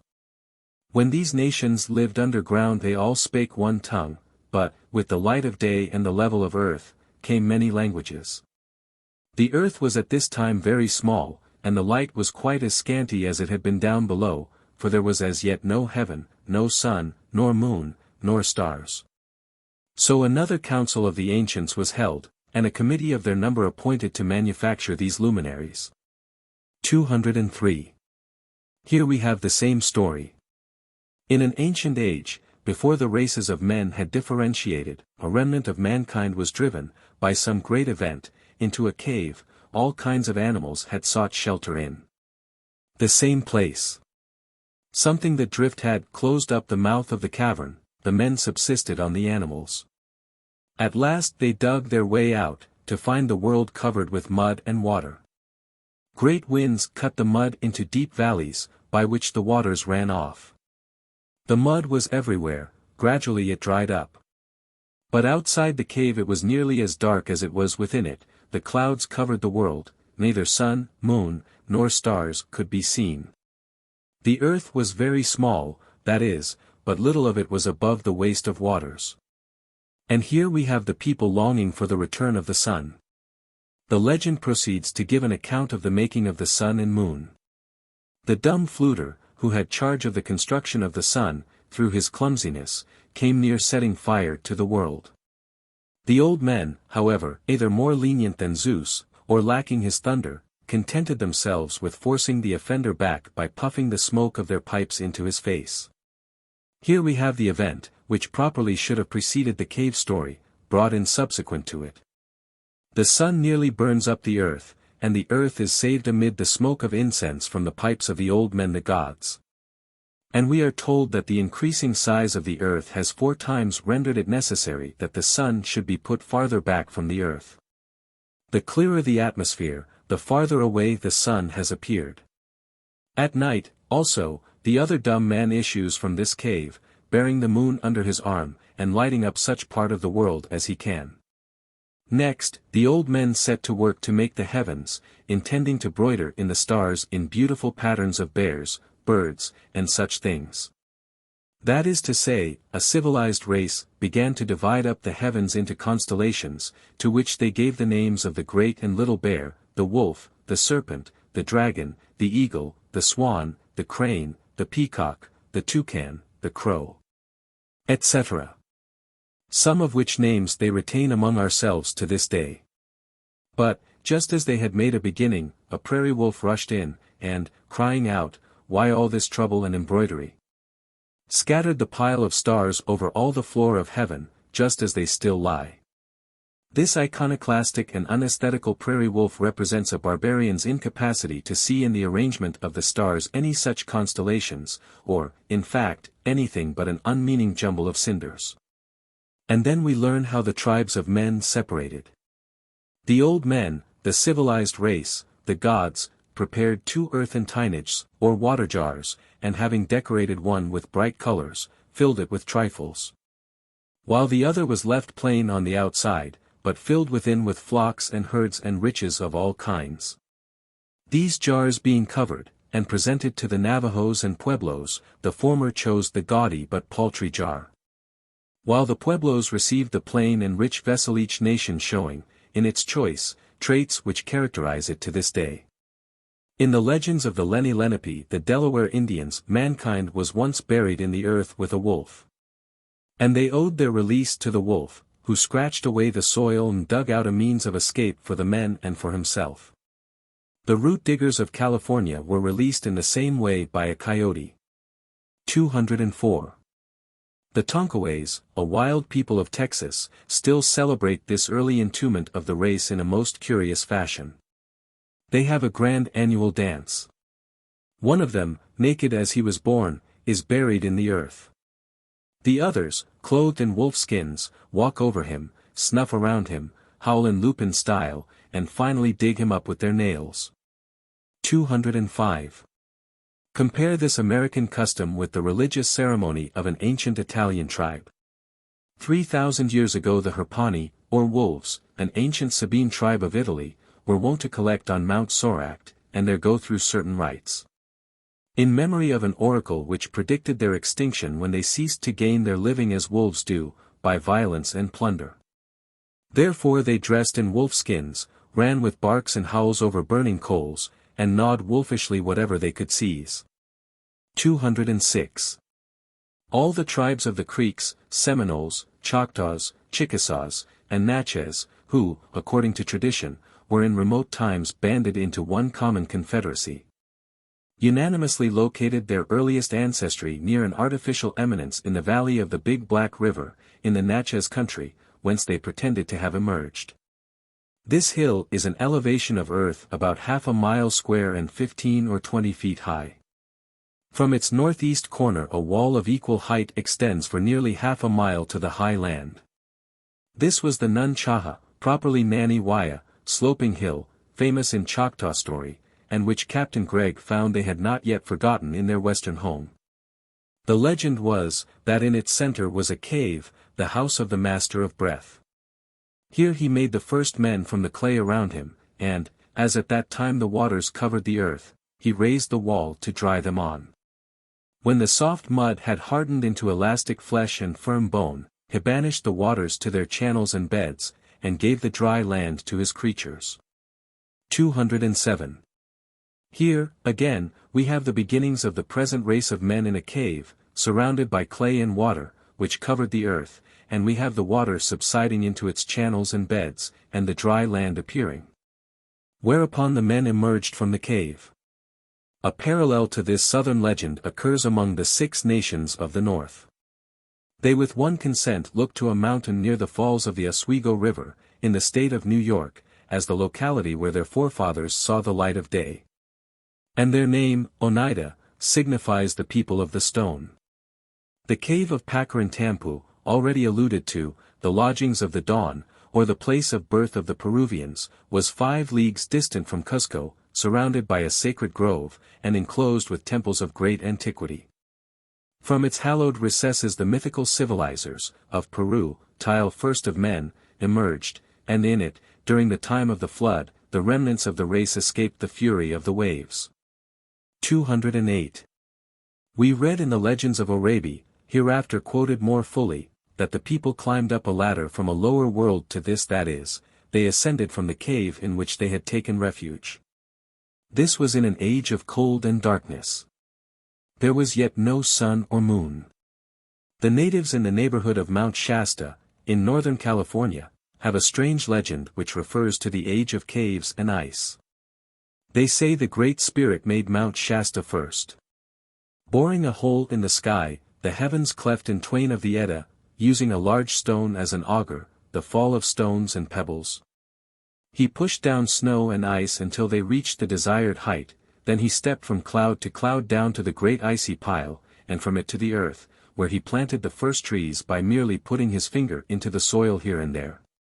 The sun began to melt the snow produced water, the water ran down the sides of the mountains, refreshed the trees, and made rivers. The Creator gathered the leaves that fell from the trees, blew upon them, and they became birds, etc. 209. This is a representation of the end of the glacial age. But the legends of these Indians of Mount Shasta go still further. After narrating, as above, the fall of a stone from heaven, and the formation of immense masses of ice, which subsequently melted and formed rivers, and after the Creator had made trees, birds, and animals, especially the grizzly bear, then we have a legend which reminds us of the cave life which accompanied the great catastrophe. Indeed, this animal, the grizzly bear, was then so large, strong, and cunning, that the Creator somewhat feared him, and hollowed out Mount Shasta as a wigwam for himself, where he might reside while on earth in the most perfect security and comfort. So the smoke was soon to be seen curling up from the mountain where the Great Spirit and his family lived, and still live, though their hearth fire is alive no longer, now that the white man is in the land. Here the superior race seeks shelter in a cave on Mount Shasta, and their campfire is associated with the smoke which once went forth out of the volcano, while an inferior race, a Neanderthal race, dwell in the plains at the foot of the mountain. This was thousands of snows ago, and there came after this a late and severe springtime, in which a memorable storm blew up from the sea, shaking the huge lodge, Mount Shasta, to its base. Another recollection of the Ice Age. The Great Spirit commanded his daughter, little more than an infant, to go up and bid the wind to be still, cautioning her, at the same time, in his fatherly way, not to put her head out into the blast, but only to thrust out her little red arm and make a sign, before she delivered her message. 210. Here we seem to have a reminiscence of the cave dwellers, looking out at the terrible tempest from their places of shelter. The child of the Great Spirit exposes herself too much, is caught by the wind and blown down the mountainside, where she is found, shivering on the snow, by a family of grizzly bears. These grizzly bears evidently possessed some humane as well as human traits. They walked then on their hind legs like men, and talked, and carried clubs, using the forelimbs as men use their arms. They represent in their bare skins the rude, fur-clad race that were developed during the intense cold of the glacial age. The child of the Great Spirit, the superior race, intermarries with one of the grizzly bears, and from this union came the race of men, to wit, the Indians. But the Great Spirit punished the grizzly bears by depriving them of the power of speech, and of standing erect, in short, by making true bears of them. But no Indian will, to this day, kill a grizzly bear, recognizing as he does the tie of blood. Again, we are told. The inhabitants of Central Europe and the Teutonic races who came late to England placed their mythical heroes underground in caves, in vaults beneath enchanted castles, or in mounds which rise up and open, and show their buried inhabitants alive and busy about the avocations of earthly men. In Mercier the buried race are supposed to be under the sandhills, as they are in some parts of Brittany. 2:11. Associated with these legends we find many that refer to the time of great cold, and snow, and ice. I give one or two specimens. In the story of the Iroquois, c.p. 173, ante, we are told that the White One, the Light One, the Sun, after he had destroyed the monster who covered the earth with blood and stones, then destroyed the gigantic frog. The frog, a cold-blooded, moist reptile, was always the emblem of water and cold. It represented the great ice fields that squatted, frog-like, on the face of the earth. It had swallowed all the waters, says the Iroquois legend. That is, the waters were congealed in it, and when it was killed great and destructive torrents broke forth and devastated the land, and Manabozho, the White One, the beneficent Sun, guided these waters into smooth streams and lakes. The Aztecs adored the goddess of water under the figure of a great green frog carved from a single emerald. 2:12.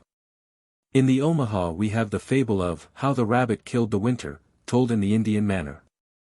The rabbit was probably a reminiscence of the great hare, Manabozho, and he, probably, as we shall see, a recollection of a great race, whose totem was the hare.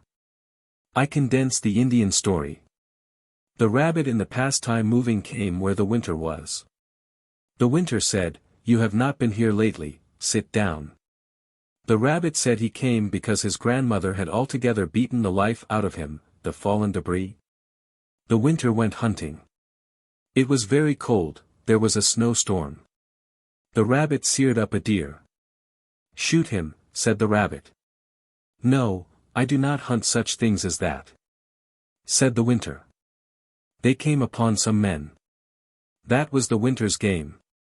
He killed the men and boiled them for supper. Cave cannibalism. The rabbit refused to eat the human flesh. The winter went hunting again. The rabbit found out from the winter's wife that the thing the winter dreaded most of all the world was the head of a Rocky Mountain sheep. The rabbit procured one. It was dark. He threw it suddenly at the winter, saying, "Uncle, that round thing by you is the head of a Rocky Mountain sheep." The winter became altogether dead. Only the woman remained. Therefore from that time it has not been very cold.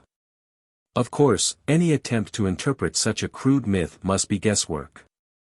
It shows, however, that the Indians believed that there was a time when the winter was much more severe than it is now. It was very cold and dark. Associated with it is the destruction of men and cannibalism. At last the rabbit brings a round object, the sun, the head of a Rocky Mountain sheep, and the winter looks on it, and perishes. Even tropical Peru has its legend of the age of ice. Garcilaso de la Vega, a descendant of the Incas, has preserved an ancient indigenous poem of his nation, which seems to allude to a great event, the breaking to fragments of some large object, associated with ice and snow. Dar. Brinton translates it from the Quichua, as follows. Beauteous princess. Lo, thy brother breaks thy vessel. Now in fragments. From the blow come thunder, lightning, strokes of lightning. And thou, princess, taxed the water. With it raineth. And the hail, or snow dispenseth. Viracocha. World constructor. World enlivener. To this office. The appointed. The created. 213. But it may be asked, how in such a period of terror and calamity as we must conceive the comet to have caused would men think of finding refuge in caves? The answer is plain, either they or their ancestors had lived in caves. Caves were the first shelters of uncivilized men. It was not necessary to fly to the caves through the rain of falling debris. Many were doubtless already in them when the great world storm broke, and others naturally sought their usual dwelling places. The cavern, says Brinton, dimly lingered in the memories of nations. 2:14. Man is born of the earth. He is made of the clay like Adam, created of good red clay. Haply from Mount Aornus, beyond sweep of the black eagle's wing. The cave temples of India, the oldest temples, probably, on earth, are a reminiscence of this cave life. We shall see hereafter that Lot and his daughters dwelt in a cave, and we shall find Job bidden away in the narrow-mouthed bottomless pit or cave. Chapter 8. Legends of the Age of Darkness. All the cosmogonies begin with an age of darkness, a damp, cold, rainy, dismal time. Hesiod tells us, speaking of the beginning of things. In truth, then, foremost sprung chaos. But from chaos were born Erebus and black night, and from night again sprang forth ether and day, whom she bare after having conceived by union with Erebus. Aristophanes, in his Aves, says, 2:15. Chaos and night and black Erebus and wide Tartarus first existed. 2:16. Orpheus says, from the beginning the gloomy night enveloped and obscured all things that were under the ether, the clouds. The earth was invisible on account of the darkness, but the light broke through the ether, the clouds, and illuminated the earth. By this power were produced the sun, moon, and stars. 217. It is from Sanchoniathon that we derive most of the little we know of that ancient and mysterious people, the Phoenicians. He lived before the Trojan War, and of his writings but fragments survive quotations in the writings of others. He tells us that the beginning of all things was a condensed, windy air, or a breeze of thick air, and a chaos turbid and black as Erebus. Out of this chaos was generated mote, which some call elos, mud, but others the putrefaction of a watery mixture. And from this sprang all the seed of the creation, and the generation of the universe. And, when the air began to send forth light, winds were produced and clouds, and very great defluxions and torrents of the heavenly waters. Was this thick air, the air thick with comet dust, which afterward became the mud? Is this the meaning of the turbid chaos? We turn to the Babylonian legends. Berosus wrote from records preserved in the temple of Belus at Babylon. He says, there was a time in which there existed nothing but darkness and an abyss of waters, wherein resided most hideous beings, which were produced of a twofold principle. Were these hideous beings the comets? From the laws of Menu, of the Hindus, we learn that the universe existed at first in darkness. We copy the following text from the Vedas. The Supreme Being alone existed, afterward there was universal darkness. Next the watery ocean was produced by the diffusion of virtue. We turn to the legends of the Chinese, and we find the same story. Their annals begin with Puan Ku, or the reign of chaos. 218. And we are told by the Chinese historians that Pan Ku came forth in the midst of the great chaotic void, and we know not his origin. That he knew the rationale of heaven and earth, and comprehended the changes of the darkness and the light. 219. He existed before the shining of the light. 220. He was the Prince of Chaos. After the chaos cleared away, heaven appeared first in order, then earth, then after they existed, and the atmosphere had changed its character, man came forth. 221. That is to say, Pan Ku lived through the age of darkness, during a chaotic period, and while the atmosphere was pestilential with the gases of the comet. Where did he live? The Chinese annals tell us. In the age after the chaos, when heaven and earth had just separated. That is, when the great mass of cloud had just lifted from the earth.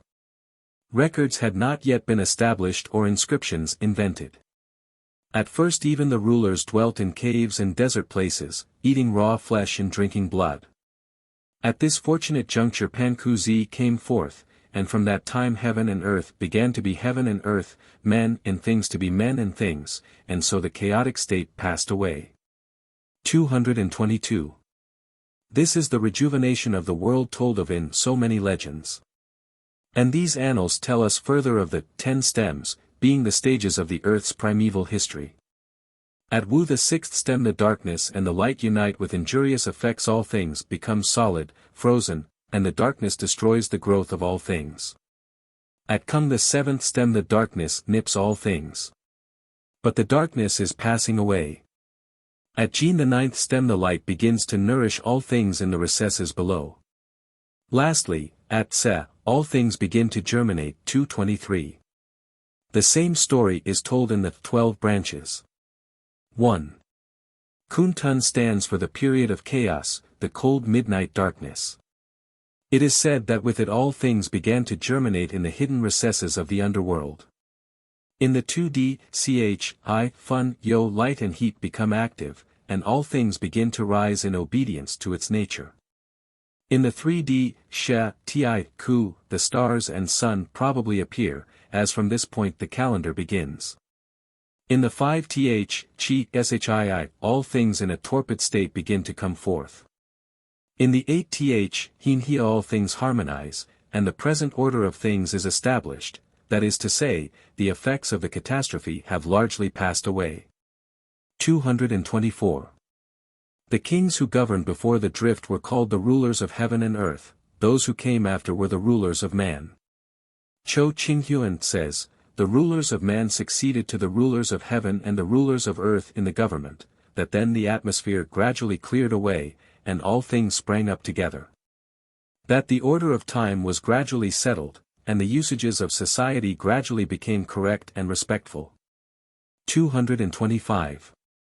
And then we read that, the day and night had not yet been divided, but, after a time, day and night were distinguished from each other. 226.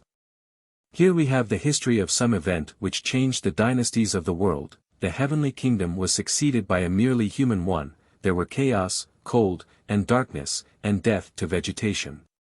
Then the light increases, and vegetation begins once more to germinate, the atmosphere is thick, the heavens rest on the earth, day and night cannot be distinguished from one another, and mankind dwell in caves, and live on raw meat and blood. Surely all this accords wonderfully with our theory. And here we have the same story in another form. The philosopher of Araby tells us that when the people ascended by means of the magical tree, which constituted the ladder from the lower world to this, they found the firmament.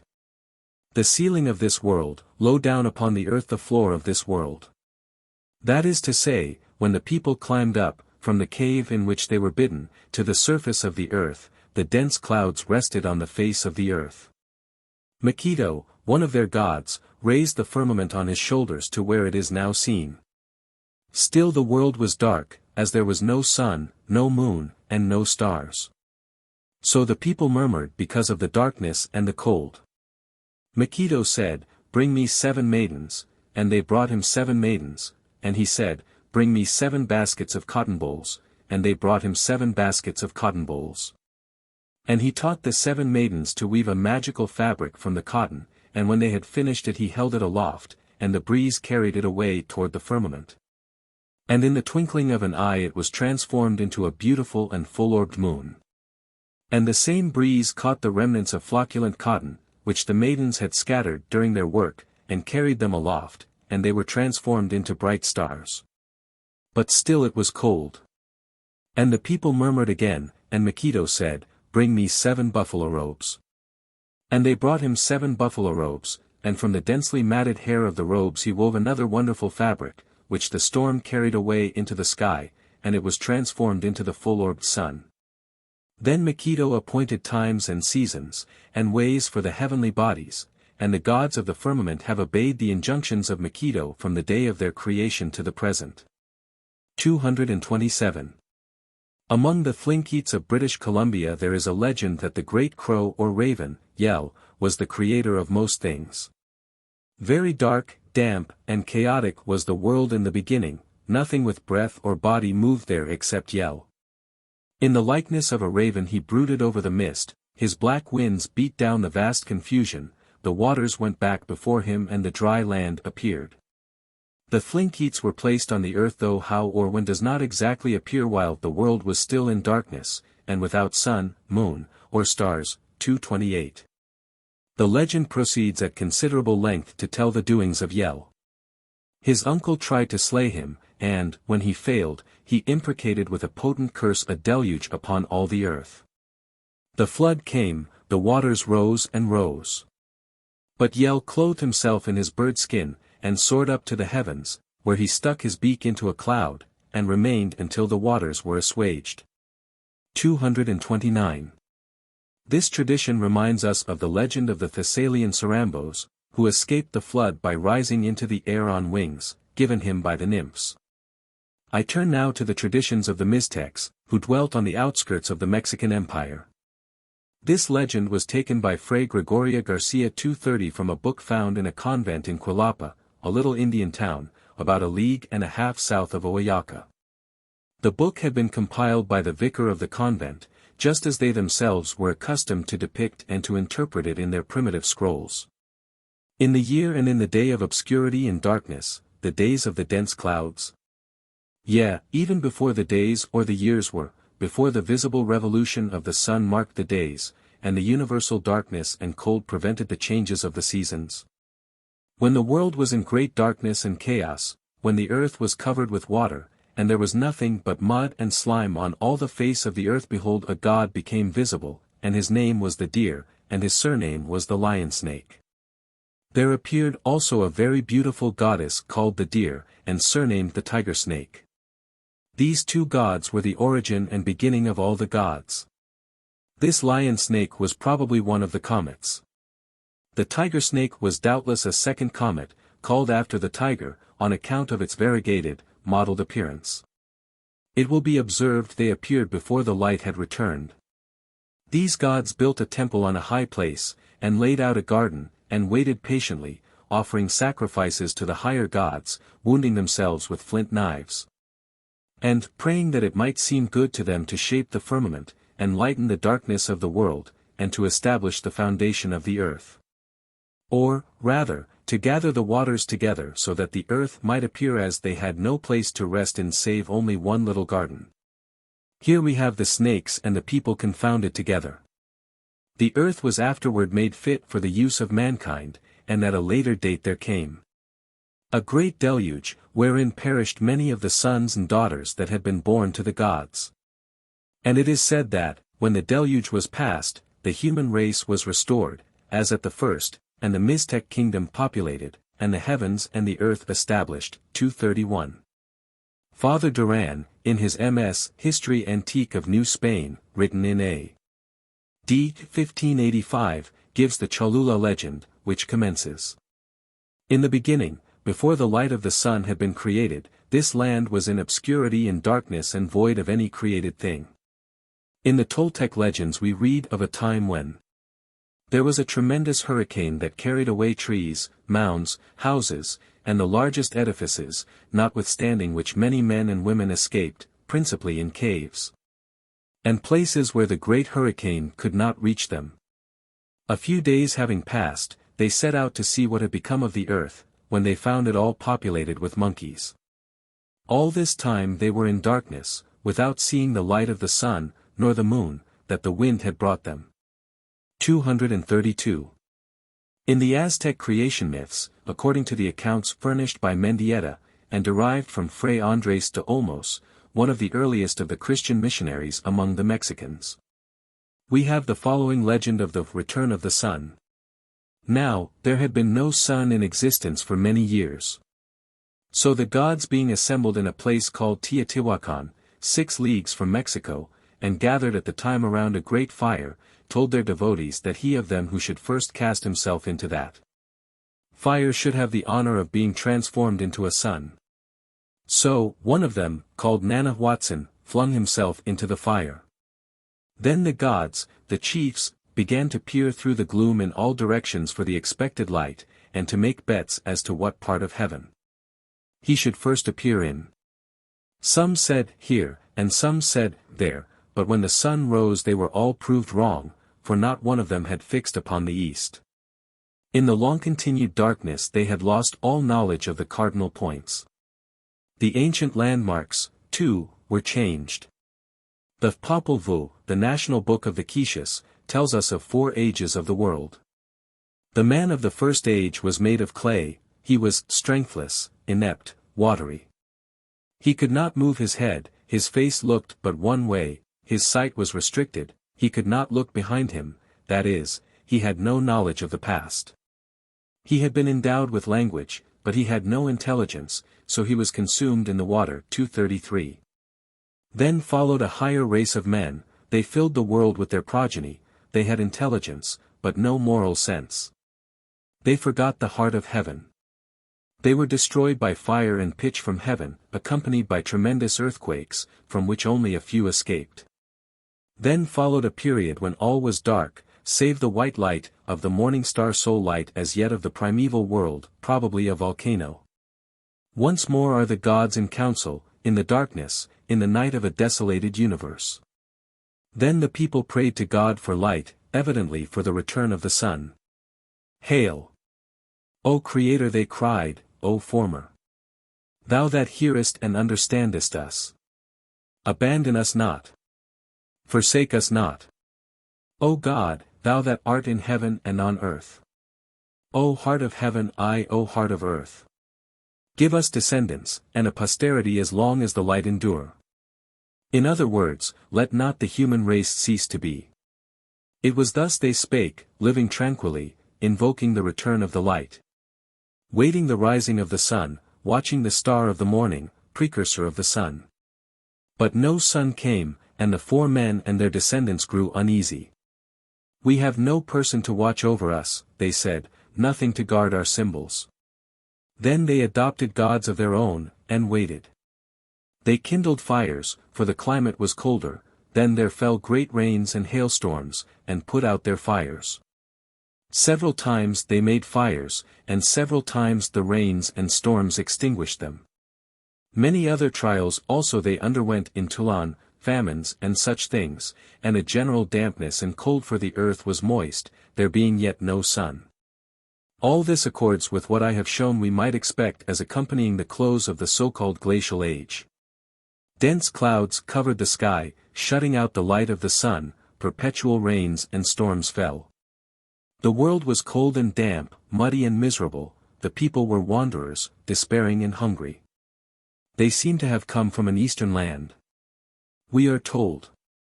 Toulon was a much colder climate than the happy eastern land they had left. Many generations seem to have grown up and perished under the sunless skies, waiting for the return of the light. For the Popol Vuh tells us that here also the language of all the families was confused, so that no one of the first 4 men could any longer understand the speech of the others. That is to say, separation and isolation into rude tribes had made their tongues unintelligible to one another. This shows that many years, it may be centuries, must have elapsed before that vast volume of moisture, carried up by evaporation, was able to fall back, in snow and rain, to the land and sea, and allow the sun to shine through the blanket of the dark. Starvation encountered the scattered fragments of mankind. And in these same Quiche legends of Central America we are told. The persons of the Godhead were enveloped in the darkness which enshrouded a desolated world. 234. They counseled together, and created 4 men of white and yellow maize, the white and yellow races. It was still dark, for they had no light but the light of the morning star. They came to Toulon.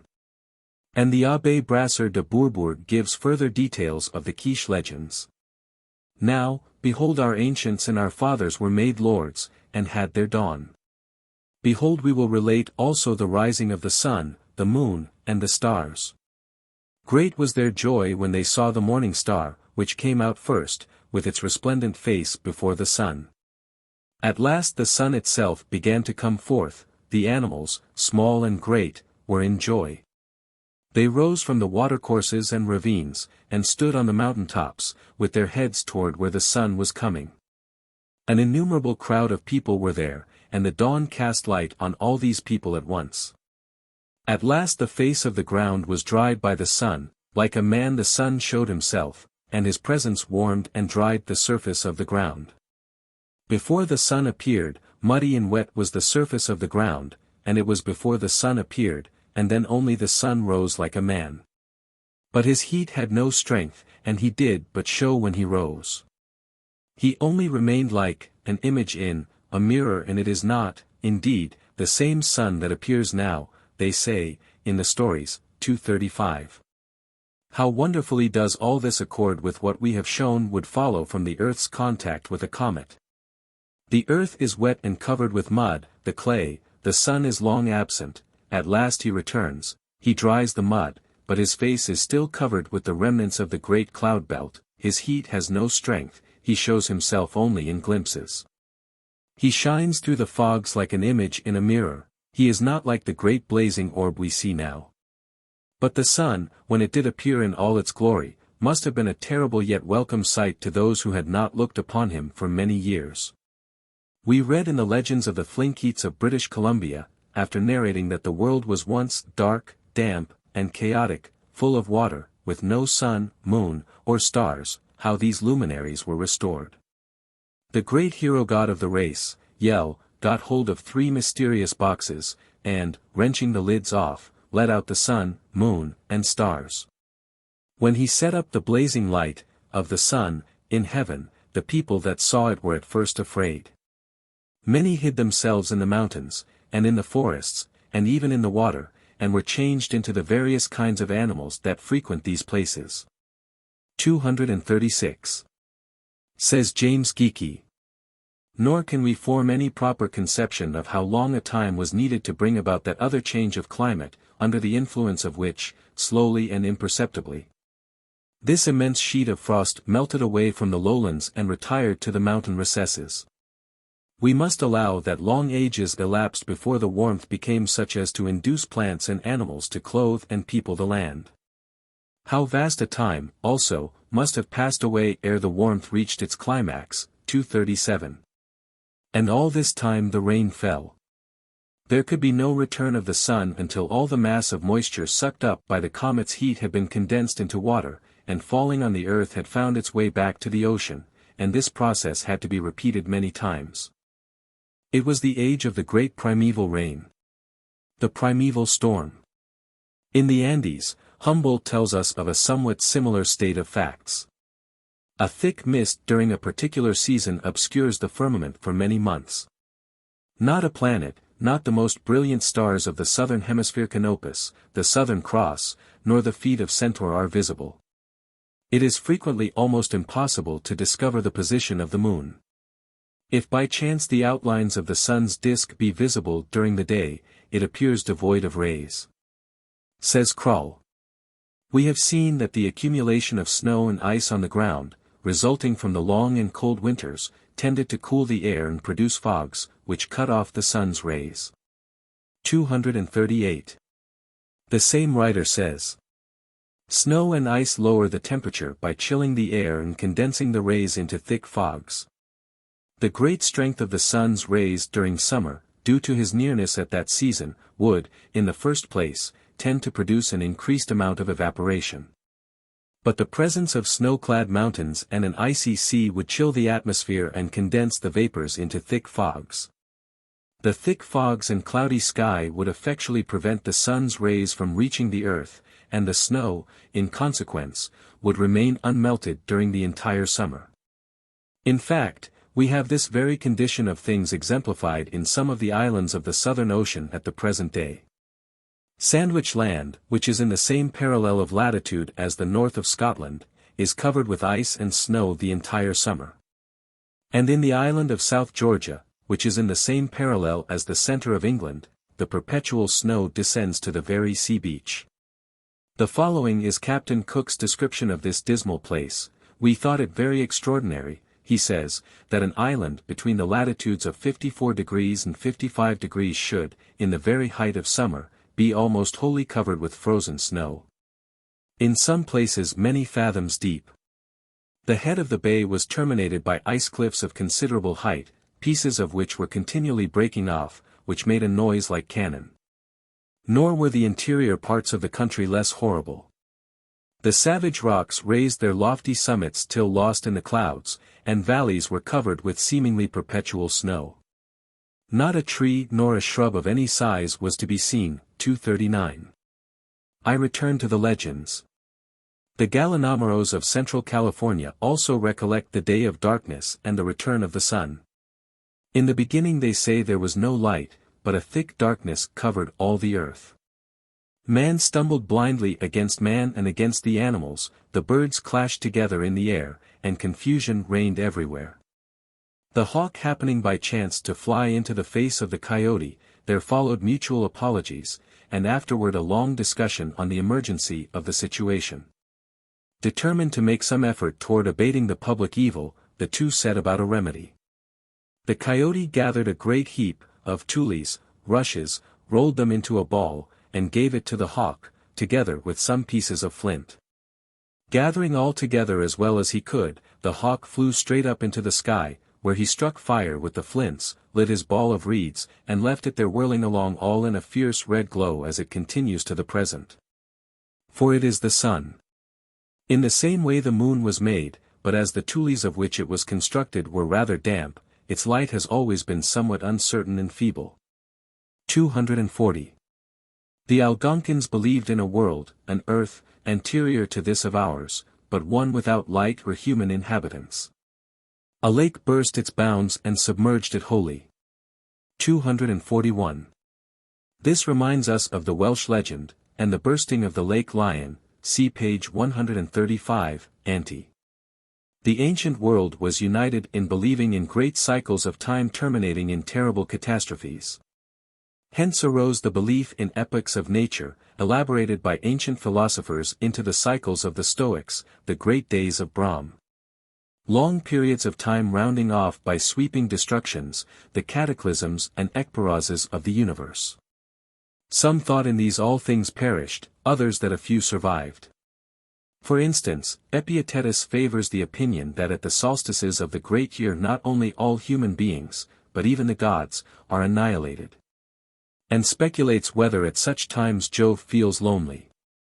242 Macrobius, so far from agreeing with him, explains the great antiquity of Egyptian civilization by the hypothesis that that country is so happily situated between the pole and the equator as to escape both the deluge and conflagration of the great cycle. 243. In the Babylonian Genesis tablets we have the same references to the man or people who, after the great disaster, divided the heavens into constellations, and regulated, that is, discovered and revealed, their movements.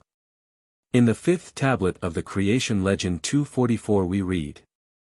1. It was delightful all that was fixed by the great gods.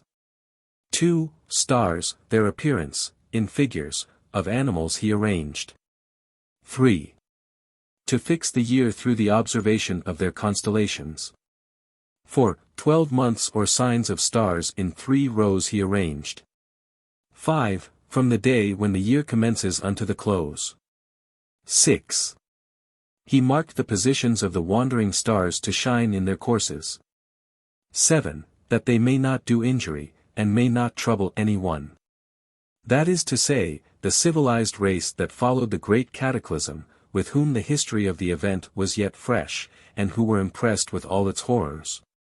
And who knew well the tenure of danger and terror on which they held all the blessings of the world, turned their attention to the study of the heavenly bodies. And sought to understand the source of the calamity which had so recently overwhelmed the world. Hence they marked, as far as they were able, the positions of the comets, that they might not, again, do injury, and not trouble any one. The word here given is nibber, which Mr. Smith says does not mean planets, and, in the above account, nibber is contradistinguished from the stars, they have already been arranged in constellations, hence it can only mean comets. And the tablet proceeds, with distinct references to the age of darkness. 8. The positions of the gods Bel and he fixed with him. 9. And he opened the great gates in the darkness shrouded. 10. The fastenings were strong on the left and right. 11. In its mass, i.e., the lower chaos, he made a boiling. 12. The god Uru, the moon, he caused to rise out, the night he overshadowed. 13. To fix it also for the light of the night until the shining of the day. 14. That the month might not be broken, and in its amount be regular. 15. At the beginning of the month, at the rising of the night. 16. The sun's, horns are breaking through to shine on the heavens.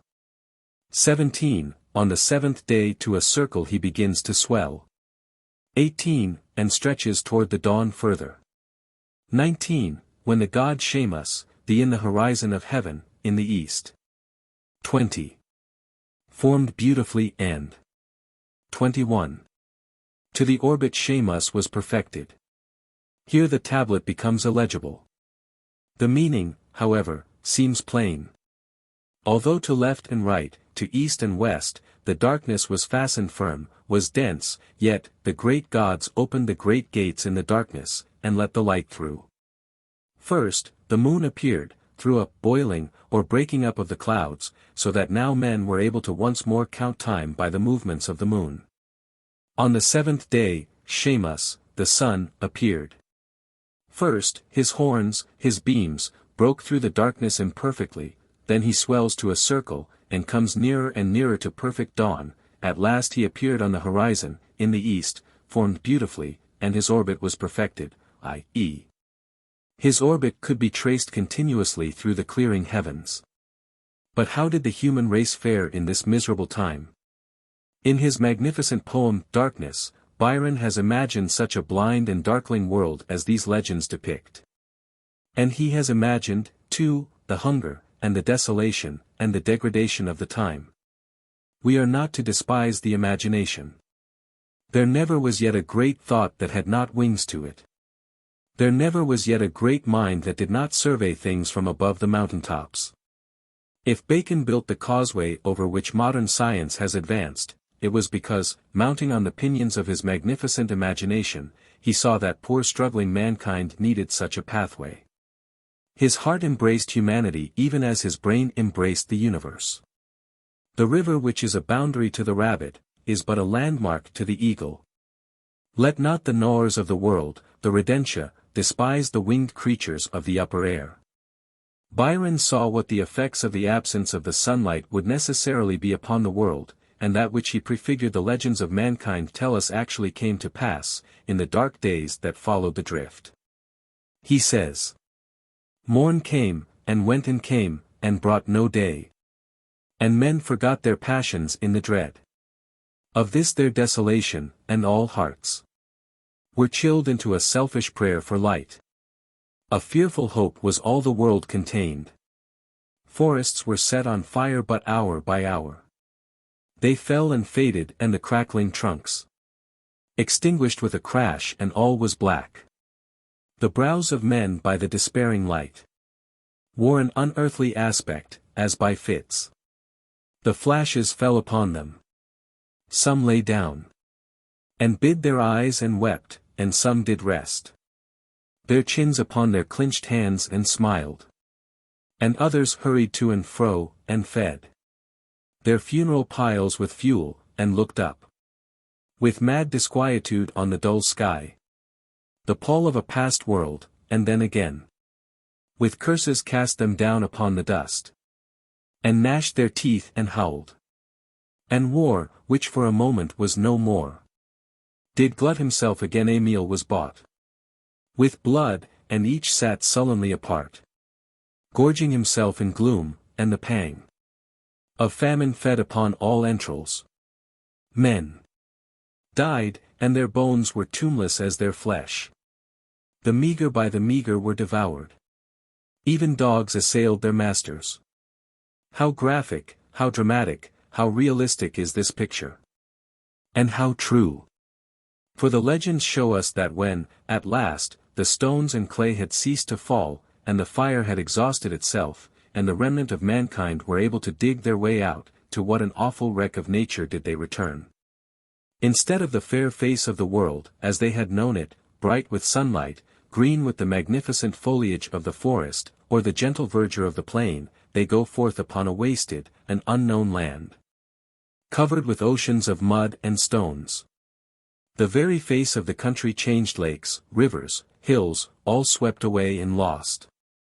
They wander, breathing a foul and sickening atmosphere, under the shadow of an awful darkness, a darkness which knows no morning, no stars, no moon.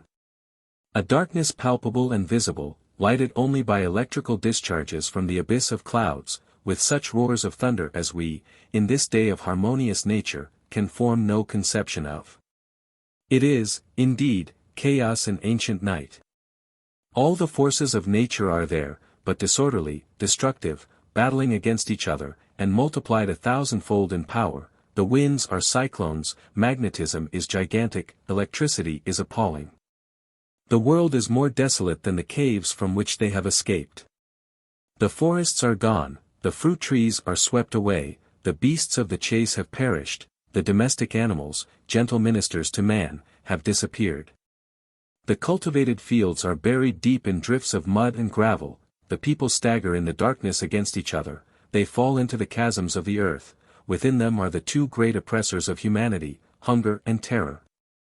Hunger that knows not where to turn, fear that shrinks before the whirling blasts, the rolling thunder, the shocks of blinding lightning, that knows not what moment the heavens may again open and rain fire and stones and dust upon them.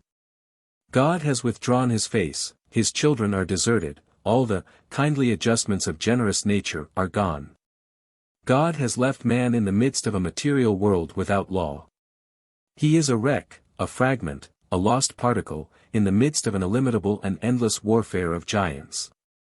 Some lie down to die, hopeless, cursing their helpless gods, some die by their own bands. Some gather around the fires of volcanoes for warmth and light stars that attract them from afar off.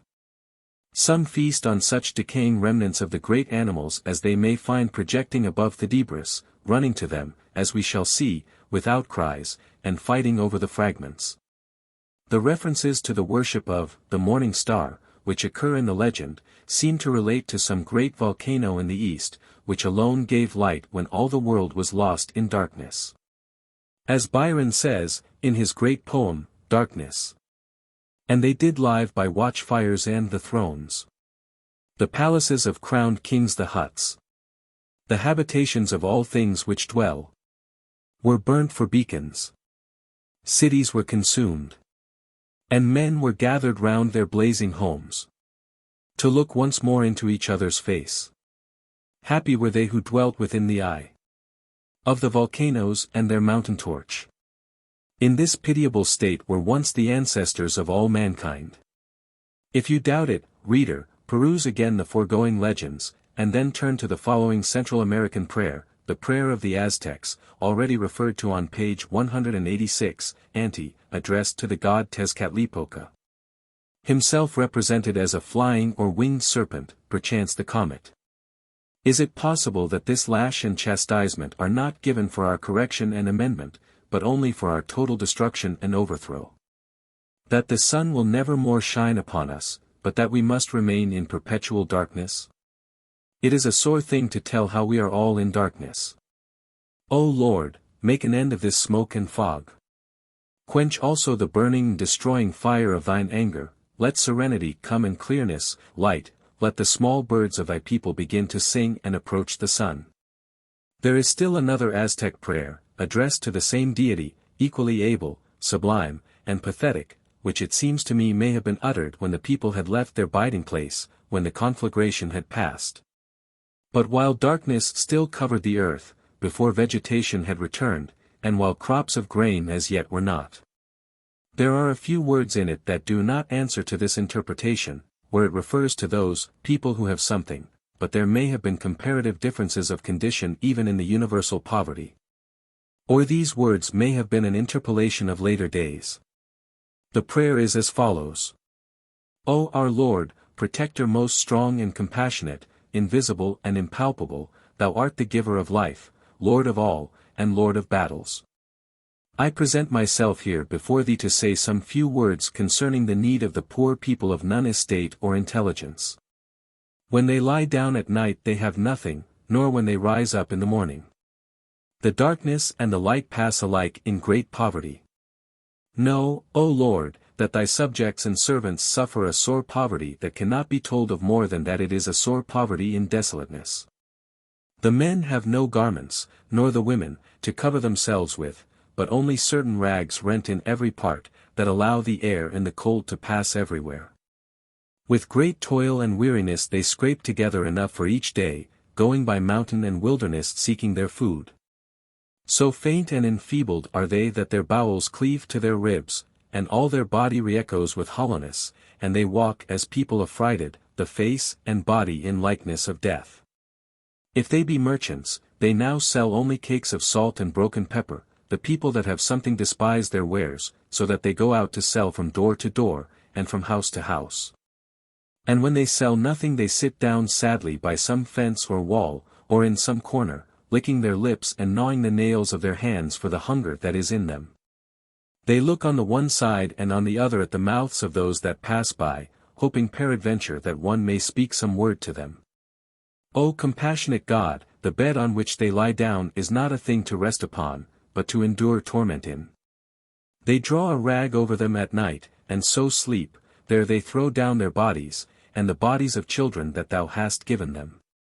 For the misery that they grow up in, for the filth of their food, for the lack of covering, their faces are yellow, and all their bodies of the color of earth. They tremble with cold, and for leanness they stagger in walking. They go weeping and sighing, and full of sadness, and all misfortunes are joined to them. Though they stay by a fire, they find little heat. 245.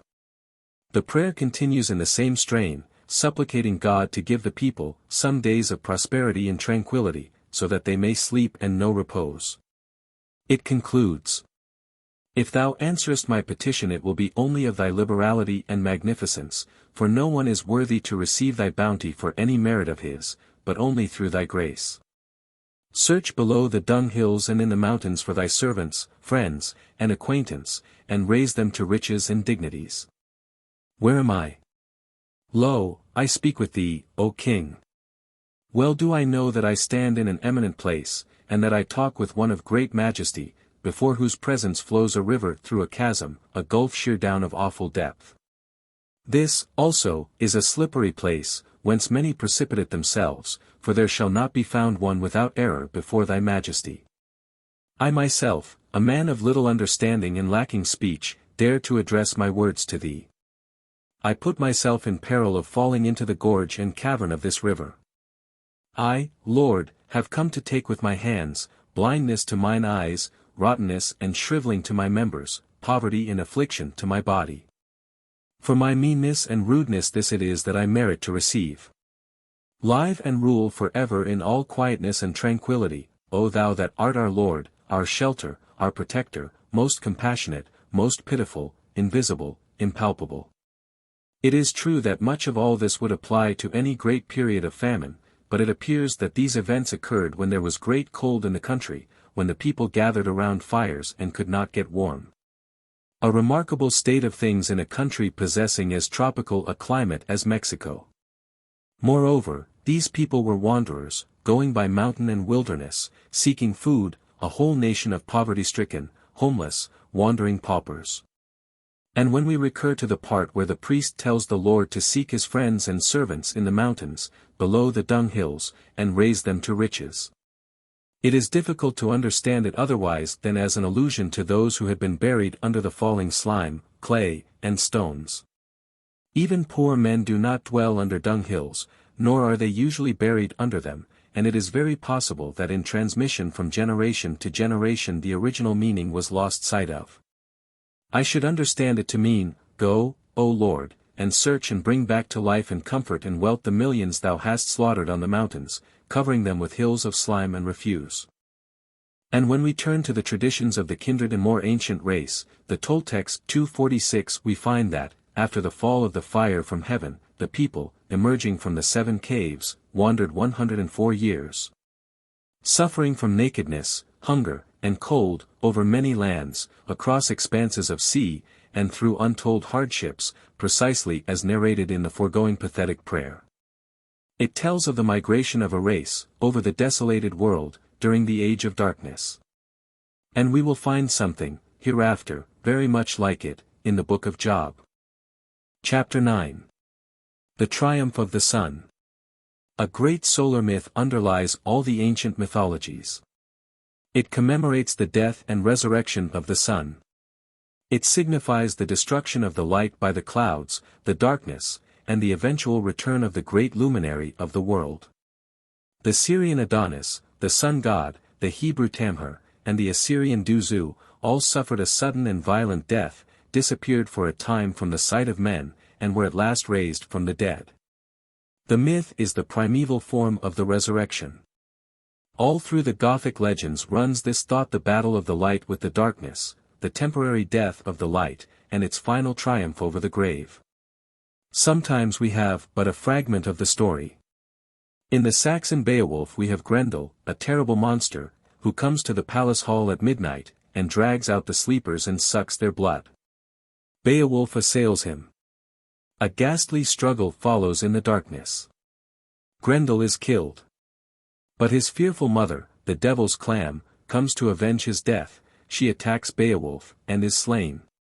247 There comes a third dragon, which Beowulf kills, but is stifled with the breath of the monster and dies, rejoicing, however, that the dragon has brought with him a great treasure of gold, which will make his people rich. 248. Here, again, are the three comets, the wolf, the snake, and the dog of Ragnarok, the three arrows of the American legends, the three monsters of Hesiod. When we turn to Egypt we find that their whole religion was constructed upon legends relating to the ages of fire and ice, and the victory of the sun god over the evil one. We find everywhere a recollection of the days of cloud, when darkness dwelt upon the face of the deep. Osiris, their great god, represented the sun in his darkened or nocturnal or ruined condition, before the coming of day. M. Mariette Bey says. Originally, Osiris is the nocturnal sun, he is the primordial night of chaos, he is consequently anterior to Ra, the son of day. 249. Mr. Miller says.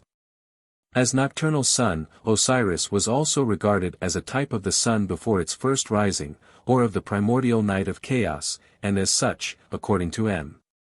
Mariette, his first rising, his original birth to the light under the form of Ra, symbolized the birth of humanity itself in the person of the first man. 250. M. F. Chabas says. These forms represented the same god at different hours of the day. The nocturnal sun and the daily sun, which, succeeding to the first, dissipated the darkness on the morning of each day, and renewed the triumph of Horus over Set. That is to say, the cosmical victory which determined the first rising of the sun, the organization of the universe at the commencement of time. Ra is the god who, after having marked the commencement of time, continues each day to govern his work. He succeeds to a primordial form, Osiris, the nocturnal sun, or better, the sun before its first rising. 251. The suffering and death of Osiris, says Sir G. Wilkinson, were the great mystery of the Egyptian religion, and some traces of it are perceptible among other people of antiquity. His being the divine goodness, and the abstract idea of good. His manifestation upon earth, his death and resurrection, and his office as judge of the dead in a future state, look like the early revelation of a future manifestation of the deity, converted into a mythological fable. 252. Osiris the sun had a war with Seb, or Typho, or Typhon, and was killed in the battle. He was subsequently restored to life, and became the judge of the underworld. 253. Seb, his destroyer, was a son of Ra, the ancient sun god, in the sense, perhaps, that the comets, and all other planetary bodies, were originally thrown out from the mass of the sun. Seb, or Typho, was the personification of all evil. He was the destroyer, the enemy, the evil one. Isis, the consort of Osiris, learns of his death, slain by the great serpent, and ransacks the world in search of his body. She finds it mutilated by Typhon. This is the same mutilation which we find elsewhere, and which covered the earth with fragments of the sun. Isis was the wife of Osiris, the dead sun, and the mother of Horus, the new or returned sun. She seems to represent a civilized people. She taught the art of cultivating wheat and barley, which were always carried in her festal processions. When we turn to the Greek legends, we shall find Typhon described in a manner that clearly identifies him with the destroying comet. See page 140, Ante. The entire religion of the Egyptians was based upon a solar myth, and referred to the great catastrophe in the history of the earth when the sun was for a time obscured in dense clouds. Speaking of the legend of the dying sun god, Reverend O. D. Miller says, "The wide prevalence of this legend, and its extreme antiquity, are facts familiar to all Orientalists. There was the Egyptian Osiris, the Syrian Adonis, the Hebrew Tamher, the Assyrian Duzu, all regarded as solar deities, Vedas having lived a mortal life, suffered a violent death, being subsequently raised from the dead. How was it possible to conceive the solar orb as dying and rising from the dead, if it had not already been taken for a mortal being, as a type of mortal man? We repeat the proposition, it was impossible to conceive the sun as dying and descending into Hades until it had been assumed as a type and representative of man. The reign of Osiris in Egypt, his war with Typhon, his death and resurrection, were events appertaining to the divine dynasties. We can only say, then, that the origin of these symbolical ideas was extremely ancient, without attempting to fix its chronology. But when we realize the fact that these ancient religions were built upon the memory of an event which had really happened, an event of awful significance to the human race, the difficulty which perplexed Mr. Miller and other scholars disappears. The sun had, apparently, been slain by an evil thing, for a long period it returned not, it was dead, at length, amid the rejoicings of the world, it arose from the dead, and came in glory to rule mankind. And these events, as I have shown, are perpetuated in the sun worship which still exists in the world in many forms. Even the Christian peasant of Europe still lifts his hat to the rising sun. The religion of the Hindus was also based on the same great cosmical event. Indra was the great god, the sun. He has a long and dreadful contest with Vritra, the throttling snake. Indra is the cloud compeller. He shatters the cloud with his bolt and releases the imprisoned waters, 254, that is to say, he slays the snake Vritra, the comet, and thereafter the rain pours down and extinguishes the flames which consume the world. He goes in search of the cattle, the clouds, which the evil powers have driven away, 255. That is to say, as the great heat disappears, the moisture condenses and the clouds form. Doubtless mankind remembered vividly that awful period when no cloud appeared in the blazing heavens to intercept the terrible heat. He who fixed firm the moving earth, who tranquilized the incensed mountains, who spread the spacious firmament, who consolidated the heavens, he, men, is Indra. He who, having destroyed Ahi, Vritra, Typhon, set free the 7 rivers, who recovered the cows, the clouds, detained by Baal, who generated fire in the clouds. Who is invincible in battle, he, men, is Indra. In the first part of the Vendidad, first chapter, the author gives an account of the beautiful land, the Ariana Vajo, which was a land of delights, created by Ahura Mazda, Ormas. Then, an evil being, Ingramanius, Ahriman, pill of death, created a mighty serpent, and winter, the work of the Devas. 10 months of winter are there, and 2 months of summer. Then follows this statement. 7 months of summer are there. 5 months of winter were there. The latter are cold as to water, cold as to earth, cold as to trees. There is the heart of winter, then all around falls deep snow. There is the worst of evils. This signifies that once the people dwelled in a fair and pleasant land. The evil one sent a mighty serpent, the serpent brought a great winter, there were but 2 months of summer. Gradually this ameliorated, until the winter was 5 months long and the summer 7 months long. The climate is still severe, cold and wet, deep snows fell everywhere. It is an evil time. The demonology of the Hindus turns on the battles between the Asuras, the irrational demons of the air, the comets, and the gods. They dwell beneath the 3-pronged root of the world mountain, occupying the nadir. While their great enemy Indra, the sun winky face. The highest Buddhist god, sits upon the pinnacle of the mountain, in the zenith. The Meru, which stands between the earth and the heavens, around which the heavenly bodies revolve, is the battlefield of the Asuras and the Devas. 256. That is to say, the land Meru, the same as the island Meroe of the ancient Egyptians, from which Egypt was first colonized. The Meru of the Greeks, on which the Meropes, the first men, dwelt, was the scene where this battle between the fiends of the air on one side, and the heavenly bodies and earth on the other, was fought. The Asuras are painted as gigantic opponents of the gods, terrible ogres, with bloody tongues and long tusks, eager to devour human flesh and blood. 257. And we find the same thoughts underlying the myths of nations the most remote from these great peoples of antiquity. The Eskimo of Greenland have this myth. In the beginning were two brothers, one of whom said, "There shall be night and there shall be day, and men shall die, one after another." But the second said, "There shall be no day, but only night all the time, and men shall live forever." They had a long struggle, but here once more he who loved darkness rather than light was worsted, and the day triumphed. 258. Here we have the same great battle between light and darkness. The darkness proposes to be perpetual, it says, "There shall be no more day."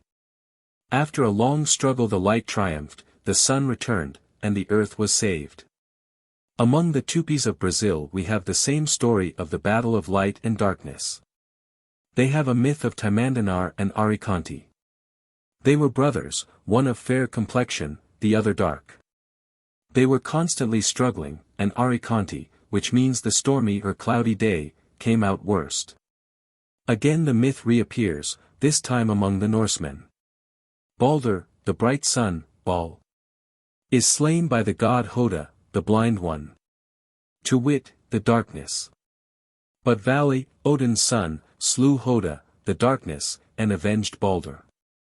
Vali is the son of Rhine, the frozen earth. That is to say, darkness devours the sun, frost rules the earth. Vali, the new sun, is born of the frost, and kills the darkness. It is light again. Balder returns after Ragnarok. And Nanna, Balder's wife, the lovely springtime, died of grief during Balder's absence. We have seen that one of the great events of the Egyptian mythology was the search made by Isis, the wife of Osiris, for the dead sun god in the dark netherworld. In the same way, the search for the dead Balder was an important part of the Norse myths. Hermod, mounted on Odin's horse, Sleipnir, the slippery one, the ice, set out to find Balder. He rode 9 days and 9 nights through deep valleys, so dark that he could see nothing. 259. At last he reaches the barred gates of Hell's, Death's, dominions. There he found Balder, seated on a throne. He told Hel that all things in the world were grieving for the absence of Balder, the sun. At last, after some delays and obstructions, Balder returns, and the whole world rejoices. And what more is needed to prove the original unity of the human race, and the vast antiquity of these legends, than the fact that we find the same story, and almost the same names, occurring among the white-haired races of Arctic Europe, and the dark-skinned people of Egypt, Phoenicia, and India.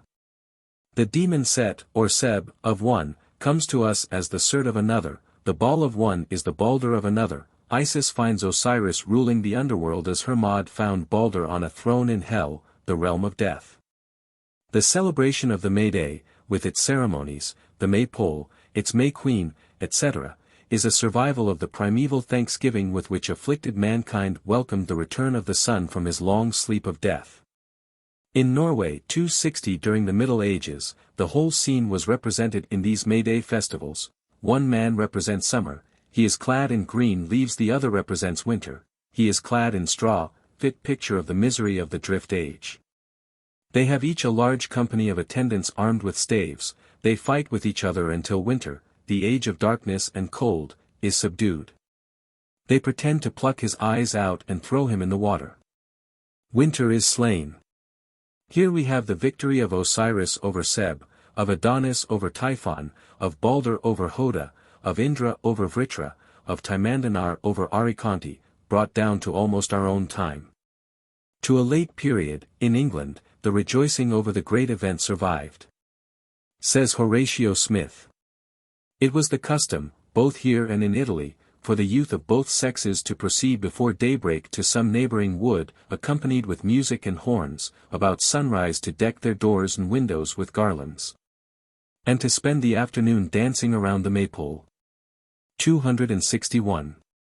Stowe tells us, in his Survey of London, every man would walk into the sweet meadows and green woods, there to rejoice their spirits with the beauty and savour of sweet flowers, and with the harmony of birds praising God in their kins. 262. Stubbs, a Puritan of Queen Elizabeth's days, describing the May Day feasts, says, and then they fall to banquet and feast, to leap and dance about it, the maypole, as the heathen people did at the dedication of their idoless. Whereof this is a perfect picture, or rather the thing itself. 263. Stubbs was right, the people of England in the year 1550 AD, and for years afterward, were celebrating the end of the drift age, the disappearance of the darkness and the victory of the sun. The myth of Hercules recovering his cows from Cacus is the same story told in another form. A strange monster, Cacus, the comet, stole the cows of Hercules, the clouds, and dragged them backward by their tails into a cave, and vomited smoke and flame when Hercules attacked him. But Hercules killed Cacus with his unerring arrows, and released the cows. This signifies that the comet, breathing fire and smoke, so rarefied the air that the clouds disappeared and there followed an age of awful heat. Hercules smites the monster with his lightnings, and electrical phenomena on a vast scale accompany the recondensation of the moisture and the return of the clouds.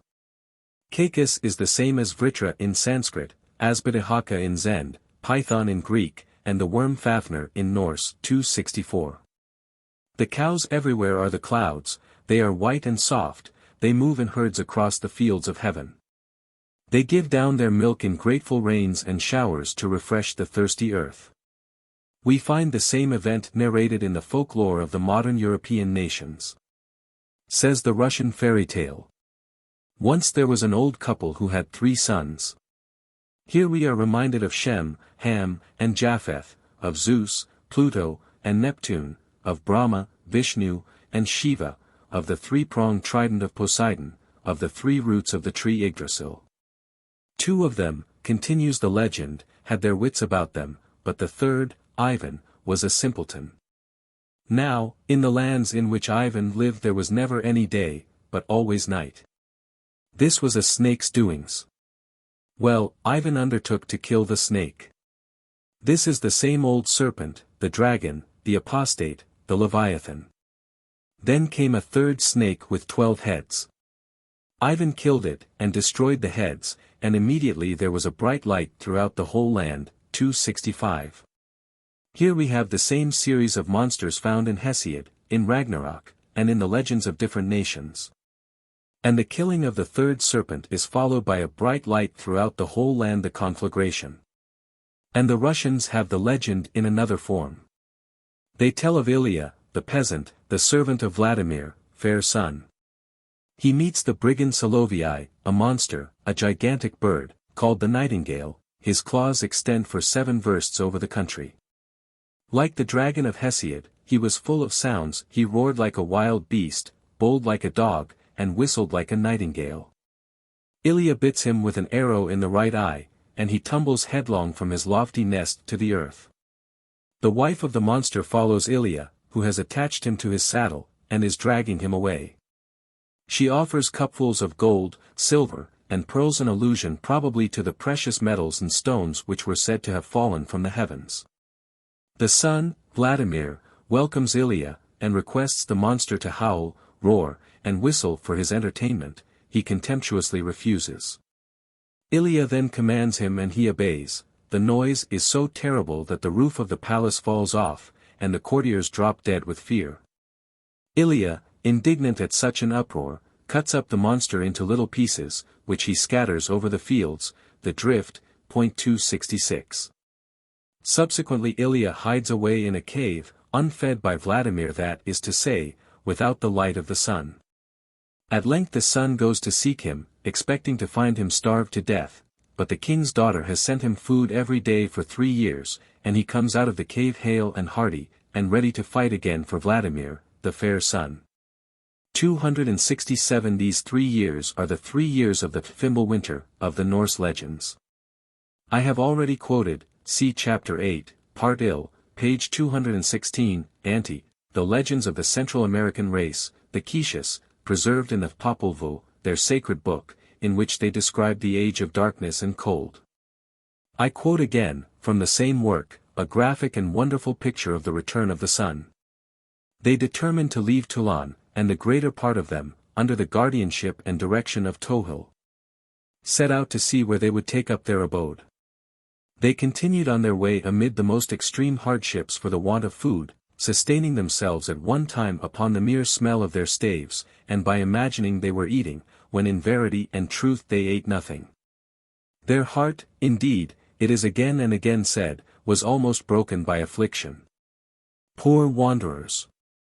They had a cruel way to go, many forests to pierce, many stern mountains to overpass, and a long passage to make through the sea, along the shingle and pebbles and drifted sand, the sea being, however, parted for their passage. At last they came to a mountain, that they named Hakovitz, after one of their gods, and here they rested, for here they were by some means given to understand that they should see the sun. Then, indeed, was filled with an exceeding joy the heart of Balamquitza, of Balamagab of Mahakuta, and of Ikibalam. It seemed to them that even the face of the morning star caught a new and more resplendent brightness. They shook their incense pans and danced for very gladness, sweet were their tears in dancing, very hot their incense, their precious incense. At last the sun commenced to advance, the animals small and great were full of delight. They raised themselves to the surface of the water, they fluttered in the ravines. They gathered at the edge of the mountains, turning their beads together toward that part from which the sun came. And the lion and the tiger roared. And the first bird that sang was that called the Queletsu. All the animals were beside themselves at the sight, the eagle and the kite beat their wings, and every bird both great and small. The men prostrated themselves on the ground, for their hearts were full to the brim. 268. How graphic is all this picture! How lifelike! Here we have the starving and wandering nations, as described in the preceding chapter, moving in the continual twilight. At last the clouds grow brighter, the sun appears, all nature rejoices in the unwonted sight, and mankind fling themselves upon their faces like the rude and savage man of Ind, kissing the base ground with obedient breast. At the first coming of the glorious day. But the clouds still are mighty, rains and storms and fogs battle with the warmth and light. The Popol Vuh continues. And the sun and the moon and the stars were now all established, that is, they now become visible, moving in their orbits. Yet was not the sun then in the beginning the same as now, his heat wanted force, and he was but as a reflection in a mirror, verily, say the historians, not at all the same sun as that of today. Nevertheless, he dried up and warmed the surface of the earth, and answered many good ends. Could all this have been invented? This people could not themselves have explained the meaning of their myth, and yet it dovetails into every fact revealed by our latest science as to the drift age. And then, the Popol Vuh tells us, the sun petrified their gods, in other words, the worship of lions, tigers, and snakes, represented by stone idols, gave way before the worship of the great luminary whose steadily increasing beams were filling the world with joy and light. And then the people sang a hymn, the song called Kamuku, one of the oldest of human compositions, in memory of the millions who had perished in the mighty cataclysm. We see, they sang, alas, we ruined ourselves in Toulon. There lost we many of our kith and kin, they still remain there. Left behind. We, indeed, have seen the sun, but they now that his golden light begins to appear, where are they? That is to say, we rejoice, but the mighty dead will never rejoice more. And shortly after Balamquitza, Balamagab, Mahakuta, and Ikibalam, the hero leaders of the race, died and were buried. This battle between the sun and the comet graduated, as I have shown, into a contest between light and darkness. And, by a natural transition, this became in time the unending struggle between the forces of good and the powers of evil, between God and Satan, and the imagery associated with it has, strange to say, continued down into our own literature. That great scholar and mighty poet, John Milton, had the legends of the Greeks and Romans and the unwritten traditions of all peoples in his mind, when he described, in the 6th book of Paradise Lost, the tremendous conflict between the angels of God and the followers of the fallen one, the apostate, the great serpent, the dragon, Lucifer, the bright shining, the star of the morning, coming, like the comet, from the north. Milton did not intend such a comparison, but he could not tell the story without his overfull mind recurring to the imagery of the past. Hence we read the following description of the comet. Of that thundercloud of nations, wrecking earth and darkening heaven. Milton tells us that when God's troops went forth to the battle, at last, far in the horizon, to the north, appeared, from skirt to skirt, a fiery region stretched, in batalous aspect, and nearer view, bristled with upright beams innumerable, of rigid spears, and helmets thronged and shields, various, with boastful arguments portrayed, the banded powers of Satan, hasting on, with furious expedition.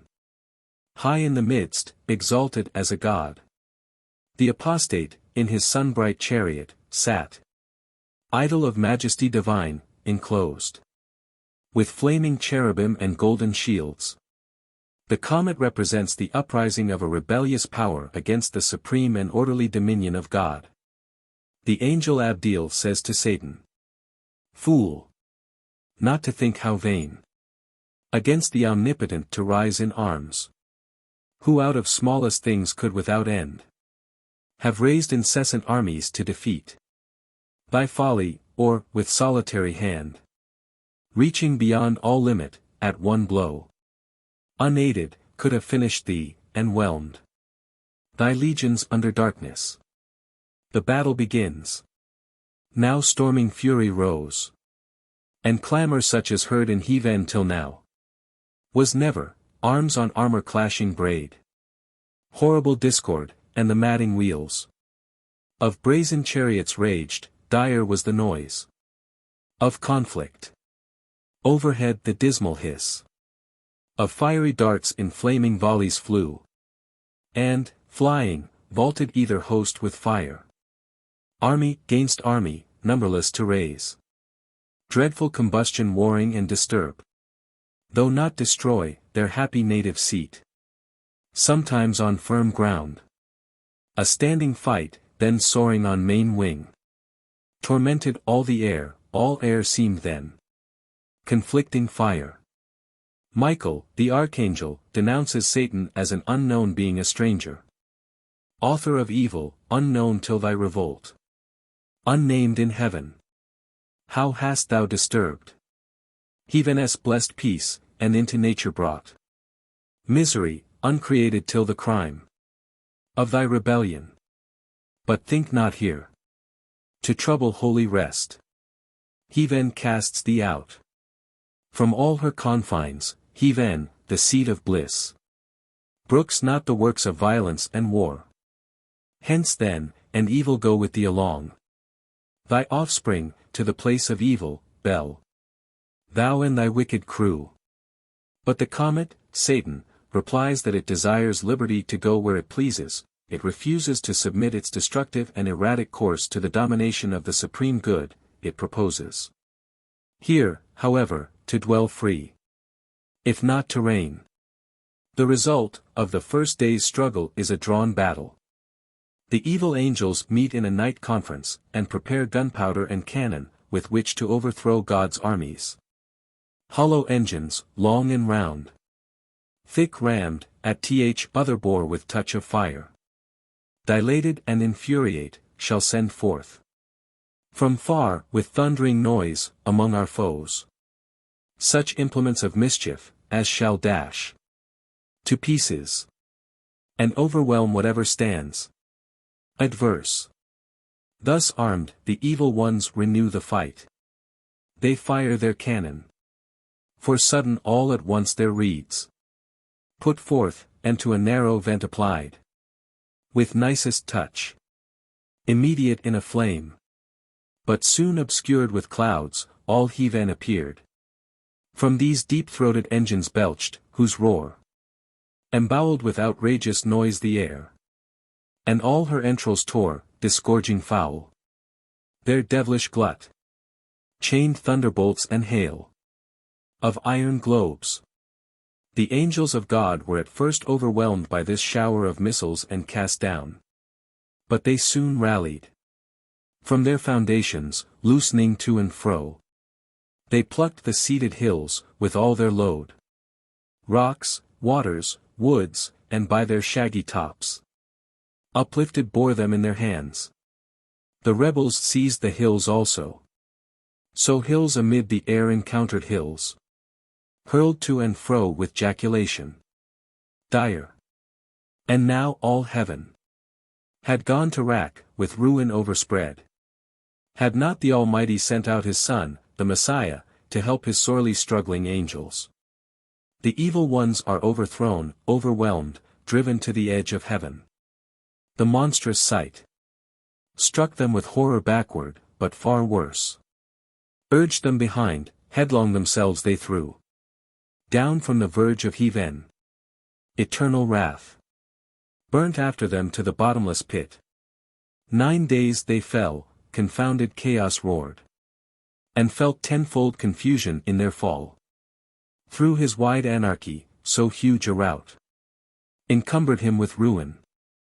Thus down into our own times and literature has penetrated a vivid picture of this world-old battle.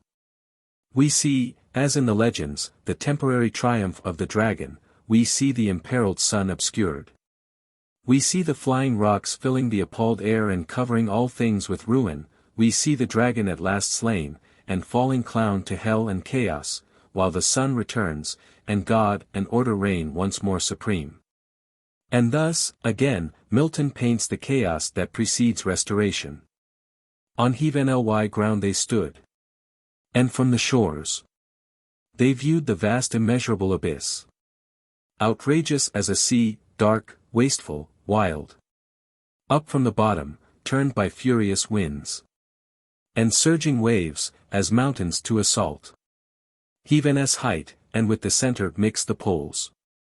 But order, peace, love, and goodness follow this dark, wild age of cold and wet and chaos. The night is slain, and the sun of God's mercy shines once more on its appointed track in the heavens.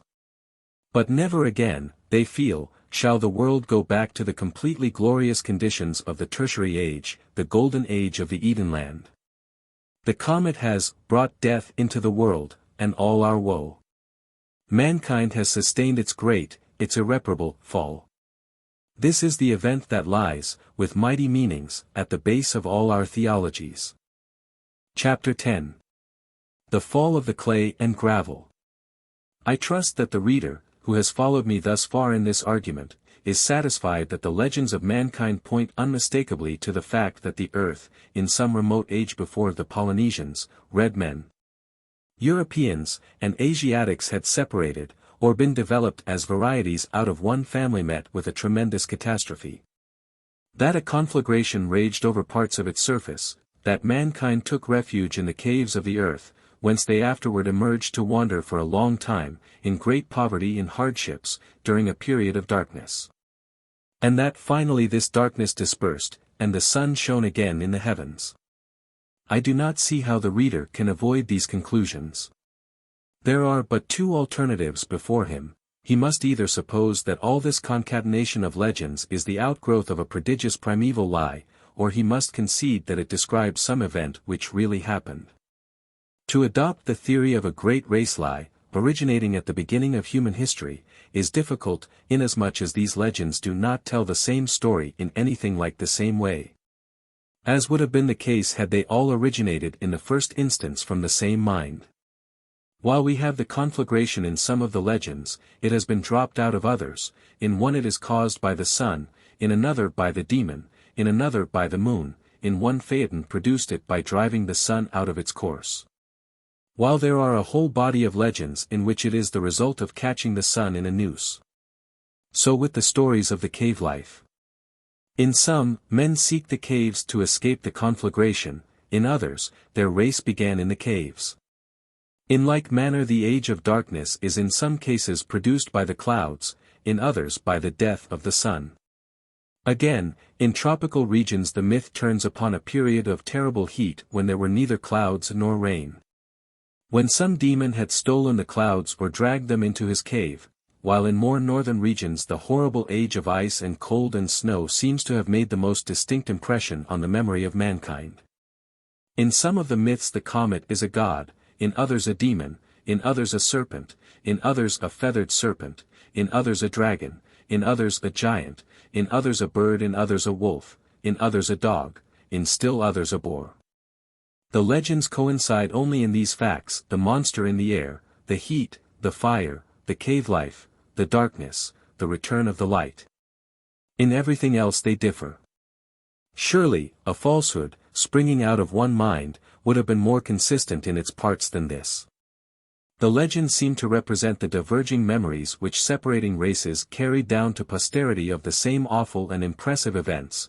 They remembered them in fragments and sections, and described them as the four blind men in the Hindu story described the elephant. To one it was a tail, to another a trunk, to another a leg, to another a body. It needs to put all their stories together to make a consistent whole. We cannot understand the conflagration without the comet, or the cave life without both. Or the age of darkness without something that filled the heavens with clouds, or the victory of the sun without the clouds, and the previous obscuration of the sun. If the reader takes the other alternative, that these legends are not fragments of a colossal falsehood, then he must concede that the earth, since man inhabited it, encountered a comet. No other cause or event could produce such a series of gigantic consequences as is here narrated. But one other question remains: did the drift material come from the comet? It could have resulted from the comet in two ways: either it was a part of the comet's substance falling upon our planet at the moment of contact, or it may have been torn from the Earth itself by the force of the comet, precisely as it has been supposed that it was produced by the ice. The final solution of this question can only be reached when close and extensive examination of the drift deposits have been made to ascertain how far they are of Earth origin. And here it must be remembered that the matter which composes our Earth and the other planets and the comets was probably all cast out from the same source, the Sun, and hence a uniformity runs through it all. Humboldt says, "We are astonished at being able to touch, weigh, and chemically decompose metallic and earthy masses which belong to the outer world, to celestial space. To find in them the minerals of our native Earth, making it probable, as the great Newton conjectured, that the materials which belong to one group of cosmical bodies are for the most part the same." 269.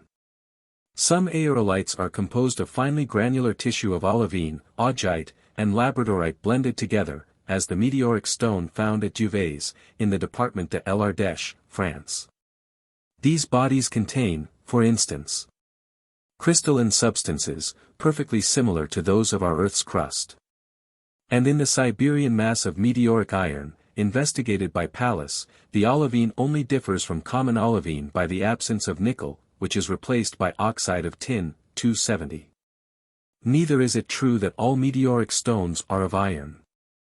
Humboldt refers to the aerolites of Siena, in which the iron scarcely amounts to 2%, or the earthy aerolite of Alais, in the department du Gard, France, which broke up in the water, clay.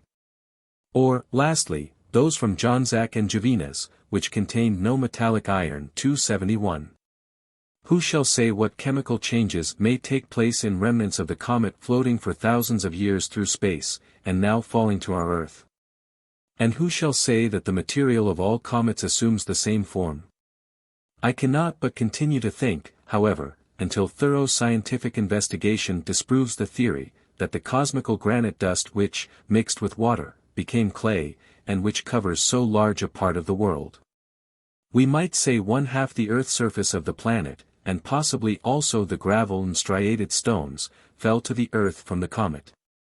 It is a startling and tremendous conception, but we are dealing with startling and tremendous facts. Even though we dismiss the theory as impossible, we still find ourselves face to face with the question, where, then, did these continental masses of matter come from?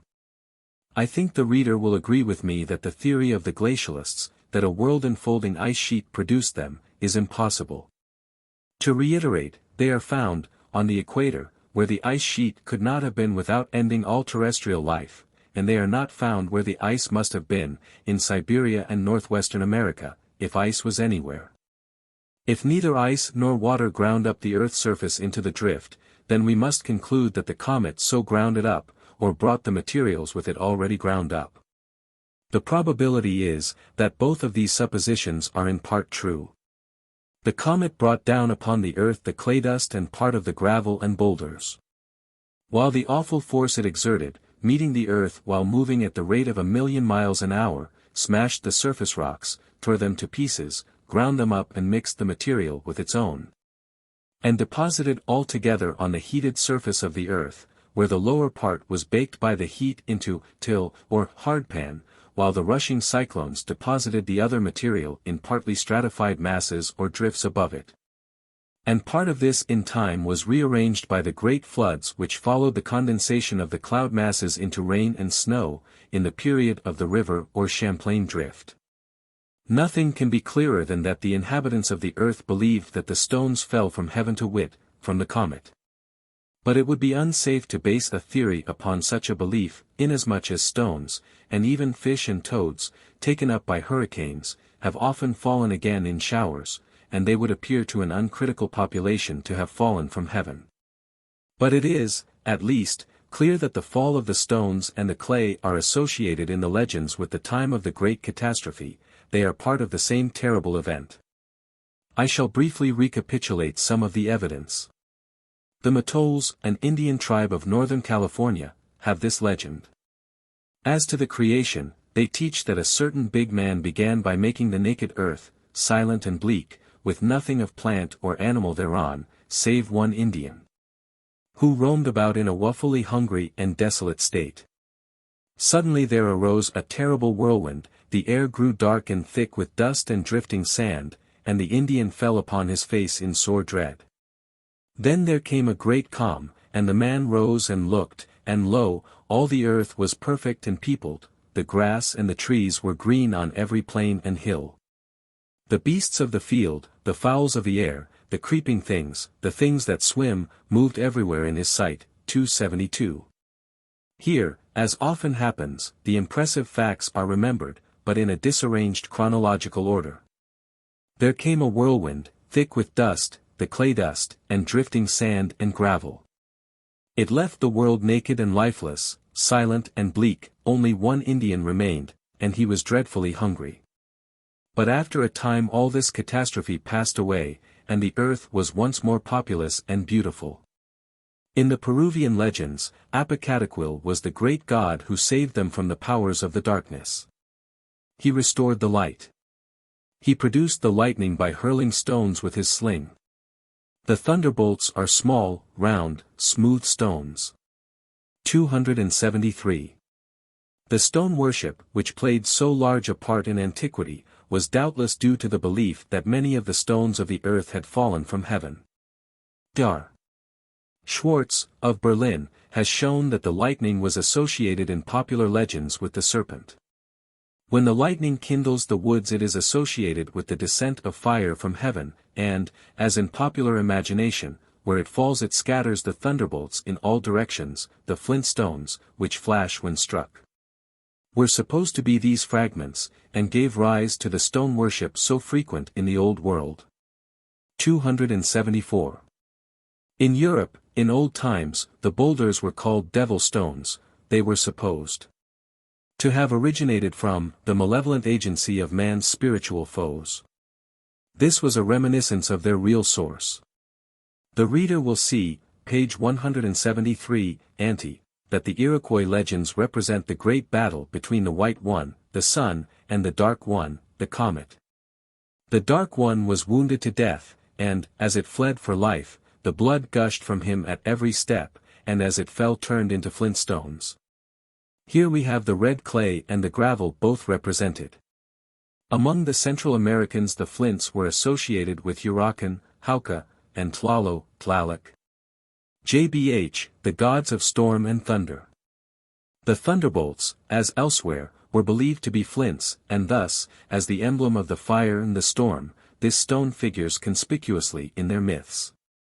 Tohil, the god who gave the Quichus fire by shaking his sandals, was represented by a flint stone.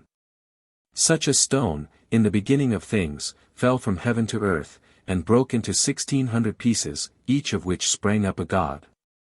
This is the germ of the adoration of stones as emblems of the fecundating rains. This is why, for example, the Navajos use, as their charm for rain, certain long, round stones, which they think fall from the cloud when it thunders. 275. In the Algonquin legends of Manabozho, or Manobosbu, or Nanabachu, the great ancestor of all the Algic tribes, the hero man-god, we learn, had a terrific battle with his brother Chakakenipak, the flint stone, whom he broke in pieces, and scattered over the land, and changed his entrails into fruitful vines. The conflict was long and terrible.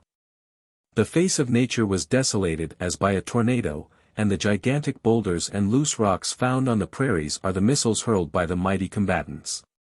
276. We read in the Ute legends, given on page, ante, that when the magical arrow of Tawats struck the sun god full in the face, the sun was shivered into 1,000 fragments, which fell to the earth, causing a general conflagration. 277. Here we have the same reference to matter falling on the earth from the heavens, associated with devouring fire. And we have the same sequence of events, for we learn that when all of Tawats was consumed but the head, his tears gushed forth in a flood, which spread over the earth and extinguished the fires. The Aleuts of the Aleutian archipelago have a tradition that a certain old man, called Tragdadak, created men by casting stones on the earth. He flung also other stones into the air, the water, and over the land, thus making beasts, birds, and fishes. 278. It is a general belief in many races that the stone axes and celts fell from the heavens. In Japan, the stone arrowheads are rained from heaven by the flying spirits, who shoot them. Similar beliefs are found in Brittany, in Madagascar, Ireland, Brazil, China, the Shetlands, Scotland, Portugal, etc. 279. In the legends of Quetzalcoatl, the central figure of the Toltec mythology, we have a white man, a bearded man from an eastern land, mixed up with something more than man. He was the bird serpent, that is, the winged or flying serpent, the great snake of the air, the son of Iztac Mixcoatl, the white cloud serpent, the spirit of the tornado. 280. He created the world. He was overcome by Tezcatlipoca, the spirit of the night. When he would promulgate his decrees, his herald proclaimed them from Tsatsatepec, the hill of shouting, with such a mighty voice that it could be heard 100 leagues around. The arrows which he shot transfixed great trees, the stones he threw leveled forests, and when he laid his hands on the rocks the mark was indelible. 281. His symbols were the bird, the serpent, the cross, and the flint. 282. In the Aztec calendar the sign for the age of fire is the flint. In the Chinese Encyclopedia of the Emperor Konghai, 1662, we are told, in traveling from the shores of the eastern sea toward Chelu, neither brooks nor ponds are met with in the country, although it is intersected by mountains and valleys. Nevertheless, there are found in the sand, very far away from the sea, oyster shells and the shields of crabs. The tradition of the Mongols who inhabit the country is, that it has been said from time immemorial that in a remote antiquity the waters of the deluge flooded the district. And when they retired the places where they had been made their appearance covered with sand. This is why these deserts are called the Sandy Sea, which indicates that they were not always covered with sand and gravel. 283. In the Russian legends, a golden ship sails across the heavenly sea. It breaks into fragments which neither princes nor people can put together again, reminding one of Humpty Dumpty, in the nursery song, who, when he fell from his elevated position on the wall. Not all the king's horses, nor all the king's men, can ever make whole again. In another Russian legend, Purin, the thunder god, destroys the devils with stone hammers. On Ilya's day, the peasants offer him a roasted animal, which is cut up and scattered over the fields. 284 Just as we have seen the great dragon or serpent cut to pieces and scattered over the world. Mr.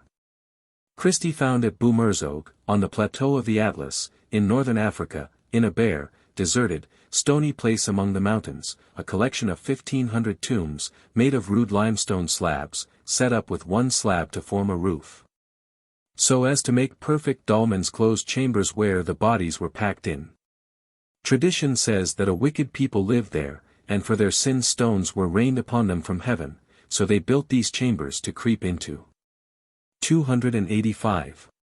In addition to the legend of Phaeton, already given, Ovid derived from the legends of his race another story, which seems to have had reference to the same event. He says, Fable 11. After the men who came from the Tyrian nation had touched this grove with ill-fated steps, and the urn let down into the water made a splash, the azure dragon stretched forth his head from the deep cave, and uttered dreadful hissings. We are reminded of the flying monster of Hesiod, which roared and hissed so terribly. Ovid continues. The urns dropped from their hands, and the blood left their bodies, and a sudden trembling seized their astonished limbs. He wreathes his scaly orbs in rolling spirals, and, with a spring, becomes twisted into mighty folds. And, uprearing himself from below the middle into the light air, he looks down upon all the grove, and is of, as, large size, as, if you were to look on him entire, the serpent which separates the two bears, the constellations. He slays the Phoenicians, some he kills with his sting, some with his long folds, some breathed upon by the venom of his baleful poison. Cadmus casts a huge stone, as big as a millstone, against him, but it falls harmless upon his scales, that were like a coat of mail. Then Cadmus pierced him with his spear. In his fall he crushes the forests. The blood flows from his poisonous palate and changes the color of the grass. He is slain. Then, under the advice of Pallas, Cadmus sows the earth with the dragon's teeth, under the earth turned up, as the seeds of a future people. Afterward, the earth begins to move, and armed men rise up, they slay Cadmus, and then fight with and slay each other. This seems to be a recollection of the comet, and the stones falling from heaven. And upon the land so afflicted subsequently a warlike and aggressive and quarrelsome race of men springs up. In the contest of Hercules with the Lygians, on the road from Caucasus to the Hesperides, there is an attempt to explain mythically the origin of the round quartz blocks in the Lygian field of stones, at the mouth of the Rhone. 286. In the Prometheus delivered, of Aeschylus, Jupiter draws together a cloud, and causes the district round about to be covered with a shower of round stones. 287. The legends of Europe refer to a race buried under sand and earth. The inhabitants of Central Europe and Teutonic races who came late to England, placed their mythical heroes underground in caves, in vaults beneath enchanted castles, or in mounds which open and show their buried inhabitants alive and busy about the avocations of earthly men. In Mercia the buried race are supposed to have been buried under the sand hills, as they are in some parts of Brittany. 288. Turning again to America, we find, in the great prayer of the Aztecs to Tezcatlipoca, Tezcatlipoca JBH, given on page 186, many references to some material substances falling from heaven. We read, Thine anger and indignation has descended upon us in these days, coming down even as stones, spears, and darts upon the wretches that inhabit the earth. This is the pestilence by which we are afflicted and almost destroyed. The children die, broken and dashed to pieces as against stones and a wall.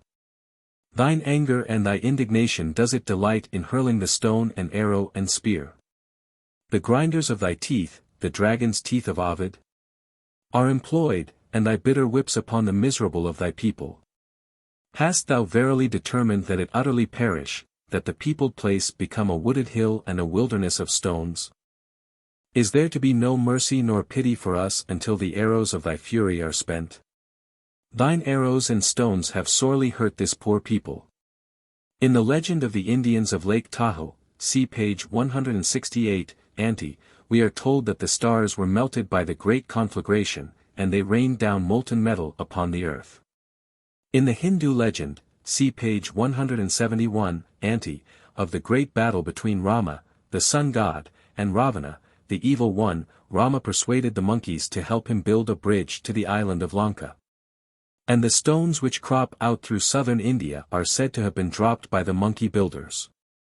In the legend of the Tupi Indians, see page 175, ante, we are told that God swept about the fire in such way that in some places he raised mountains and in others dug valleys. In the Bible we have distinct references to the fall of matter from heaven. In Deuteronomy, chapter 28, among the consequences which are to follow disobedience of God's will, we have the following. 22. The Lord shall smite thee with an extreme burning, and with the sword, and with blasting, and with mildew, and they shall pursue thee until thou perish. 23. And thy heaven that is over thy head shall be brass, and the earth that is under thee shall be iron. 24. The Lord shall make the rain of thy land powder and dust, from heaven shall it come down upon thee, until thou be destroyed. 29. And thou shalt grope at noonday, as the blind gropeth in darkness. And even that marvelous event, so much mocked at by modern thought, the standing still of the sun, at the command of Joshua, may be, after all, a reminiscence of the catastrophe of the drift. In the American legends, we read that the sun stood still, and Ovid tells us that a day was lost. Who shall say what circumstances accompanied an event great enough to crack the globe itself into immense fissures? It is, at least, a curious fact that in Joshua, chapter 10, the standing still of the sun was accompanied by a fall of stones from heaven by which multitudes were slain. Here is the record. 11. And it came to pass, as they fled from before Israel, and were in the going down to Beth-horon, that the Lord cast down great stones from heaven upon them unto Azekah. And they died, there were more which died with hailstones than they whom the children of Israel slew with the sword. 13. And the sun stood still, and the moon stayed, until the people had avenged themselves upon their enemies. Is not this written in the book of Jasher? So the sun stood still in the midst of heaven, and hasted not to go down about a whole day. 14. And there was no day like that before it or after it, that the Lord hearkened unto the voice of a man, for the Lord fought for Israel. The Book of Jasher was, we are told, a very ancient work, long since lost. Is it not possible that a great, dim memory of a terrible event was applied by tradition to the mighty captain of the Jews, just as the doings of Zeus have been attributed, in the folklore of Europe, to Charlemagne and Barbarossa?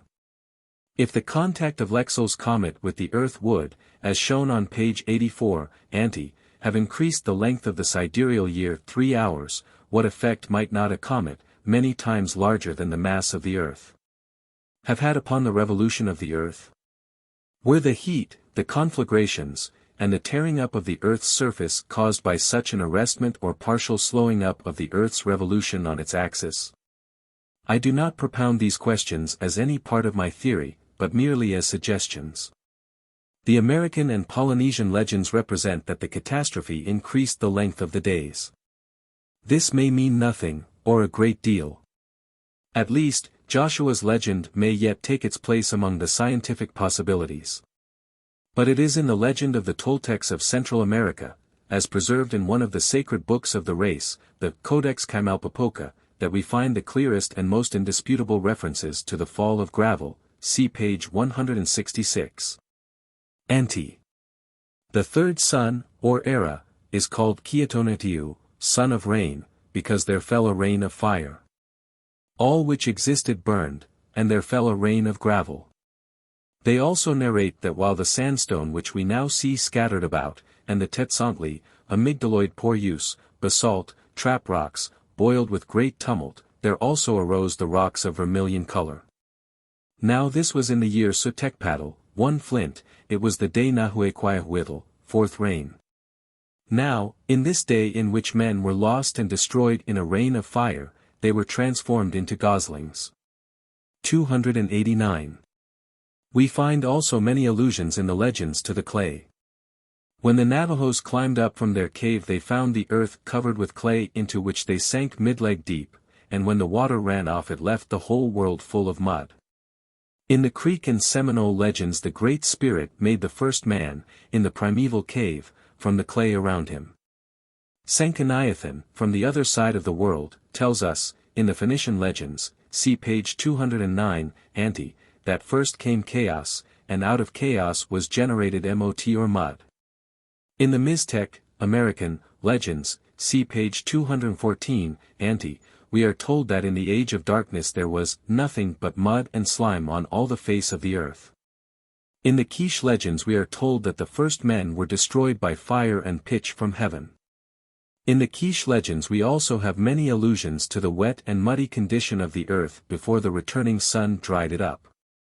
In the legends of the North American Indians we read that the earth was covered with great heaps of ashes, doubtless the fine, dry powder of the clay looked like ashes before the water fell upon it. There is another curious fact to be considered in connection with these legends, that the calamity seems to have brought with it some compensating wealth. Thus we find Beowulf, when destroyed by the midnight monster, rejoicing to think that his people would receive a treasure, a fortune by the monster's death. Hence we have a whole mass of legends wherein a dragon or great serpent is associated with a precious hoard of gold or jewels. The Scythians had a saga of the sacred gold which fell burning from heaven. The ancients had also some strange fictions of silver which fell from heaven, and with which it had been attempted, under the Emperor Severus, to cover bronze coins. 290. In Peru the god of riches was worshipped under the image of a rattlesnake, horned and hairy, with a tail of gold. It was said to have descended from the heavens in the sight of all the people, and to have been seen by the whole army of the Inca. 291. The Peruvians, probably in reference to this event, chose as their arms two serpents with their tails interlaced. Among the Greeks and ancient Germans the fiery dragon was the dispenser of riches, and watches a treasure in the earth. 292. These legends may be explained by the fact that in the Ural Mountains, on the east of Europe, in South America, in South Africa, and in other localities, the drift gravels contain gold and precious stones. The diamond is found in drift gravels alone. It is pure carbon crystallized. Man has been unable to reproduce it, except in minute particles, nor can he tell in what laboratory of nature it has been fabricated. It is not found in situ in any of the rocks of an Earth origin. Has it been formed in space? Is it an outcome of that pure carbon which the spectroscope has revealed to us as burning in some of the comets? Chapter 11. The Arabian Myths. And when we turn to the Arabian tales, we not only see, by their identity with the Hindu and Slavonic legends, that they are of great antiquity, dating back to the time when these widely diverse races, Aryan and Semitic, were one, but we find in them many allusions to the battle between good and evil, between God and the serpent. Abu Muhammad the Lazy, who is a very great magician, with power over the forces of the air and the Afrits, beholds a battle between two great snakes, one tawny-colored, the other white. The tawny serpent is overcoming the white one. But Abu Muhammad kills it with a rock. The white serpent, the sun, departed and was absent for a while, but returned, and the tawny serpent was torn to pieces and scattered over the land, and nothing remained of her but her head. And then we have the legend of the City of Brass, or Bronze. It relates to an ancient age and period in the olden time. One of the caliphs, Abdelmalik, the son of Marwan, has heard from antiquity that Solomon is, in Arabic, like Charlemagne in the Middle Age myths of Europe, the synonym for everything venerable and powerful, had imprisoned genii in bottles of brass, and the caliph desired to procure some of these bottles. Then Talib, the son of Saul, tells the caliph that a man once voyaged to the island of Sicily, but a wind arose and blew him away to one of the lands of God. This happened during the black darkness of night. It was a remote, unfrequented land. The people were black and lived in caves, and were naked and of strange speech. They cast their nets for Talib and brought up a bottle of brass or bronze, containing one of the imprisoned genii, who came out of it, as a blue smoke, and cried in a horrible voice, "Repentance, repentance, O prophet of God." All this was in a western land. And Abdelmalik sent Talib to find this land. It was a journey of 2 years and some months going, and the like returning. It was in a far country. They first reach a deserted palace in a desolate land, the palace of Kosh the son of Sheddad the son of Ad, the Greater. He read an inscription. Here was a people, whom, after their works, thou shalt see wept over for their lost dominion. And in this palace is the last information respecting lords collected in the dust. Death hath destroyed them and disunited them, and in the dust they have lost what they amassed. Talib goes on with his troops, until they come to a great pillar of black stone, sunk into which, to his armpits, was a mighty creature. He had 2 wings and 4 arms. 2 of them like those of the sons of Adam, and 2 like the forelegs of lions with claws. He had hair upon his head like the tails of horses, and 2 eyes like 2 burning coals, and he had a 3rd eye in his forehead, like the eye of the lynx, from which there appeared sparks of fire. He was the imprisoned comet monster, and these arms and eyes, darting fire, remind us of the description given of the apostate angel in the other legends. He was tall and black. And he was crying out, "Extolled be the perfection of my Lord, who hath appointed me this severe affliction and painful torture until the day of resurrection." The party of Talib were stupefied at the sight and retreated in fright. And the wise man, the Sheikh Abdelsamad, one of the party, drew near and asked the imprisoned monster his history. And he replied, "I am an Afrite of the genii, and my name is Daesh, the son of Elamash, and I am restrained here by the majesty of God. There belonged to one of the sons of Eblis an idol of red carnelian, of which I was made guardian. And there used to worship it one of the kings of the sea, of illustrious dignity, of great glory, leading, among his troops of the genii, 1,000,000 warriors who smote with swords before him, and who answered his prayer in cases of difficulty. These genii, who obeyed him, were under my command and authority, following my words when I ordered them. All of them were in rebellion against Solomon the son of David, on both of whom be peace. And I used to enter the body of the idol, to command them and to forbid them." The Afrite in the pillar. Solomon sent word to this king of the sea that he must give up the worship of the idol of red carnelian. The king consulted the idol, and this Afrite, speaking through the idol, encouraged the king to refuse. "What," he said to him, "can Solomon do to thee, when thou art in the midst of this great sea?" And so Solomon came to compel the island race to worship the true God. He surrounded his island, and filled the land with his troops, assisted by birds and wild beasts, and a dreadful battle followed in the air. After this they came upon us all together. And we contended with him in a wide tract for a period of 2 days. And calamity befell us on the 3rd day, and the decree of God, whose name be exalted, was executed among us. The first who charged upon Solomon were I and my troops, and I said to my companions, "Keep in your places in the battlefield while I go forth to them and challenge Demiriat." Demiriat was the sun, the bright one. And lo, he came forth, like a great mountain, his fires flaming and his smoke ascending, and he approached and smote me with a flaming fire, and his arrow prevailed over my fire. He cried out at me with a prodigious cry, so that I imagined the heaven had fallen and closed over me, and the mountains shook at his voice. Daesh overtaken by Demiriat. Then he commanded his companions, and they charged upon us all together. We also charged upon them, and we cried out one to another. The fires rose and the smoke ascended, the hearts of the combatants were almost cleft asunder. And the battle raged. The birds fought in the air, and the wild beasts in the dust, and I contended with Demiriat until he wearied me and I wearied him, after which I became weak, and my companions and troops were enervated and my tribes were routed. The birds tore out the eyes of the demons, and cut them in pieces until the earth was covered with the fragments, like the trunks of palm trees.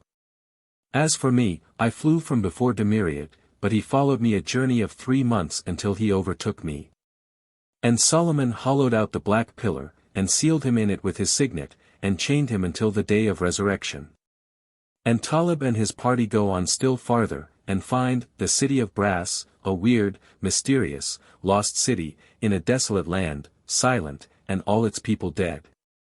A city once of high civilization, with mighty, brazen walls and vast machinery and great mysteries, a city whose inhabitants had perished suddenly in some great calamity.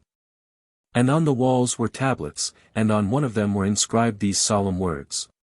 Where are the kings and the peoples of the earth? They have quitted that which they have built and peopled. And in the grave they are pledged for their past actions. There, after destruction, they have become putrid corpses. Where are the troops? They repelled not nor profited.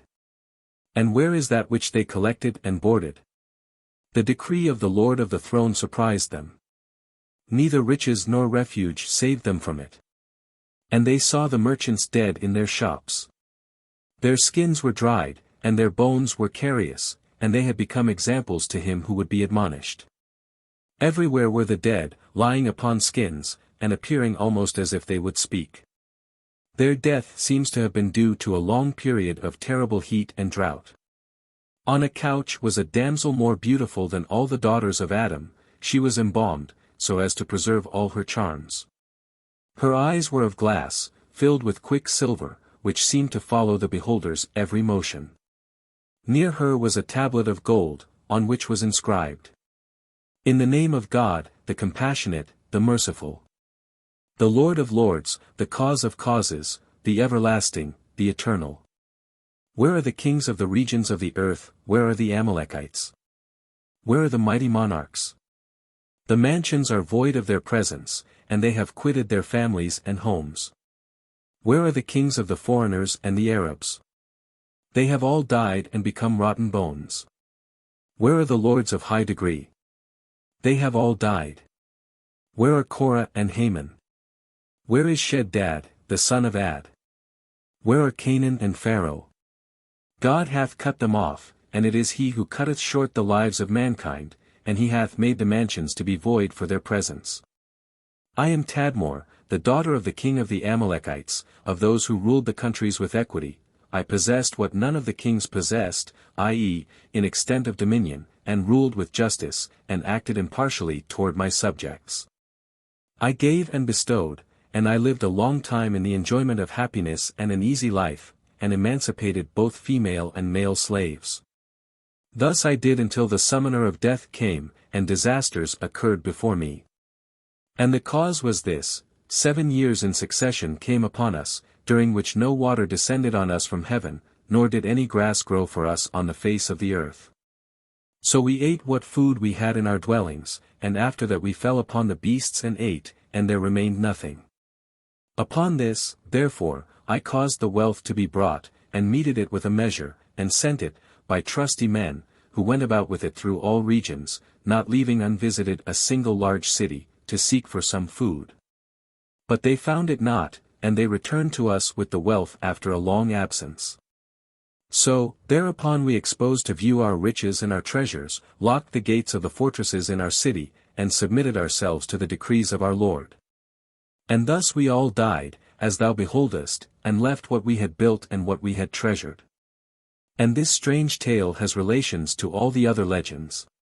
Here we have the great demon, darting fire, blazing, smoking, the destructive one. The rebel against the good God. He is overthrown by the bright shining one, Demiriat, the same as the Devmritu of the Hindus. He and his forces are cut to pieces, and scattered over the land, and he, after being chased for months through space, is captured and chained.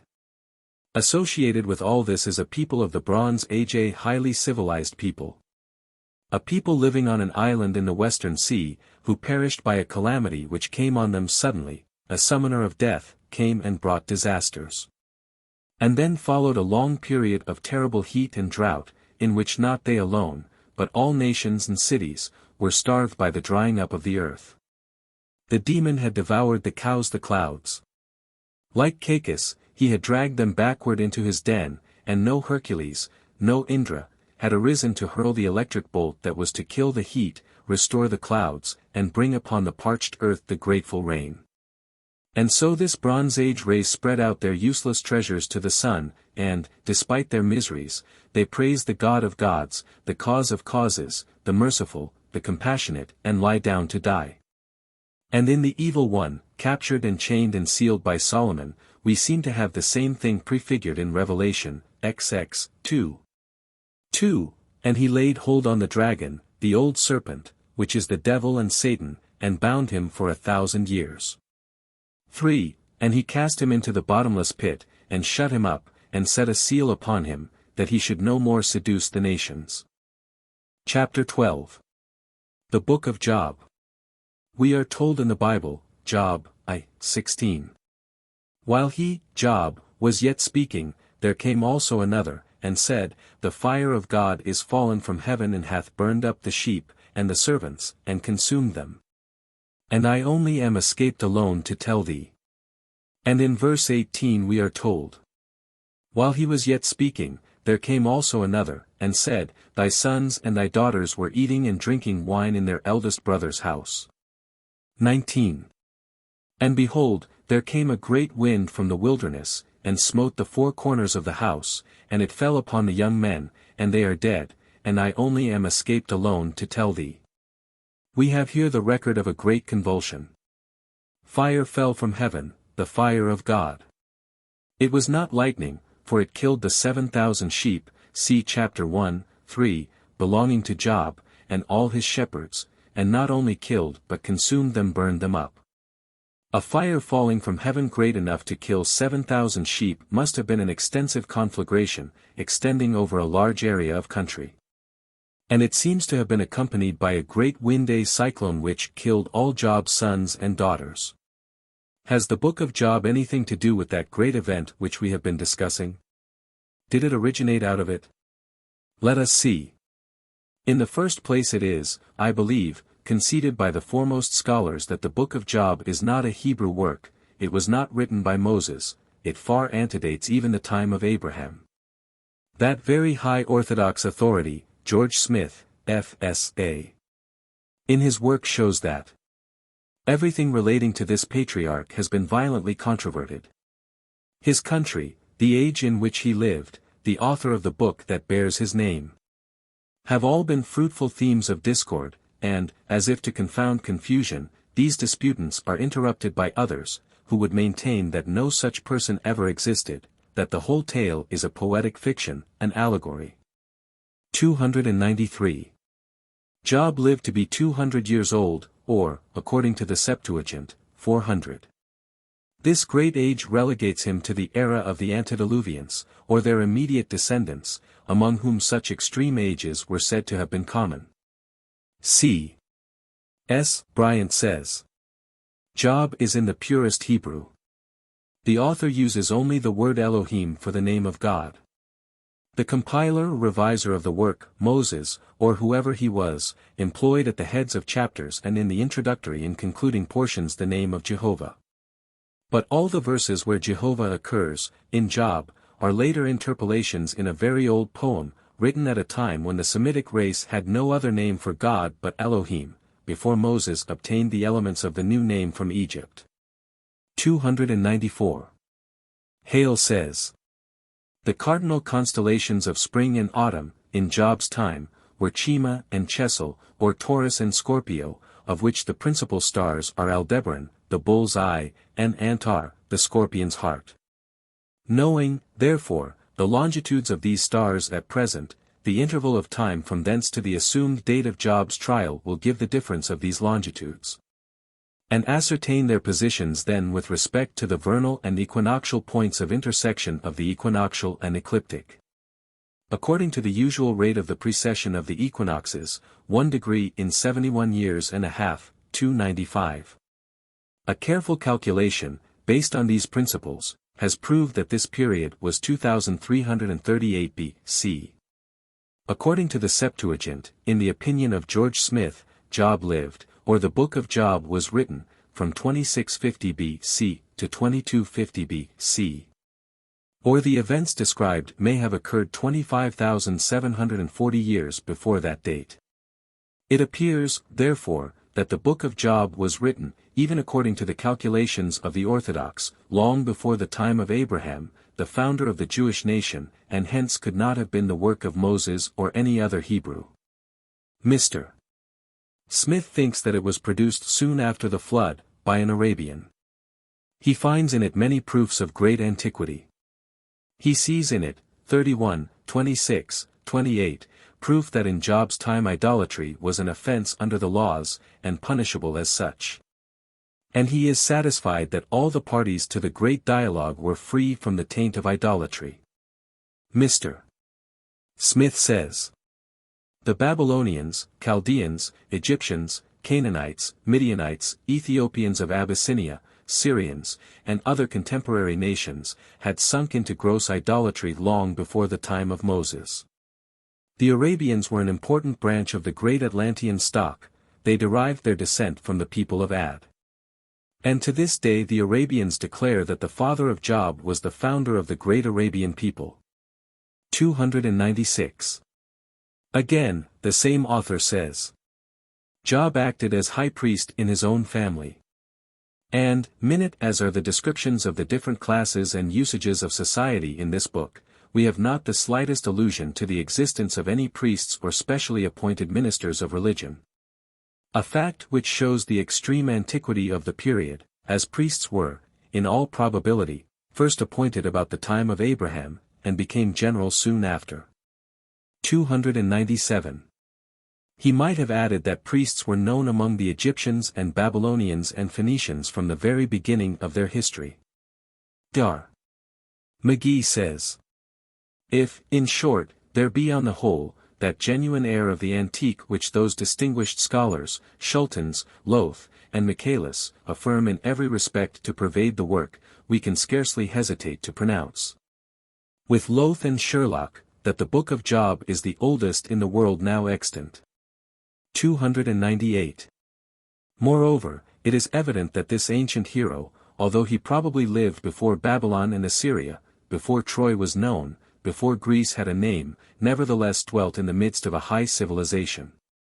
The various arts, the most recondite sciences, the most remarkable productions of earth, in respect of animals, vegetables, and minerals, the classified arrangement of the stars of heaven, are all noticed.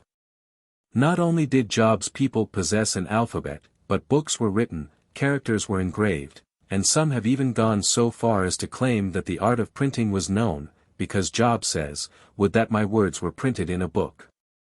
The literary excellence of the work is of the highest order. Lowth says, the antiquary, or the critic, who has been at the pains to trace the history of the Grecian drama from its first weak and imperfect efforts, and has carefully observed its tardy progress to perfection, will scarcely, I think, without astonishment, contemplate a poem produced so many ages before, so elegant in its design, so regular in its structure, so animated, so affecting, so near to the true dramatic model. While, on the contrary, the united wisdom of Greece, after ages of study, was not able to produce anything approaching to perfection in this walk of poetry before the time of Aeschylus, 299. Smith says, the debate rises high above earthly things. The way and will and providential dealings of God are investigated. All this is done with the greatest propriety, with the most consummate skill. And, notwithstanding the expression of some erroneous opinions, all is under the influence of a devout and sanctified temper of mind. 300. Has this most ancient, wonderful, and lofty work, breathing the spirit of primeval times, its origin lost in the night of ages, testifying to a high civilization and a higher moral development? Has it anything to do with that event which lay far beyond the flood? If it is a drama of Atlantean times, it must have passed through many hands, through many ages, through many tongues, before it reached the Israelites. We may expect its original meaning, therefore, to appear through it only like the light through clouds. We may expect that later generations would modify it with local names and allusions. We may expect that they would even strike out parts whose meaning they failed to understand, and interpolate others. It is believed that the opening and closing parts are additions made in a subsequent age. If they could not comprehend how the fire from heaven and the whirlwind could have so utterly destroyed Job's sheep, servants, property, and family, they would bring in those desert accessories, Sabaean and Chaldean robbers, to carry away the camels and the oxen. What is the meaning of the whole poem? God gives over the government of the world for a time to Satan, to work his devilish will upon Job. Did not God do this very thing when he permitted the comet to strike the earth? Satan in Arabic means a serpent. Going to and fro means in the Arabic in the heat of haste, Bright translates it, from a flight over the earth. Job may mean a man, a tribe, or a whole nation. From a condition of great prosperity Job is stricken down, in an instant, to the utmost depths of poverty and distress, and the chief agency is fire from heaven and great windstorms. Does this typify the fate of the world and the great catastrophe occurred? Does the debate between Job and his three visitors represent the discussion which took place in the hearts of the miserable remnants of mankind, as they lay hid in caverns, touching God, his power, his goodness, his justice? And whether or not this world-appalling calamity was the result of the sins of the people or otherwise? Let us see what glimpses of these things we can find in the text of the book. When Job's afflictions fall upon him he curses his day the day, as commonly understood, wherein he was born. But how can one curse a past period of time and ask the darkness to cover it? The original text is probably a reference to the events that were then transpiring. Let that day be turned into darkness, let not God regard it from above, and let not the light shine upon it. Let darkness and the shadow of death cover it. Let a mist overspread it, and let it be wrapped up in bitterness. Let a darksome whirlwind seize upon that night. Let them curse it who curse the clay, who are ready to raise up a Leviathan. 301. The Dew says it should read, and thou, Leviathan, rouse up. Let a mist overspread it, literally, let a gathered mass of dark clouds cover it. The Fathers generally understand the devil to be meant by the Leviathan. We shall see that it means the fiery dragon, the comet.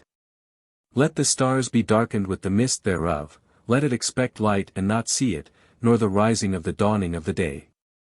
302. In other words, Job is not imprecating future evils on a past time, an impossibility, an absurdity. He is describing the events then transpiring: the whirlwind, the darkness, the mist, the day that does not come, and the Leviathan, the demon. The comet. Job seems to regret that he has escaped with his life. For now, he says, should I have lain still and been quiet, if I had not fled, I should have slept, then had I been at rest, with kings and counselors of the earth, which built desolate places for themselves. Or with princes that had gold, who filled their houses with silver. 303. Job looks out over the whole world, swept bare of its inhabitants, and regrets that he did not stay and bide the pelting of the pitiless storm, as, if he had done so, he would be now lying dead with kings and counselors, who built places for themselves, now made desolate, and with princes who, despite their gold and silver, have perished. Kings and counselors do not build desolate places for themselves, they build in the heart of great communities, in the midst of populations. The places may become desolate afterward. Eliphaz the Temanite seems to think that the sufferings of men are due to their sins. He says, even as I have seen, they that plough wickedness and sow wickedness, reap the same. By the blast of God they perish, and by the breath of his nostrils are they consumed. The roaring of the lion, and the voice of the fierce lion, and the teeth of the young lions are broken. The old lion perisheth for lack of prey, and the stout lion's whelps are scattered abroad. Certainly, this seems to be a picture of a great event. Here again the fire of God, that consumed Job's sheep and servants, is at work. Even the fiercest of the wild beasts are suffering, the old lion dies for want of prey, and its young ones are scattered abroad. Eliphaz continues. In thoughts, from the visions of the night, when deep sleep falleth on me, fear came upon me, and trembling, which made all my bones to shake. Then a spirit passed before my face, the hair of my flesh stood up. A voice spake. Shall mortal man be more just than God? Shall a man be more pure than his Maker? Behold, he put no trust in his servants, and his angels he charged with folly, how much less them that dwell in houses of clay, whose foundation is in the dust, which are crushed before the moth. They are destroyed from morning to evening. They perish forever without any regarding it. The moth can crush nothing, therefore Maurer thinks it should read, crushed like the moth. They are destroyed, etc., literally, they are broken to pieces in the space of a day. 304. All through the text of Job we have allusions to the catastrophe which had fallen on the earth, chapter 5, 3. I have seen the foolish taking root, but suddenly I, God, cursed his habitation. 4. His children are far from safety, far from any place of refuge, and they are crushed in the gate, neither is there any to deliver them. 5. Whose harvest the hungry eateth up, and taketh it even out of the thorns, and the robber swalloweth up their substance. That is to say, in the general confusion and terror the harvests are devoured, and there is no respect for the rights of property. 6. Although affliction cometh not forth of the dust, neither doth trouble spring out of the ground. In the Douay version it reads, Nothing on earth is done without a cause, and sorrow doth not spring out of the ground, v. 6. I take this to mean that the affliction which has fallen upon men comes not out of the ground, but from above. 7. Yet man is born unto trouble, as the sparks fly upward. In the Hebrew we read for sparks, sons of flame or burning coal. Maurer and Gesenius say, as the sons of lightning fly high, or, troubles are many and fiery as sparks. 8. I would seek unto God, and unto God would I commit my cause. 9. Which doeth great things and unsearchable, marvelous things without number. 10. Who giveth rain upon the earth, and sendeth waters upon the fields. Rain here signifies the great floods which cover the earth. 11. To set up on high those that be low, that those which mourn may be exalted to safety. That is to say, the poor escape to the high places to safety while the great and crafty perish. 12. He disappointeth the devices of the crafty, so that their hands cannot perform their enterprise. 13. He taketh the wise in their own craftiness, that is, in the very midst of their planning, and the counsel of the froward is carried headlong, that is, it is instantly overwhelmed. 14. They meet with darkness in the daytime, and grope in the noonday as in the night. Chapter 5. Surely all this is extraordinary. The troubles of mankind come from above, not from the earth. The children of the wicked are crushed in the gate, far from places of refuge, the houses of the wicked are crushed before the moth, those that plough wickedness perish, by the blast of God's nostrils they are consumed.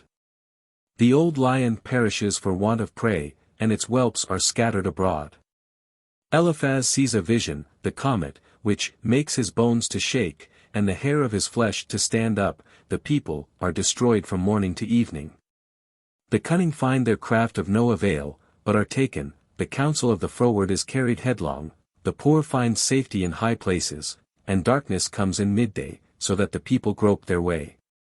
And Job's children, servants, and animals are destroyed by a fire from heaven, and by a great wind. Eliphaz, like the priests in the Aztec legend, thinks he sees in all this the chastening hand of God. 17. Behold, happy is the man whom God correcteth, therefore despise not thou the chastening of the Almighty. 18. For he mocketh sore, and bindeth up, he woundeth, and his hands make whole. Chapter 5. We are reminded of the Aztec prayer, where allusion is made to the wounded and sick in the cave, whose mouths were full of earth and scurf. Doubtless, thousands were crushed, and cut, and wounded by the falling stones, or burned by the fire, and some of them were carried by relatives and friends, or found their own way, to the shelter of the caverns. 20. In famine he shall redeem thee from death, and in war from the power of the sword. 21. Thou shalt be hid from the scourge of the tongue, neither shalt thou be afraid of destruction when it cometh. Chapter 5. The scourge of the tongue has no meaning in this context. There has probably been a mistranslation at some stage of the history of the poem. The idea is, probably, you are hid in safety from the scourge of the comet, from the tongues of flame. You need not be afraid of the destruction that is raging without. 22. At destruction and famine thou shalt laugh, neither shalt thou be afraid of the beasts of the earth. 23. For thou shalt be in league with the stones of the field, and the beasts of the field shall be at peace with thee. Chapter 5. That is to say, as in the Aztec legend, the stones of the field have killed some of the beasts. If the earth, the lions have perished, and their whelps have been scattered, the stones have thus been your friends. And other beasts have fled with you into these caverns, as in the Navajo tradition, where you may be able, living upon them, to defy famine. Now it may be said that all this is a strained construction. But what construction can be substituted that will make sense of these allusions? How can the stones of the field be in league with man? How does the ordinary summer rain falling on the earth set up the low and destroy the wealthy? And what has all this to do with a darkness that cometh in the daytime in which the wicked grope helplessly? But the allusions continue. Job cries out, in the next chapter, chapter 6. 2. Oh that my grief, my sins whereby I deserved wrath, were thoroughly weighed, and my calamity laid in the balances together. 3. As the sands of the sea this would appear heavier, therefore my words are full of sorrow. Douay version. 14. For the arrows of the Almighty are within me, the poison whereof drinketh up my spirit, the terrors of God do set themselves in array against me, war against me. Douay ver. That is to say, disaster comes down heavier than the sands, the gravel of the sea. I am wounded, the arrows of God, the darts of fire, have stricken me. We find in the American legends the descending debris constantly alluded to as stones, arrows, and spears. I am poisoned with the foul exhalations of the comet, the terrors of God are arrayed against me. All this is comprehensible as a description of a great disaster of nature, but it is extravagant language to apply to a mere case of boils. 9. Even that it would please God to destroy me, that he would let loose his hand and cut me off. The commentators say that, to destroy me, means literally, to grind or crush me. Chapter 6. Job despairs of final escape. 11. What is my strength that I can hold out? And what is in that I should keep patience? Douay. 12. Is my strength the strength of stones? Or is my flesh of brass? That is to say, how can I ever hold out?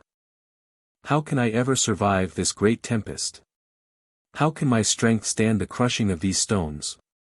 Is my flesh brass, that it will not burn up? Can I live in a world where such things are to continue? And here follow allusions which are remarkable as occurring in an Arabian composition, in a land of torrid beats. 15. My brethren, my fellow men, have dealt deceitfully, have sinned, as a brook, and as the stream of brooks they pass away. 16. Which are blackish by reason of the ice, and wherein the snow is hid. 17. What time they wax warm, they vanish, when it is hot, they are consumed out of their place.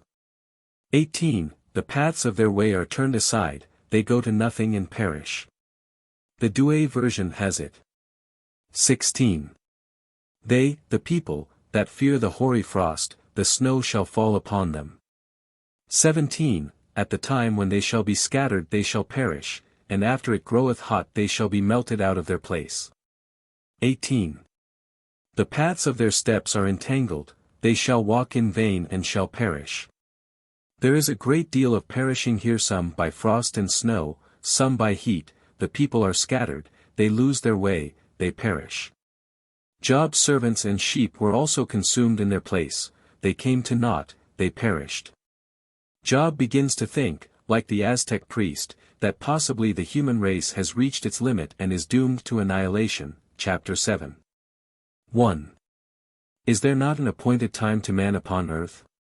Are not his days also like the days of an hireling? Is it not time to discharge the race from its labors? 4. When I lie down, I say, when shall I arise, and the night be gone? And I am full of tossings to and fro unto the dawning of the day. He draws a picture of his hopeless condition, shut up in the cavern, never to see the light of day again. Douay ver, chap. 7. 12. Am I sea or a whale, that thou hast enclosed me in a prison?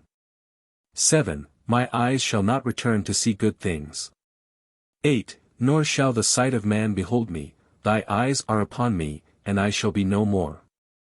Or, as one translates it, thy mercy shall come too late when I shall be no more. 9. As a cloud is consumed and passeth away, so he that shall go down to hell, or the grave, the cavern, shall not come up. 10. Nor shall he return any more into his house, neither shall his place know him any more. How strikingly does this remind one of the Druid legend, given on page 135, ante. The profligacy of mankind had provoked the Great Supreme to send a pestilential wind upon the earth. A pure poison descended, every blast was death. At this time the Patriarch, distinguished for his integrity, was shut up, together with his select company, in the enclosure with the strong door. Here the just ones were safe from injury. Presently a tempest of fire arose, etc. Who can doubt that these widely separated legends refer to the same event and the same Patriarch? Job meditates suicide, just as we have seen in the American legends that hundreds slew themselves under the terror of the time. 21. For now shall I sleep in the dust, and thou shalt seek me in the morning, but I shall not be. The Chaldaic version gives us the 16th and 17th verses of chapter 8 as follows. The sun is no sooner risen with a burning heat but it withereth the grass, and the flower thereof faileth. And the grace of the fashion of it perisheth, so also shall the rich man fade away in his ways. And then Job refers to the power of God, seeming to paint the cataclysm, chapter 9. 5. Which removeth the mountains, and they know not which overturneth them in his anger. 6.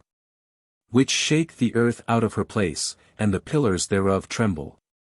7. Which commendeth the sun, and it riseth not, and sealeth up the stars. 8. Which alone spreadeth out the heavens and treadeth upon the waves of the sea. All this is most remarkable. Here is the delineation of a great catastrophe. The mountains are removed and leveled, the earth shakes to its foundations, the sun fails to appear, and the stars are sealed up. How? In the dense masses of clouds? Surely this does not describe the ordinary manifestations of God's power. When has the sun refused to rise? It cannot refer to the story of Joshua, for in that case the sun was in the heavens and refrained from setting. And Joshua's time was long subsequent to that of Job. But when we take this in connection with the fire falling from heaven, the great wind, the destruction of men and animals, the darkness that came at midday, the ice and snow and sands of the sea, and the stones of the field, and the fact that Job is shut up as in a prison, never to return to his home or to the light of day, we see that peering through the little understood context of this most ancient poem are the disjointed reminiscences of the age of fire and gravel. It sounds like the cry not of a man but of a race, a great, religious, civilized race, who could not understand how God could so cruelly visit the world, and out of their misery and their terror sent up this pitiful yet sublime appeal for mercy. 13. If God will not withdraw his anger, the proud helpers do stoop under him. One commentator makes this read. Under him the whales below heaven bend, the crooked Leviathan. 17. For he shall crush me in a whirlwind, and multiplieth my wounds even without cause. Douay ver. And Job cannot recognize the doctrine of a special providence, he says. 22. This is one thing, therefore I said it. He destroyeth the perfect and the wicked. 23. If the scourge slay suddenly, he will laugh at the trial of the innocent. 24. The earth is given into the hands of the wicked, he covereth the faces of the judges thereof. If it be not him, who is it then? Douay ver. That is to say, God has given up the earth to the power of Satan, as appears by chapter 1, good and bad perish together. And the evil one laughs as the scourge, the comet, slays suddenly the innocent ones, the very judges who should have enforced justice are dead, and their faces covered with dust and ashes. And if God has not done this terrible deed, who has done it? And Job rebels against such a state of things. 34. Let him take his rod away from me, and let not his fear terrify me. 35. Then I would speak to him and not fear him, but it is not so with me. What rod, what fear? Surely not the mere physical affliction which is popularly supposed to have constituted Job's chief grievance. Is the rod that terrifies Job so that he fears to speak, that great object which cleft the heavens? That curved wolf jaw of the Goths, one end of which rested on the earth while the other touched the sun? Is it the great sword of Surt? And here we have another, chap. X, allusion to the darkness, although in our version it is applied to death. 21. Before I go whence I shall not return, even to the land of darkness and the shadow of death. 22. A land of darkness as darkness itself, and of the shadow of death, without any order, and where the light is as darkness. Or, as the Douay version has it. 21. Before I go, and return no more, to a land that is dark and covered with the mist of death. 22. A land of misery and darkness, where the shadow of death, and no order but everlasting horror dwelleth. This is not death. Death is a place of peace, where the wicked ceased from troubling. This is a description of the chaotic condition of things on the earth outside the cave, without any order, and where even the feeble light of day is little better than total darkness. Job thinks he might just as well go out into this dreadful world and end it all. Zophar argues, chapter 11, that all these things have come because of the wickedness of the people, and that it is all right. 10. If he cut off and shut up and gather together, who can hinder him? 11. For he knoweth vain men, he seeth wickedness also, will he not then consider it? If he cut off, the commentators say, means literally, if he pass by as a storm. That is to say, if he cuts off the people, kills them by the million, and shuts up a few in caves, as Job was shut up in prison, gathered together from the storm, how are you going to help it? Hath he not seen the vanity and wickedness of man? And Zophar tells Job to hope, to pray to God, and that he will yet escape. 16. Because thou shalt forget thy misery, and remember it as waters that pass away. 17. And thine age shall be clearer than the noonday. Thou shalt shine forth, thou shalt be as the morning. Thou shalt shine forth, Gesenius renders, though now thou art in darkness thou shalt presently be as the morning, that is, the storm will pass and the light return. Umbright gives it, thy darkness shall be as the morning, only the darkness of morning twilight, not nocturnal darkness. That is, Job will return to that dim light which followed the drift age. 18. And thou shalt be secure, because there is hope. Yea, thou shalt dig about thee, and thou shalt take thy rest in safety. That is to say, when the waters pass away, with them shall pass away thy miseries, the sun shall yet return brighter than ever, thou shalt be secure. Thou shalt dig thy way out of these caverns, and then take thy rest in safety, for the great tempest shall have passed forever. We are told by the commentators that the words, about thee, are an interpolation. If this is not the interpretation, for what would Job dig about him? What relation can digging have with the disease which afflicted Job? But Job refuses to receive this consolation. He refuses to believe that the Tower of Siloam fell only on the wickedest men in the city. He refers to his past experience of mankind. He thinks honest poverty is without honor at the hands of successful fraud. He says, chapter 12. 5. He that is ready to slip with his feet is as a lamp despised in the thought of him that is at ease. But 6. The tabernacles of robbers prosper, and they that provoke God are secure, into whose hand God bringeth abundantly. And he cannot see how, if this calamity has come upon men for their sins, that the innocent birds and beasts, and even the fish in the heated and poisoned waters, are perishing. 7. But ask now the beasts, for verily, he has just said, Ye are the men, and wisdom will die with you, and they shall teach thee, and the fowls of the air, and they shall tell thee. 8. Or speak to the earth, and it shall teach thee, and the fishes of the sea shall declare it unto thee. 9. Who knoweth not in all these that the hand of the Lord hath wrought this? Wrought what? Job's disease? No.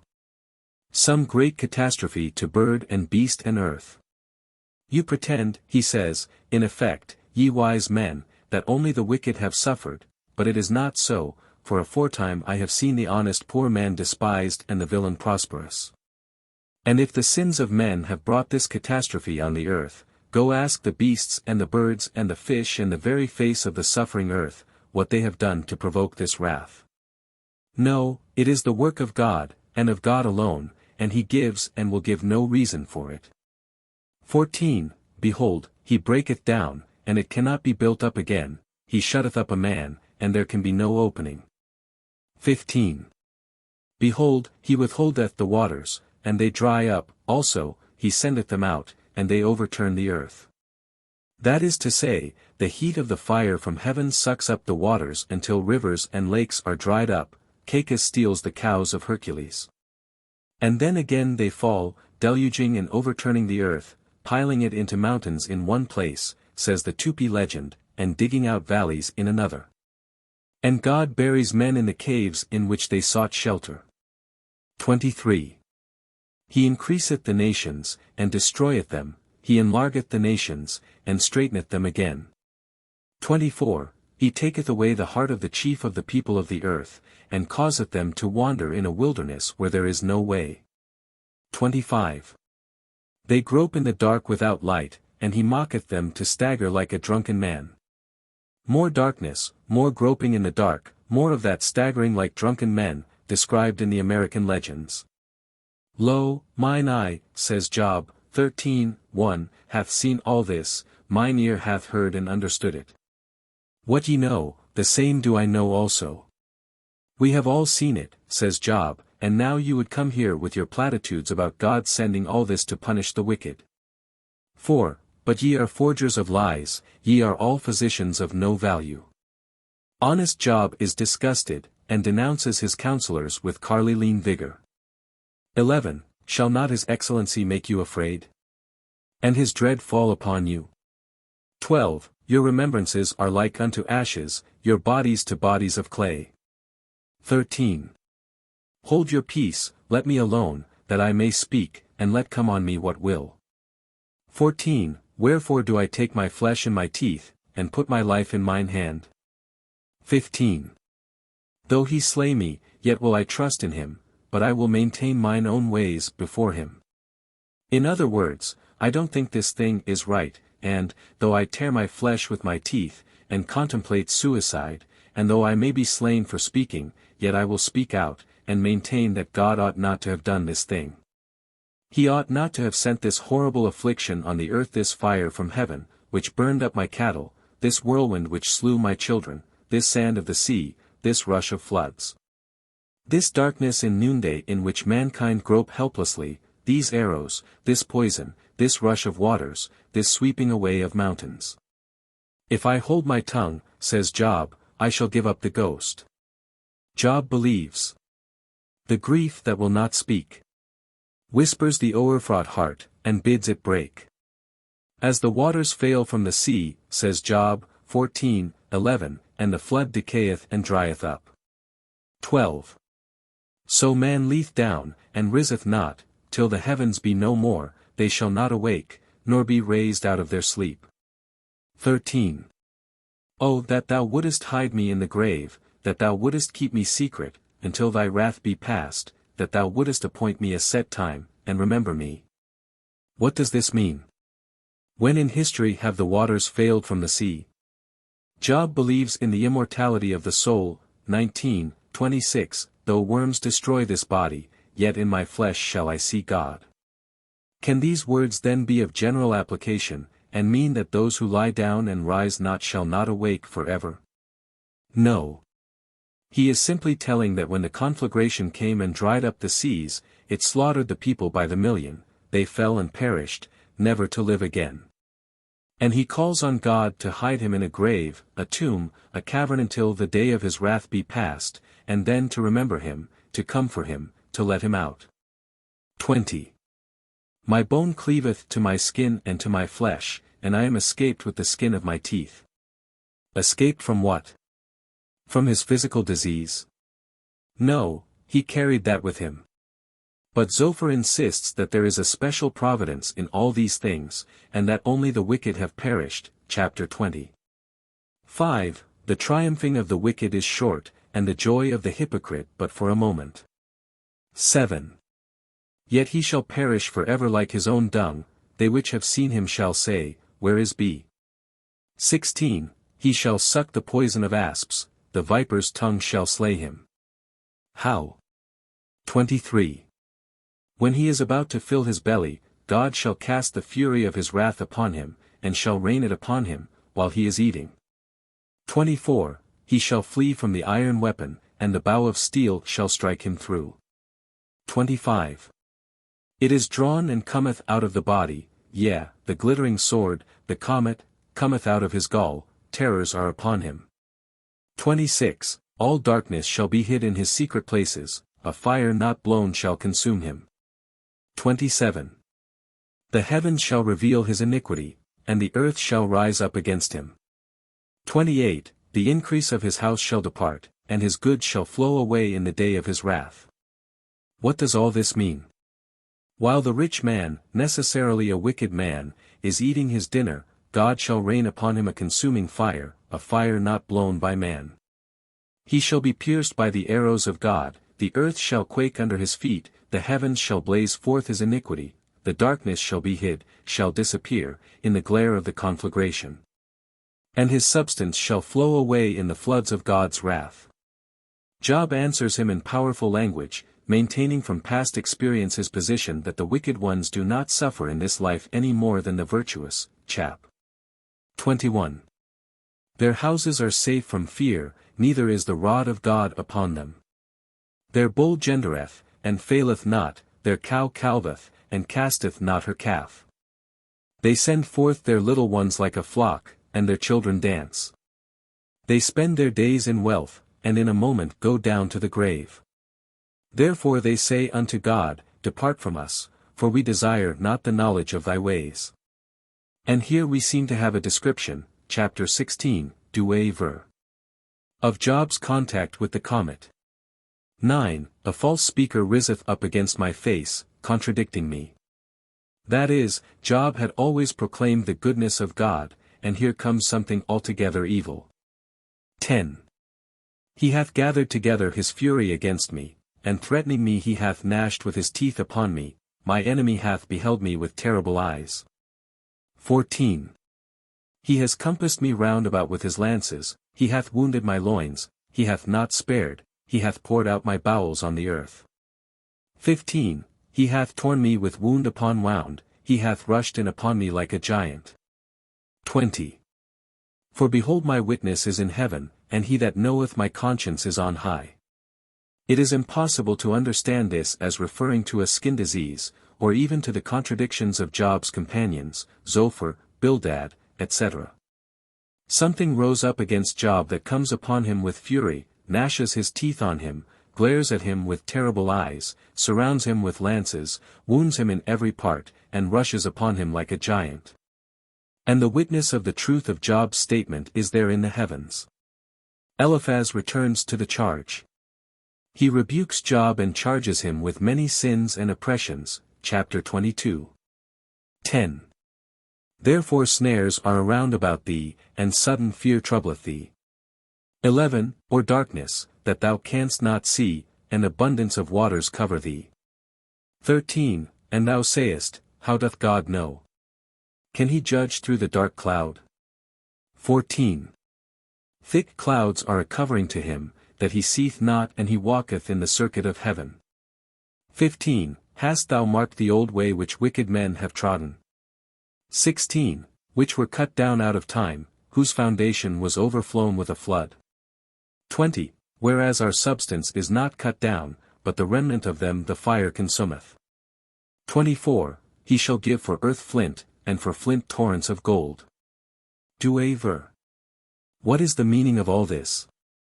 And why this association of the flint stones, referred to in so many legends, and the gold believed to have fallen from heaven in torrents, is it not all wonderful and inexplicable upon any other theory than that which I suggest? 30. He shall deliver the island of the innocent, and it is delivered by the pureness of thine, Job's, hands. What does this mean? Where was the island of the innocent? What was the way which the wicked, who did not live on the island of the innocent, had trodden, but which was swept away in the flood as the bridge Bifrost was destroyed, in the Gothic legends, by the forces of Muspelheim? And Job replies again, chapter 23. 16, For God mocketh my heart soft, and the Almighty troubleth me. 17. Because I was not cut off before the darkness, neither hath he covered the darkness from my face.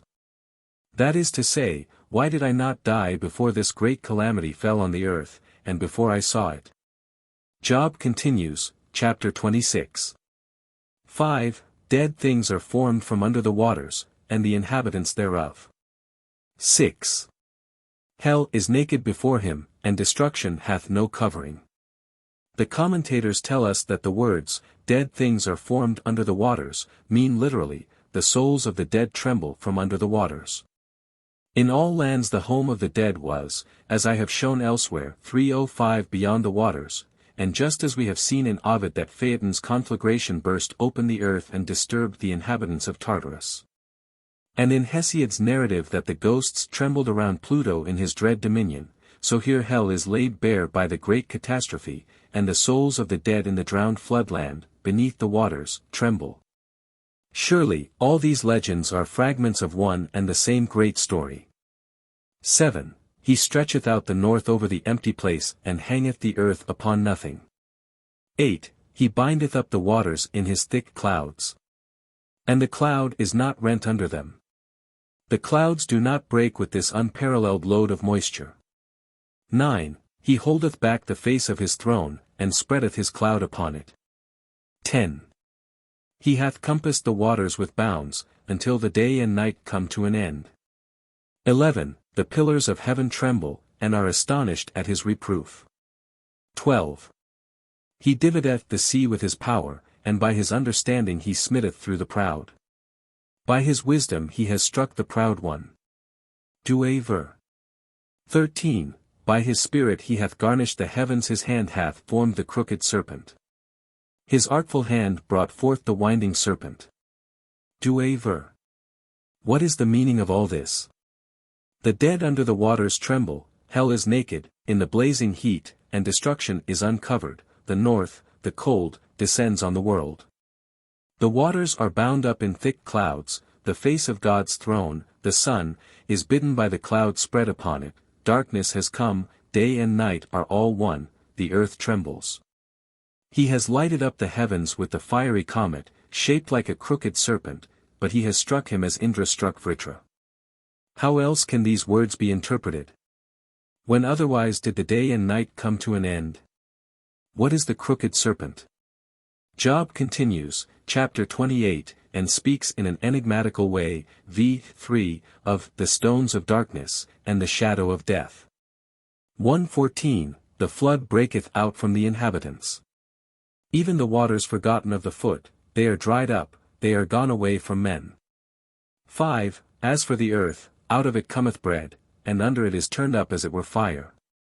Maurer and Gesenius translate verse 4 in a way wonderfully in accord with my theory. The flood breaketh out from the inhabitants, they render, a shaft or gully-like pit, is broken open far from the inhabitant. The dweller on the surface of the earth. 306 This is doubtless the pit in which Job was bidden, the narrow-mouthed, bottomless cave, referred to hereafter.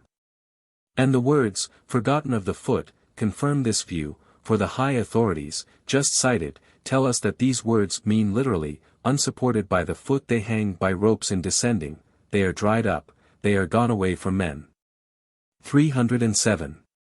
Here we have, probably, a picture of Job and his companions descending by ropes into some great cavern, dried up by the heat, seeking refuge, far from the habitations of men, in some deep shaft or gully-like pit. And the words, they are gone away from men, Maurer and Gesenius translate, far from men they move with uncertain steps they stagger. They are stumbling through the darkness, hurrying to a place of refuge, precisely as narrated in the Central American legends. This is according to the King James Version, but the Douay version gives it as follows. 3. He hath set a time for darkness, and the end of all things he considereth, the stone also that is in the dark, and the shadow of death. 4. The flood divideth from the people that are on their journey, those whom the foot of the needy man hath forgotten, and those who cannot be come at. 5. The land out of which bread grew in its place, hath been overturned with fire. That is to say, God has considered whether he would not make an end of all things, he has set a time for darkness, in the dark are the stones, the flood separates the people. Those who are escaping are divided by it from those who were forgotten, or who are on the other side of the flood, where they cannot be come at. But the land where formerly bread grew, the land of the agricultural people, the civilized land, the plain of Ida where grew the apples, the plain of Vigrid where the great battle took place, that has been overturned by fire. And this land the next verse tells us. 6. The stones of it are the place of sapphires, and the clods of it, King James, dust, are gold. We are again reminded of those legends of America and Europe where gold and jewels fell from heaven among the stones. We are reminded of the dragon-guarded hoards of the ancient myths. The Douay version says. 9. He, God, has stretched out his hand to the flint, he hath overturned mountains from the roots. What is the meaning of flint here? And why this recurrence of the word flint, so common in the Central American legends and religions? And when did God in the natural order of things overturn mountains by the roots? And Job, chap. XXX, Douay version, describes the condition of the multitude who had at first mocked him, and the description recalls vividly the Central American pictures of the poor starving wanderers who followed the drift age. 3. Barren with want and hunger, who gnawed in the wilderness, disfigured with calamity and misery. 4. And they ate grass, and barks of trees, and the root of junipers was their food. 5. Who snatched up these things out of the valleys, and when they had found any of them, they ran to them with a cry. 6. They dwelt in the desert places of torrents, and in caves of the earth, or upon the gravel. Is not all this wonderful? In the King James Version, verse 3 reads. 3. For want and famine they were solitary, fleeing into the wilderness, in former time, desolate and waste. The commentators say that the words, in former time, desolate and waste, mean literally, the yesternight of desolation and waste. Job is describing the condition of the people immediately following the catastrophe, not in some remote past. And again Job says, Douay version, chapter 30. 12. My calamities forthwith arose, they have overthrown my feet, and have overwhelmed me with their paths as with waves. 14. They have rushed in upon me as when a wall is broken, and a gate opened, and have rolled themselves down to my miseries. Maurer translates, as when a wall is broken, with a shout like the crash of falling masonry. 29. I was the brother of dragons and companion of ostriches. 30. My skin is become black upon me, and my bones are dried up with the heat. We are reminded of Ovid's statement that the conflagration of Phaeton caused the skin of the Africans to turn black. In chapter 34, King James's Version, we read. 14. If he, God, set his heart upon man, if he gather unto himself his spirit and his breath. 15. All flesh shall perish together, and man shall turn again unto dust. And in chapter 36, verses 15, 16, Douay, we see that Job was shut up in something like a cavern. 15. He shall deliver the poor out of his distress, and shall open his ear in affliction. 16. Therefore he shall set thee at large out of the narrow mouth, and which hath no foundation under it, and the rest of thy table shall be full of fatness. That is to say, in the day when he delivers the poor out of their misery, he will bring thee forth from the place where thou hast been hiding, see chapter 13, 20, from that narrow-mouthed, bottomless cavern. And instead of starving, as you have been, your table, during the rest of your life, shall be full of fatness. 27. He, God, lifteth up the drops of rain and poureth out showers like floods.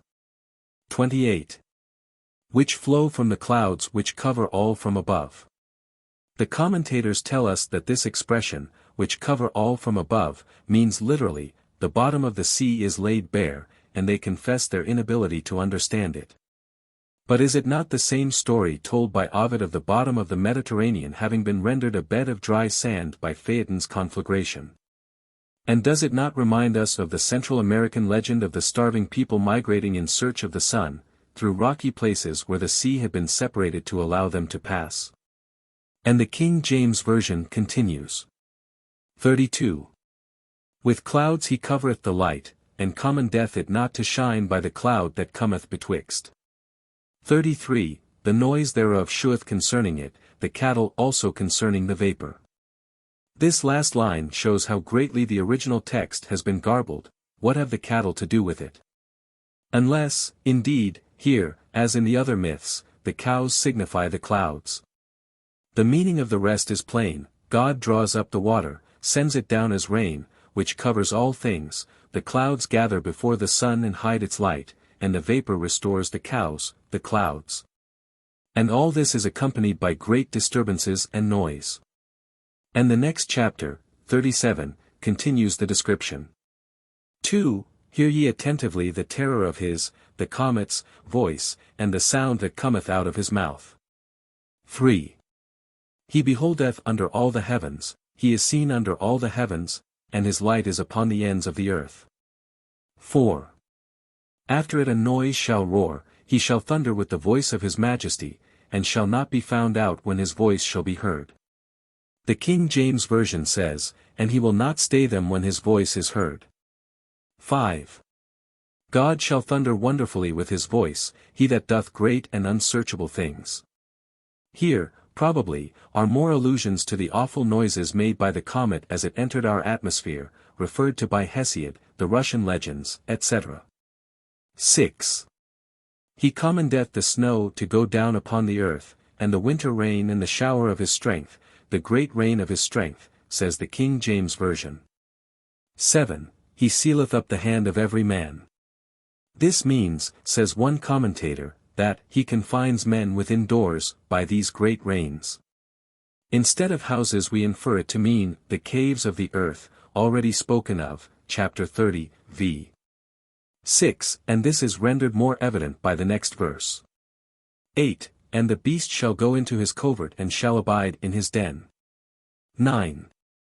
Out of the inner parts, meaning the south, say the commentators and the King James Version, shall tempest come, and cold out of the north. 10. When God bloweth, there cometh frost, and again the waters are poured forth abundantly. The King James Version continues. 11. Also by watering he wearieth the thick cloud. That is to say, the cloud is gradually dissipated by dropping its moisture in snow and rain. 12.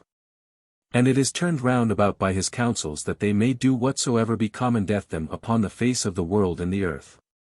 13. He causeth it to come, whether for correction, or for his land, or for mercy. There can be no mistaking all this. It refers to no ordinary events. The statement is continuous. God, we are told, will call Job out from his narrow-mouthed cave, and once more give him plenty of food. There has been a great tribulation. The sun has sucked up the seas, they have fallen in great floods, the thick clouds have covered the face of the sun, great noises prevail, there is a great light, and after it a roaring noise. The snow falls on the earth, with winter rains, cold rains, and great rains, men climb down ropes into deep shafts or pits, they are sealed up, and beasts are driven to their dens and stay there are great cold and frost, and more floods. Then the continual rains dissipate the clouds. 19. Teach us what we shall say unto him, for we cannot order our speech by reason of darkness. 20. Shall it be told him that I speak? If a man speak, surely he shall be swallowed up. And then God talks to Job, chapter 38, and tells him to gird up his loins like a man and answer him. He says. 8. Who shut up the sea with doors, when it broke forth as issuing out of the womb? 119. When I made a cloud the garment thereof, and wrapped it in mists as in swaddling bands. 10. I set my bounds around it, and made it bars and doors. 22. Hast thou entered into the storehouses of the snow, or hast thou beheld the treasures of the hail? 29. Out of whose womb came the ice? And the frost from heaven, who hath gendered it? 30. The waters are hardened like a stone, and the surface of the deep is frozen. What has this Arabian poem to do with so many allusions to clouds, rain, ice, snow, hail, frost, and frozen oceans?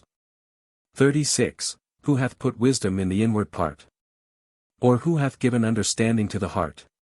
Bright says that this word heart means literally a shining phenomenon, a meteor. Who hath given understanding to the comet to do this work? 38. When was the dust poured on the earth, and the clods hardened together? One version makes this read: poured itself into a mass by the rain, like molten metal. And another translates it: is caked into a mass by heat, like molten metal, before the rain falls.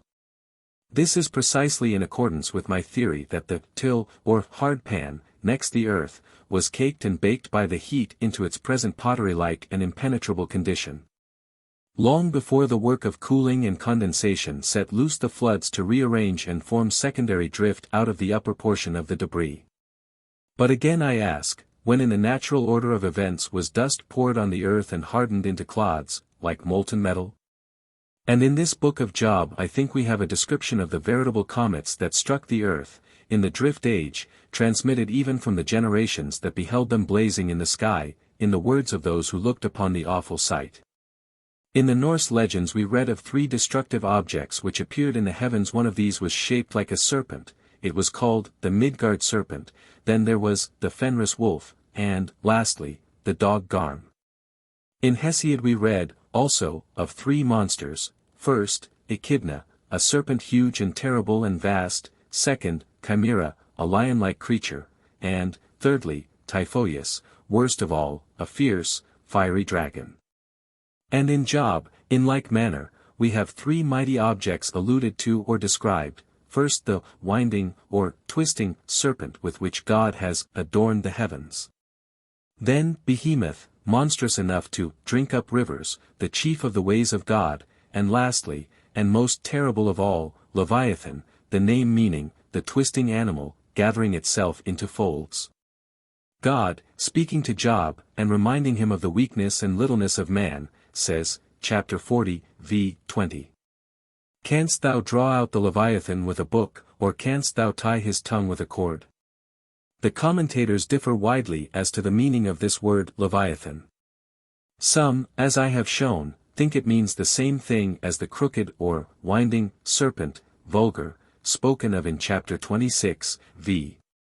13, where, speaking of God, it is said, His spirit hath adorned the heavens, and his artful hand brought forth the winding serpent. Or, as the King James Version has it, by his spirit he hath garnished the heavens. His hand hath formed the crooked serpent. By this serpent some of the commentators understand the constellation, the devil, the Leviathan. In the Septuagint he is called the apostate dragon. The Lord sarcastically asks Job. 21. Canst thou put a ring in his nose, or bore through his jaw with a buckle? 22. Will he make many supplications to thee, or speak soft words to thee? 23. Will he make a covenant with thee, and wilt thou take him to be a servant forever? 24. Shalt thou play with him as with a bird, or tie him up for thy handmaids? 25. Shall friends, Septuagint, the nations, cut him in pieces; shall merchants, Septuagint, the generation of the Phoenicians, divide him? Chapter 41, v. 1. Douay version. I will not stir him up, like one that is cruel, for who can resist his countenance, or, who shall stand against me, him, and live? 4. Who can discover the face of his garment? Or who can go into the midst of his mouth? 5. Who can open the doors of his face? His teeth are terrible round about. 6. His body is like molten shields, shut close up, the scales pressing upon one another. 7. One is joined to another, and not so much as any air can come between them. 8. They stick one to another, and they hold one another fast, and shall not be separated. 9. His sneezing is like the shining of fire, and his eyes like the eyelids of the morning. Syriac, his look is brilliant. Arabic, the apples of his eyes are fiery, and his eyes are like the brightness of the morning. 10. Out of his mouth go forth lamps, like torches of lighted fire. Compare these sneezings, or neesings of the King James Version, and these lamps like torches of lighted lyrae, with the appearance of Donati's great comet in 1858. On the 16th of September 2 diverging streams of light shot out from the nucleus across the coma, and, having separated to about the extent of its diameter, they turned back abruptly and streamed out in the tail. Luminous substance could be distinctly seen rushing out from the nucleus, and then flowing back into the tail. M. Rosa described the streams of light as resembling long hair brushed upward from the forehead, and then allowed to fall back on each side of the head. 1.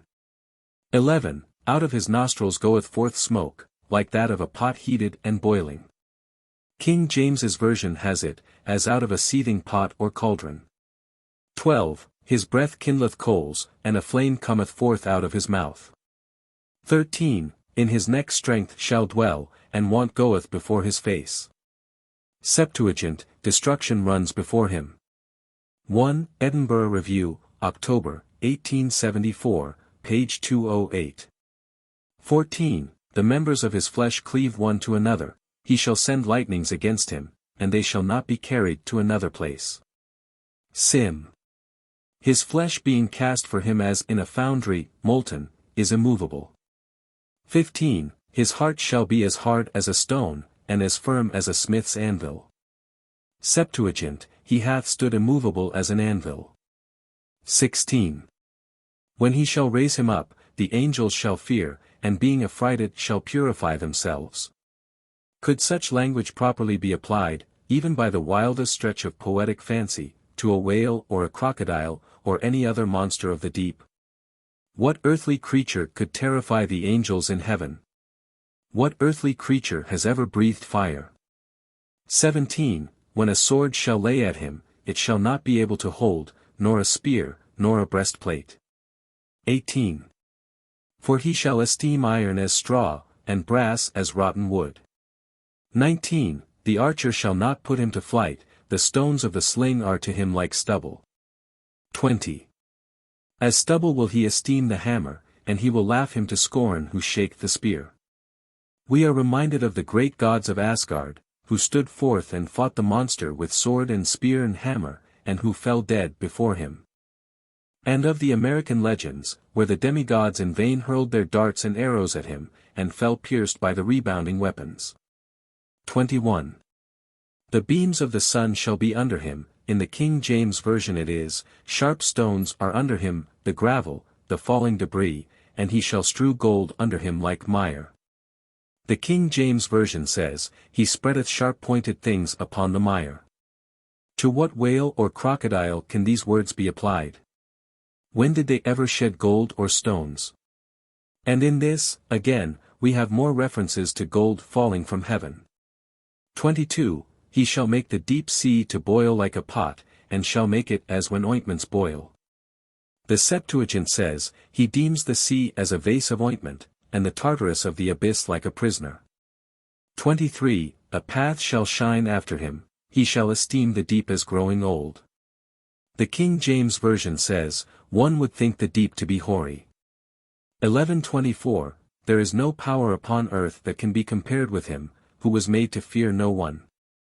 25. He beholdeth every high thing, he is king over all the children of pride. Chaldaic, of all the sons of the mountains. Now, when we take this description, with all that has preceded it, it seems to me beyond question that this was one of the crooked serpents with which God had adorned the heavens, this was the monster with blazing bead, casting out jets of light. Breathing volumes of smoke, molten, shining, brilliant, irresistible, against whom men hurled their weapons in vain. For destruction went before him, he cast down stones and pointed things upon the mire, the clay, the sea boils with his excessive heat, he threatens heaven itself, the angels tremble, and he beholds all high places. This is he whose rain of fire killed Job's sheep and shepherds, whose chaotic winds killed Job's children, whose wrath fell upon and consumed the rich men at their tables, who made the habitations of kings desolate places. Who spared only in part the island of the innocent, where the remnant of humanity, descending by ropes, hid themselves in deep, narrow-mouthed caves in the mountains. This is he who dried up the rivers and absorbed or evaporated a great part of the water of the ocean, to subsequently cast it down in great floods of snow and rain, to cover the north with ice. While the darkened world rolled on for a long night of blackness underneath its dense canopy of clouds. If this be not the true interpretation of Job, who, let me ask, can explain all these illusions to harmonize with the established order of nature? And if this interpretation be the true one, then have we indeed penetrated back through all the ages, through mighty lapses of time, until, on the plain of some most ancient civilized land, we listen, perchance, at some temple door. To this grand justification of the ways of God to man. This religious drama, this poetical sermon, wrought out of the traditions of the people and priests, touching the greatest calamity which ever tried the hearts and tested the faith of man. And if this interpretation be true, with how much reverential care should we consider these ancient records embraced in the Bible? The scientist picks up a fragment of stone, the fool would fling it away with a laugh, but the philosopher sees in it the genesis of a world, from it he can piece out the detailed history of ages. He finds in it, perchance, a fossil of the oldest organism, the first traces of that awful leap from matter to spirit, from dead earth to endless life. That marvel of marvels, that miracle of all miracles, by which dust and water and air live, breathe, think, reason, and cast their thoughts abroad through time and space and eternity. And so, stumbling through these texts, falling over mistranslations and misconceptions, pushing aside the accumulated dust of centuried errors, we lay our hands upon a fossil that lived and breathed when time was new. We are carried back to ages not only before the flood, but to ages that were old when the flood came upon the earth. Here Job lives once more, the fossil breathes and palpitates, hidden from the fire of heaven, deep in his cavern. Covered with burns and bruises from the falling debris of the comet, surrounded by his trembling fellow refugees, while chaos rules without and hope has fled the earth, we hear Job, bold, defiant, unshrinking, pouring forth the protest of the human heart against the cruelty of nature. Appealing from God's awful deed to the sense of God's eternal justice. We go out and look at the gravel heap, worn, rounded, ancient, but silent. The stones lie before us. They have no voice. We turn to this volume, and here is their voice, here is their story, here we have the very thoughts men thought, men like ourselves, but sorely tried when that gravel was falling upon a desolated world. And all this buried, unrecognized, in the sacred book of a race and a religion. Chapter 13. Genesis read by the light of the comet. And now, gathering into our hands all the light afforded by the foregoing facts and legends, let us address ourselves to this question: how far can the opening chapters of the book of Genesis be interpreted to conform to the theory of the contact of a comet with the earth in the drift age?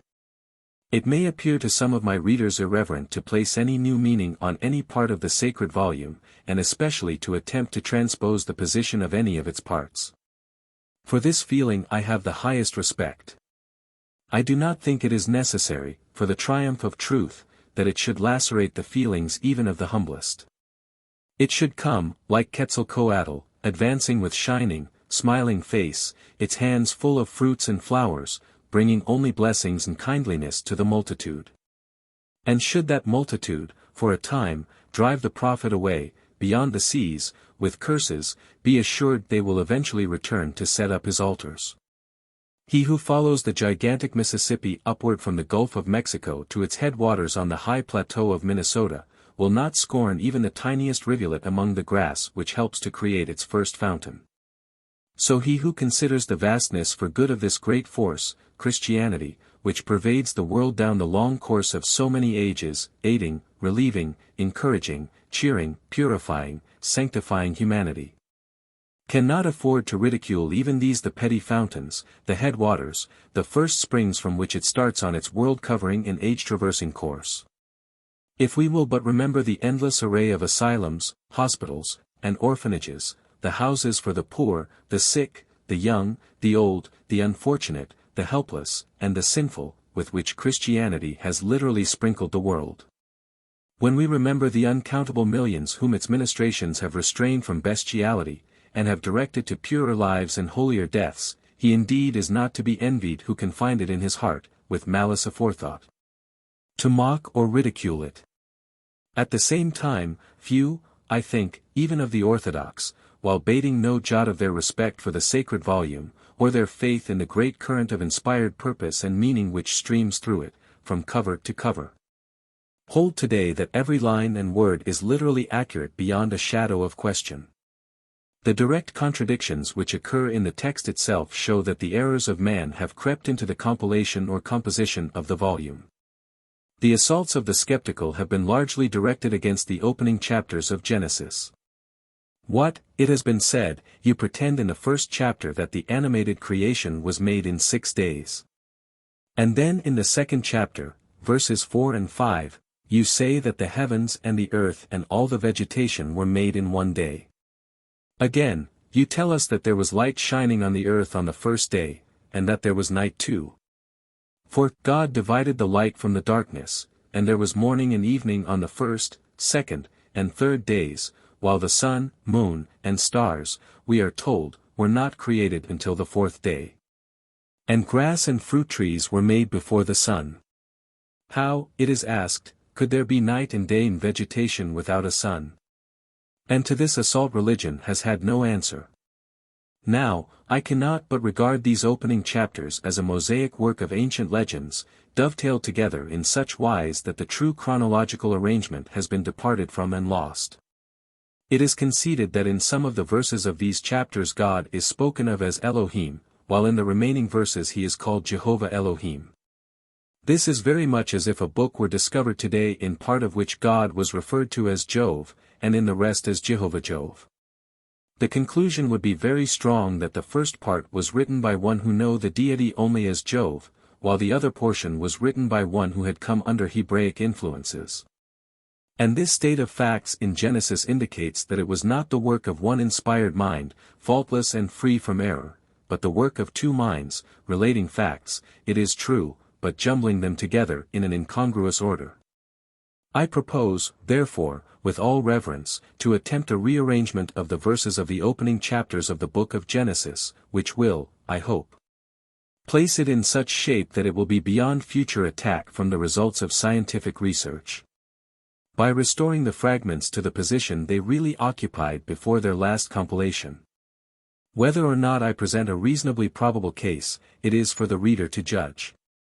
If we were to find, under the debris of Pompeii, a grand tessellated pavement, representing one of the scenes of the Iliad, but shattered by an earthquake, its fragments dislocated and piled one upon the top of another, it would be our duty and our pleasure to seek, by following the clue of the picture, to rearrange the fragments so as to do justice to the great design of its author. And to silence, at the same time, the cavils of those who could see in its shocked and broken form nothing but a subject for mirth and ridicule.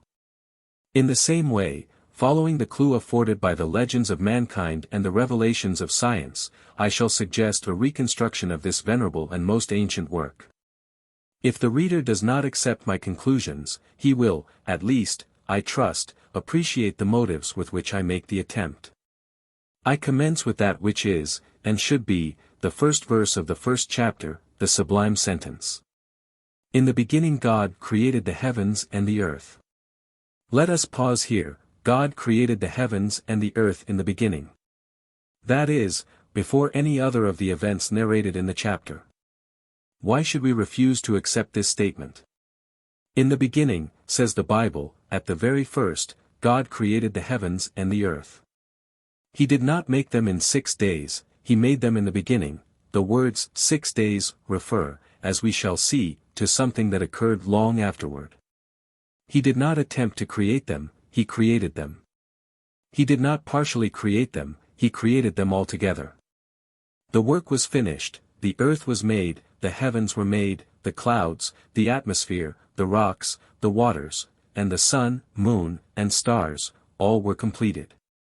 What next? Is there anything else in this dislocated text that refers to this first creation? Yes, we go forward to the next chapter, here we have it. Chapter 2, v. 1. Thus the heavens and the earth were finished, and all the host of them. And then follows. Chapter 2, v. 4. These are the generations of the heavens and of the earth, when they were created, in the day that the Lord God made the earth and the heavens. Chapter 2, v. 5. And every plant of the field before it was in the earth, and every herb of the field before it grew, for the Lord God had not caused it to rain upon the earth, and there was not a man to till the ground. Here we have a consecutive statement: God made the heavens and the earth in the beginning, and thus they were finished, and all the host of them. They were not made in 6 days, but, in the day, to wit, in that period of remote time called, the beginning. And God made also all the herbs of the field, all vegetation. And he made every plant of the field before it was cultivated in that particular part of the world called, the earth, for, as we have seen, Ovid draws a distinction between, the earth, and the rest of the globe. And Job draws one between, the island of the innocent, and the other countries of the world. And here I would call the reader's attention particularly to this remarkable statement. Chapter 2, verse 5. For the Lord God had not caused it to rain upon the earth, and there was not a man to till the ground. Verse 6. But there went up a mist from the earth and watered the whole face of the ground. This is extraordinary, there was no rain. A mere inventor of legends certainly had never dared make a statement so utterly in conflict with the established order of things, there was no necessity for him to do so. He would fear that it would throw discredit on all the rest of his narrative, as if he should say, at that time the grass was not green, or, the sky was not blue. A world without rain. Could it be possible?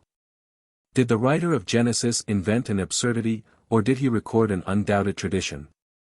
Let us see. Rain is the product of two things: heat which evaporates the waters of the oceans, lakes, and rivers.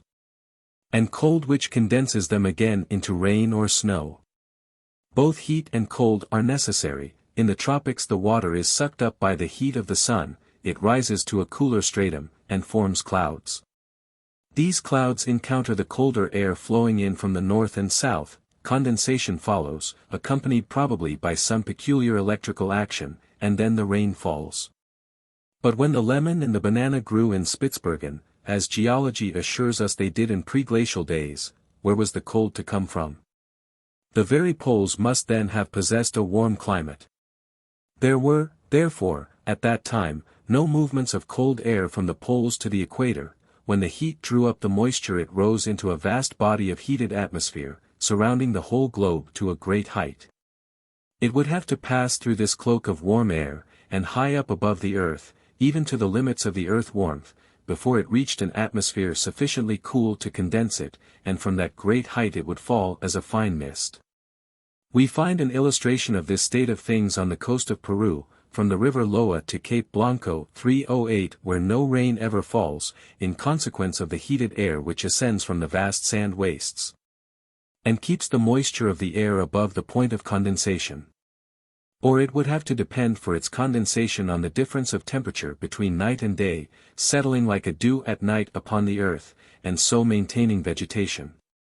What a striking testimony is all this to the fact that these traditions of Genesis reach back to the very infancy of human history, to the age before the drift. After the creation of the herbs and plants, what came next? We go back to the first chapter. Verse 21. And God created great whales, and every living creature that moveth, which the waters brought forth abundantly, after their kind, and every winged fowl after his kind, and God saw that it was good.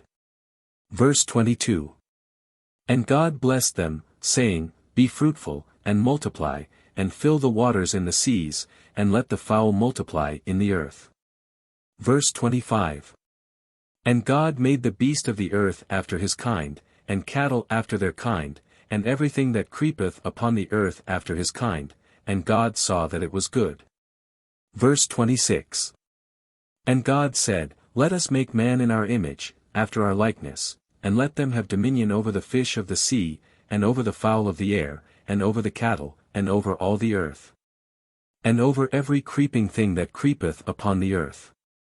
We come back to the second chapter. Verse 7. And the Lord God formed man of the dust of the ground, and breathed into his nostrils the breath of life, and man became a living soul. We return to the first chapter. Verse 27. So God created man in his own image, in the image of God created he him, male and female created he them. We come back to the second chapter. Verse 8. And the Lord God planted a garden eastward in Eden, and there he put the man he had formed. Verse 9. And out of the ground made the Lord God to grow every tree that is pleasant to the sight and good for food, the tree of life also in the midst of the garden, and the tree of knowledge of good and evil. Verse 10. And a river went out of Eden to water the garden, etc. Here follows a description of the garden. It is a picture of a glorious world, of that age when the climate of the Bahamas extended to Spitsbergen. Verse 15. And the Lord God took the man, and put him into the Garden of Eden to dress it and to keep it. Here follows the injunction that, the man whom God had formed, for he is not yet called Adam the Adami the people of Ad, should not eat of the fruit of the tree of the knowledge of good and evil. And then we have, probably a later interpolation, an account of Adam, so called for the first time, naming the animals, and of the creation of Eve from a rib of Adam. And here is another evidence of the dislocation of the text, for we have already been informed, chapter 1, v. 27, that God had made man, male and female, and here we have him making woman over again from man's rib. Verse 25. And they were both naked, the man and his wife, and were not ashamed. It was an age of primitive simplicity, the primeval world, free from storms or ice or snow, an Edenic age, the tertiary age before the drift. Then follows the appearance of the serpent. Although represented in the text in a very humble capacity, he is undoubtedly the same great creature which, in all the legends, brought ruin on the world: the dragon, the apostate, the demon, the winding or crooked serpent of Job, the Leviathan. Satan, the devil. And as such he is regarded by the theologians. He obtains moral possession of the woman, just as we have seen, in the Hindu legends, the demon Ravana carrying off Sita, the representative of an agricultural civilization. Just as we have seen Ataguju, the Peruvian god, seducing the sister of certain rayless ones, or darklings. And the woman ate of the fruit of the tree. This is the same legend which we see appearing in so many places and in so many forms. The apple of paradise was one of the apples of the Greek legends, entrusted to the Hesperides, but which they could not resist the temptation to pluck and eat. The serpent-laden watched the tree.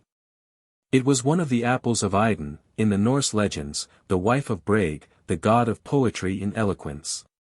She keeps them in a box, and when the gods feel the approach of old age they have only to taste them and become young again.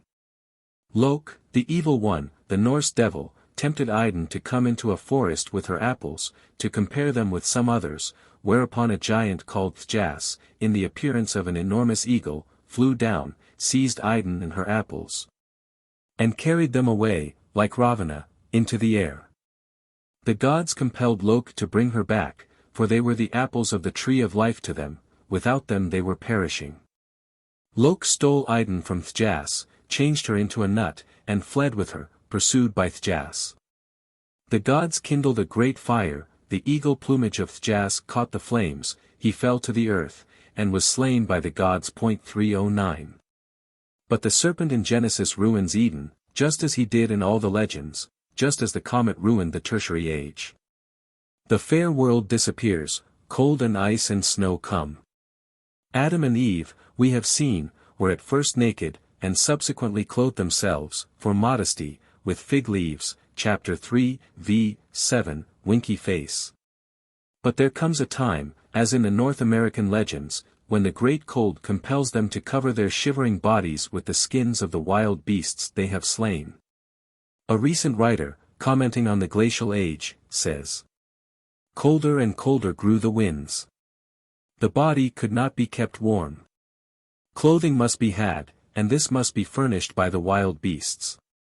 Their hides must assist in protecting the life of men. The skins were removed and transferred to the bodies of men." 3:10. Hence we read in chapter 3, verse 21. "Unto Adam also, and to his wife, did the Lord God make coats of skins and clothed them." This would not have been necessary during the warm climate of the Tertiary Age. And as this took place, according to Genesis, before Adam was driven out of paradise, and while he still remained in the garden, it is evident that some great change of climate had fallen upon Eden. The glacial age had arrived, the drift had come. It was a rude, barbarous, cold age. Man must cover himself with skins, he must, by the sweat of physical labor, wring a living out of the ground which God had cursed with the drift. Instead of the fair and fertile world of the Tertiary Age, producing all fruits abundantly, the soil is covered with stones and clay, as in Job's narrative, and it brings forth, as we are told in Genesis 3:11 only, thorns and thistles. And Adam, the human race, must satisfy its starving stomach upon grass, and thou shalt eat the herb of the field, just as in Job we are told. Chapter 30, verse 3. For want and famine they were solitary. Fleeing into the wilderness in former time, desolate and solitary. Verse 4. Who cut up mallows by the bushes and juniper roots for their food. Verse 7. Among the bushes they brayed, under the nettles were they gathered together. And God drove out the man from the fair Edenic world into the post-glacial desolation. And paradise was lost, and at the east of the Garden of Eden he placed cherubims and a flaming sword, which turned every way, to keep the way to the tree of life. This is the sword of the comet. The Norse legends say, "Yet, before all things, there existed what we call Muspelheim. It is a world luminous, glowing, not to be dwelt in by strangers, and situate at the end of the earth. Surtur holds his empire there. In his hand there shines a flaming sword." There was a great conflagration between the bygone Eden and the present land of stones and thistles. Is there any other allusion besides this to the fire which accompanied the comet in Genesis? Yes, but it is strangely out of place. It is a distinct description of the pre-glacial wickedness of the world, the fire falling from heaven, the cave life, and the widespread destruction of humanity. But the compiler of these antique legends has located it in a time long subsequent to the deluge of Noah, and in the midst of a densely populated world. It is as if one were to represent the Noachic deluge as having occurred in the time of Nero, in a single province of the Roman Empire, while the great world went on its course unchanged by the catastrophe which must, if the statement were true, have completely overwhelmed it. So we find the story of Lot and the destruction of the cities of the plain brought down to the time of Abraham, when Egypt and Babylon were in the height of their glory. And Lot's daughters believed that the whole human family, except themselves, had been exterminated, while Abraham was quietly feeding his flocks in an adjacent country.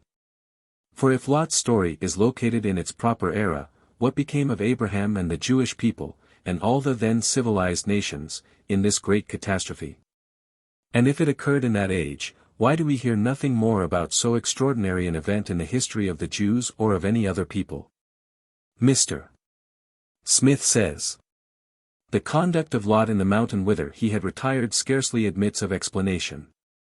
It has been generally supposed that his daughters believed that the whole of the human race were destroyed, except their father and themselves. But how they could have thought so, when they had previously tarried at Zor, it is not easy to conceive. And we cannot but regard the entire case as one of those problems which the Scriptures present as indeterminate, on account of a deficiency of data on which to form any satisfactory conclusion. 312. The theory of this book makes the whole story tangible, consistent, and probable. We have seen that, prior to the coming of the comet, the human race, according to the legends, had abandoned itself to all wickedness. In the Norse sagas we read, brothers will fight together and become each other's bane. Sisters' children, their sib shall spoil. Hard is the world. Sensual sins grow huge. In the legends of the British Druids we are told that it was the profligacy of mankind that caused God to send the great disaster. So, in the Bible narrative, we read that, in Lot's time, God resolved on the destruction of the cities of the plain, Sodom, Od, Ad, and Gomorrah, Gomeru, because of the wickedness of mankind. Chapter 18, verse 20. And the Lord said, because the cry of Sodom and Gomorrah is great, and because their sin is very grievous. Therefore he determined to destroy them. When the angels came to Sodom, the people showed the most villainous and depraved appetites. The angels warned Lot to flee. Blindness, darkness, came upon the people of the city, so that they could not find the doors of the houses. The angels took Lot and his wife and 2 daughters by the hands, and led or dragged them away, and told them to fly to the mountain, lest they be consumed. There is an interlude here, an inconsistent interpolation probably, where Lot stays at Zor, and persuades the Lord to spare Zor. But soon after we find all the cities of the plain destroyed, and Lot and his family hiding in a cave in the mountain, so that Lot's intercession seems to have been of no avail.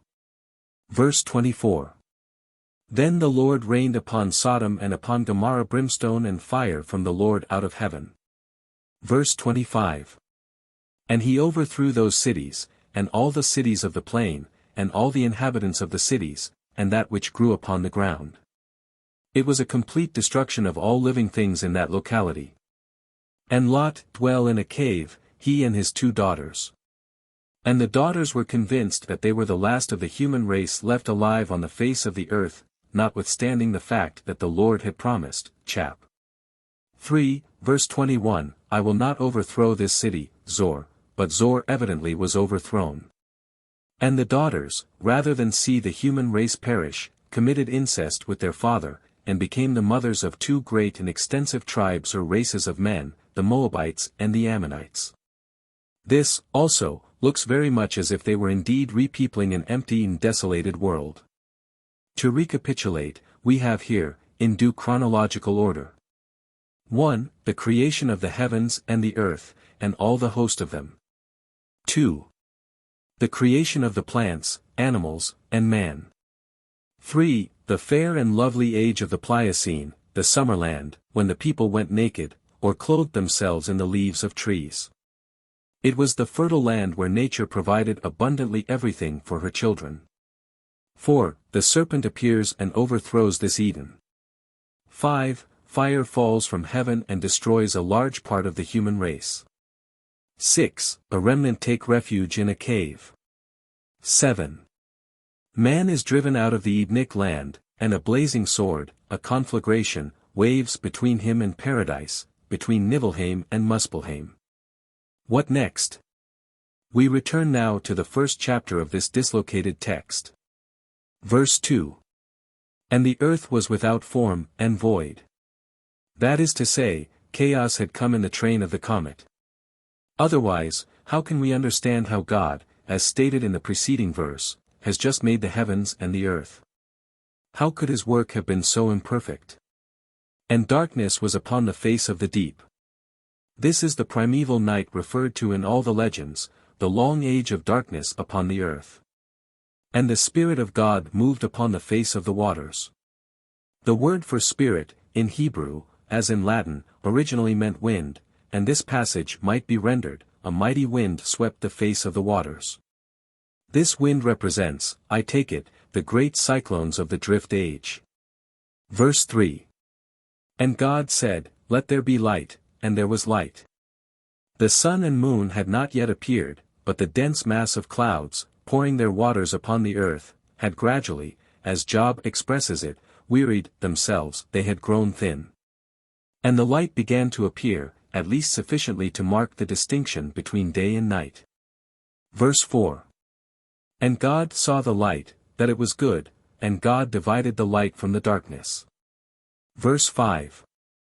And God called the light day, and the darkness be called night. And the evening and the morning were the first day. That is to say, in subdividing the phenomena of this dark period, when there was neither moon nor sun to mark the time, mankind drew the first line of subdivision. Very naturally, at that point of time, it may have been weeks, or months, or years. When first the distinction between night and day became faintly discernible, and men could again begin to count time. But this gain of light had been at the expense of the clouds. They had given down their moisture in immense and perpetual rains, the low-lying lands of the earth were overflowed. The very mountains, while not under water, were covered by the continual floods of rain. There was water everywhere. To appreciate this condition of things, one has but to look at the geological maps of the amount of land known to have been overflowed by water during the so-called glacial age in Europe. And so the narrative proceeds. Verse 6. And God said, Let there be a firmament in the midst of the waters, and let it divide the waters from the waters. This has been incomprehensible to the critics. It has been supposed that by this firmament was meant the heavens. And that the waters, above the firmament, were the clouds.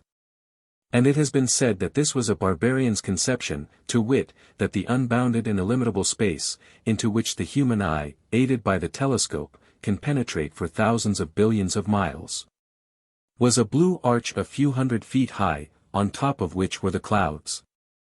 And that the rain was simply the leaking of the water through this roof of the earth.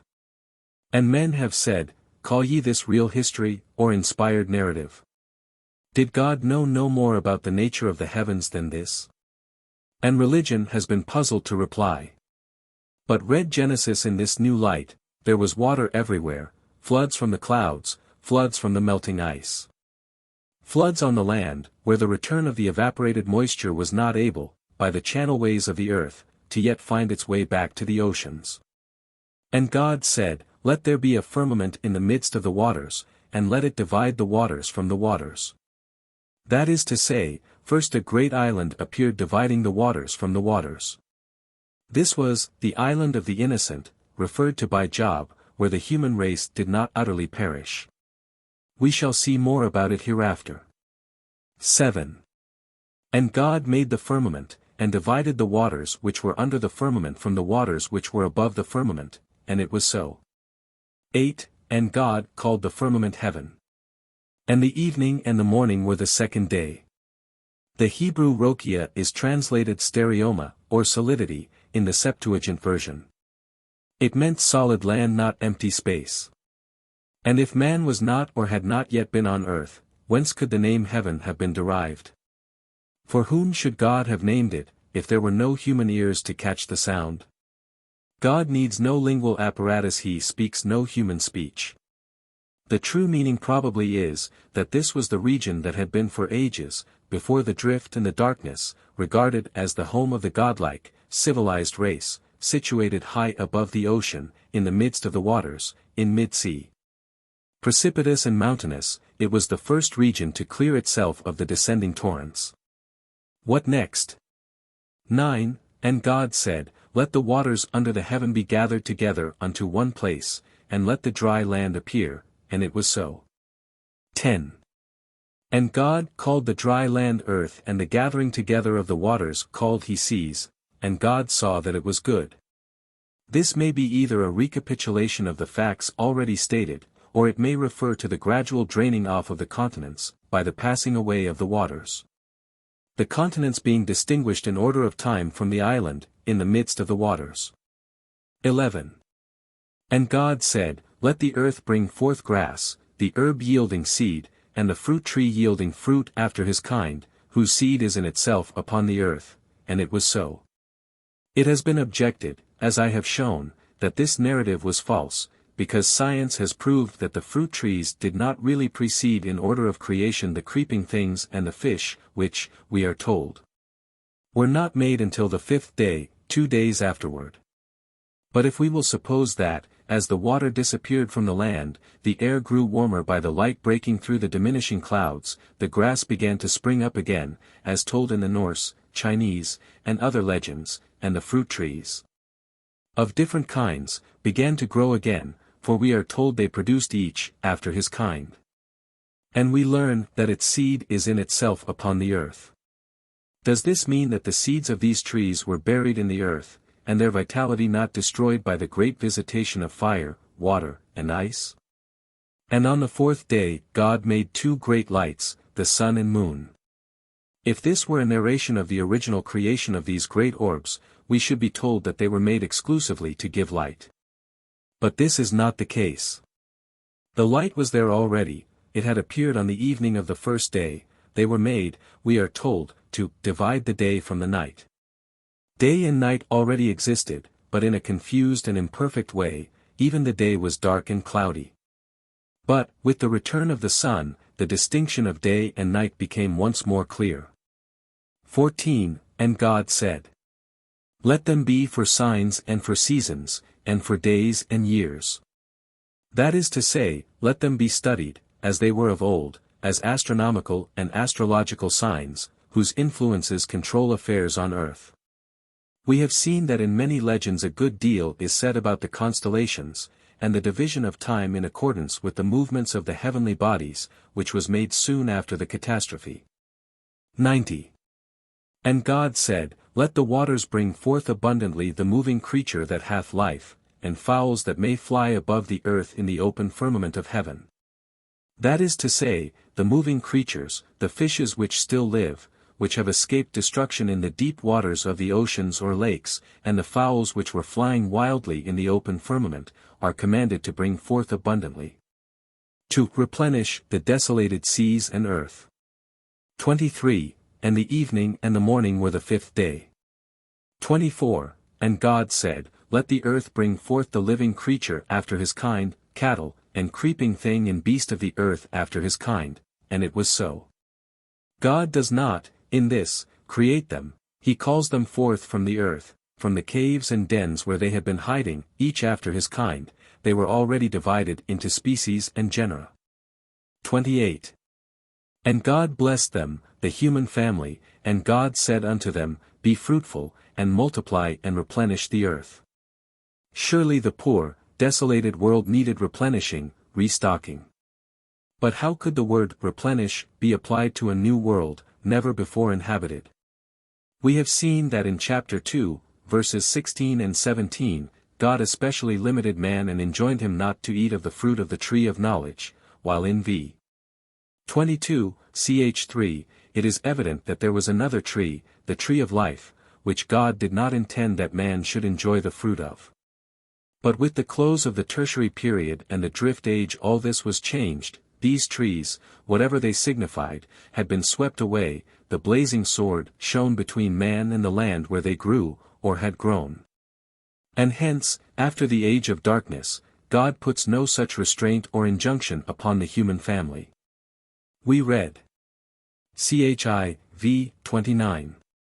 And God said, "Behold, I have given you every herb-bearing seed, which is upon the face of all the earth, and every tree, in the which is the fruit of a tree yielding seed, to you it shall be for meat."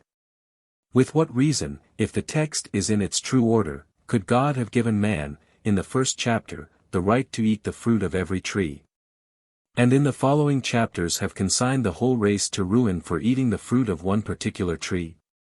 But after the so-called glacial age all limitations were removed.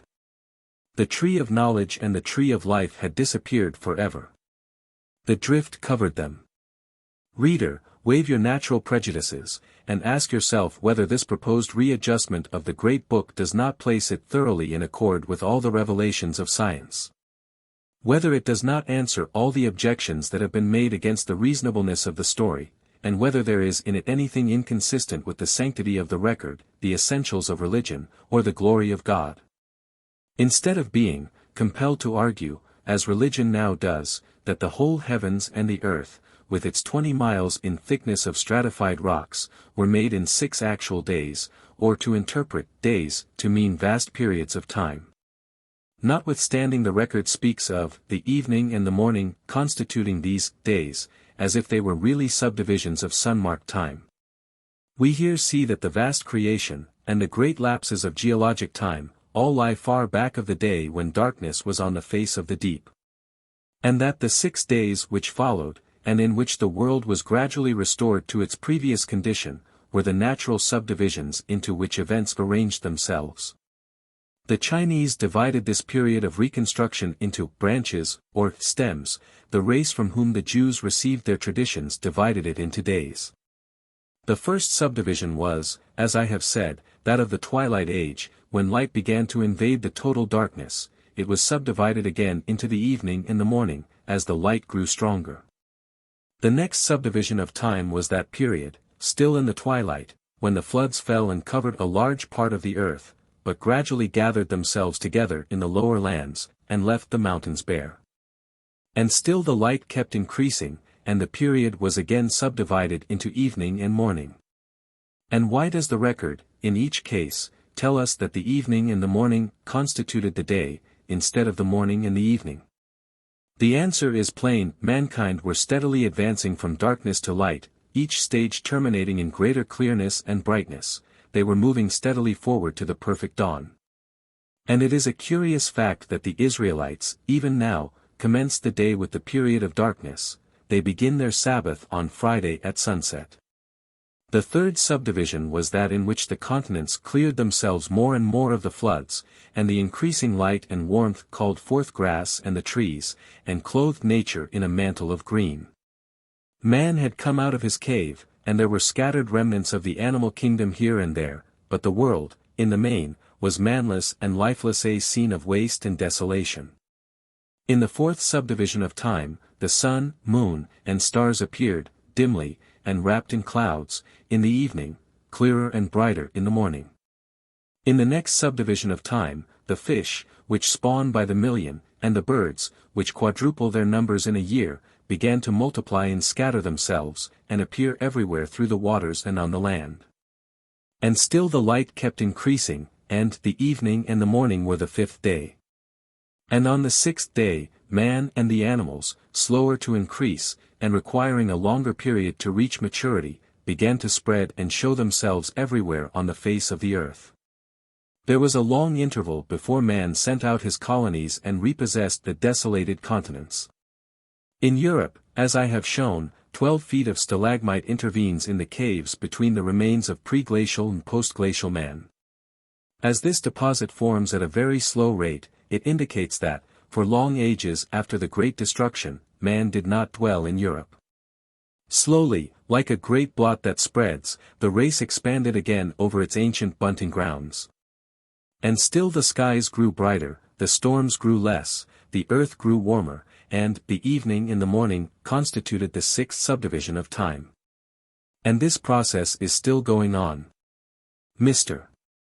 James Geeky says, "We are sure of this, that since the deposition of the Shelly clays, and the disappearance of the latest local glaciers, there have been no oscillations, but only a gradual amelioration of climate." 313. The world, like Milton's lion, is still trying to disengage its binder limbs from the superincumbent weight of the drift. Every snowstorm, every chilling blast that blows out from the frozen lips of the icy north, is but a reminiscence of Ragnarok.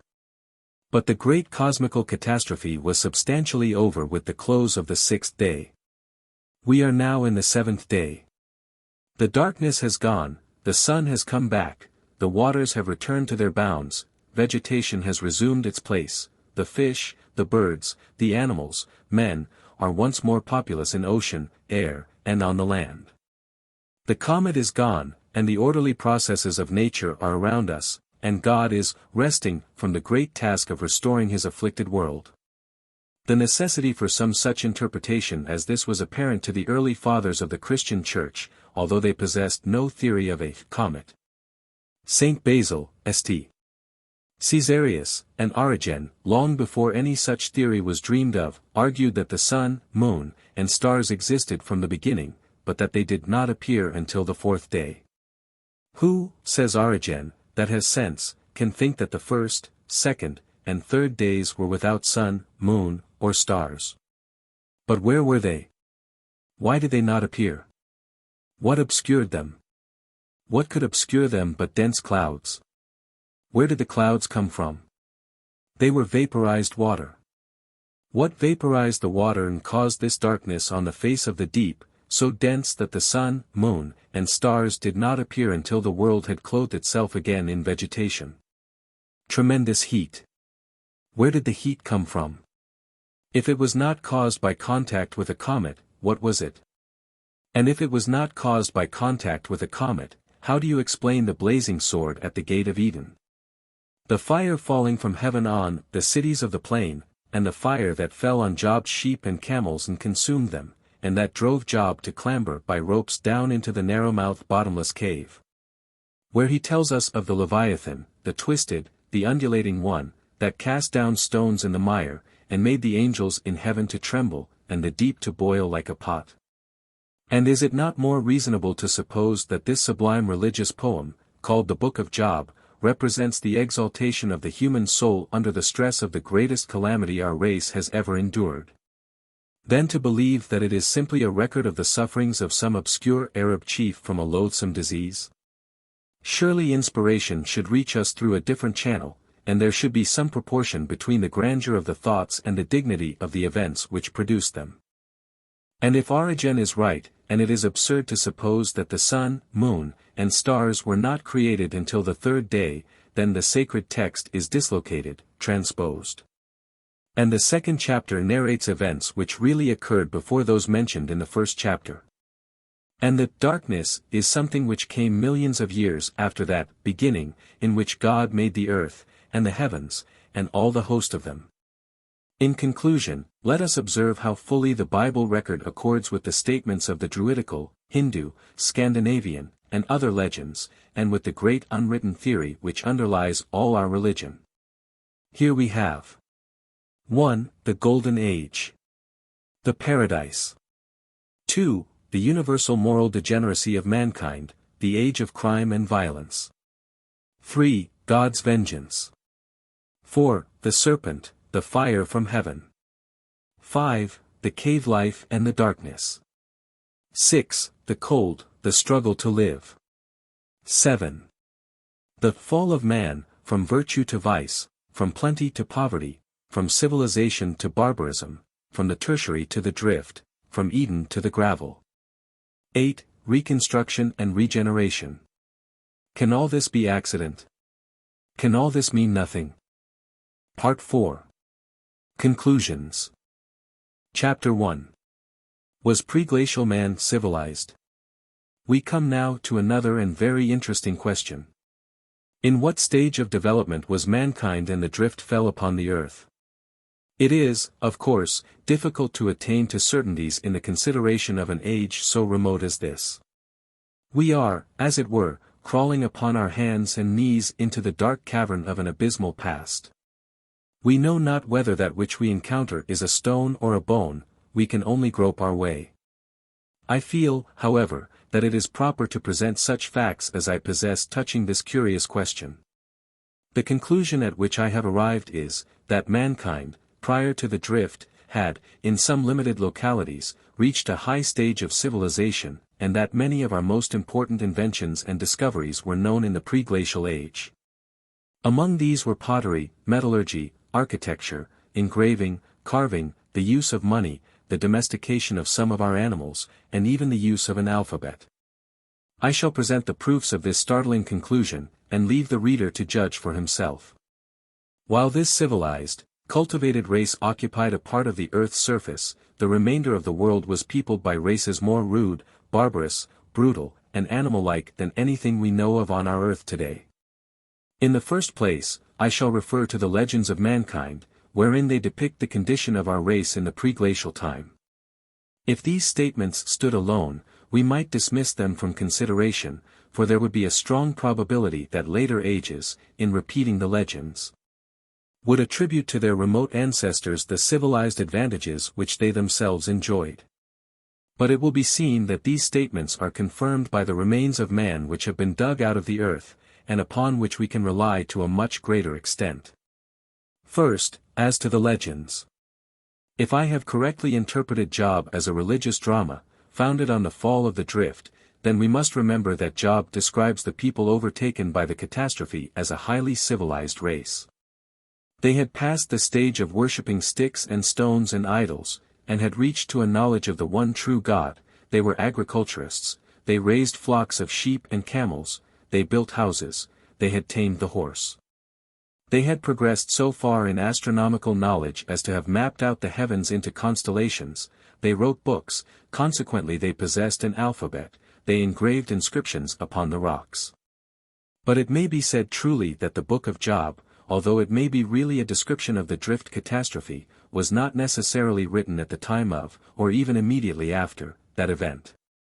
So gigantic and terrible a thing must have been the overwhelming consideration and memory of mankind for thousands of years after it occurred. We will see that its impress still exists on the imagination of the race. Hence we may assign to the Book of Job an extraordinary antiquity, and nevertheless it may have been written long ages after the events to which it refers occurred. And the writer may have clothed those events with the associations and conditions of the age of its composition.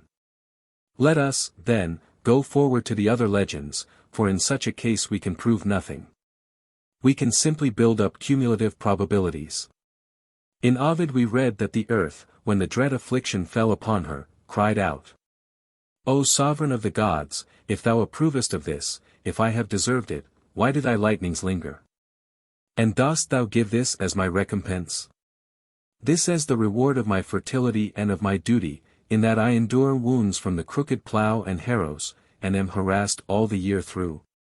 In that I supply green leaves to the cattle, and corn, a wholesome food for mankind, and frankincense for yourselves. Here we see that Ovid received from the ancient traditions of his race the belief that when the drift age came man was already an agriculturist, he had invented the plough and the barrow, he had domesticated the cattle.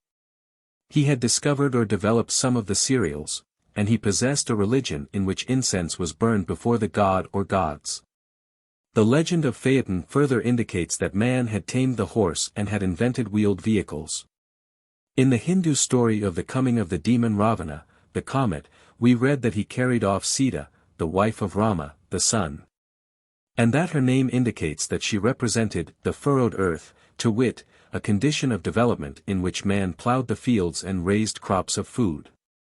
When we turn to the Scandinavian legends, we see that those who transmitted them from the early ages believed that pre-glacial man was civilized. The Auses, the godlike, superior race, dwelt, we are told, in stone houses. In describing, in the Elder Edda, the corrupt condition of mankind before the great catastrophe occurred, the world, we are told, was given over to all manner of sin and wickedness.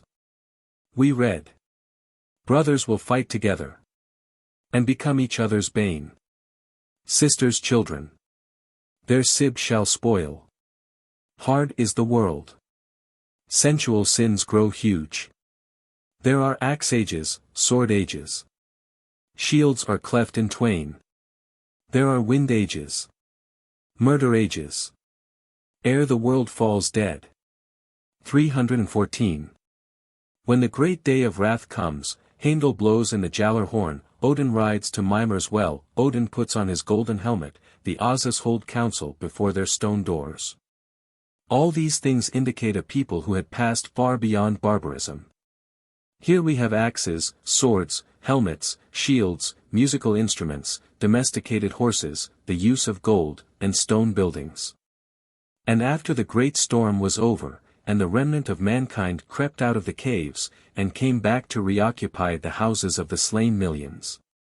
We read of the delight with which they found in the grass, the golden tablets, of the Auses, additional proof that they worked in the metals, and possessed some kind of a written language. They also had, the runes, or runic letters of Odin. In the Norse legends we read that Loke, the evil genius, carried off Iduna, and her apples. And when we turn to the American legends, similar statements present themselves. We see the people, immediately after the catastrophe, sending a messenger to the happy eastern land, over the sea, by a bridge, to procure drums and other musical instruments. We learn from the Aztecs that while the darkness yet prevailed, the people built a sumptuous palace, a masterpiece of skill, and on the top of it they placed an axe of copper, the edge being uppermost, and on this axe the heavens rested. 315. The Navajos, shut up in their cave, had flute players with them. The Peruvians were dug out of their cave with a golden spade.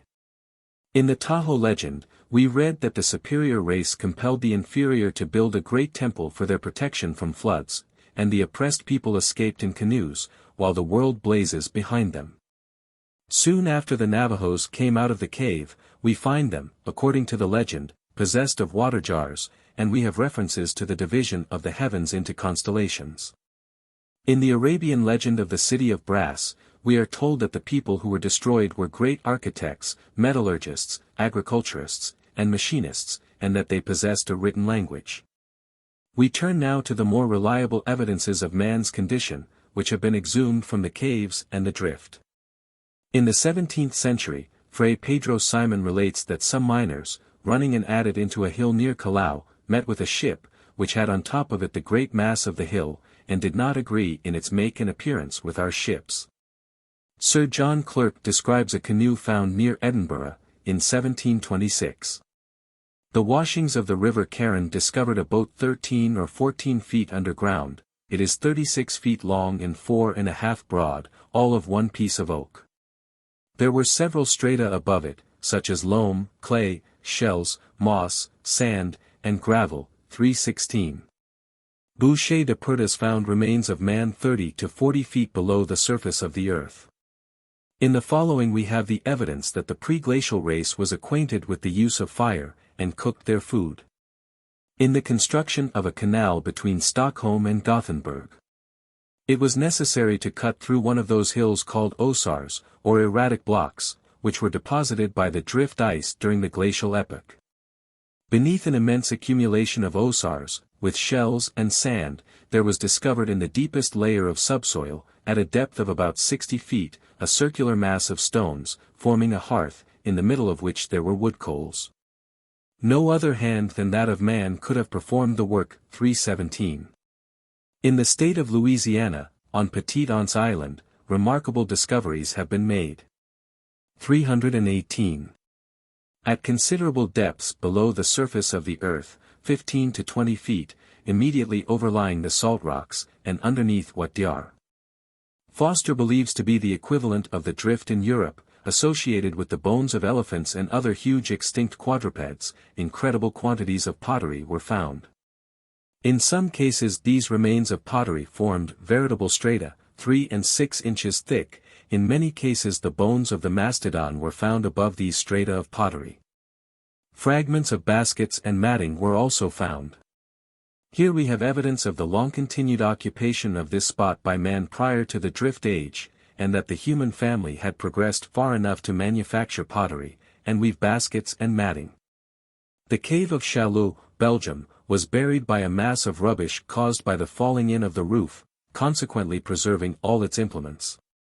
There were found the split bones of mammals, and the bones of birds and fishes.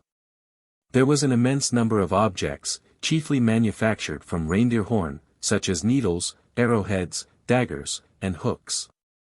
Besides these, there were ornaments made of shells, pieces of slate with engraved figures, mathematical lines, remains of very coarse pottery, hearthstones, ashes, charcoal, and last, but not least, 30,000 worked flints mingled with the broken bones.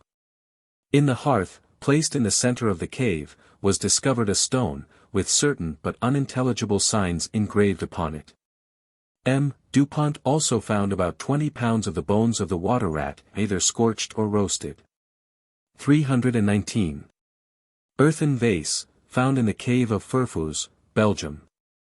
Here we have the evidence that the people who inhabited this cave, or some race with whom they held intercourse, manufactured pottery. That they wore clothing which they sewed with needles, that they used the bow and arrow, that they caught fish with hooks, that they ornamented themselves, that they cooked their food, that they engraved on stone. And that they had already reached some kind of primitive alphabet, in which signs were used to represent things. We have already seen, page 124, ante, that there is reason to believe that pre-glacial Europe contained a very barbarous race, represented by the Neanderthal skull, side by side with a cultivated race, represented by the fine lines and full brow of the Engis skull. The latter race, I have suggested, may have come among the former as traders, or have been captured in war. Precisely as today in Central Africa the skulls of adventurous, civilized Portuguese or Englishmen or Americans might be found side by side with the rude skulls of the savage populations of the country. The possession of a piece of pottery, or carving, by an African tribe would not prove that the Africans possessed the arts of engraving or manufacturing pottery. But it would prove that somewhere on the Earth's surface a race had advanced far enough, at that time, to be capable of such works of art. And so, in the remains of the pre-glacial age of Europe, we have the evidence that some of these people, or their captives, or those with whom they traded or fought, had gone so far in the training of civilized life as to have developed a sense of art and a capacity to represent living forms in pictures or carvings, with a considerable degree of taste and skill.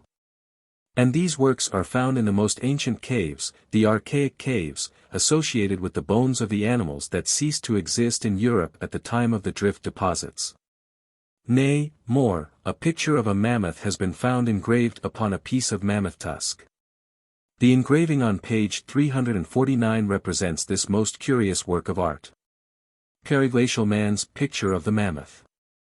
The man who carved this must have seen the creature it represented, and, as the mammoth did not survive the drift, that man must have lived before or during the drift. And he was no savage, says Sir John Lubbock. No representation, however rude, of any animal has yet been found in any of the Danish shell mounds, or the Stone Age lake villages. Even on objects of the Bronze Age they are so rare that it is doubtful whether a single well-authenticated instance could be produced. 320. In the Dordogne caves the following spirited drawing was found, representing a group of reindeer. Pre-Glacial man's picture of reindeer. Here it would appear as if the reindeer were fastened together by lines or reins. If so, it implies that they were domesticated. In this picture they seem to have become entangled in their lines, and some have fallen to the ground. And it does not follow from the presence of the reindeer that the climate was Lapland-like. The ancestors of all our so-called Arctic animals must have lived during the mild climate of the Tertiary Age, and those only survived after the drift, in the north, that were capable of accommodating themselves to the cold. The rest perished or moved southwardly. Another group of animals was found, engraved on a piece of the palm of a reindeer's horn, as follows. Pre-Glacial man's picture of the horse. Here the man stands alongside the horse's head, a very natural position if the horse was domesticated, a very improbable one if he was not. Pieces of pottery have also been found accompanying these Paleolithic remains of man. The oldest evidence of the existence of man is probably the fragment of a cut rib from the Pliocene of Tuscany, preserved in the museum at Florence. It was associated with flint flakes and a piece of rude pottery. 321. But the art capacity of these people was not limited to the drawing of animals, they also carved figures out of hard substances.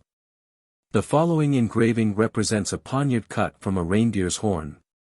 A specimen of pre-glacial carving.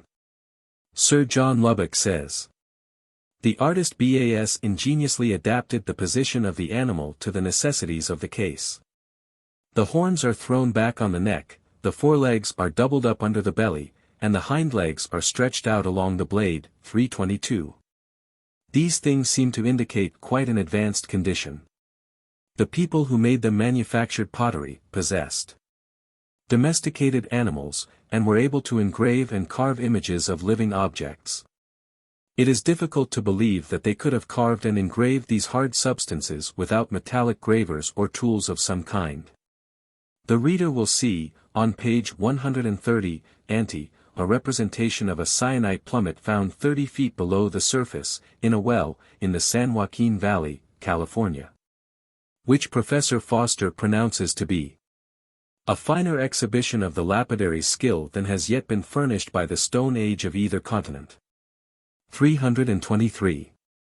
The following picture represents a curious image carved out of black marble, about twice as large as the cut, found near Marlborough, Stark County, Ohio, by some workmen, while digging a well, at a depth of 12 feet below the surface. The ground above it had never been disturbed. It was embedded in sand and gravel. The black or variegated marble out of which this image is carved has not been found in place in Ohio. Stone image found in Ohio. T. W. Kinney, of Portsmouth, Ohio, writes as follows. Last summer, while digging a vault for drainage, at the depth of 27 feet, the workmen found the tusk of a mastodon. The piece was about 4 feet long and 4 inches in diameter at the thickest part. It was nearly all lost, having crumbled very much when exposed to the air. I have a large piece of it, also several flakes of flint found near the same depth. I also have several of the flakes from other vaults, some of which show evidence of work. We also found a log at the depth of 22 feet. The log was burned at one end, and at the other end was a gap, the same as an axeman's kerf. Shell banks below the level of the base of mound builders' works, from 6 to 15 feet, 324. Was this burned log, thus found at a depth of 22 feet, a relic of the great conflagration? Was that axe kerf made by some civilized man who wielded a bronze or iron weapon? It is a curious fact that burned logs have, in repeated instances, been exhumed from great depths in the drift clay. While this work is going through the press, an article has appeared in Harper's Monthly Magazine, September, 1882, page 609, entitled The Mississippi River Problem, written by David A. Curtis, in which the author says, when La Salle found out how goodly a land it was, his report was the warrant of eviction that drove out the red man to make place for the white. As the mound builders had made place for the Indian in what we call the days of old. Yet it must have been only yesterday that the mound builders wrought in the valley, for in the few centuries that have elapsed since then the surface of the ground has risen only a few feet, not enough to bury their works out of sight. How long ago, then, must it have been that the race lived there whose pavements and cisterns of Roman brick now lie 70 feet underground? Mr. Curtis does not mean that the bricks found in this prehistoric settlement had any historical connection with Rome, but simply that they resemble Roman bricks. These remains, I learn, were discovered in the vicinity of Memphis, Tennessee. The details have not yet, so far as I am aware, been published. Is it not more reasonable to suppose that civilized man existed on the American continent 30,000 years ago, the age fixed by geologists for the coming of the drift, a comparatively short period of time?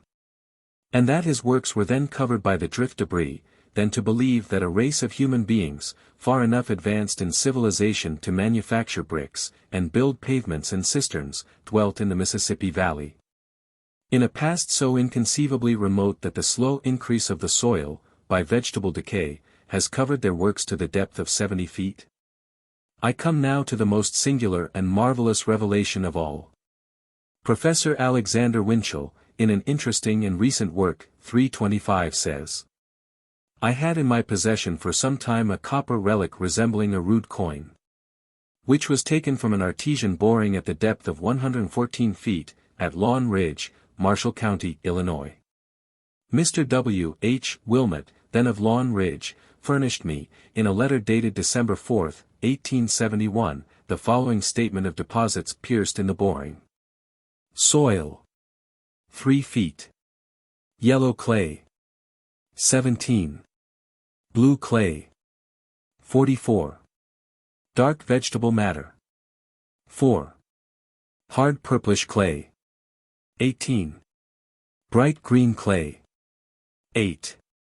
Mottled clay: 18. Soil: 2. Depth of coin: 114. Yellow clay: 1. Sand and clay. Water, rising 60 feet.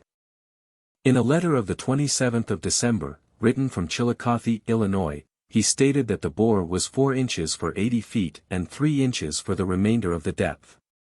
But before 100 feet had been reached the 4-inch portion was so plastered over as to be itself but 3 inches in diameter, and hence the coin could not have come from any depth less than 80 feet. 3 persons saw the coin at the same instant, and each claims it. This so-called coin was about the thickness and size of a silver $0.25, and was of remarkably uniform thickness. It was approximately round, and seemed to have been cut. Its two faces bore marks as shown in the figure, but they were not stamped as with a die nor engraved. They looked as if etched with acid. Copper coin, found 114 feet underground in Illinois. The character of the marks was partly unintelligible. On each side, however, was a rude outline of a human figure. One of these held in one hand an object resembling a child, while the other was raised as if in the act of striking.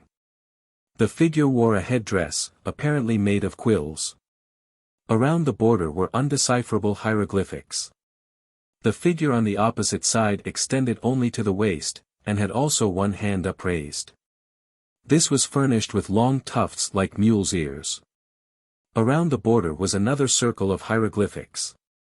On this side also was a rude outline of a quadruped. I exhibited this relic to the Geological Section of the American Association, at its meeting at Buffalo in 1876.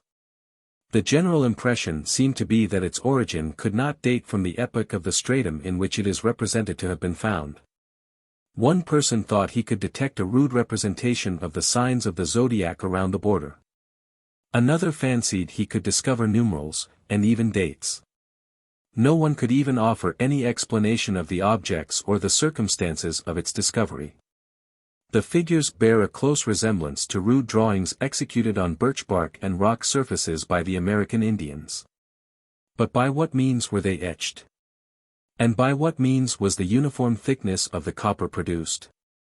This object was sent by the owner to the Smithsonian Institution for examination, and Secretary Henry referred it to Mr. William E. Du Bois, who presented the result of his investigation to the American Philosophical Society. Mr. Du Bois felt sure that the object had passed through a rolling mill, and he thought the cut edges gave further evidence of the machine shop. All things considered, he said, I cannot regard this Illinois piece as ancient nor old, observing the usual distinction, nor yet recent, because the tooth of time is plainly visible. He could suggest nothing to clear up the mystery. Professor J. P. Leslie thought it might be an astrological amulet. He detected upon it the signs of Pisces and Leo. He read the date 1572. He said, the piece was placed there as a practical joke. He thought it might be Hispano-American or French-American in origin. The suggestion of a practical joke is itself something which must be taken as a joke. No person in possession of this interesting object would willingly part with it. Least of all would he throw so small an object into a hole where not one chance in 1,000 existed that it would ever be seen again by any person. If this object does not date from the age of the stratum from which obtained, it can only be a relic of the 16th or 17th century, buried beneath the alluvium deposited more recently by the Illinois River. The country is a level prairie, and Peoria Lake is an expansion of the river 10 miles long and 1.5 miles broad. It is certainly possible that in such a region deep alluvial deposits may have formed since the visits of the French in the latter part of the 17th century. But it is not easy to admit an accumulation of 114 or 120 feet, since such a depth extends too much below the surface of the river. In Whiteside County, 50 miles northwest from Peoria County, about 1851, according to Mr. Moffat, a large copper ring was found 120 feet beneath the surface, as also something which has been compared to a boat hook. Several other objects have been found at less depths, including stone pipes and pottery, and a spear-shaped hatchet, made of iron. If these are not ancient, their occurrence at depths of 10, 40, 50, and 120 feet must be explained as I have suggested in reference to the coin. An instrument of iron is a strong indication of the civilized origin of all. This is indeed an extraordinary revelation. Here we have a copper metal, very much like a coin, inscribed with alphabetical or hieroglyphical signs, which, when placed under the microscope, in the hands of a skeptical investigator, satisfies him that it is not recent. And that it passed through a rolling mill and was cut by a machine. If it is not recent, if the tooth of time is plainly seen on it, it is not a modern fraud. If it is not a modern fraud, then it is really the coin of some pre-Columbian people. The Indians possessed no currency or alphabet, so that it dates back of the red men. Nothing similar has been found in the hundreds of American mounds that have been opened, so that it dates back of the mound builders. It comes from a depth of not less than 80 feet in glacial clay, therefore it is profoundly ancient. It is engraved after a method utterly unknown to any civilized nation on Earth, within the range of recorded history. It is engraved with acid. It belongs, therefore, to a civilization unlike any we know of. If it had been derived from any other human civilization, the makers, at the same time they borrowed the round, metallic form of the coin, would have borrowed also the mold or the stamp. But they did not. And yet they possessed a rolling mill and a machine to cut out the coin. What do we infer? That there is a relationship between our civilization and this, but it is a relationship in which this represents the parent. And the round metallic coins of historical antiquity were derived from it, but without the art of engraving by the use of acid. It does not stand alone, but at great depths in the same clay implements of copper and of iron are found. What does all this indicate? That far below the present level of the state of Illinois, in the depths of the glacial clays, about 100 or 120 feet below the present surface of the land, there are found the evidences of a high civilization. For a coin with an inscription upon it implies a high civilization, it implies an alphabet, a literature, a government, commercial relations, organized society, regulated agriculture, which could alone sustain all these. And some implement like a plow, without which extensive agriculture is not possible, and this in turn implies domesticated animals to draw the plow. The presence of the coin, and of implements of copper and iron, proves that mankind had passed far beyond the Stone Age. And these views are confirmed by the pavements and cisterns of brick found 70 feet below the surface in the lower Mississippi Valley. There is a Pompeii, a Herculaneum, somewhere, underneath central and northwestern Illinois or Tennessee, of the most marvelous character, not of Egypt, Assyria, or the Roman Empire, things of yesterday, but belonging to an inconceivable antiquity. To pre-glacial times, to a period ages before the flood of Noah, a civilization which was drowned and deluged out of sight under the immeasurable clay flood of the comet. Man crawled timidly backward into the history of the past over his little limit of 6,000 years, and at the farther end of his tether he found the perfect civilization of early Egypt. He rises to his feet and looks still backward, and the vista of history spreads and spreads to antediluvian times. Here at last he thinks he has reached the beginning of things. Here man first domesticated the animals. Here he first worked in copper and iron, here he possessed for the first time an alphabet, a government, commerce, and coinage. And, lo! From the bottom of well holes in Illinois, 114 feet deep, the buckets of the artesian well auger bring up copper rings and iron hatchets and engraved coins engraved by a means unknown to historical mankind, and we stand face to face with a civilization so old that man will not willingly dare to put it into figures. Here we are in the presence of that great, but possibly brutal and sensual development of man's powers, the sword ages, the axe ages, the murder ages of the Goths, of which God cleared the earth when he buried the mastodon under the drift forever. How petty, how almost insignificant, how schoolboy-like are our historians, with their little rolls of parchment under their arms, containing their lists of English, Roman, Egyptian, and Assyrian kings and queens. In the presence of such stupendous facts as these, good reader, your mind shrinks back from such conceptions, of course. But can you escape the facts by shrinking back? Are they not there? Are they not all of a piece job, Ovid, Rama, Ragnarok, Genesis, the Aztec legends? The engraved ivory tablets of the caves, the pottery, the carved figures of pre-glacial Europe, the pottery strata of Louisiana under the drift. The copper and iron implements, the brick pavements and cisterns, and this coin, dragged up from well holes in Illinois. And what do they affirm? That this catastrophe was indeed the fall of man. Think what a fall! From comfort to misery. From plowed fields to the thistles and the stones, from sunny and glorious days in a stormless land to the awful trials of the drift age. The rains, the cold, the snow, the ice, the incessant tempests, the darkness, the poverty, the coats of hides, the cave life, the cannibalism, the Stone Age. Here was a fall indeed. There is nothing in antiquity that has not a meaning. The very fables of the world's childhood should be sacred from our laughter.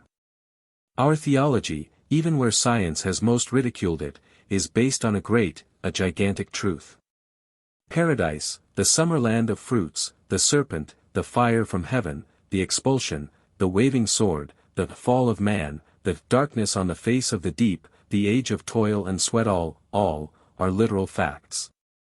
And could we but penetrate their meaning, the trees of life and knowledge and the apples of paradise probably represent likewise great and important facts or events in the history of our race. And with what slow steps did mankind struggle upward? In some favored geographical center they recovered the arts of metallurgy, the domestication of animals, and the alphabet. All knowledge, says the Hindu Krishna, was originally bestowed on mankind by God. They lost it. They recovered it as a recollection. The poor barbarian Indians of America possess traditions of this ancient civilization, traditions in forms as rude as their own condition. It was represented by the great hare, Manabozho, or Nanabashu. Do we not find his typical picture, with those great mule tufts, referred to by Professor Winchell, the hair-like ears, on this coin of Illinois?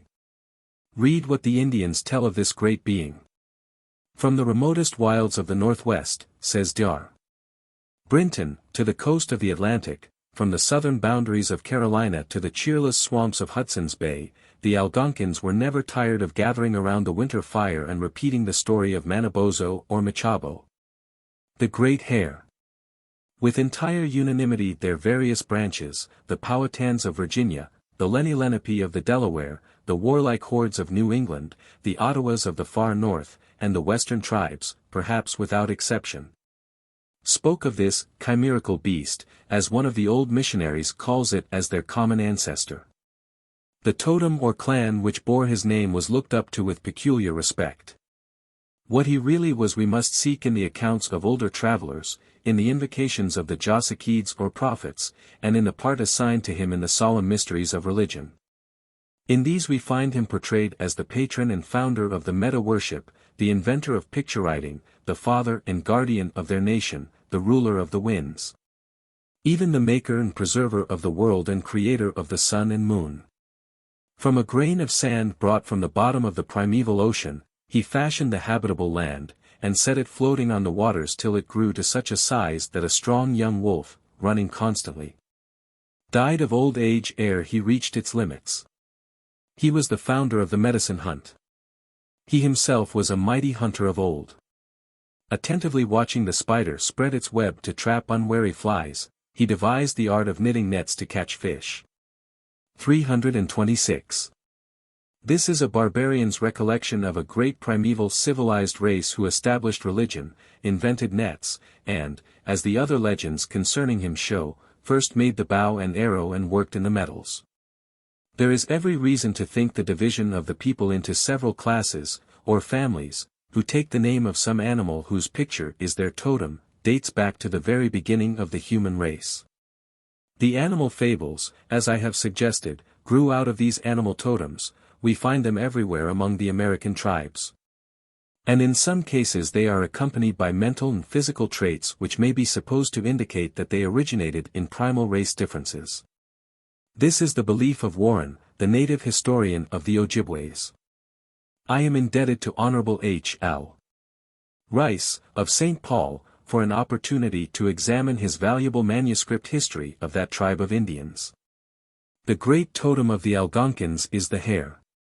He represents a ruling class, and is associated with recollections of this great hare, this demigod, this man or race, who taught them all the arts of life with which they are acquainted. Then there is a turtle totem, associated with myths of the turtle or tortoise, which are the images all over the world of an island. 327. And when we cross the Atlantic we find 328 that the Arabs are divided up in the same way into tribes bearing animal names. Assad, lion, a number of tribes. Aws, wolf, a tribe of the Ankar, or defenders. Bado, ibex. A tribe of the Kalb and others. The Laba, she-fox, a name of tribes. Garad, locusts, a subtribe of the Azul. Thor, bull, a subtribe of Hamdan and of Abel Mana. Gaha, cult of an ass, a subtribe of the Arabs. Hida, kite. A subtribe of Murad. The origin of all names is referred, in the genealogical system of the Arabs, to an ancestor who bore the tribal or Gentile name. Thus the Kalb or dog tribe consists of the Beni Kalb sons of Kalb, the dog, who is in turn son of Wabra, the female rock badger, son of the Laba, the she-fox, great-grandson of Quotae, grandson of Saba, the Sheba of Scripture. A single member of the tribe is Kalbiae Kalbikaninus. The same names which appear as totem tribes reach through Edom, Midian, and Moab, into the land of Canaan. 329. Among the Jews there was the stock of the serpent, Nazhan, to which David belonged, and there is no doubt that they were once divided into totemic families. And in all this we see another proof of the race identity of the peoples on the opposite sides of the Atlantic. Permit me to close this chapter with a suggestion. Is there not energy enough among the archaeologists of the United States to make a thorough examination of some part of the deep clay deposits of central Illinois or of those wonderful remains? Referred to by Mr. Curtis. If one came and proved that at a given point he had found indications of a coal bed or a gold mine, he would have no difficulty in obtaining means enough to dig a shaft and excavate acres. Cannot the greed for information do 1/10 as much as the greed for profit? Who can tell what extraordinary revelations wait below the vast mass of American glacial clay? For it must be remembered that the articles already found have been discovered in the narrow holes bored or dug for wells. How small is the area laid bare by such punctures in the earth compared with the whole area of the country in which they are sunk? How remarkable that anything should have been found under such circumstances! How probable, therefore, that the remains of man are numerous at a certain depth. Where a coin is found we might reasonably expect to find other works of copper, and all those things which would accompany the civilization of a people working in the metals and using a currency, such as cities, houses, temples, etc. Of course, such things might exist, and yet many shafts might be sunk without coming upon any of them. But is not the attempt worth making? Chapter 2. The scene of man's survival. Let us pass to another speculation. The reader is not constrained to accept my conclusions. They will, I trust, provoke further discussion, which may tend to prove or disprove them. But I think I can see that many of these legends point to an island, east of America and west of Europe, that is to say in the Atlantic Ocean, as the scene where man, or at least our own portion of the human race, including the white, yellow, and brown races, survived the great cataclysm and renewed the civilization of the Pre-Glacial age, and that from this center, in the course of ages, they spread east and west, until they reached the plains of Asia and the islands of the Pacific. The Negro race, it seems probable, may have separated from our own stock in pre-glacial times, and survived, in fragments, somewhere in the land of torrid heats, probably in some region on which the drift did not fall. We are told by Ovid that it was the tremendous heat of the Comet age that baked the Negro black. In this Ovid doubtless spoke the opinion of antiquity. Whether or not that period of almost insufferable temperature produced any effect upon the color of that race I shall not undertake to say. Nor shall I dare to assert that the white race was bleached to its present complexion by the long absence of the sun during the age of darkness. It is true Professor Hart tells us 330 that there is a marked difference in the complexion of the Botocudo Indians who have lived in the forests of Brazil and those, of the same tribe, who have dwelt on its open prairies.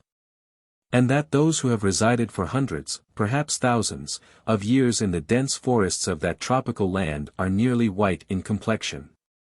If this be the case in a merely leaf-covered tract, what must have been the effect upon a race dwelling for a long time in the remote north, in the midst of a humid atmosphere, enveloped in constant clouds, and much of the time in almost total darkness? There is no doubt that here and then were developed the rude, powerful, terrible ice giants of the legends, out of whose ferocity, courage, vigor, An irresistible energy have been evolved the dominant races of the west of Europe, the land-grasping, conquering, colonizing races. The men of whom it was said by a Roman poet, in the Viking age, the sea is their school of war and the storm their friend, they are sea wolves that prey on the pillage of the world. They are now taking possession of the globe. Great races are the weeded-out survivors of great sufferings. What are the proofs of my proposition that man survived on an Atlantic island? In the first place we find Job referring to the island of the innocent. In chapter 22, verse 29, Eliphaz, the Temanite, says, "When men are cast down, then thou shalt say, there is lifting up, and he shall save the humble person. Where shall he save him?" The next verse, 30, seems to tell. He shall deliver the island of the innocent, and it is delivered by the pureness of thine, Job's, hands. And, as I have shown, in Genesis it appears that, after the age of darkness, God separated the floods which overwhelmed the earth and made a firmament, a place of solidity, a refuge, chapter 1, verses 6, 7, in the midst of the waters. A firm place in the midst of the waters is necessarily an island. And the location of this Eden was westward from Europe, for we read, chapter 3, v. 24. So he drove out the man. And he placed at the east of the Garden of Eden cherubims, and a flaming sword which turned every way, to keep the way of the tree of life. The man driven out of the Edenic land was, therefore, driven eastward of Eden, and the cherubims in the east of Eden faced him. The land where the Jews dwelt was eastward of paradise, in other words, paradise was west of them. And, again, when Cain was driven out, B2 moved eastward, he dwelt in the land of Nod, on the east of Eden, chapter 4, verse 16. There was, therefore, a constant movement of the human family eastward. The land of Nod may have been Atlantis, and from Od may have come the name of Odin, the king, the god of Ragnarok. In Ovid, the earth is contradistinguished from the rest of the globe. It is an island land, the civilized land, the land of the Tritons or water deities, of Proteus, Aegean, Doris, and Atlas. It is, in my view, Atlantis. Ovid says, Book 2, Fable 1, the Metamorphoses. The sea circling around the encompassed earth. The earth has upon it men and cities, and woods, and wild beasts, and rivers, and nymphs and other deities of the country. On this land is, the palace of the sun, raised high on stately columns, bright with radiant gold, and carbuncle that rivals the flames, polished ivory crests its highest top, and double folding doors shine with the brightness of silver.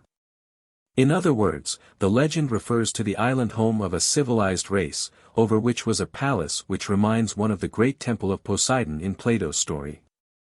The Atlantic was sometimes called the Sea of Ivory, in allusion, probably, to this ivory-covered temple of Ovid. Hence Crowley sang, "Now on her hills of ivory lie giant weed and ocean slime, hiding from man and angel's eye, the land of crime."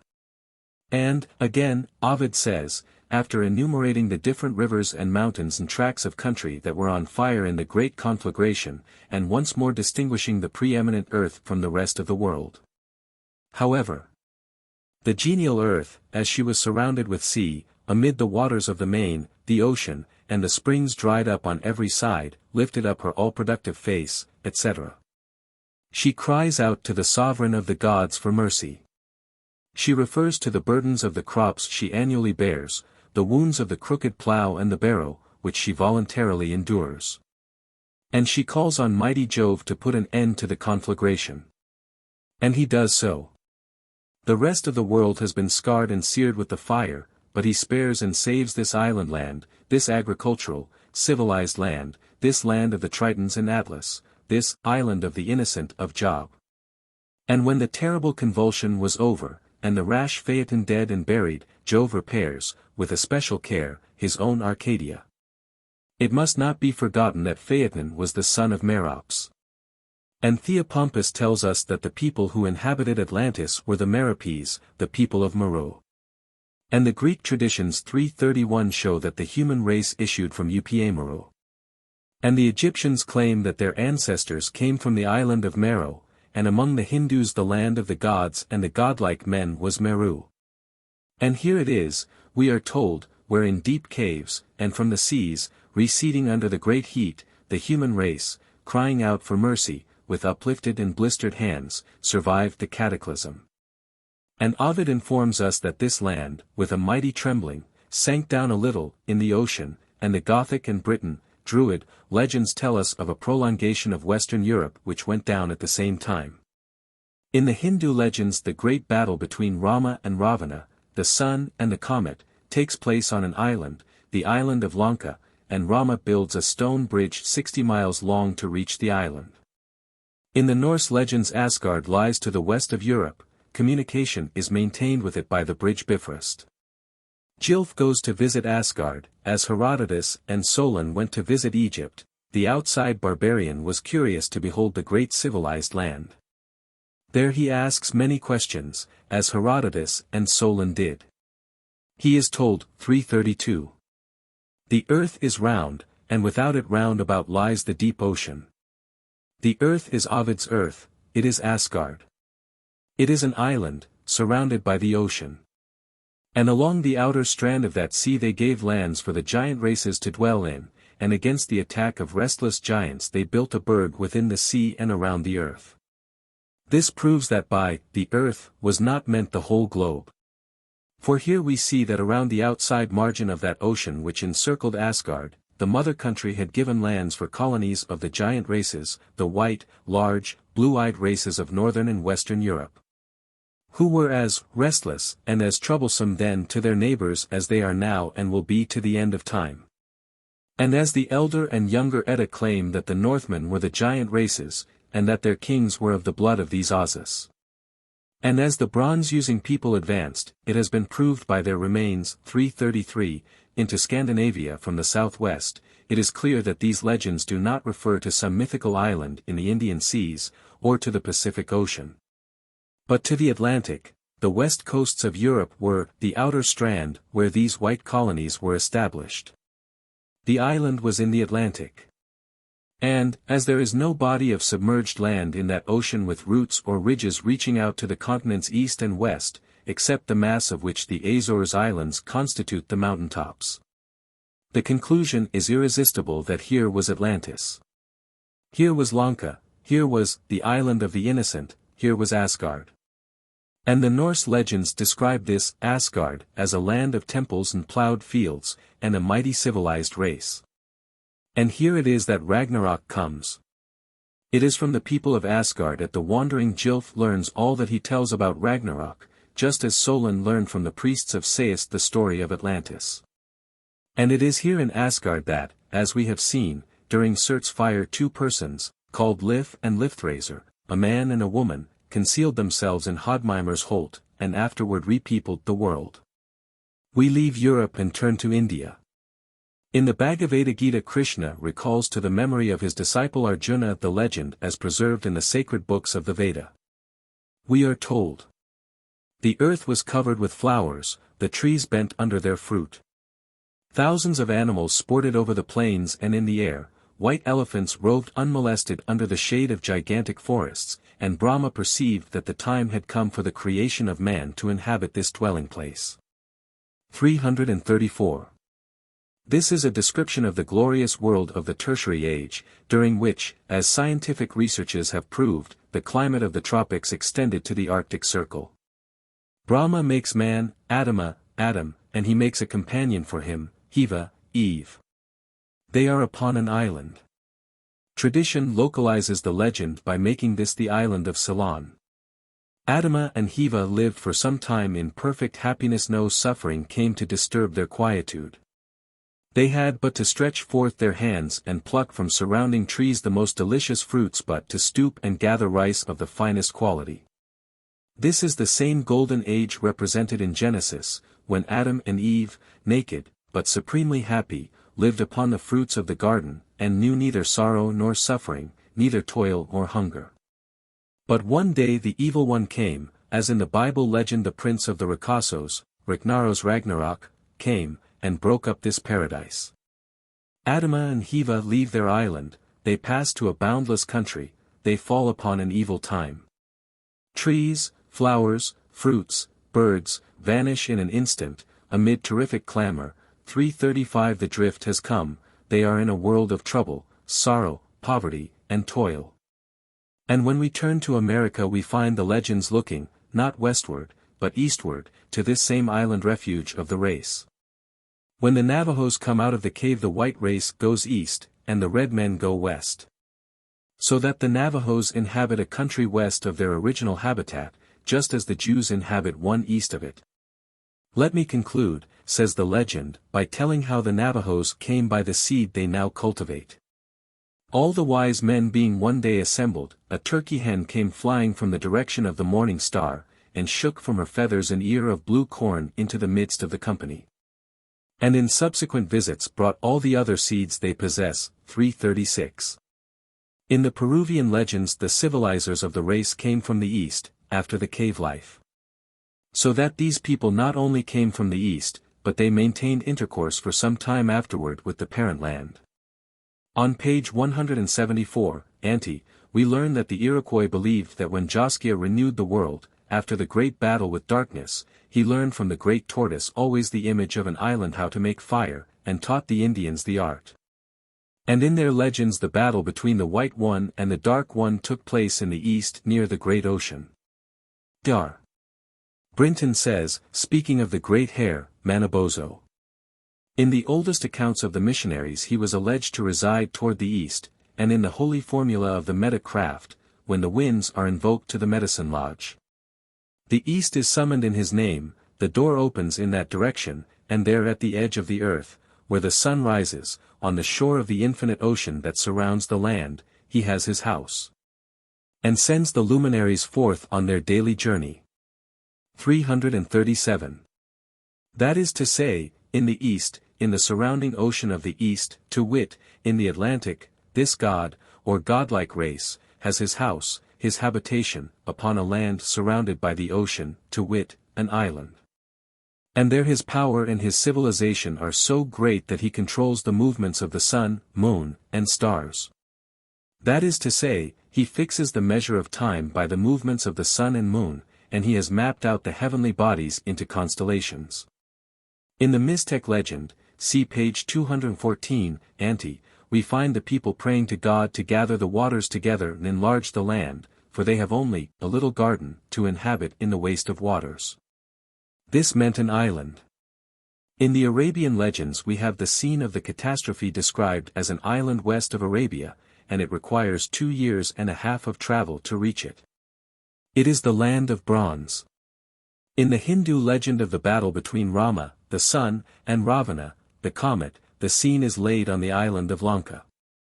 In the Tahoe legend the survivors of the civilized race take refuge in a cave, in a mountain on an island. They give the tradition a local habitation in Lake Tahoe. The Takalis say God first created an island. In short, we may say that, wherever any of these legends refer to the locality where the disaster came and where man survived, the scene is placed upon an island, in the ocean, in the midst of the waters. And this island, wherever the points of the compass are indicated, lies to the west of Europe and to the east of America. It is, therefore, in the Atlantic Ocean. And the island, we shall see, is connected with these continents by long bridges or ridges of land. This island was Atlantis. Ovid says it was the land of Neptune, Poseidon. It is Neptune who cries out for mercy. And it is associated with Atlas, the king or god of Atlantis. Let us go a step further in the argument. Chapter 3. The Bridge. The deep-sea soundings, made of late years in the Atlantic, reveal the fact that the Azores are the mountaintops of a colossal mass of sunken land. And that from this center one great ridge runs southward for some distance, and then, bifurcating, sends out one limb to the shores of Africa, and another to the shores of South America. While there are the evidences that a third great ridge formerly reached northward from the Azores to the British Islands. When these ridges really the tops of long and continuous mountain chains, like the Andes or the Rocky Mountains, the backbone of a vast primeval Atlantic filling, but, even then, in great part, sunken continent, were above the water. They furnished a wonderful feature in the scenery and geography of the world. They were the pathways over which the migrations of races extended in the ancient days. They wound for thousands of miles, irregular, rocky, wave-washed, through the great ocean, here expanding into islands, there reduced to a narrow strip, or sinking into the sea. They reached from a central civilized land an ancient, long-settled land, the land of the godlike race to its colonies, or connections, north, south, east, and west.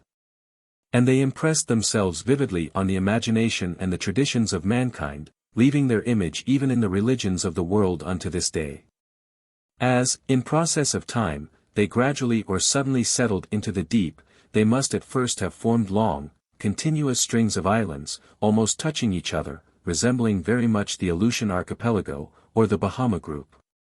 And these islands continued to be used, during later ages, as the stepping stones for migrations and intercourse between the Old and the New Worlds, just as the discovery of the Azores helped forward the discovery of the New World by Columbus. He used them, we know, as a halting place in his great voyage. When Job speaks of the island of the innocent, which was spared from utter destruction, he prefaces it by asking, chapter 22. 15. Hast thou marked the old way which wicked men have trodden? 16. Which was cut down out of time, whose foundation was overflown with a flood. And in chapter 28, verse 4, we have what may be another allusion to this way, along which go the people who are on their journey, and which divideth the flood, and on which some are escaping. The Quiche manuscript, as translated by the Abbé Brasseur de Bourbourg 338, gives an account of the migration of the Quiche race to America from some eastern land in a very early day, in the day of darkness, ere the sun was. In the so-called Glacial Age.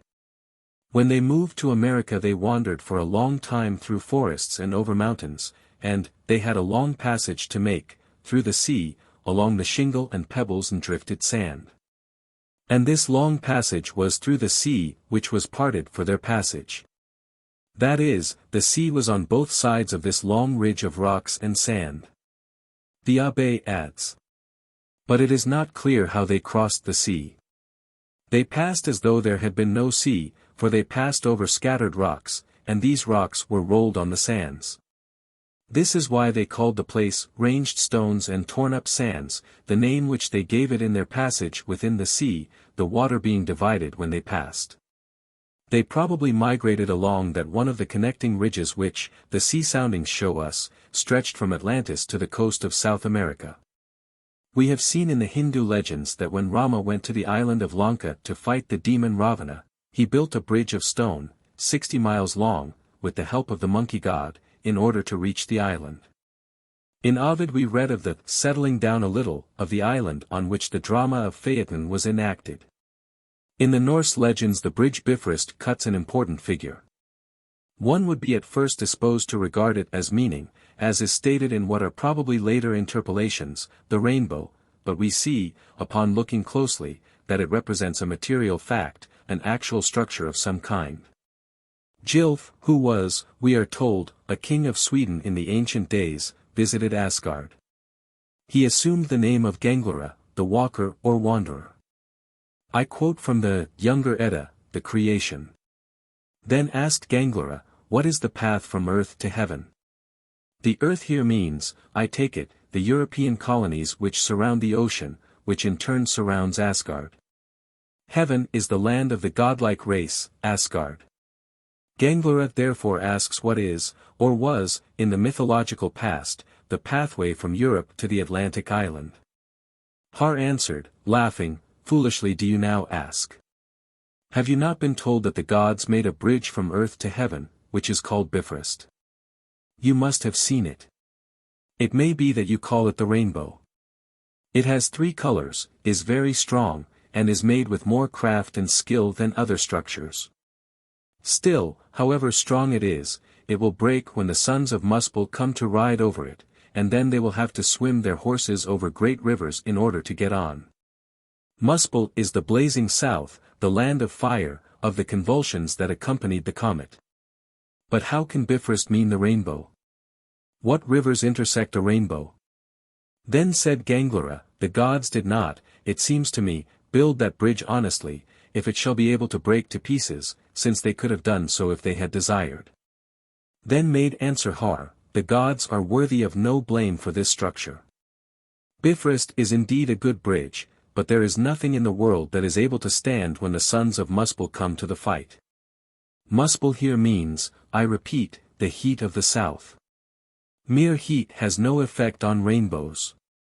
They are the product of sunlight and falling water, and are often most distinct in the warmest weather. But we see, a little further on, that this bridge Bifrost was a real structure. We read of the roots of the ash tree Yggdrasil, and one of its roots reaches to the fountain of Ord. Here the gods have their doomstead.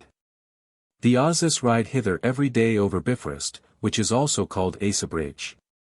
And these three mountain chains going out to the different continents were the three roots of the tree Yggdrasil, the sacred tree of the mountaintop. And it is to this three-pronged root of the world mountain that the Hindu legends refer, see page 238, ante on its top was heaven, Olympus, below it was hell, where the Asuras, the comets, dwelt. And between was Meru, Meru, the land of the Meripes, Atlantis. The Ozus were clearly a human race of noble and godlike qualities. The proof of this is that they perished in Ragnarok, they were mortal. They rode over the bridge every day going from heaven, the heavenly land, to the earth, Europe. We read on. Kormt and Ormt. And the two Kurlogs. These shall Thor wade. Every day. When he goes to judge. Near the Yggdrasil ash. For the Asa Bridge. Burns all ablaze. The holy waters roar, 339. These rivers, Kormt and Ormt and the two Kurlogs, were probably breaks in the long ridge, where it had gradually subsided into the sea. The Asa Bridge was, very likely, dotted with volcanoes, as the islands of the Atlantic are to this day. Then answered Ganglera, does fire burn over Bifrost? Har answered, the red which you see in the rainbow is burning fire. The frost giants and the mountain giants would go up to heaven if Bifrost were passable for all who desired to go there. Many fair places are there in heaven, and they are protected by a divine defense. We have just seen, p. 371, ante, that the home of the godlike race, the Ozus, to wit, heaven, Asgard, was surrounded by the ocean, was therefore an island. And that around the outer margin of this ocean, the Atlantic, the godlike race had given lands for the ice giants to dwell in. And now we read that this Asa Bridge, this Bifrost, reached from earth to heaven, to wit, across this gulf that separated the island from the colonies of the ice giants. And now we learn that, if this bridge were not defended by a divine defense, these troublesome ice giants would go up to heaven. That is to say, the bold Northmen would march across it from Great Britain and Ireland to the Azores, to wit, to Atlantis. Surely all this could not apply to the rainbow. But we read a little further. Har is reciting to Ganglera the wonders of the heavenly land, and is describing its golden palaces, and its mixed population of dark and light-colored races, and he says. Furthermore, there is a dwelling, by name Himinjorg, which stands at the end of heaven, where the Bifrost bridge is united with heaven. And then we read of Heimdall, one of the gods who was subsequently killed by the comet. He dwells in a place called Himinjorg, near Bifrost. He is the warder, guardian, of the gods, and sits at the end of heaven, guarding the bridge against the mountain giants. He needs less sleep than a bird, sees 100 miles around him, and as well by night as by day. His teeth are of gold. This reads something like a barbarian's recollection of a race that practiced dentistry and used telescopes. We know that gold filling has been found in the teeth of ancient Egyptians and Peruvians, and that telescopic lenses were found in the ruins of Babylon. But here we have Bifrost, a bridge, but not a continuous structure, interrupted in places by water, reaching from Europe to some Atlantic island. And the island people regarded it very much as some of the English look upon the proposition to dig a tunnel from Dover to Calais, as a source of danger, a means of invasion, a threat. And at the end of the island, where the ridge is united to it, they did what England will probably do at the end of the Dover Tunnel.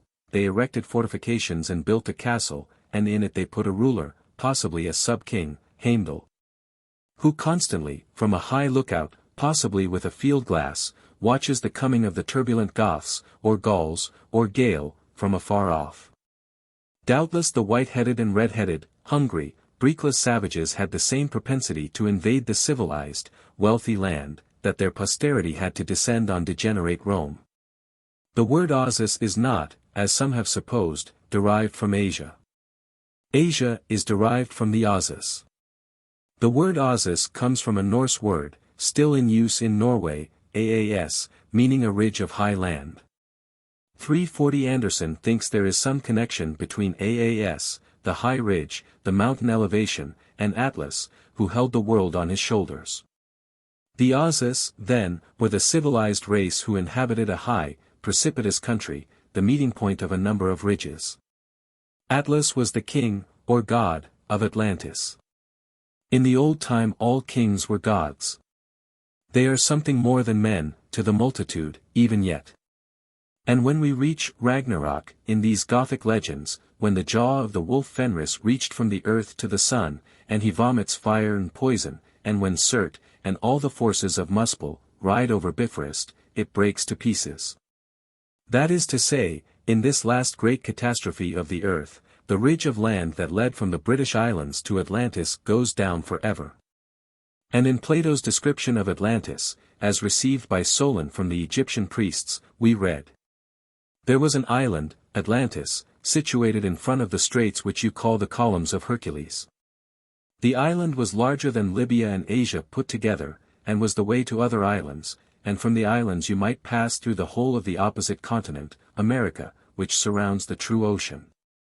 Now this is not very clear, but it may signify that there was continuous land communication between Atlantis and the islands of the half-submerged ridge, and from the islands to the continent of America. It would seem to mean more than a passageway by boats over the water, for that existed everywhere, and could be traversed in any direction. I have quoted on p. 372, in the last chapter, part of the Sanskrit legend of Adama and Hiva, as preserved in the Bhagavad Gita, and other sacred books of the Hindus. It refers very distinctly to the bridge which united the island home of primeval humanity with the rest of the earth. But there is more of it. When, under the inspiration of the prince of demons, Adama and Hiva begin to wander, and desire to leave their island. We read: "Arriving at last at the extremity of the island. We have seen that the bridge Bifrost was connected with the extremity of Asgard. They beheld a smooth and narrow arm of the sea, and beyond it a vast and apparently boundless country. Europe. Connected with their island by a narrow and rocky pathway, arising from the bosom of the waters. This is probably a precise description of the connecting ridge. It united the boundless continent, Europe, with the island. It rose out of the sea, it was rocky, it was the broken crest of a submerged mountain chain. What became of it? Here again we have a tradition of its destruction. We read that, after Adama and Hiva had passed over this rocky bridge, no sooner did they touch the shore, than trees, flowers, fruit, birds, all that they had seen from the opposite side, vanished in an instant, amidst terrible clamor. The rocks by which they had crossed sank beneath the waves, a few sharp peaks alone remaining above the surface, to indicate the place of the bridge, which had been destroyed by divine displeasure. Here we have the crushing and instant destruction by the drift, the terrific clamor of the age of chaos, and the breaking down of the bridge Bifrost under the feet of the advancing armies of Muspel. Here we have the earth of Ovid settling down a little in the ocean. Here we have the legends of the Cornish men of the lost land, described in the poetry of Tennyson. Here we have the emigrants to Europe cut off from their primeval home, and left in a land of stones and clay and thistles. It is, of course, localized in Ceylon, precisely as the mountain of Ararat and the mountain of Olympus crop out in a score of places, wherever the races carried their legends. And to this day the Hindu points to the rocks which rise in the Indian Ocean, between the eastern point of India and the island of Ceylon, as the remnants of the bridge. And the reader will find them marked on our maps as Adam's Bridge, Palam Adama. The people even point out, to this day, a high mountain, from whose foot the bridge went forth, over which Adama and Hiva crossed to the continent. And it is known in modern geography as Adam's Peak. So vividly have the traditions of a vast antiquity come down to us.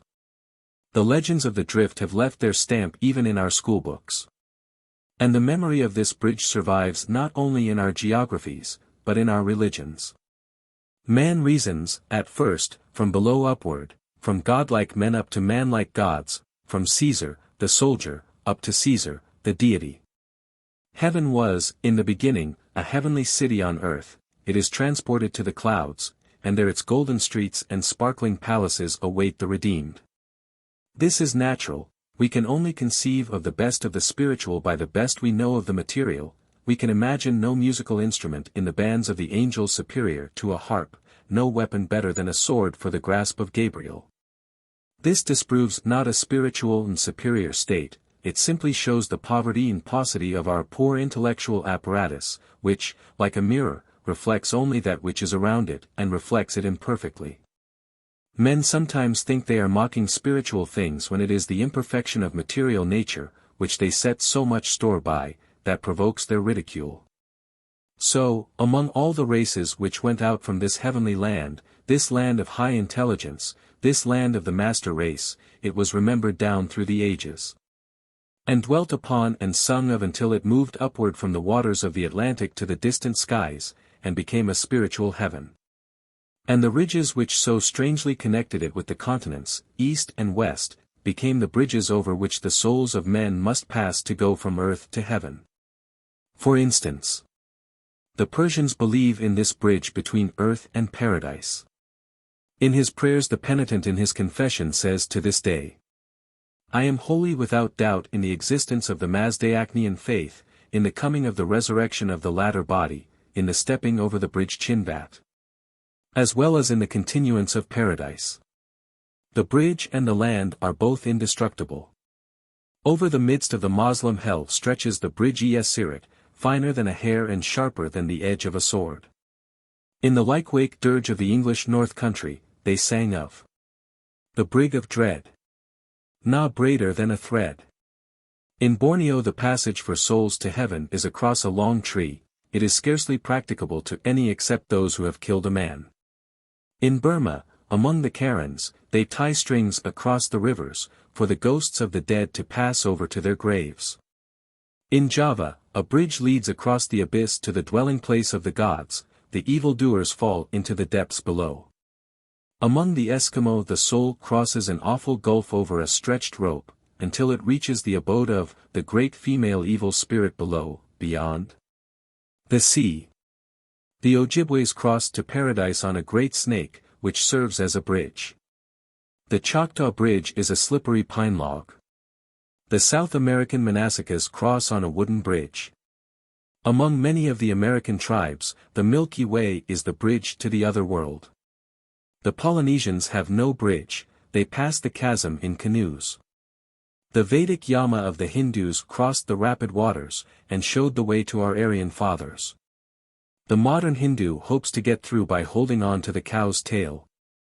Even the African tribes, the Guinea Negroes, believe that the land of souls can only be reached by crossing a river. Among some of the North American tribes, the souls come to a great lake, the ocean, where there is a beautiful island, toward which they have to paddle in a canoe of white stone.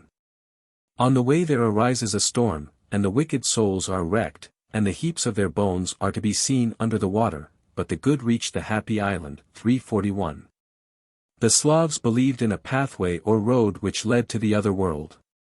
It was both the rainbow, as in the Gothic legends, and the Milky Way. And, since the journey was long, they put boots into the coffin, for it was made on foot, and coins to pay the ferrying across a wide sea, even as the Greeks expected to be carried over the Styx by Charon. This abode of the dead, at the end of this long pathway, was an island, a warm, fertile land, called Biela. 342. In their effort to restore the dead men to the happy island home, the heavenly land, beyond the water, the Norsemen actually set their dead heroes afloat in boats on the open ocean. 343. Subsequently they raised a great mound over boat, warrior, horses, weapons, and all. These boats are now being dug up in the north of Europe and placed in the great museums. They tell a marvelous religious and historical story. I think the unprejudiced reader will agree with me that these legends show that some Atlantic island played an important part in the very beginning of human history. It was the great land of the world before the drift. It continued to be the great land of the world between the drift and the deluge. Here man fell, here he survived, here he renewed the race, and from this center he repopulated the world. We see also that this island was connected with the continents east and west by great ridges of land. The deep-sea soundings show that the vast bulk of land, of which the Azores are the outcroppings, are so connected yet with such ridges, although their crests are below the sea level. And we know of no other island mass of the Atlantic that is so united with the continents on both sides of it. Is not the conclusion very strong that Atlantis was the island home of the race, in whose cave Job dwelt, on whose shores Phaeton fell, on whose fields Adam lived, on whose plains Sodom and Gomorrah stood, and Odin and Thor and Sitli died, from which the Quiches and the Aztecs wandered to America, the center of all the races, the root of all the mythologies. Chapter 4. Objections considered. Let me consider, briefly, those objections to my theory which have probably presented themselves, to some of my readers. First, it may be said, "We don't understand you. You argue that there could not have been such an ice age as the glacialists affirm, and yet you speak of a period of cold and ice and snow." True, but there is a great difference between such a climate as that of Scotland, damp and cold, snowy and blowy, and a continental ice sheet, a mile or two thick, reaching from John O. Grote's house to the Mediterranean. We can see that the oranges of Spain can grow today within a comparatively short distance of Edinburgh. But we cannot realize that any tropical or semi-tropical plant could have survived in Africa when a precipice of ice, 5,000 feet high, frowned on the coast of Italy. Or that any form of life could have survived on Earth when the equator in South America was covered with a continental ice sheet a mile in thickness, or even 10 feet in thickness. We can conceive of a glacial age of snowstorms, rains, hail, and wind, a terribly trying and disagreeable climate for man and beast, but we cannot believe that the whole world was once in the condition that the dead waste of ice-covered Greenland is in now. Secondly, it may be said, the whole world is now agreed that ice produced the drift. What right, then, has any one man to set up a different theory against the opinions of mankind? One man, Muhammad said, with God on his side, is a majority. And one man, with the truth on his side, must become a majority. All recognized truths once rested, solitary and alone, in some one brain. Truth is born an acorn, not an oak. The Rev. Sidney Smith once said that there was a kind of men into whom you could not introduce a new idea without a surgical operation. He might have added that, when you had once forced an idea into the head of such a man, you could not deliver him of it without instruments. The conservatism of unthinkingness is one of the potential forces of the world. It lies athwart the progress of mankind like a colossal mountain chain, chilling the atmosphere on both sides of it for 1,000 miles. The Hannibal who would reach the eternal city of truth on the other side of these Alps must fight his way over ice and hew his way through rocks. The world was once agreed that the drift was due to the deluge. It abandoned this theory, and then became equally certain that it came from icebergs. This theory was, in turn, given up, and mankind were then positive that glaciers caused the drift. But the glaciers were found to be inadequate for the emergency. And so the continents were lifted up 1,500 feet, and the ice sheets were introduced. And now we wait to hear that the immense ice masses of the Himalayas have forsaken their elevations and are moving bodily over the plains of India, grinding up the rocks into clay and gravel as they go.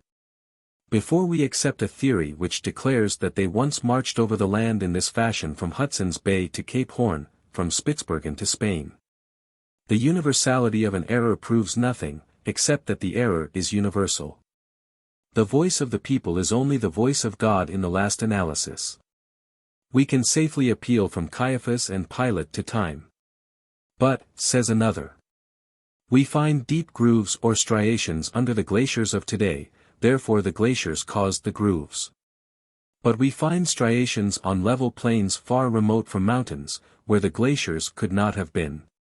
Therefore the glaciers did not cause the striations. A short horse is soon curried. Superposition is not paternity. A porcelain nest egg found under a hen is no proof that the hen laid it. But, says another, the idea of a comet encountering the Earth, and covering it with debris, is so stupendous, so out of the usual course of nature, I refuse to accept it. Ah, my friend, you forget that those drift deposits, hundreds of feet in thickness, are there. They are out of the usual course of nature. It is admitted that they came suddenly from some source. If you reject my theory, you do not get clear of the phenomena. The facts are a good deal more stupendous than the theory. Go out and look at the first drift deposit, dig into it 100 feet or more, follow it for a few hundred miles or more. Then come back, and scratch your head, and tell me where it came from. Calculate how many cartloads there are of it, then multiply this by the area of your own continent, and multiply that again by the area of 2 or 3 more continents, and then again tell me where it came from. Set aside my theory as absurd, and how much nearer are you to solving the problem? If neither waves, nor icebergs, nor glaciers, nor ice sheets, nor comets, produced this world cloak of debris, where did it come from? Remember the essential, the incontrovertible elements of the problem. 1. Great heat. 2. A sudden catastrophe. 3. Great evaporation of the seas and waters. 4. Great clouds. 5. An age of floods and snows and ice and torrents. 6. The human legends. Find a theory that explains and embraces all these elements, and then, and not until then, throw mine aside. Another will say, but in one place you give us legends about an age of dreadful and long-continued heat, as in the Arabian tale, where no rain is said to have fallen for 7 years. And in another place you tell us of a period of constant rains and snows and cold. Are not these statements incompatible? Not at all. This is a big globe we live on, the tropics are warmer than the poles. Suppose a tremendous heat to be added to our natural temperature, it would necessarily make it hotter on the equator than at the poles, although it would be warm everywhere. There can be no clouds without condensation, no condensation without some degree of cooling. Where would the air cool first? Naturally at the points most remote from the equator, the poles.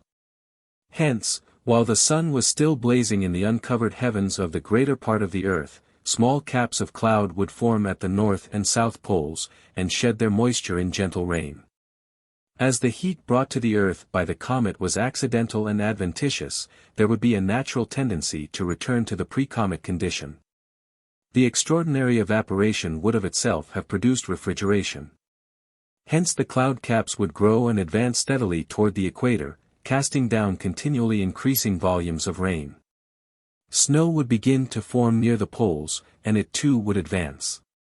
We would finally have, down to say the 35th degree of north and south latitude, vast belts of rain and snow, while the equator would still be blazing with the tropical heat which would hold the condensation back. Here, then, we would have precisely the condition of things described in the Younger Edda of the Northmen. Then said Jafnhar, all that part of Ginnungagap, the Atlantic, that turns toward the north was filled with thick, heavy ice and rime. Snow, and everywhere within were drizzling gusts and rain. But the south part of Ginnungagap was lighted up by the glowing sparks that flew out of Muspelheim, Africa. Added Thryde, as cold and all things grim proceeded from Niflheim, so that which bordered on Muspelheim was hot and bright, and Ginnungagap, the Atlantic near Africa, was as warm and mild as windless air. Another may say, but how does all this agree with your theory that the progenitors of the stock from which the white, the yellow, and the brown races were differentiated, were saved in 1 or 2 caverns in one place? How did they get to Africa, Asia, and America. In the first place, it is no essential part of my case that man survived in one place or a dozen places. It cannot, in either event, affect the question of the origin of the drift. It is simply an opinion of my own, open to modification upon fuller information.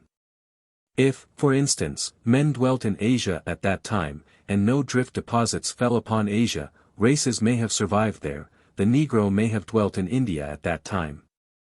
Some of the strange hill tribes of China and India may have had no connection with Lith and Lithraiser. But if we will suppose that the scene of man's survival was in that Atlantic island, Atlantis, then this would follow. The remnant of mankind, whether they were a single couple, like Lith and Lithraiser, or a group of men and women, like Job and his companions, or a numerous party, like that referred to in the Navajo and Aztec legends, in any event, they would not and could not stay long in the cave. The distribution of the drift shows that it fell within 12 hours, but there were probably several days thereafter during which the face of the earth was swept by horrible cyclones, born of the dreadful heat. As soon, however, as they could safely do so, the remnant of the people must have left the cave. The limited nature of their food supplies would probably drive them out. Once outside, their condition was pitiable indeed. First, they encountered the great heat. The cooling of the atmosphere had not yet begun. Water was a pressing want. Hence we read in the legends of Mimer's well, where Odin pawned his eye for a drink. And we are told, in an American legend, of a party who traveled far to find the life-giving well, and found the possessor sitting over it to hide it. It was during this period that the legends originated which refer to the capture of the cows and their recovery by demigods, Hercules or Rama. Then the race began to wander. The world was a place of stones. Hunger drove them on.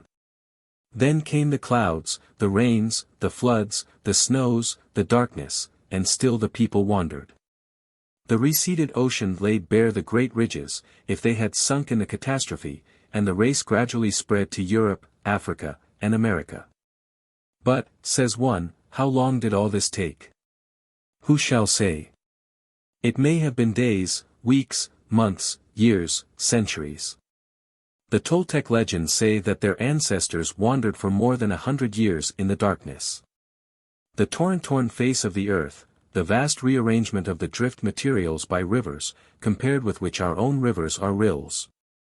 The vast continental regions which were evidently flooded, all testify to an extraordinary amount of moisture first raised up from the seas and then cast down on the lands.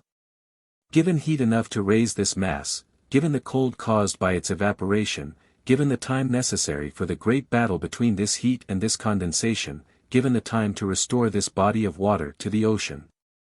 Not once but many times, for, along the southern border of the floods, where Muspelheim and Niflheim met, the heat must have sucked up the water as fast almost as it fell, to fall again, and again to be lifted up, until the heat area was driven back and water fell, at last, everywhere on the earth's face. And the extraordinary evaporation ceased. This was a gigantic, long-continued battle. But it may be asked, suppose further study should disclose the fact that the drift is found in Siberia and the rest of Asia, and over all the world, what then? It will not disprove my theory. It will simply indicate that the debris did not, as I have supposed, strike the earth instantaneously, but that it continued to fall during 24 hours. If the comet was split into fragments, if there was the Midgard serpent, as well as the Fenris wolf and the dog Garm, they need not necessarily have reached the earth at the same time. Another says, you supposed in your book, Atlantis, that the glacial age might have been caused by the ridges radiating from Atlantis shutting off the Gulf Stream and preventing the heated waters of the tropics from reaching the northern shores of the world. True, and I have no doubt that these ridges did play an important part in producing climatic changes, subsequent to the drift age, by their presence or absence, their elevation or depression. But on fuller investigation I find that they are inadequate to account for the colossal phenomena of the drift itself, the presence of the clay and gravel, the great heat and the tremendous downfall of water. It may be asked, how does your theory account for the removal of great blocks, weighing many tons, for hundreds of miles from their original site? The answer is plain. We know the power of the ordinary hurricanes of the earth. The largest trees are uprooted, or have their trunks snapped in two, and few if any of the most massive buildings stand uninjured.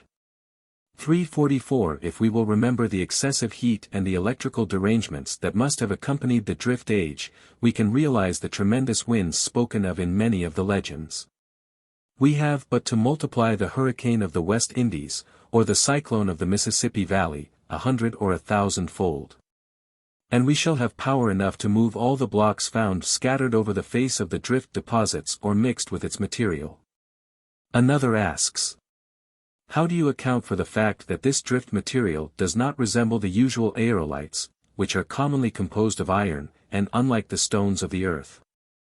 I've shown that aerolites have fallen that did not contain any iron, and that could not be distinguished from the material native to the earth.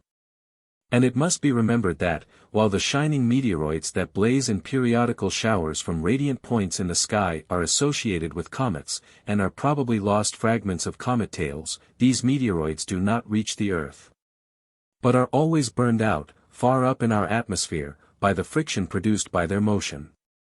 The iron aerolite is of different origin. It may be a product of space itself, a condensation of metallic gases. The fact that it reaches the earth without being consumed would seem to indicate that it belongs at a lower level than the meteoric showers, and has, consequently, a less distance to fall and waste. And these views are confirmed by a recent writer, 345, who, after showing that the meteoroids, or shooting stars, are very different from meteorites or aerolites, and seldom or never reach the earth, proceeds to account for the former. He says, many theories have been advanced in the past to account for these strange bodies, but the evidence now accumulated proves beyond reasonable doubt that they are near relatives, and probably the debris of comets. Tempel's comet is now known to be traveling in the same orbit as the November meteors, and is near the head of the train, and it appears, in like manner, that the second comet of 1862, Swift's comet, is traveling in the orbit of the August meteors. And the first comet of 1881 seems to be similarly connected with the April meteors.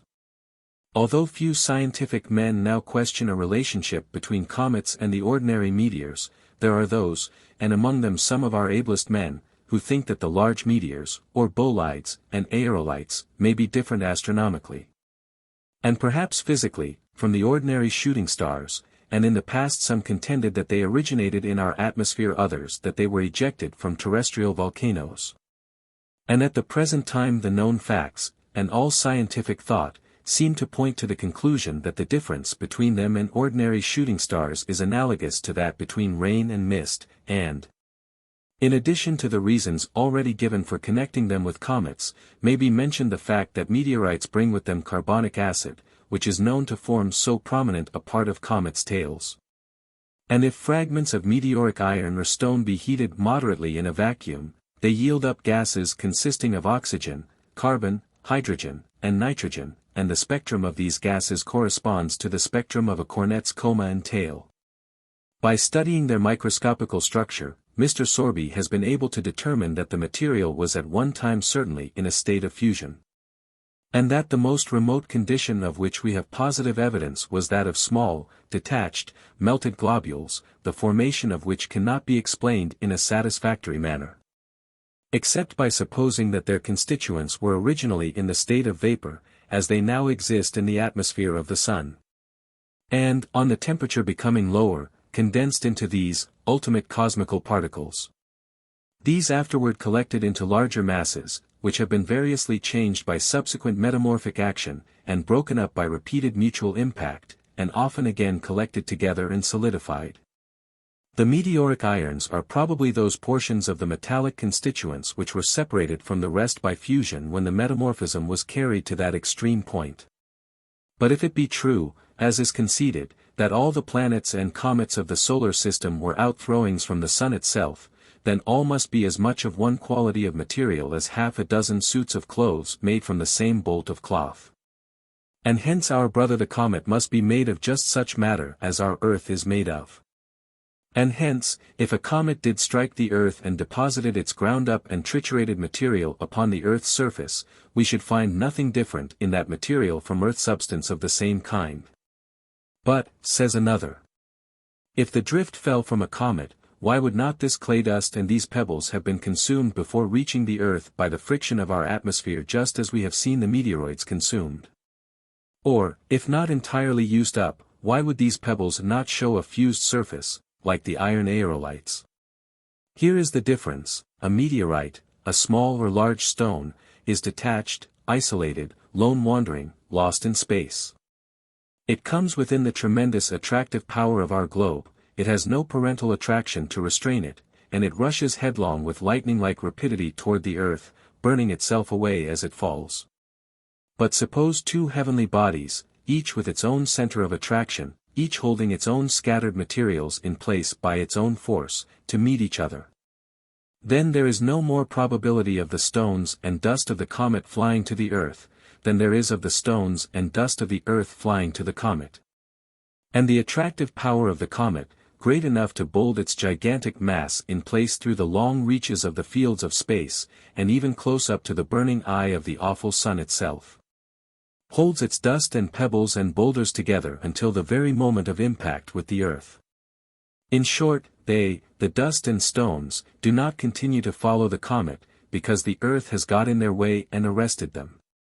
It was this terrific force of the comet's attraction, represented in a fearful rate of motion, that tore and pounded and scratched and furrowed our poor Earth's face, as shown in the crushed and striated rocks under the drift. They would have gone clean through the Earth to follow the comet, if it had been possible. If we can suppose the actual bulk of the comet to have greatly exceeded the bulk of the Earth, then the superior attraction of the comet may have shocked the Earth out of position. It has already been suggested that the inclination of the axis of the Earth may have been changed at the time of the drift, and the Eskimo have a legend that the Earth was, at that time, actually shaken out of its position. But upon this question I express no opinion. But another may say, your theory is impossible. These dense masses of clay and gravel could not have fallen from a comet, because the tails of comets are composed of material so attenuated that sometimes the stars are seen through them. Granted, but remember that the clay did not come to the Earth as clay, but as a finely comminuted powder or dust, it packed into clay after having been mixed with water. The particles of this dust must have been widely separated while in the comet's tail. If they had not been, instead of a deposit of a few hundred feet, we should have had one of hundreds of miles in thickness. We have seen, page 94, that the tail of one comet was 13 million miles broad. If the particles of dust composing that tail had been as minute as those of clay dust, and if they had been separated from each other by many feet in distance, they would still have left a deposit on the face of any object passing through them much greater than the drift. To illustrate my meaning, you ride on a summer day 100 miles in a railroad car, seated by an open window. There is no dust perceptible, at least not enough to obscure the landscape. Yet at the end of the journey you find yourself covered with a very evident coating of dust. Now, suppose that, instead of traveling 100 miles, your ride had been prolonged 1,000,000 miles, or 13 million miles. And, instead of the atmosphere being perfectly clear, you had moved through a cloud of dust, not dense enough to intercept the light of the stars, and yet dense enough to reflect the light of the sun, even as a smoke wreath reflects it. And you can readily see that, long before you reached the end of your journey, you would be buried alive under hundreds of feet of dust. To creatures like ourselves, measuring our stature by feet and inches, a drift deposit 300 feet thick is an immense affair, even as a deposit a foot thick would be to an ant. But, measured on an astronomical scale, with the foot rule of the heavens, and the drift is no more than a thin coating of dust, such as accumulates on a traveler's coat. Even estimating it upon the scale of our planet, it is a mere wrapping of tissue paper thickness. In short, it must be remembered that we are an infinitely insignificant breed of little creatures, to whom a cosmical dust shower is a cataclysm. And that which is true of the clay dust is true of the gravel. At 1,000,000 miles distance it, too, is dust, it runs in lines or streaks, widely separated. And the light shines between its particles as it does through the leaves of the trees. And glimmering through the groaning trees. Kirk Alloway seems in a blaze. Through every bore the beams are glancing. But another says, why do you think the finer parts of the material of the comet are carried farthest back from the head? Because the attractive power lodged in the nucleus acts with most force on the largest masses. Even as the rock is not so likely to leave the Earth in a windstorm as the dust. And in the flight of the comet through space, at the rate of 366 miles per second, its lighter substances would naturally trail farthest behind it. 4.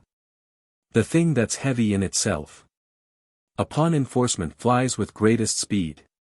And it would seem as if in time this trailing material of the comet falls so far behind that it loses its grip, and is lost. Hence the showers of meteoroids.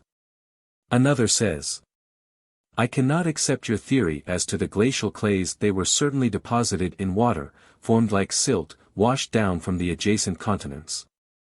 I answer they were not, because 1. If laid down in water, they would be stratified, but they are not. 2. If laid down in water, they would be full of the fossils of the water, freshwater shells, seashells, bones of fish, reptiles, whales, seals, etc. But they are non-fossiliferous. 3. If laid down in water, they would not be made exclusively from granite. Where are the continents to be found which are composed of granite and nothing but granite? 4. Where were the continents, of any kind, from which these washings came? They must have reached from pole to pole, and filled the whole Atlantic Ocean. And how could the washings of rivers have made this uniform sheet, reaching over the whole length and half the breadth of this continent? 5. If these clays were made from land washings, how comes it that in some places they are red, in others blue, in others yellow?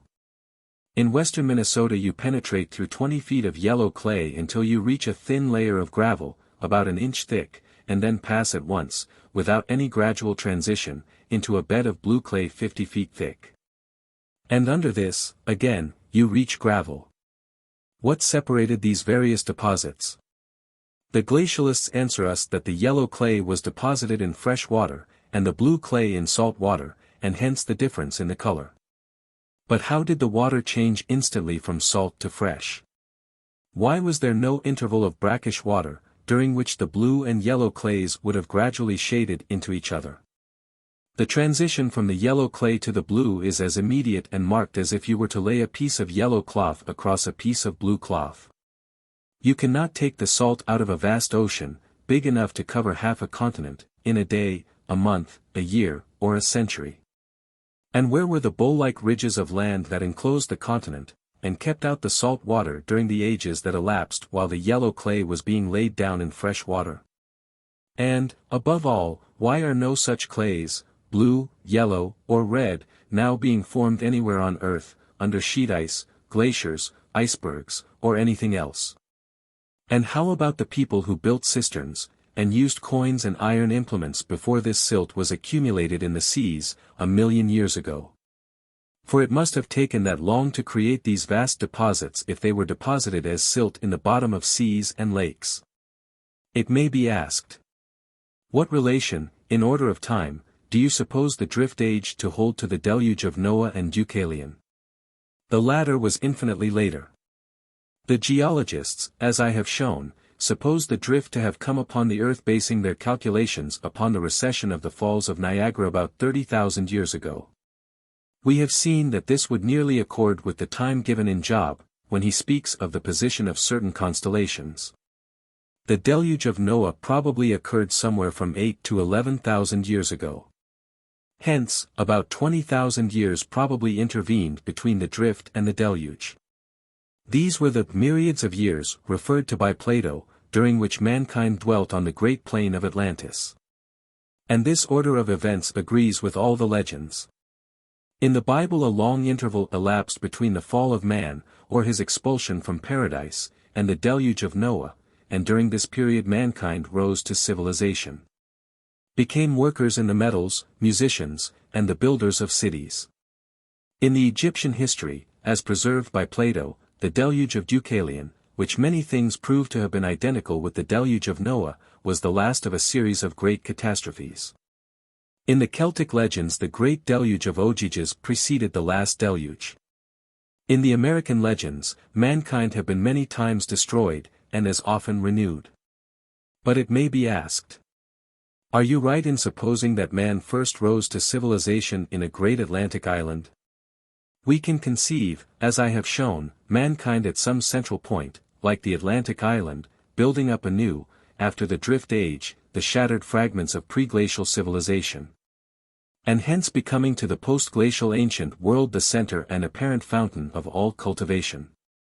But in view of the curious discoveries made, as I have shown, in the glacial clays of the United States, further investigations may prove that it was on the North American continent civilization was first born. And that it was thence moved eastward over the bridge-like ridges to Atlantis. And it is, in this connection, remarkable that the Bible tells us, Genesis, chapter 2, v. 8. And the Lord God planted a garden eastward, in Eden, and there he put the man that he had formed. He had first, v. 7, formed man of the dust of the ground, and then he moves him eastward to Eden, to the garden. And, as I have shown, when the fall of man came, when the drift destroyed the lovely tertiary conditions, man was again moved eastward. He was driven out of Eden, and the cherubims guarded the eastern extremity of the garden, to prevent man's return from, we will say, the shores of Atlantis. In other words, the present habitat of men is, as I have shown, according to the Bible, east of their former dwelling place. In the age of man's declension he moved eastward. In the age of his redemption he moves westward. Hence, if the Bible is to be relied on, before man reached the Garden of Eden, he had been created in some region west of the garden, to wit, in America. And here he may have first developed the civilization of which we find traces in Illinois, showing a metalworking race sufficiently advanced to have an alphabet and a currency.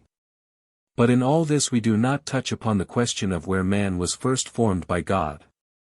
The original birthplace of the human race who shall tell?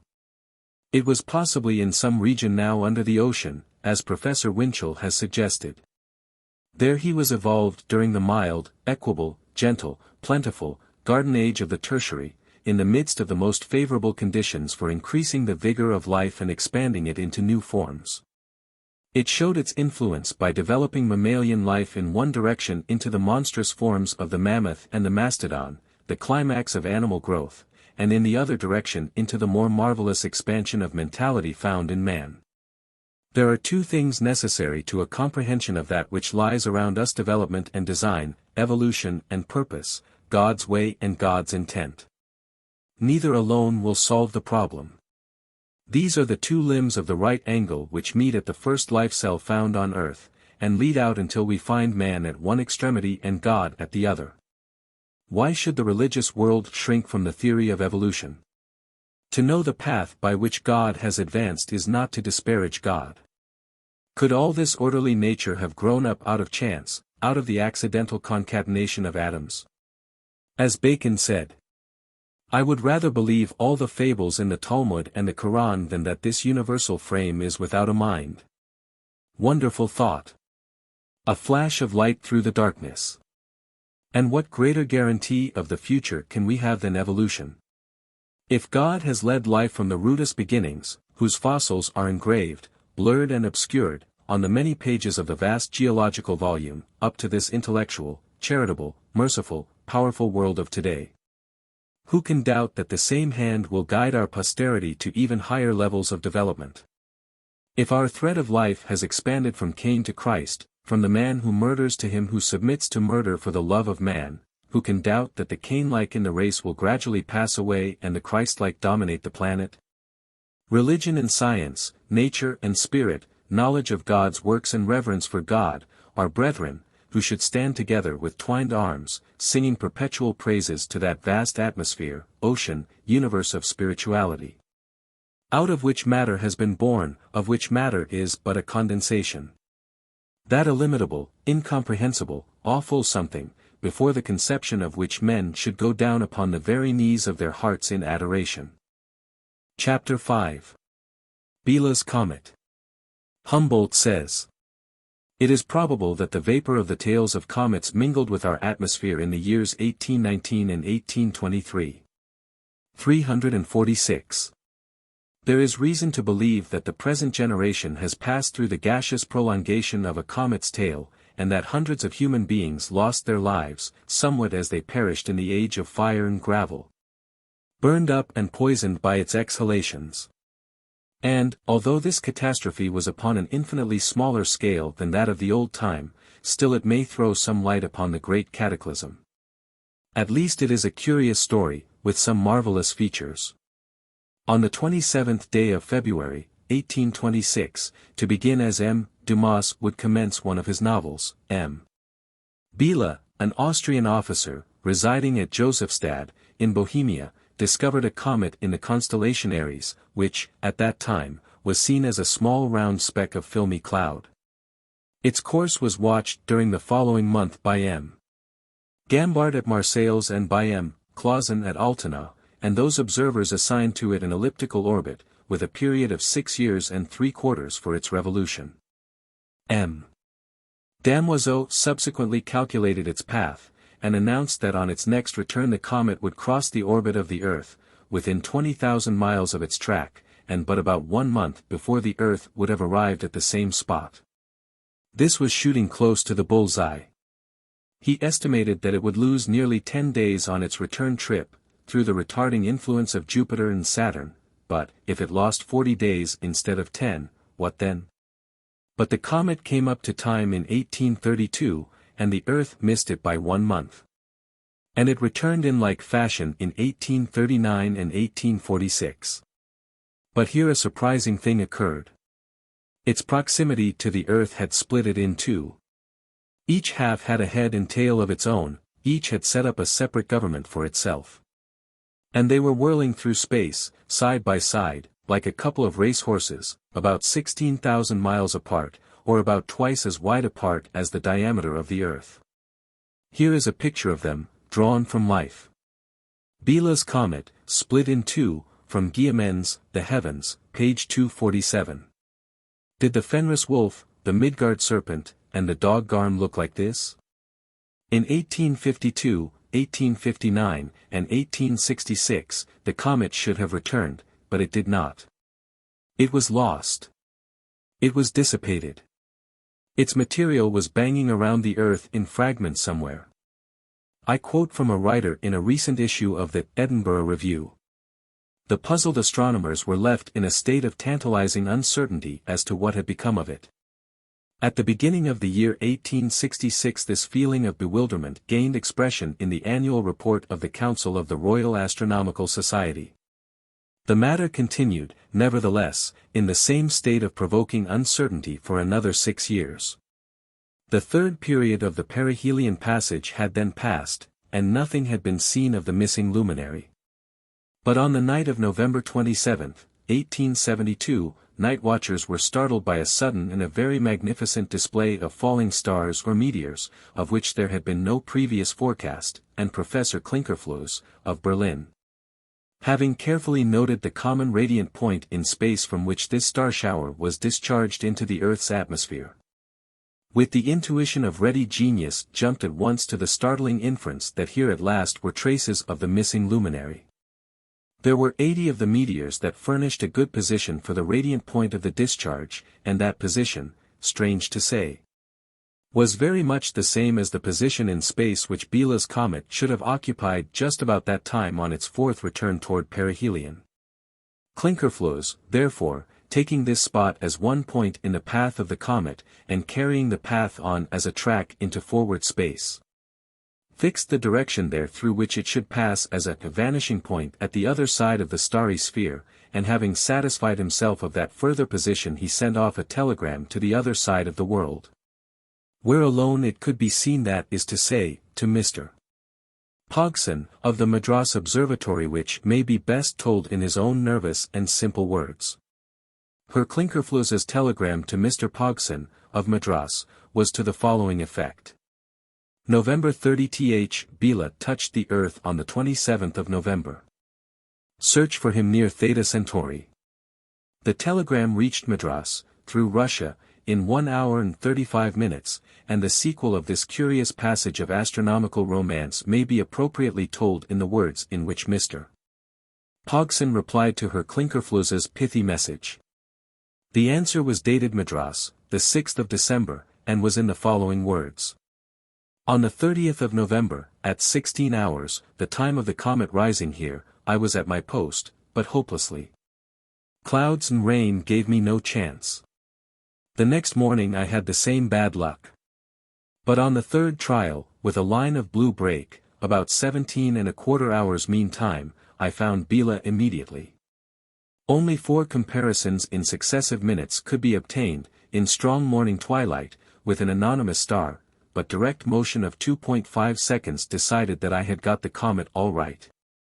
I noted it circular, bright, with a decided nucleus, but no tail, and about 45 seconds in diameter. Next morning I got 7 good comparisons with an anonymous star, showing a motion of 17.9 seconds in 28 minutes, and I also got 2 comparisons with a Madras star in our current catalogue, and with 7,734 Taylor. I was too anxious to secure one good place for the one in hand to look for the other comet, and the 4th morning was cloudy and rainy. Herr Klinkerfluse's commentary upon this communication was that he forthwith proceeded to satisfy himself that no provoking accident had led to the discovery of a comet altogether unconnected with Biela's, although in this particular place. And that he was ultimately quite confident of the identity of the comet observed by Mr. Pogson with one of the 2 heads of Biela. It was subsequently settled that Mr. Pogson had, most probably, seen both heads of the comet, one on the first occasion of his successful search, and the second on the following day. And the meteor shower experienced in Europe on November 27 was unquestionably due to the passage near the Earth of a meteoric trail traveling in the track of the comet. When the question of a possible collision was mooted in 1832, Sir John Herschel remarked that such an occurrence might not be unattended with danger. And that on account of the intersection of the orbits of the Earth and the comet a rencontre would in all likelihood take place within the lapse of some millions of years. As a matter of fact the collision did take place on November 27, 1872, and the result, so far as the Earth was concerned, was a magnificent display of aerial fireworks. But a more telling piece of ready-witted sagacity than this prompt employment of the telegraph for the apprehension of the nimble delinquent can scarcely be conceived. The sudden brush of the comet's tail, the instantaneous telegram to the opposite side of the world, and the glimpse thence of the vagrant luminary as it was just whisking itself off into space toward the star Theta Centauri, together constitute a passage that stands quite without a parallel in the experience of science. But did the Earth escape with a mere shower of fireworks? I have argued that the material of a comet consists of a solid nucleus, giving out fire and gas, enveloped in a great gaseous mass, and a tail made up of stones, possibly gradually diminishing in size as they recede from the nucleus, until the afterpart of it is composed of fine dust ground from the pebbles and boulders. While beyond this there may be a still further prolongation into gaseous matter. Now, we have seen that Biela's comets lost their tails. What became of them? There is no evidence to show whether they lost them in 1852, 1859, 1866, or 1872. The probabilities are that the demoralization took place before 1852, as otherwise the comets would have been seen, tails and all, in that and subsequent years. It is true that the Earth came near enough in 1872 to attract some of the wandering gravel stones toward itself, and that they fell, blazing and consuming themselves with the friction of our atmosphere, and reached the surface of our planet, if at all, as cosmic dust. But where were the rest of the assets of these bankrupt comets? They were probably scattered around in space, disjecta membra, floating hither and thither, in one place a stream of stones, in another a volume of gas. While the 2 heads had fled away, like the fugitive presidents of a couple of broken banks, to the Canadian refuge of Theta Centauri, shorn of their splendors and reduced to first principles. Did anything out of the usual order occur on the face of the Earth about this time? Yes. In the year 1871, on Sunday, the 8th of October, at 9:30 in the evening, events occurred which attracted the attention of the whole world, which caused the death of hundreds of human beings, and the destruction of millions of property, and which involved 3 different states of the Union in the wildest alarm and terror. The summer of 1871 had been excessively dry, the moisture seemed to be evaporated out of the air, and on the Sunday above named the atmospheric conditions all through the Northwest were of the most peculiar character. The writer was living at the time in Minnesota, hundreds of miles from the scene of the disasters, and he can never forget the condition of things. There was a parched, combustible, inflammable, furnace-like feeling in the air, that was really alarming. It felt as if there were needed but a match, a spark, to cause a worldwide explosion. It was weird and unnatural. I have never seen nor felt anything like it before or since. Those who experienced it will bear me out in these statements. At that hour, 9:30 in the evening, at apparently the same moment, at points hundreds of miles apart, in 3 different states, Wisconsin, Michigan, and Illinois, fires of the most peculiar and devastating kind broke out. So far as we know, by spontaneous combustion. In Wisconsin, on its eastern borders, in a heavily timbered country, near Lake Michigan, a region embracing 400 square miles, extending north from Brown County, and containing Peshtigo, Manistee, Holland, and numerous villages on the shores of Green Bay, was swept bare by an absolute whirlwind of flame. There were 750 people killed outright, besides great numbers of the wounded, maimed, and burned, who died afterward. More than $3 million worth of property was destroyed. 347. It was no ordinary fire. I quote. At sundown there was a lull in the wind and comparative stillness. For 2 hours there were no signs of danger. But at a few minutes after 9 o'clock, and by a singular coincidence, precisely the time at which the Chicago fire commenced, the people of the village heard a terrible roar. It was that of a tornado, crushing through the forests. Instantly the heavens were illuminated with a terrible glare. The sky, which had been so dark a moment before, burst into clouds of flame. A spectator of the terrible scene says the fire did not come upon them gradually from burning trees and other objects to the windward, but the first notice they had of it was a whirlwind of flame in great clouds from above the tops of the trees, which fell upon and entirely enveloped everything. The poor people inhaled it, or the intensely hot air, and fell down dead. This is verified by the appearance of many of the corpses. They were found dead in the roads and open spaces, where there were no visible marks of fire nearby, with not a trace of burning upon their bodies or clothing. At the Sugar Bush, which is an extended clearing, in some places 4 miles in width, corpses were found in the open road, between fences only slightly burned. No mark of fire was upon them, they lay there as if asleep. This phenomenon seems to explain the fact that so many were killed in compact masses. They seem to have huddled together, in what were evidently regarded at the moment as the safest places, far away from buildings, trees, or other inflammable material, and there to have died together. 348. Another spectator says, much has been said of the intense heat of the fires which destroyed Peshtigo, Menacon, Williamsonville, etc., but all that has been said can give the stranger but a faint conception of the reality. The heat has been compared to that engendered by a flame concentrated on an object by a blowpipe, but even that would not account for some of the phenomena. For instance, we have in our possession a copper cent taken from the pocket of a dead man in the Peshtigo sugar bush, which will illustrate our point. This cent has been partially fused, but still retains its round form, and the inscription upon it is legible. Others, in the same pocket, were partially melted, and yet the clothing and the body of the man were not even singed. We do not know in what way to account for this, unless, as is asserted by some, the tornado and fire were accompanied by electrical phenomena. 349.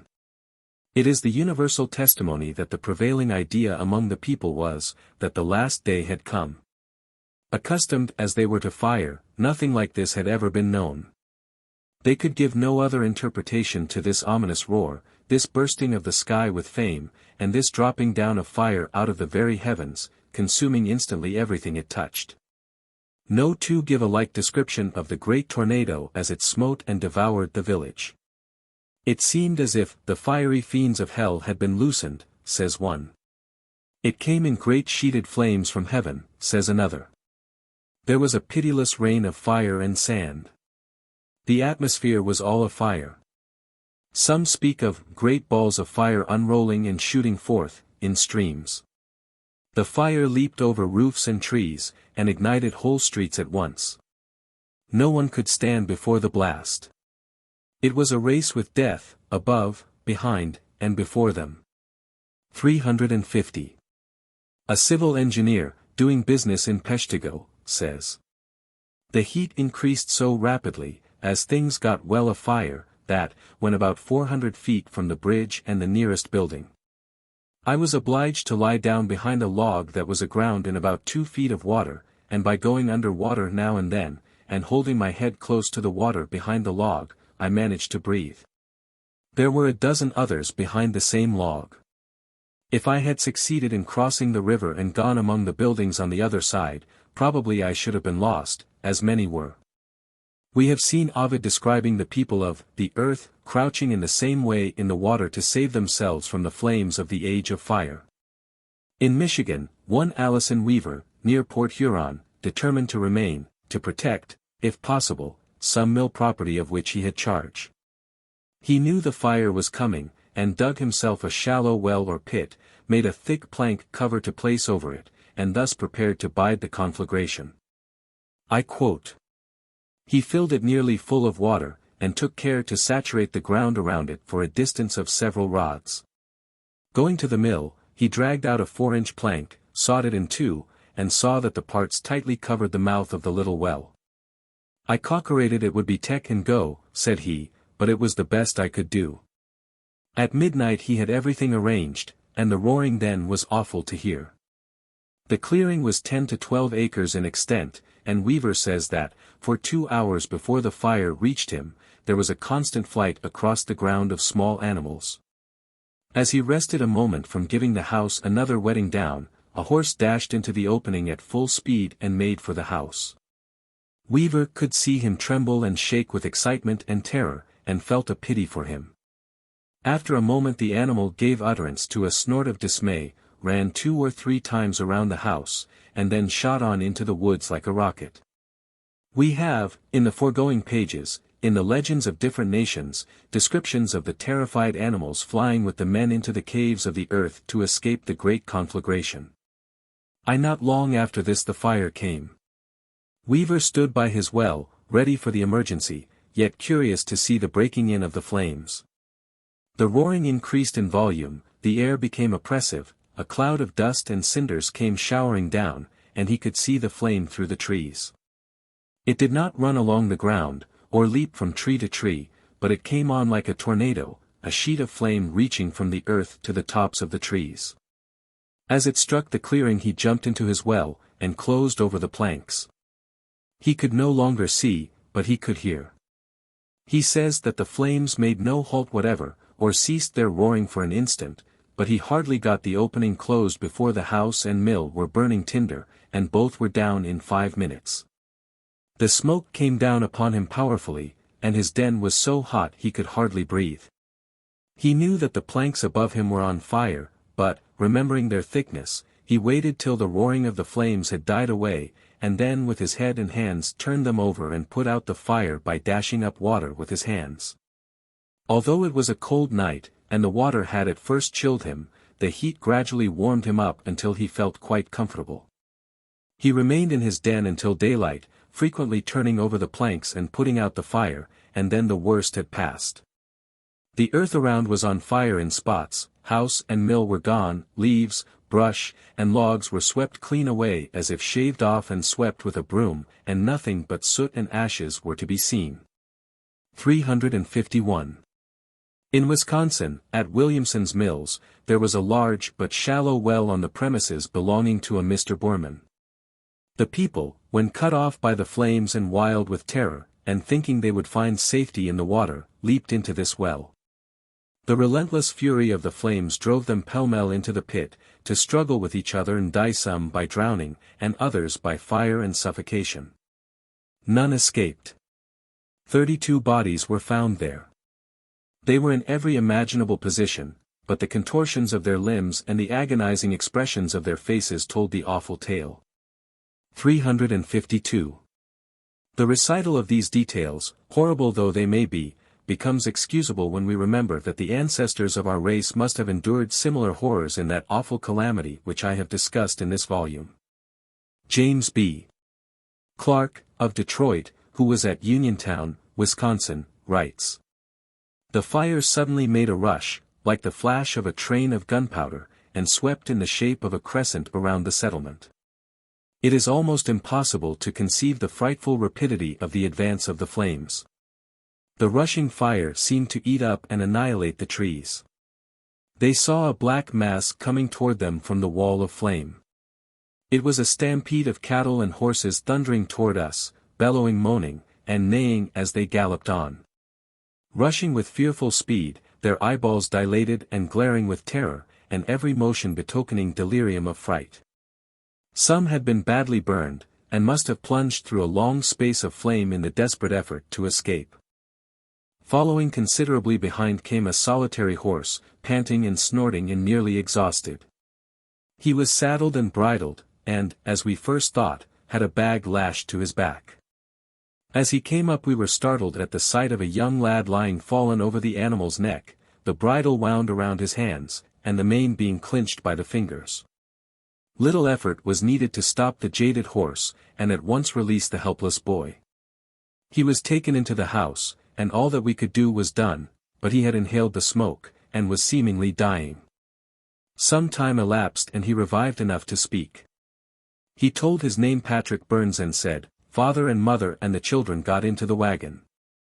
I don't know what became of them. Everything is burned up. I am dying. Oh. Is hell any worse than this?" 353. How vividly does all this recall the Book of Job and the legends of Central America, which refer to the multitudes of the burned, maimed, and wounded lying in the caverns, moaning and crying like poor Patrick Burns. Suffering no less in mind than in body. When we leave Wisconsin and pass about 250 miles eastward, over Lake Michigan and across the whole width of the state of Michigan, we find much the same condition of things, but not so terrible in the loss of human life.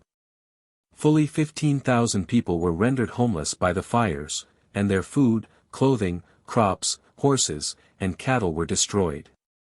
Of these 5,000 to 6,000 were burned out the same night that the fires broke out in Chicago and Wisconsin. The total destruction of property exceeded $1 million, not only villages and cities, but whole townships, were swept bare. But it is to Chicago we must turn for the most extraordinary results of this atmospheric disturbance. It is needless to tell the story in detail. The world knows it by heart. Blackened and bleeding, helpless, panting, prone. On the charred fragments of her shattered throne lies she who stood but yesterday alone. I have only space to refer to 1 or 2 points. The fire was spontaneous. The story of Mrs. O'Leary's cow having started the conflagration by kicking over a lantern was proved to be false. It was the access of gas from the tail of Biela's comet that burned up Chicago. The fire marshal testified. "I felt it in my bones that we were going to have a burn." He says, speaking of O'Leary's barn. "We got the fire under control, and it would not have gone a foot farther, but the next thing I knew they came and told me that St. Paul's Church, about 2 squares north, was on fire." 354. They checked the church fire, but the next thing I knew the fire was in Baitam's planing mill. A writer in the New York Evening Post says he saw in Chicago buildings far beyond the line of fire, and in no contact with it, burst into flames from the interior. It must not be forgotten that the fall of 1871 was marked by extraordinary conflagrations in regions widely separated. On the 8th of October, the same day the Wisconsin, Michigan, and Chicago fires broke out, the states of Iowa, Minnesota, Indiana, and Illinois were severely devastated by prairie fires. While terrible fires raged on the Alleghenies, the Sierras of the Pacific coast, and the Rocky Mountains, and in the region of the Red River of the North. The Annual Record of Science and Industry, for 1876, page 84, says, "For weeks before and after the Great Fire in Chicago in 1872, great areas of forest and prairie land, both in the United States and the British provinces, were on fire. The flames that consumed a great part of Chicago were of an unusual character and produced extraordinary effects. They absolutely melted the hardest building stone, which had previously been considered fireproof. Iron, glass, granite, were fused and run together into grotesque conglomerates, as if they had been put through a blast furnace. No kind of material could stand its breath for a moment." I quote again from Sheehan and Upton's work.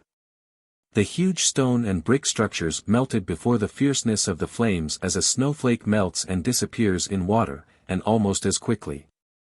6-story buildings would take fire and disappear forever from sight in 5 minutes by the watch. The fire also doubled on its track at the Great Union Depot and burned half a mile southward in the very teeth of the a gale which blew a perfect tornado, and in which no vessel could have lived on the lake. Strange, fantastic fires of blue, red, and green played along the cornices of buildings." 355. Honorable William B. Ogden wrote at the time, "The fire was accompanied by the fiercest tornado of wind ever known to blow here." 356. The most striking peculiarity of the fire was its intense heat. Nothing exposed to it escaped. Amid the hundreds of acres left bare there is not to be found a piece of wood of any description, and, unlike most fires, it left nothing half burned. The fire swept the streets of all the ordinary dust and rubbish, consuming it instantly. 357.